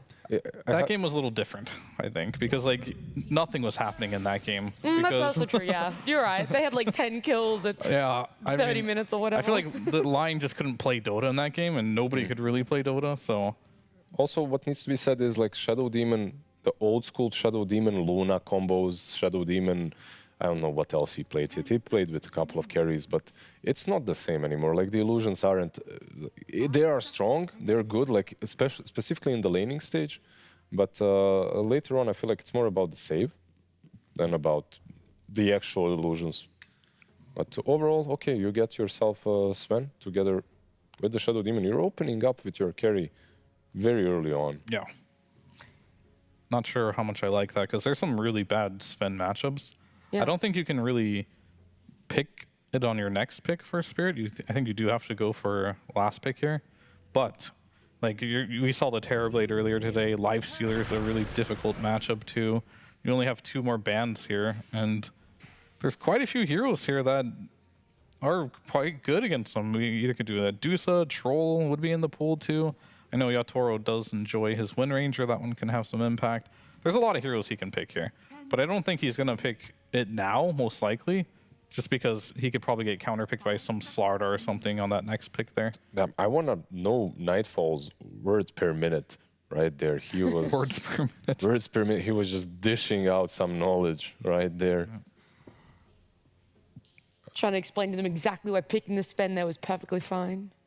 Yeah, do you pick your carry here or do you pick your mid? It's an interesting decision to make, because in any case, they're going to be taking 2 cores on their last 2 picks here, and you're only going to get to counter pick from one of those roles, either Yatoro, or they're just going to go for the Lifestealer. That is the one matchup that's it's impossible for Sven to play. But they're going to probably Slardar right after, which is not an unplayable lane. But I wonder if this next pick here will somewhat block pick the Slardar pick. Centaur 4 Slardar offlane.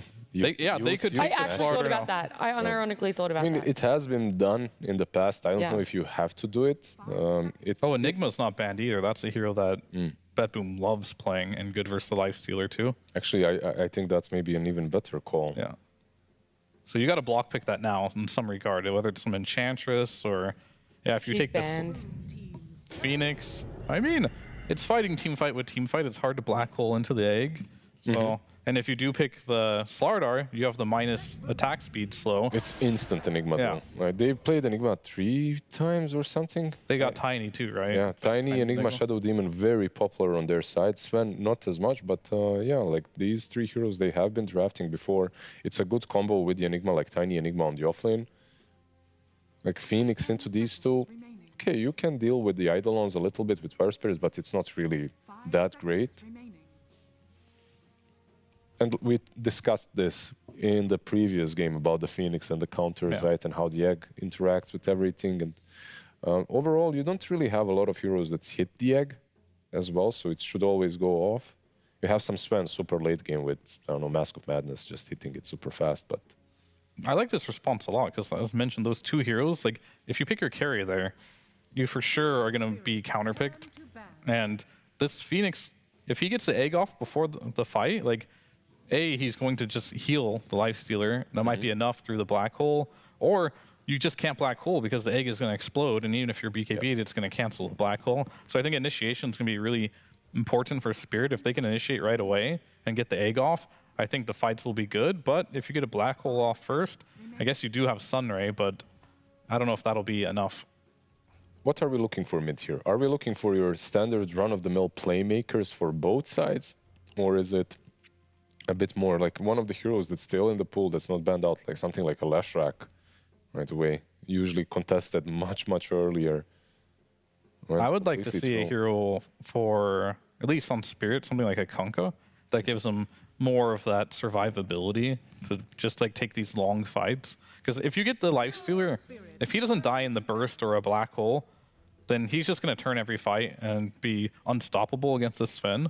But if you are on the side of Bedboom, you got to kill this Lifestealer. He has to get bursted, most likely into the black hole. Would have loved to seen a Faceless Void for them, but that's banned out of the game now, so that's not going to happen.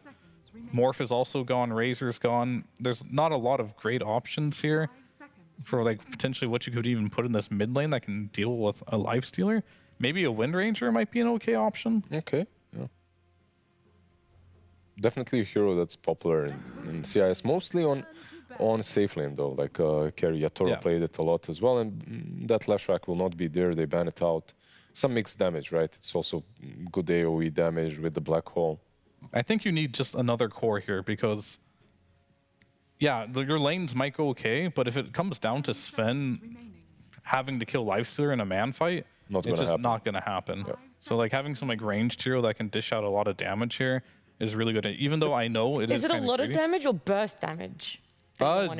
It could be both. I mean, we've seen something yesterday. You are playing versus Stampede, they can get on top of you, but some Lina also deals with the egg, and you have a lot of right click into the Lifestealer. We've seen it literally last night in that long matchup between, help me out.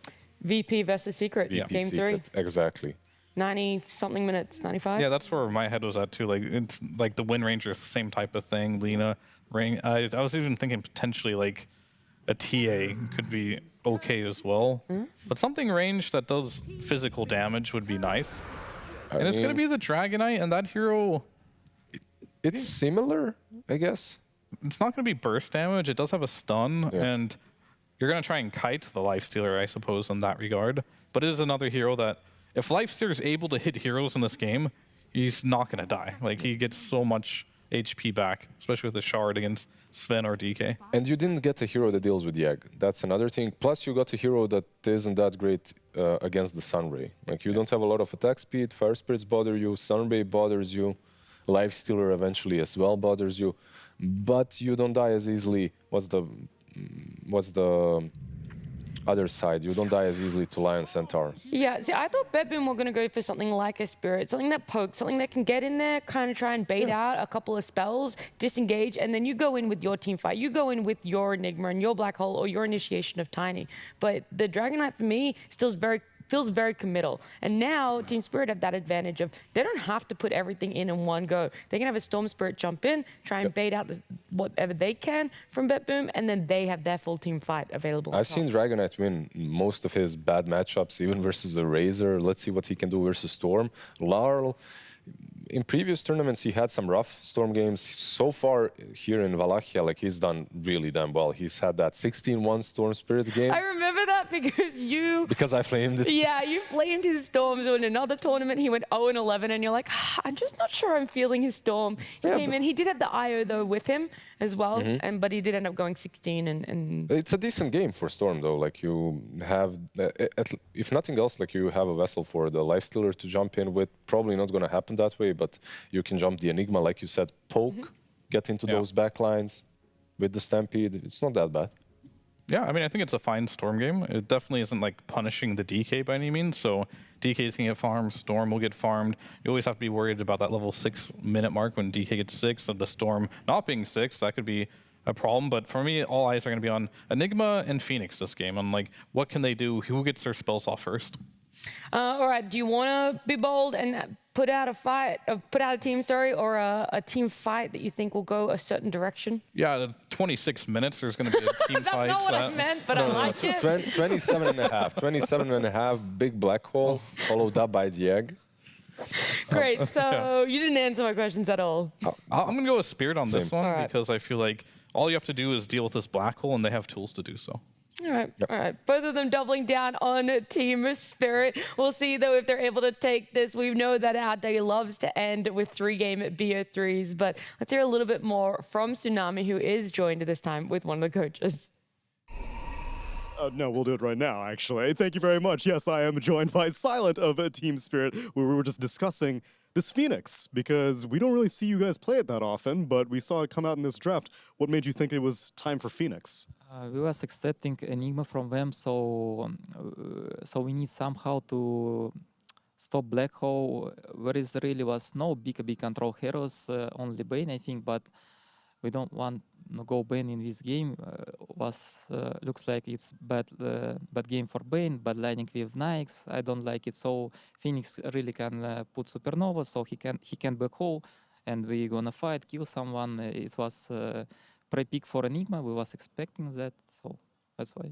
Wow, I mean, being able to lean so heavy on the expected pick of the Enigma, and then they still went for it despite seeing the Phoenix, because I could also see like maybe a Slardar coming out from them because they wanted to count out the Lifestealer. So Slardar also. It was Slardar, Enigma, Beastmaster. I think 3 heroes what we could pick.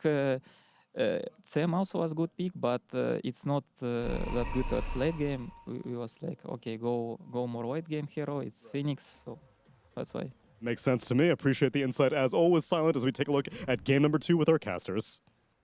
Thank you so much, Neil. And you know what? I wasn't wrong. They think about the late game. They prepare for the late game, and they say, we want the best late game heroes, and they're going to get them. They walked right into his trap. Dun, dun, dun. I anticipated all your possible options, and Phoenix counters them all, says Silent. Pushes glasses up face. Yeah, and then they got 3 bounty runes, so here we go. It can't make that 4 bounty runes. It can't get worse than last game, right? Surely. In terms of the beatdown that BetBoom experienced. I mean, last game the lanes kind of went sort of even though. That's true, and we now are starting with 4 bounty runs. Yeah. Oh no! Oh goodness! We'll see how it goes, but yeah, it's going to be an interesting one to watch here.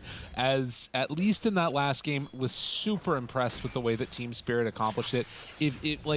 If you want to be better as a Dota player, just like go watch the first 10 minutes and what Team Spirit did. Just be Team Spirit. Like literally as a support, like follow what Maposhka did on Batrider and just try and do it. If you stack that much in your game as a Batrider, you will get reported. I'm just saying.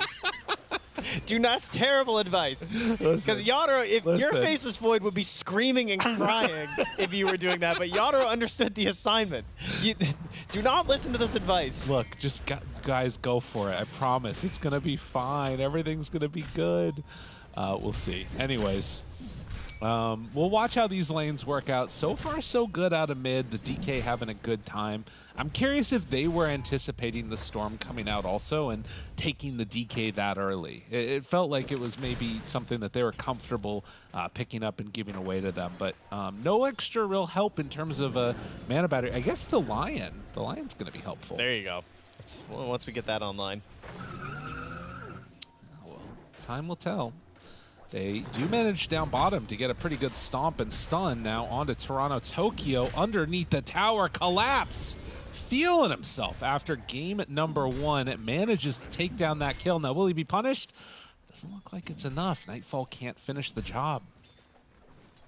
Yep, and then Mira also just over there body blocking the small camp. So even when he comes back now, Toronto Tokyo not going to have a camp to work with. But, I mean, Nightfall's full HP. There's probably a temptation to try and get something here. Surely they can do something here, right? Sticking to stun, but it just doesn't matter. Yeah, they're not really going to be able to do it. Collapse has taken some hits. I think he has a salve coming out to himself right now, and more tangos passed over as well. Nightfall. Oh, whoa, saves. Courier. Off for a jaunt. Walks directly into Miposhka. Uh-oh. As he's back laning a little bit there. In behind. Forgot about his courier coming. Oh, that's a punish. Okay, things I like about BetBoom's draft this game, it just looks simple to start a fight. They have a DK, they have a Tiny. You know, I like that. Save gets a Blink Dagger. It's a little bit more reliable of just like, I'm in the mix. You know, I'm throwing tosses, avalanches, I got plays, I have a DK mid. Blink Dagger go, and if we're not blinking and killing someone, I'm pressuring the mid tower. The early game looks a little bit easier in that regard. Right, because a big thing that we talked about was the Magnus not really able to do that much pre-Blink Dagger. He wanted to go Echo Saber first, and even if they did want to do something with Mag, it was still just not easy to find it as that first point of contact. Down bottom again, they're going on to Nightfall, keeping that pressure on. Bring him low, drain some mana, and then reclaim this lane, where they seem to be doing quite well. But really, it's DK that's having a hell of a time mid. As you see the Avalanche and some Eidolons hitting onto Miposhka and Yadro. Yeah, no toss yet, though. This is a classic combo with the Enigma and the Tiny, because you can toss to the Eidolons as you're walking the Eidolons back. So you get even a little bit of extra distance despite the nerfs to the toss distance. So once that's online, there is quite a bit of pressure. But Miposhka just have to be careful with his dive to make sure he lives. Look at this, though, out of mid. GPK. I mean, we talked about his Storm. Definitely knows how to counter it as well. And 23-9 versus 16-1. Doesn't feel great as he is almost level 6 on the DK. Just hit 5 and a bit. And Laurel is still just level 4. Yeah, using those stuns for denies. Classic Dragon Knight tactics. And there's your toss back. Rage tries to get away, but Yadro getting punched, pummeled, and killed. So they do bring down the Lifestealer. Yeah, very nicely done with this combo. And the other thing about the Phoenix, though, even though it does counter in the game, the laning stage, like, he can't really contest these Eidolons. Like, if you have the Fire Spirits up and you get them perfectly on, you can stop some harass and stuff, but overall, it's still really difficult, especially once you get, like, one kill even in the lane, right? Like, this level advantage for the Enigma. Tough situation. Yeah, that part's going to be difficult. As Roche heads on through, hits Toronto Tokyo on his way out. He's going for a bit of a wraparound, it looks like now. Save. Toss back again. Yeah, on the Eidolons. There's the Fire Spirits, though. That's the save, but then immediately after. Oh. Look at that damage. Yeah, and moving towards him. Rage dead on one, Miero just TP's out. Very nicely played by BetBoom, and he's at his tower, so he can come back into this one once he regens. That's a wise play. Because it looks like Miposhka knew he was going to die, but figured, hey, I can sacrifice my life, and then Yadro will get the return kill. But just the quick thinking with the immediate TP ends that. Now he's going to TP mid for the bottle refill. Laurel, level 5. They're wrapping with Toronto Tokyo. Disruption is ready. Range is there. And Miposhka showing up, trying to keep Laurel alive. Is it quite enough? It looks like it's going to be. They even move in with the Tiny, but they managed to bring down Laurel. And now Mira, he's in no man's land, tossing the Phoenix over to the side. Miposhka tries to dive away. Poison stacks is enough for the kill. Okay, but am I the only one that was looking at that silhouette thinking a clockwork was about to appear into that tower? Because I was just like, what? I didn't know he was in this game. See, next time line TPs, you'll see what I mean. It's scary. Won't be for a while, though. He's got to do a walk of shame here. Yeah. Well, same for Laurel to some extent. This does not feel good for the Storm Spirit right here. Tons of pressure onto the tower early. I mean, the tower is almost dead at 6 minutes. DK things, that's for sure. And all of this attention going to the other lanes seems to be helping out Yadaro, as, you know, without the assistance of the Tiny, he's not as nervous up here. No. Stacks being made by the Lion while Wisdom Runes are claimed. So no supports getting completely skunked out here. As Yadaro starts just hitting a couple of those Eidolons and Claps, trying to stay alive. Doesn't have his support with him at the moment. It looks like Mira is going to try and get some vision down. And who knows if he tries to make another move at some point. But yeah, gets the D ward. And either will decide to make another move to help defend this. Like, it's pretty scary stuff when GPK is getting this big. And the tower, denied. They do manage to get that, if nothing else. Tokyo in this area too. Just about to have the full Vlads completed for Miero. Adding to their early pressure here in combination with the DK. Save, toss back. Carl zipping forward, looking for more. The disruption is there. Misses on the stun. GPK is just going to slowly but steadily run down Mira. TP out. Not going to happen. This game looking a lot better for BetBoom. Yeah, GPK was holding the stun the whole time as well, right? Making sure, because he knew that if he throws it on Larl, he's just going to zip away anyway. Right. So just holds it, holds it. It might just miss it anyway. Nicely done. Yeah, they're having a significantly better game this time around for BetBoom. And it also feels like it's the type of game that you can accelerate into, you know, more action. GPK halfway to a Blink Dagger. You could feel his frustration last time around when he was playing that Coddle and just couldn't find a person to gank. This time around, they definitely will be able to. Is that what DK is? I don't know. He's like the redemption hero. You just get to, you don't die. You just jump in. You can have a Blink Dagger and just chase and have fun. That sounds pretty good. As long as you're getting kills. If it ever starts falling off, it definitely isn't the best. Yeah, Mira just maxing out the mana drain. Wants to give Laurel the best game possible. They are underneath the ward here, though. Their own sentry a little ways out. Just barely missing it, too. So could be something that offers an opportunity here to BetBoom. But yeah, Miro with all these Eidolons, with the Vlads, they're just pushing. They need to get the pressure on the tower. Because, I mean, as much as, you know, we see that this is a much better game in terms of the laning stage for BetBoom, if you look at the net worth disparity, it's not that huge. And you still are getting farm on, you know, a couple of these core heroes. Oh my god, those stacks, they're getting built up again. Not again. This time around, it is BetBoom that's making him, though. Yeah, and he's already quite large on Nightfall, right? Got his little 0-0-0 going on here, 92 last hits. Yeah. And it doesn't really feel like Spirit are in a contesting or even trying to find stacks mood. You got to imagine they know that they're being built. Dragon Knight, very close to the Blink Dagger being completed. And Collapse has his done as well.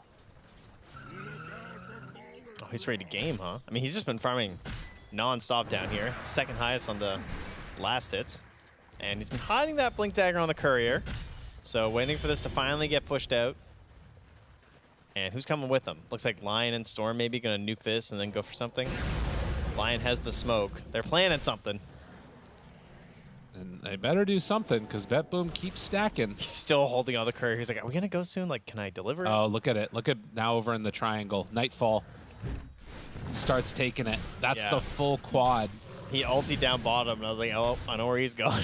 Yeah, just TPs the outpost, clears through these, and that is... Oh, that's a lot of gold. Look at Save just sitting there like, oh, yeah. Look at the numbers just flying above his head. Now the pull-in, though. They want to bring him down. Miero going to be hexed and killed. So they do get the big stack for Sven, but the return kill coming the way of Team Spirit after the tower gets brought down. Yeah, comes at a bit of a cost. A little bit too occupied to help your Enigma.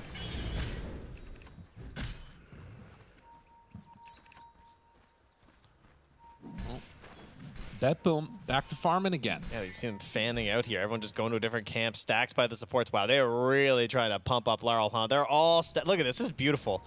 Storm, Phoenix, and Lion all just stacked. Yeah. I mean, that's the move. Throws out one Breathe Fire and heads off on his merry little way. But yeah, this is Clarity's bought for him. Mana Drain. If he needs some heals, Phoenix will be there. Arcane Rune DK coming in with the Blink Dagger. This is their reveal. That ward is still up. Oh, he's walking right into them. Oh, he's so low, too. Danger, danger. Toronto Tokyo is going to spot him. No, they're going up north. They're going on the Lifestealer instead. He just was outside of that ward. Oh, man. What could have been? Bedboom are going to look back at that replay and be kicking themselves. And now, yeah, and they're all scanned out. So. Yep. Now they're kind of coming back in, almost wanting to start this fight off. I mean, you have Egg, but... They take down the ward first. I mean, again, this is the Blink Dagger reveal of the Centaur. Now it's their turn to smoke up. Oh, and they're going to find Miero. They got him. Jump forward, stun, zip coming from the Storm Spirit, and more than enough for the finish. Bedboom, they missed on the gank, and they'll pay for it. That's stressful. That's not what you want to see. I mean, GBK had already left. He's back farming, so you're only losing a couple heroes instead of this full squadron that went and made that move. But they were so close to just picking off Laurel, and instead he's just back at it again. Poshka right back to the bottom lane as well. Just wants to catch the wave on the tower. Everyone just getting some farm here on Spirit. And Mira getting a little greedy here. He's going to ward, and he's thinking, well, can I get this? He's moving for it. Oh, he's going. I mean, he is hexing to stun. Just commit for the bit. He's actually going to live. Yeah, he's TPing out. Besides, he doesn't want to give that life away. Just what I've been waiting for. Oh, fair enough. As Yadaro moves on into the triangle, and he's going to start to clean up some of these Ancients for himself. Bedboom, much more interested in just getting towards their items, as Laurel is going to head all the way back home. Has the Witchblade done. Okay. That's kind of cool. I wonder if he's going to be going in for... the Parasma? Yeah, well, I was thinking about like even the Revenant's Brooch later with it, because they are really high armor heroes. That could be kind of cool.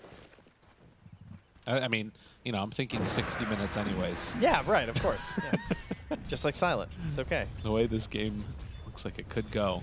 Perhaps another Blink Dagger about to arrive here as Miro is closing in on his. Looking forward to see what happens when the carries join the game. I think that'll be really interesting when we go from 4v4 to 5v5. That's true. Yeah.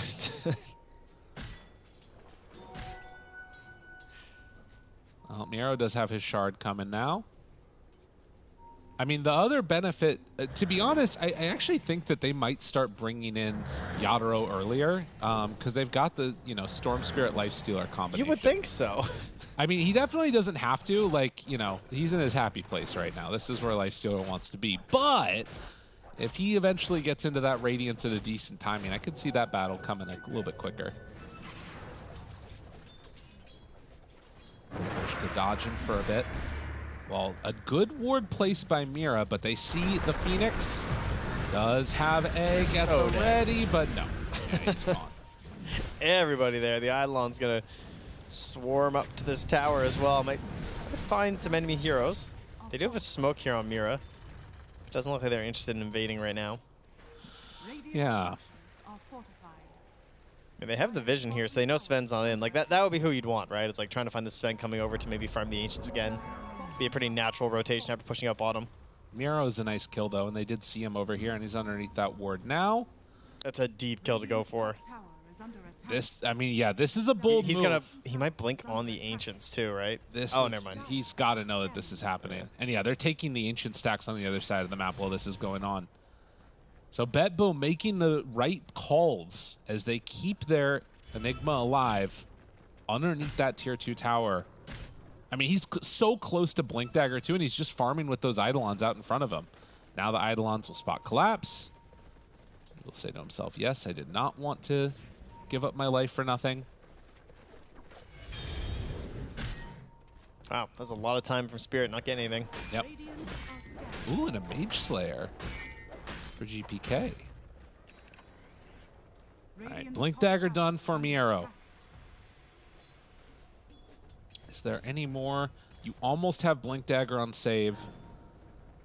3 Blink Daggers all at the same time. It's a random tip. Yeah, I'm not sure. Maybe a misclick. Oh, there was an illusion in the mid. Okay, he must have done something with it. Got it. Denied a creep in his face or something, I'm sure. Appreciating what he's seen. We almost have Radiance done too. So this would be the time when, with all those Blink Daggers completed, Bedboom could make some type of aggressive move if they feel so inclined, but certainly don't have to, considering the way that this early part of this game has gone. But they will catch Mira, drain some mana, drop the ulti, get the kill. I can't believe that Wisdom Rune is still there for Team Spirit. They're waiting for 21 minutes. They want to get the upgraded version for themselves. All right, there you go. It's the next level play. Ultimate risky value that apparently might actually pay off. Be kind of cool. There it is, the Blink Dagger for save. Collapse. Oh, hello. Just the rare non-blink initiation blink out. He's going towards Eternal Shroud. Nobody wants to fight. So this is actually, I think, as Yadro decides to take the Wisdom Rune a little early, this is reminiscent of like the old Spirit that I feel like we would see for a while, where sometimes they would like lose the lanes or come out a little bit even in the laning stage, and then at around like the 20 to 25 minute mark. I thought it was 26 from Fear and 27 That's a good point. half from Lizard, I think. Right, that's what it was. Yeah. They were talking about the Enigma fight at You're that right, point. actually. Yeah, I guess. But I so think you're saying Spirit get one, Yeah, then. exactly. I think it's going to be the Spirit pop off at 27 minutes. Okay. We'll see, though. They are all up top. That was a ping and connection. Save. Oh, the stomp. Oh, and now they're in some trouble. Miro looks in for the black hole. Oh, he got them all. Supernova not doing enough. They take down 2 for 2 to the black hole as they zipped in and caught him. Mira's dead. Yes. Poison brings him down, and now Yadro, he's in too far too. Wait, pops the rage, turns to fight. Maybe a chance. Toronto Tokyo turned upon, starts getting hit also. They infest inside of one of the creeps. A fool! Decide to jump away. Oh, imagine not disassembling your Radiance. That's a good point. Patched? There was a patch, actually. That's a good point. I don't know if they took it out or not. I think that there was just a lot going on at that point in time. He had other things on his mind. Wow. Well, big black hole from Miero. 7 minutes early. Well, there'll be another one. That's true. Yeah. That's when they're supposed to take over the game. You can't see the idea of the egg, though, because, I mean, ideally it's like, it's almost like supposed to be an aggressive egg in a sense, because like you can't black hole into it. But even there defensively, I think he ended it a little bit early and just started retreating, right? Yeah. Because it is just a situation you didn't want to get And caught in after. Did he not get the Sunray off at the same time with it? I wasn't sure. I think he did. Pretty sure Okay. it was the Sunray. Radiant's middle tower is under attack. But, I mean, again, that fight starting about as bad as it could have, with Laurel getting caught first, all jumping on top of him, but then the Centaur stunned to turn it, and then I mean, we saw what happened. Yeah, that was a beautiful stomp. And then if he gets into that Eternal Shroud. Yeah. Oh, he gets jumped upon now, though. Blade Mail out. Collapse, does have Stampede. Decides to run to the left, ensuring his team gets out of trouble. Does he have a blink away? No, not going to happen. So just making space for the rest of his squad to get out of there. GPK is going to be the one who ends up getting the credit on that. Finding these fights. Team Spirit looking good. And game number 1, Bedboom in game number 2. They're going to go for the Tormentor here. Phoenix already has it. So. Oh, is Mira dead? Yeah. Oh no, Infest. Nice save. Definitely dead without it. And it goes to collapse. Okay. Oh, wait. So, Mira headed as well. Yeah. Oh, wow. So, pretty next one nice. will either give it to a Lifestealer or Storm Spirit. It's pretty huge. Both of those are really good shards. Yeah, and also, too, that are pretty hard to purchase that early. Yeah. I feel like the Storm Shard in particular will be great at helping to deal with those Eidolons. Doesn't hurt.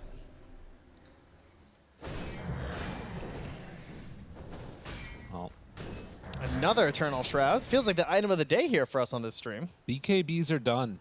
Nobody wants them anymore. Yeah, yeah, they're finished, huh? Eternal Honestly. Shrouds and Sanjin Yachas and Sanjin Kayas and... I mean, what's interesting is it's actually Yadro that's building the BKB. And they also have one now on Enigma. So no way to cancel that black hole, with the exception of the Phoenix Egg. Well, he's going to try and teach him a lesson about BKB here with his Orchid. Yeah. So, good choice by Yadro. Of course, he's about to fight without it. All right, Miro. They're running right into Miro. Just black hole them. Watch this blink, though. He Ready? didn't. Do you see that, by the way? Just watch this blink. Watch this. Oh, he didn't do it. I believed. Jump in onto Miro. Oh, that hurts. That one hurts a lot. Stampede, chase Toronto, Tokyo. And Yadro hit again. Do they have the damage that they need? They get the stun. Avatar's turn. The jump in from Laurel to try and take him down. And the sun starting to hit into all of them. But they weren't able to do what they wanted out of that Orchid reveal. It's a 2v4. They're in trouble now. Jump from Miera for the stun, but the stomp for the turn, and it's enough to take down Nightfall. Now Zips for GPK, pulls him underneath the tower. Laurel just beaten away at this tanky Dragon Knight, but in the end, it's Team Spirit that stand tall. Yeah, the auto taunt pop there is, that's a 5 for 2. Beautiful fight there, especially from Laurel. Just zipping all around that one. And the Grove Bow coming in clutch. Wow, that is so much damage. His damage is pretty big too. Perfectly timed on the egg. Even tanked a little bit there too. It looked like he was about to go down for a second on the Phoenix. Take a look at this again, and I mean, is it melee right click that went off to cancel the black hole? Like, I've never seen that before. That hurts. Like, how? And Toronto Tokyo, he figures like, all right, well, I mean, we're going to fight by our tower. Part of it is that because the black hole went off, they don't care about diving this tower because there's no risk of a buyback here. But Potion, yeah, he tanks a couple slices there from Nightfall before he even gets the ulti off. So I guess it was just generic cleave damage anyway. But they just recognize like, hey, we can just kite this out. Like, and that stuff was sick too. Right. Captain the Spend and mana draining him. I mean, part of the thing here that was so much value too, like you see how Laurel and Collapse get the Fire Spirits. Like, he's, even in the instances where he has a little bit of time to right-click, it's not doing enough damage. You can't get him off in time. I will want to point out, the Observer shouted it out, but Sven dropped his Orchid on the ground, then walked back out to clear the creep wave, so that way, if they clicked on his portrait, they wouldn't see the Orchid reveal, because he wouldn't have gone into vision yet. Really neat move. Totally won them that fight. It right? didn't matter at all. Another thing to try in your pubs. That's the lesson of Dota. I've heard that, dropping items has never worked out badly for anybody, particularly not any, North American mid players that moved on to work in talent. Sounds right. Well, an Aegis in hand for Lifestealer. Not often that you see that one given over instead of the Storm. But that's how it goes. I guess he's really worried about being like totally isolated in the black hole or something. And I guess they're just thinking about objectives. That's what it comes down to.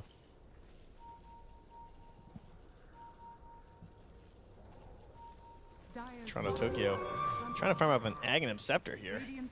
That would be nice on the Shadow Demon. He's got the Philosopher's Stone. He's got high aspirations here. Halfway to it. 5 hero smoke. Also have some smokes in the Dire. There's a Gossamer on Mira. That might save him. Still has no Blink Dagger, though, so he just has to be really careful about his positioning. And this is why you take the Aegis on Yadro, but you have to be careful about the black hole that comes after. If they can burst him in one.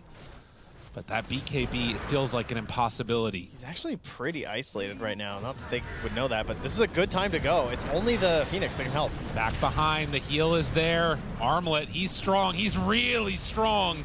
That's through BKB. Yadro runs in. I mean, that is a scary sight to see as Bedboom. That's crazy that it's 5 heroes and no one else is there for Team Spirit except Sunray, and he's just fine. Yeah. Sunray is the hero right now. I mean, obviously the Supernova is pretty good too, but... He didn't even stampede. No. They were very confident. I mean, I guess the idea too is that like if you sort of go all in enough to kill Yadro and burn through the Aegis, they can stampede to get to the fight after the fact. Yeah. As you can see there, he gets the shard delivered. Yadro just full-on investing for it, despite them both to be clearing up the enemy Tormentor. So this is guaranteed to be for Laurel, as he's the only one missing it. 5 shards by 28.7 minutes. Yeah. That's kind of nuts. Taking away that Tormentor. And Infest inside of Laurel. Gonna hitch a ride without a Centaur Eggs there. Zip. Safe. Spot him. He's in some trouble now. Oh! Wow, he got out. Bit too far. The Shivas on the Phoenix just barely missed the vision, or else it would have been death. And yeah, both Wisdom Runes claimed by Team Spirit. It is a bit of an issue for Bedboom at this stage of the game.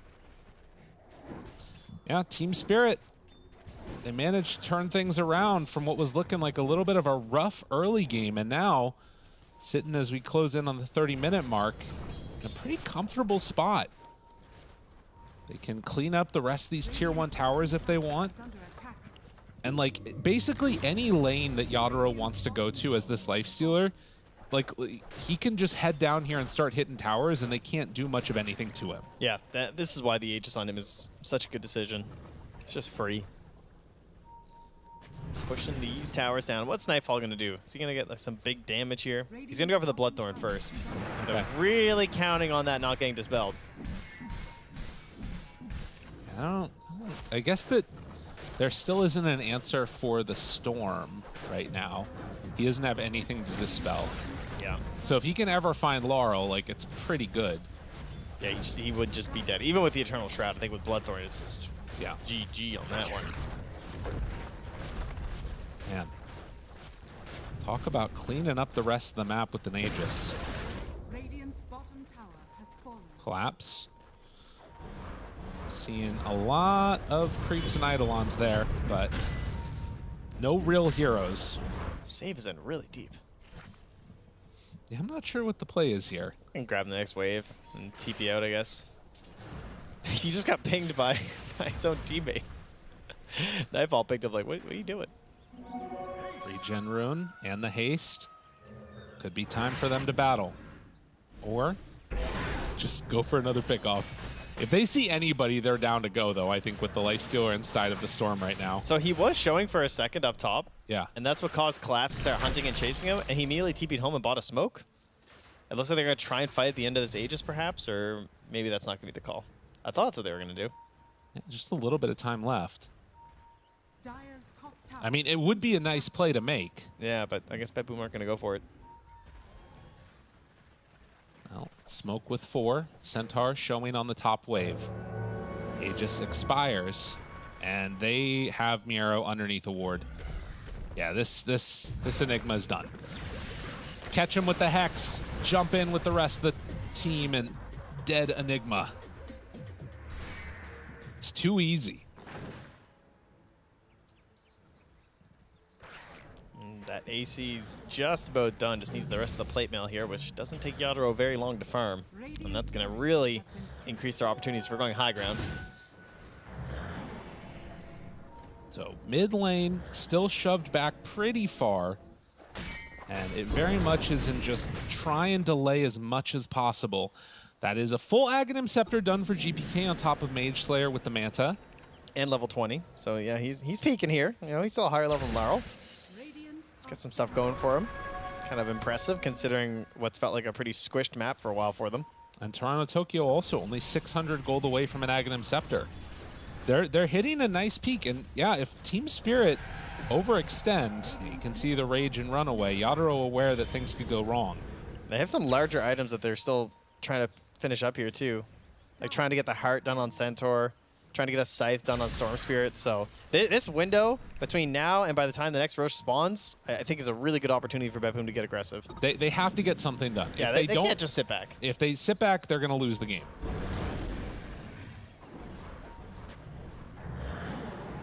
So together again on top of the Watcher. Is it smoke time? They need to connect on one of these smokes before Roche is capable of respawning. Laurel only half mana, and as I say that, Mira tops him off. DK a little away from the rest of his team. It's going to rejoin them in a moment, but that AC is done now. It feels like they're just doing a lot of wandering here. Do they find the lion on the back? Oh, they got to get something. So many pings. Bing, bing, There bing, is. bing, bing. Yeah, and I think they're too separated now to really make anything happen. I mean, Save is going to head over to the side and try and get some vision down, it looks like. But now Team Spirit, they're set up, and with the Infest inside, it could be time for them to go. 30 seconds till Roche is capable of respawning. Man, Team Spirit just dodging the fights pretty perfectly. And you can see, like, again, at the vision that they have to play around for Radiant, it's really hard to get out there and make a move on the map to catch somebody. But they're sending out the Eidolons, trying to get down some vision with those. Doing his best Broodmother impression here. As the rest of Team Spirit hop through the Twin Gate. A minute 40. So it's going to be a dire nighttime Roche. Pharasma on the mind of Laurel.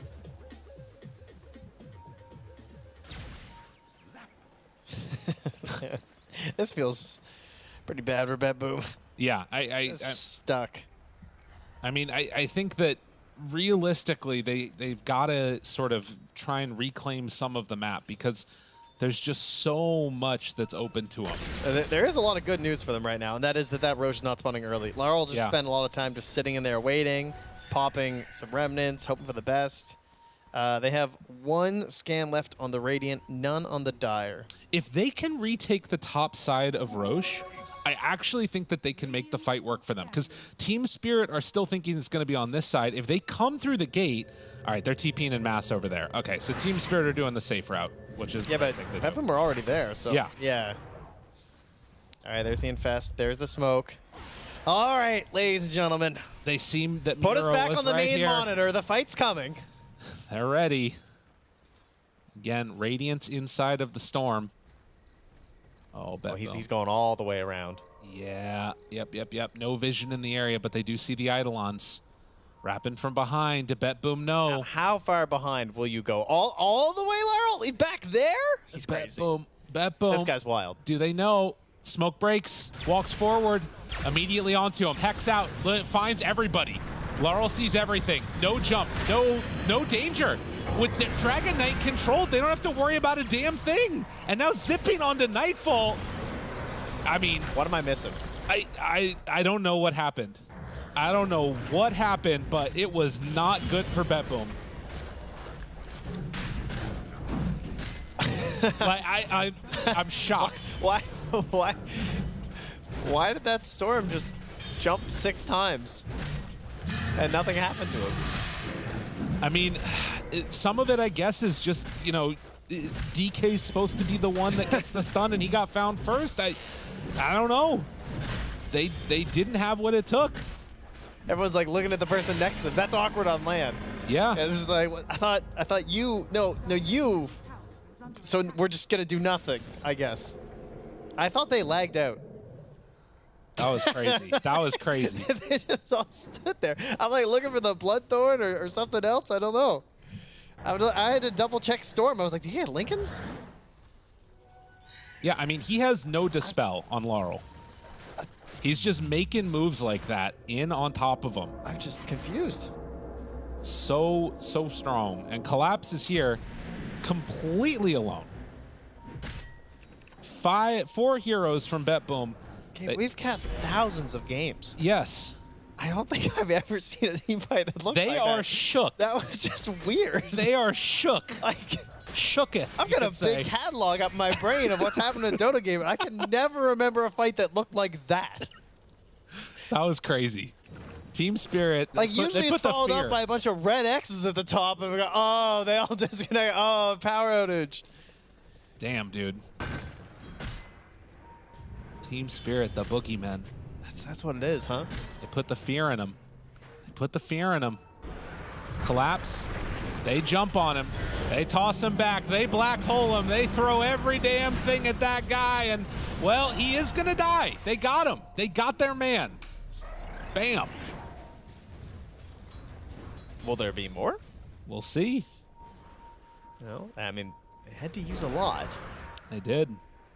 And Team Spirit are all here. And Laryl's got to be feeling invincible after that last one. Oh, yeah. Oh, he was on a ward. Okay. Yeah. All right. Hey, yeah, they got one. Sure. That's going to delay the push with the Aegis for a little while longer. But by the time he's back up, everything will be ready to go. BKBs. Be 40 seconds left on the black hole. That'll be one problem. And you know that he's just going to eye up Refresher next. Oh, yeah. Got to be your play here. Yadro also has the Lincolns. He knows his job. It's like, just do not get one shot. Right. Lincolns, BKB, ensure that he doesn't get silenced and blown up. And then wants to go for the Aghanim Scepter for the added sass here versus this Sven. 38 minutes in, and amplified damage ready to go for Yadro. You know, I do have the feeling that it feels to me a little bit like Team Spirit is on the verge of the big 2-0 if things don't go perfectly for BetBoom. Is a knife's edge right now for BetBoom. There's always a chance. Yep. Breaking the Lincolns. Again, this dude does have Aghanim Scepter right now on Toronto Tokyo. Jumps inside of a creep. No longer concerned. We're trying to last hit with the creep. But they beat away. Miero is not there right now. TPing back. No black hole for 14. Have it back up again soon. If they could get a toss back under the tower, this is pretty nice, but he immediately heals through it. And now they're on to Miero. Didn't get his own BKB up, but Toronto Tokyo pops it. Turn now, couple more hits. He doesn't manage to get the black hole off. They lose it, but buyback. Are they in too far now on the side of Team Spirit? Yadro low, not dead yet, but the armlet toggle to get away. And now the toss back onto Collapse. They burn through the Aegis, but no, Miero! Oh, he's in trouble. Can they bring him down in time? The stun is there, and that's what they needed. Black hole out control. Yadro walks back into it, starting to take down hero after hero. Laryl bought back. Oh, buddy, gotta be careful about this. Is an overextension that's gonna get punished. The jump forward, Laryl got him caught, but the disruption is there. Laryl only half HP. They don't get the kill onto Nightfall. Imagine. Stun now, Laryl. Gotta be careful there, buddy.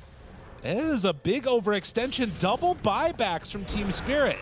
BetBoom, they're not out yet. This high ground defense is real. All right, some greedy stuff there. Collapse as well with the buyback. They've all returned here. They don't like the look of this ending a little bit later. So they're going to say, no black hole. We're going back to the high ground. No fear. But no egg as well here. I mean, you wonder, like, selling stuff to get another black hole. It would be huge if they could make that type of a play. Oh, how about another Phoenix egg, though? That's pretty good. The Supernova Refresher is on its way. Well, Laurel looking in the sides to see if he can find anybody hiding. While Yadro beats away at the tower. How long do we have left on black hole? Still 45 more seconds. Team Spirit know that they're safe. He can't get a toss back either. Pops the rage. All right, Still God Strength. Beaten into this. Going to infest one. GPK runs for the backlines. The Eidolon that is very quick. What happens if it splits? 3 life stories, yeah. Game crashes.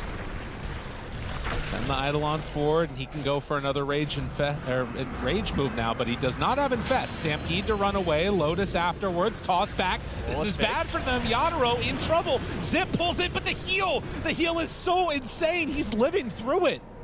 Oh, the supernova, and that was Black Hole off cooldown, 5 seconds when that fight happened. If they could have waited a little bit longer. Now, they do have to be real careful here again on Team Spirit with Black Hole back up. They might come back in thinking, I'm not sure if they saw the refresher. They probably did. I guess they can always just look. Right.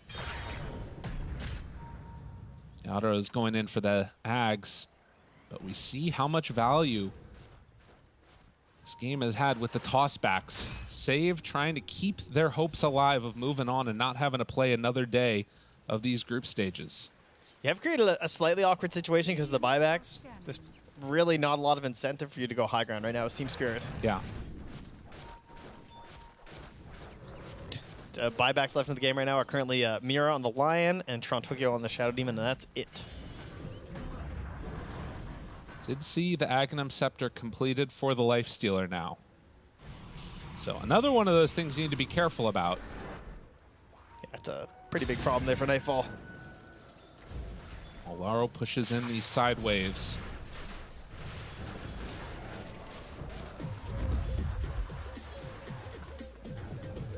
But almost 25's online. And I mean, the other thing too is that like 18,000 gold is a lot. At this stage of the game though, I think it is less scary than the buyback situation. That's the most important thing to keep our eyes on, because 18,000 gold, 70,000 gold, however much it is, can really shift drastically with just 5 heroes wiping, and all that takes is hitting a good black hole.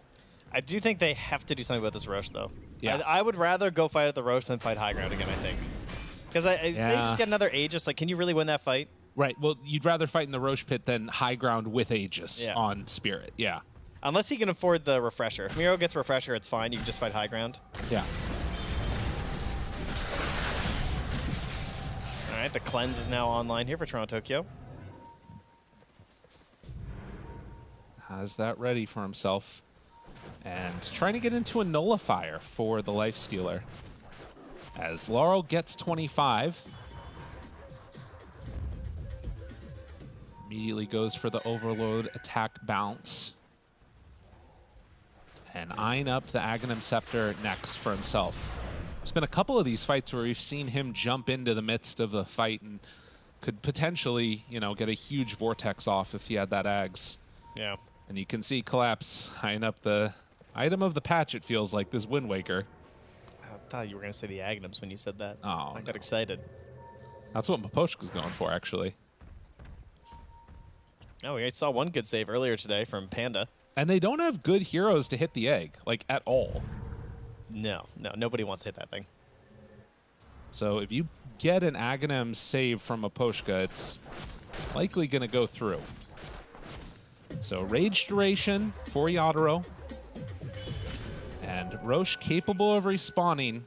Will respawn in 50 seconds. Yeah. It's coming back. Laurel might not need to buy the Ags. Just get a freebie. True.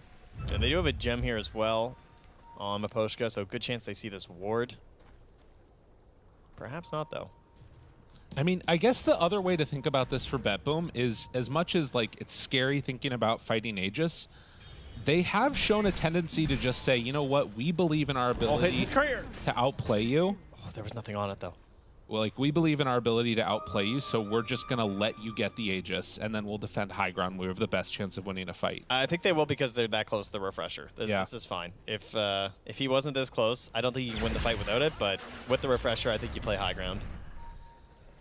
But how do you... Oh, man. Like, do you black hole just to kill the Aegis? Is that really the play? That feels pretty bad.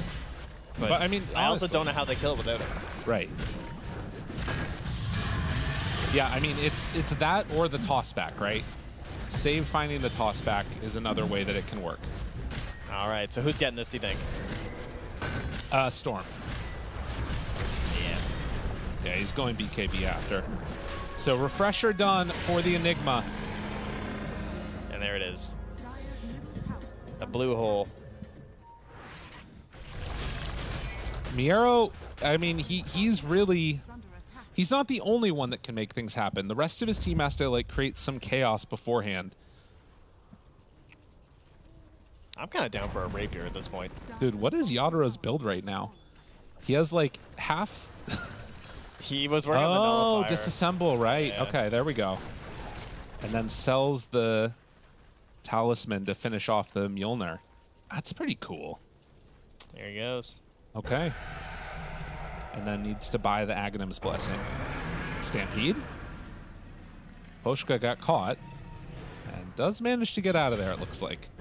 That was moving over for the full Ags on Maposhka, too. He used his refresher for that.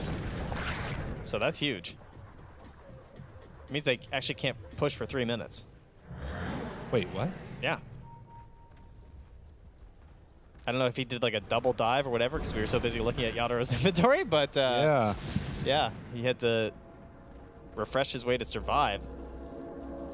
Respawn shorter than that.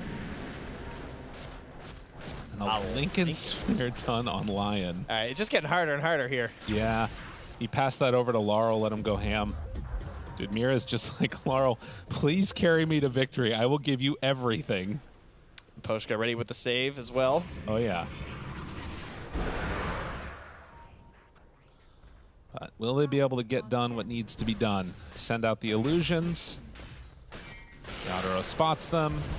Immediately starts killing them off. That's the other thing. Lion as an answer to DK is kind of cool in these late games. Yeah, very annoying. It was, I think it was a counter to the Shadow Demon as well. Like when they picked it up right away and then kind of got some double value there. So the buyback status is one that's a little bit scary right now for Team Spirit. They bought out for big items, don't have the buyback on the Lifestealer, Phoenix, or the Lion. There's a lot of Lotuses on the map, guys. It's true. They got a cheese, although most of them are on the Radiant. Smoke up. Is this Bedboom trying to make the big play? Save is there. They have down good ward. They spot Laurel right to the side. Do they want to jump on him? He zips down to the low ground. Yadaro is over here too. Oh, the Lincoln Sphere passed over to him though. It's Bedboom, they're looking. They throw back collapse. Is that the kill that you really want to go for? Black hole solo onto one.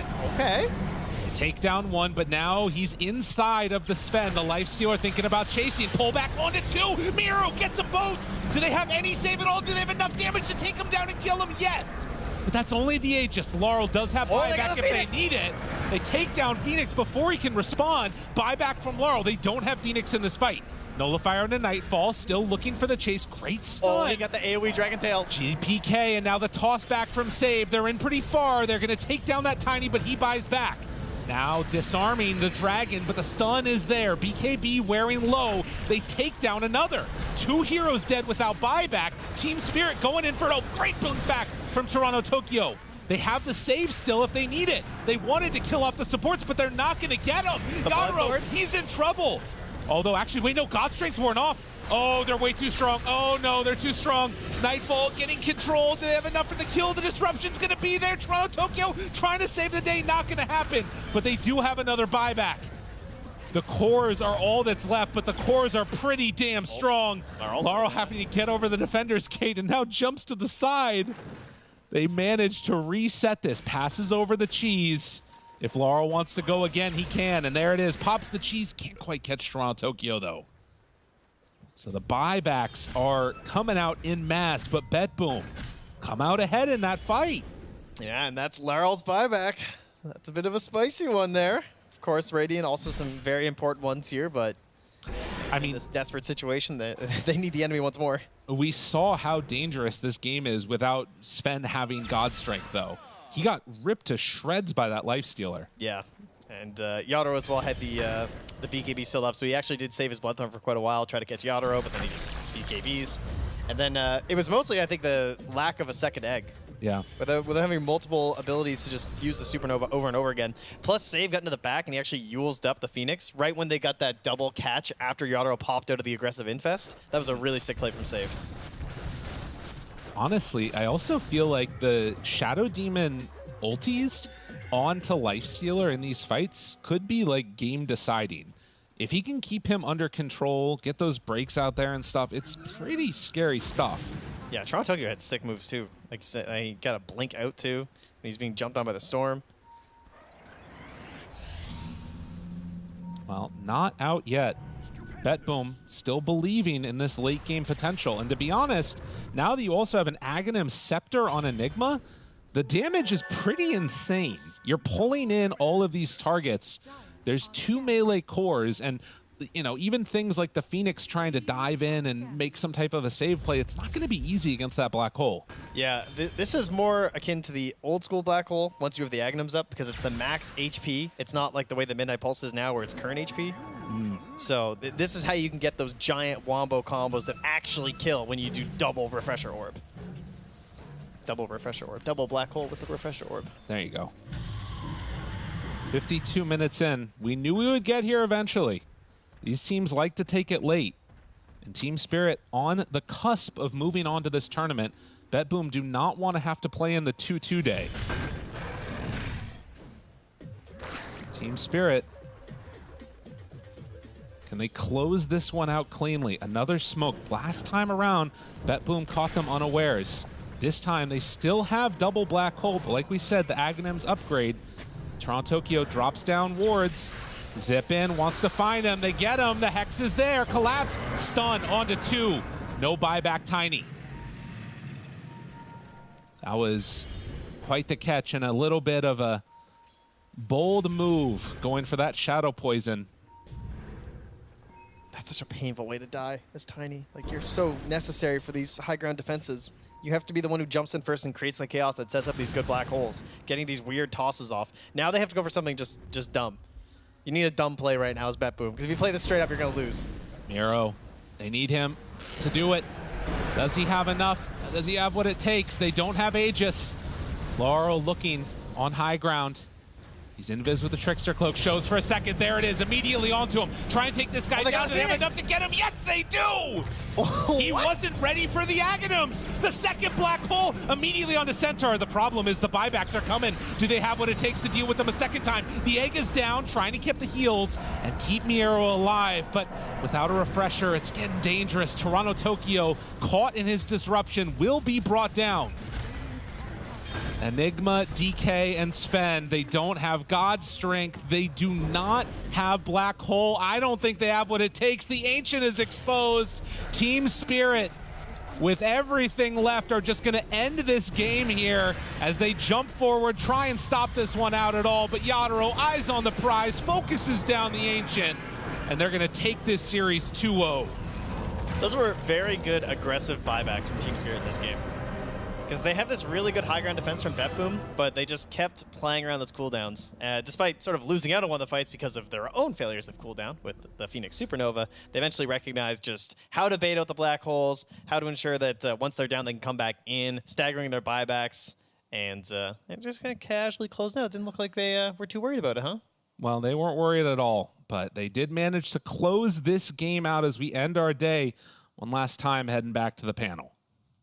Thank you so much, Lyrical and Trent. I mean, these two, they keep getting given these extremely long games where we see teams struggling to close it out in the high ground. But at the end of the day, Team Spirit's use of buybacks was fantastic. That ultimately is what won them this game. The bait out of, well, not even the bait out, right? It was fantastic black holes from Miro, but knowing once they were used, once the refresher was used as well, there wasn't any other follow-up. Just buy back. Let's run it down. Let's try and close this game out. Yeah, it's like one of these old school counters to any big cooldown ultimates, right? Like if you have a Faceless Void playing against you, if you have an Enigma playing against you, all you have to do, well, not all you have to do, but one of the only thing, that's all you have to take away from one of the things that you really have to take care of is having those buybacks, because those buybacks can always be crucial around the rush fights, around the high ground pushes now because of the outpost as well, of course. So they utilized it to perfection here almost. Like there were a couple of buybacks that were misused, but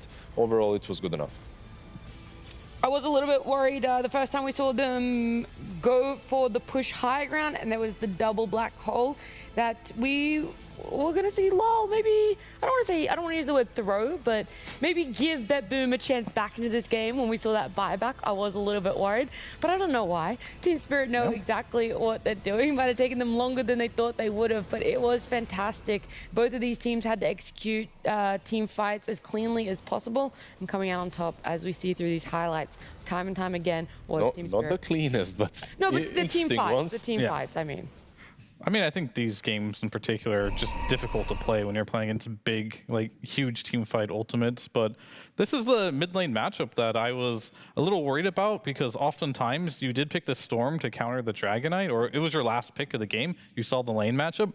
But the big thing you normally have to worry about is when you play versus DK and his snowball potential. Does he get 6 before you? Do the supports rotate? And yep, that's exactly what happened here. So Laurel came back great in this game, don't get me wrong, but his early game was a little bit rough. Like, you bring both your supports from both sides here, but a DK level 6, Storm only level 5 here, and this really set him back pretty hard in this game too. But it didn't really matter at the end. He still find a way to get his farm. I was also impressed by Toro actually finding a way to get farm against an Enigma lane. That lane is definitely very difficult to play into. And Collapse, as usual, top net worth and after the laning stage, having a great game. But all that stuff doesn't really matter in late game Dota. It's all about the big team fight ultimates, how you use them, how you manage your buybacks, and Toro and the squad did really well. Yeah, he doesn't really make too many mistakes. He goes uphill, hits those Raxes in rage, moves back. He has the save from Iposhka. By the way, Phoenix, definitely not a broken hero. Completely normal standard. Nothing crazy about him. Don't nerf him. Don't buff him. Just leave him alone, okay? I was like, where is this going? I love my goddamn Phoenix. Don't buff him. It's okay. He doesn't get picked that much. He can get a buffer too. But if he gets buffed, he's gonna get nerfed. Yeah. You know? That's true. Well, look, we can highlight some more heroes in a little bit, but right now, one of the players that we keep highlighting, Collapse, is standing by with Tsunami for our winners interview. Thank you very much. Yes, I am joined by Collapse, who finally closed out that game. That was probably one of the more frustrating games to finish. How do you keep your guys? How do you keep your team's emotions in check when everyone's just kind of feeding on occasion and you're sitting there in the back like, guys, please, we can win this game. Just calm down. I think we just had a plan how to win the game, and we tried to calm each other because Enigma late game is kind of scary for us, but we knew if we have some buybacks on our course, so we can just, I don't know how to say it, come back maybe. Yeah, like you guys were like willing to die the first time so that you would come back. Forced to buy, we have to force 2 black holes to buy back, and I don't know, some trade the racks for 2 buybacks, and then we wait rush to finish the game. So that's how it goes. Yeah, the strategy worked out at the end. That's game number 2. How about game number 1, where you got to have a lot of fun on Tidehunter? It's not an item build that I see, but you went AC, Basher, Satanic. At what point in that game were you like, nah, Yatoro, I think I'll do the carrying for this game? I thought like I was kind of big at the start of the game, so I was 6k net worth maybe on 10 minutes, and I see like they can't kill me at all if I have the right items to survive, to do the damage. And I just went the Shroud, Blink, then I want some armor to give my core some auras, and for push also. And then I just bought Basher because of the Nikes, so he can't BKB tip out. Then what about the Satanic, huh? Satanic, it's also for the, I don't know, survive, so they can kill me. I knew he's gonna buy the silver, but yeah, I just thought I can buy Stanik and outlive him, I guess. It worked. You're an inspiration to Tidehunter players everywhere, and an inspiration for your own team because you guys finally made it out of group stage. It's been a while because Elite League didn't really work out for you guys. Birmingham didn't work out, but now you're finally feeling the magic again, the team spirit magic. Is it the year of the dragon collapse? Yeah, the confidence is really emanating out of this man. Well, congratulations regardless on a hell of a performance as we pass it back to the panel. contractually obligated. Yep, really feeling the confidence. For sure. Look, I'm sure after a couple of tournaments where you're not making it out of group stage, you don't want to get your hopes up too much. You're like, okay, we make it out of groups this time. That's one step back into the form that we saw ourselves at the end of last year. But it's not exactly where they want to be. You don't want to be this team that's like, woo, we made it out of group stage. That's just not the standard they're at. You don't want to be, but his eyes were giving away a lot. Like, that man was super happy with the performance and with the result of this series. Yeah, I think when you're getting into a late game like that and you know that ultimately you should have been able to close it out earlier, I think it's the relief of winning that game, the relief of winning the series, and the relief of winning 3 series overall, which is the magic number to be able to push our teams over into the playoffs. That's where Team Spirit sit right now. After today, they had joined along with Gaimin Gladiators, Aurora, as well as Xtreme Gaming and Falcons, who qualified 2 days ago. So now we have 5 of our teams that have guaranteed playoffs. Shopify, Boom, and BetBoom, who didn't win their series today, it's not over for them. They had that safety net for themselves. They're now a team that's sitting 2-2, and they're going to have to be playing again tomorrow in a matchup either against Liquid, Secret, or G2IG. If you were BetBoom and you had that loss fear, what's the matchup you're hoping for? Out of all those options there. I mean, I think they don't really care, and I wouldn't care either. I'd focus more on, like, myself, because all the teams, none of these teams are weak, I would say. Like, they all proved they could win games. They got up to 2 wins already, so they're all kind of even. And that's the beauty of, like, this group format right now. It's like you're always playing someone who's doing just as well or just as bad as you. So it should be very close. I don't think there's any team that stands out that I would want to play, though. Yeah, the modified Swiss stage is perfect in that way. You're going to be coming up against people with the exact same series scoreline as yourself. And in fact, we have tomorrow's schedule ready for you guys. You can see exactly who's going to be playing up against each other with our 6 remaining teams. Boom and Shopify will be starting off our day. Then it's BetBoom against G2IG, and then Liquid up against Secret. This is the do or die for all 6 of these teams. 3 of them eliminated, 3 of them are going to be going to playoffs. Yeah, the first 2 series, okay, very close. The last one, the one I want to comment on, you take away all of his players, and now you're coming for his Wallachia tournament run as well. Yeah, let's see what Puppy can do versus Liquid, because these 2 teams, of course, everyone here knows one another very well, but these 2 teams have something very special in the past. There is a lot of entwined storylines within these matchups. I mean, Shopify also just announced for themselves who their POS4 is going to be coming out of this tournament. An old Boom player back when Boom was in SEA. So whilst it might not be player grudges, maybe there's a little bit about the org history too for themselves. SEApify. They're going to have Scam there as well with them. They are. He's going to be the 4, right? Yes. Which is interesting, though, because Scam has been playing, well, every single position, I feel like, throughout the years. In Neon, he played offlane, he played carry, he played 5. Versatility. Yeah. You're going to make yourself marketable. I feel like it's not only versatility, it's his understanding of the game. Yeah, I mean, he plays a lot of Dota, and every time I check, he's like rank 1 leaderboards in C, and he's always just playing support, which is like absolutely crazy as a support player to be like the highest ranked player there. So a good pickup, and we'll see how he'll mesh in later. Yeah, well, look, that's going to be later in, you know, the tournament, or at least in the Dota ecosystem. Not going to be happening here. But do you guys want to say your standout series for tomorrow before we close out today? Standout series for me, it's got to be the last one. I think it's like because we're working it, right? Yeah, I mean it's like an El Clasico. You got Nisha versus Puppy. This is something we don't get to see a lot of. I'm sure there's tons of bad blood there. Lots of all chat. It's gonna be they definitely hate each match. other. Definitely not making drama up for the sake of it.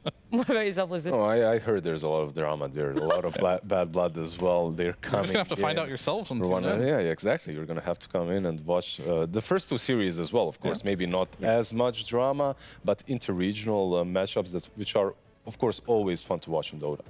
It's going to be good no matter what. It will be our final day of the group stage as well. So it's no different time than what we've always seen you guys at. For that first game starting at 10, the panel coming on just a little bit before it. But for now, I am closing out day number 5, and we'll see you for our final day of group stage tomorrow.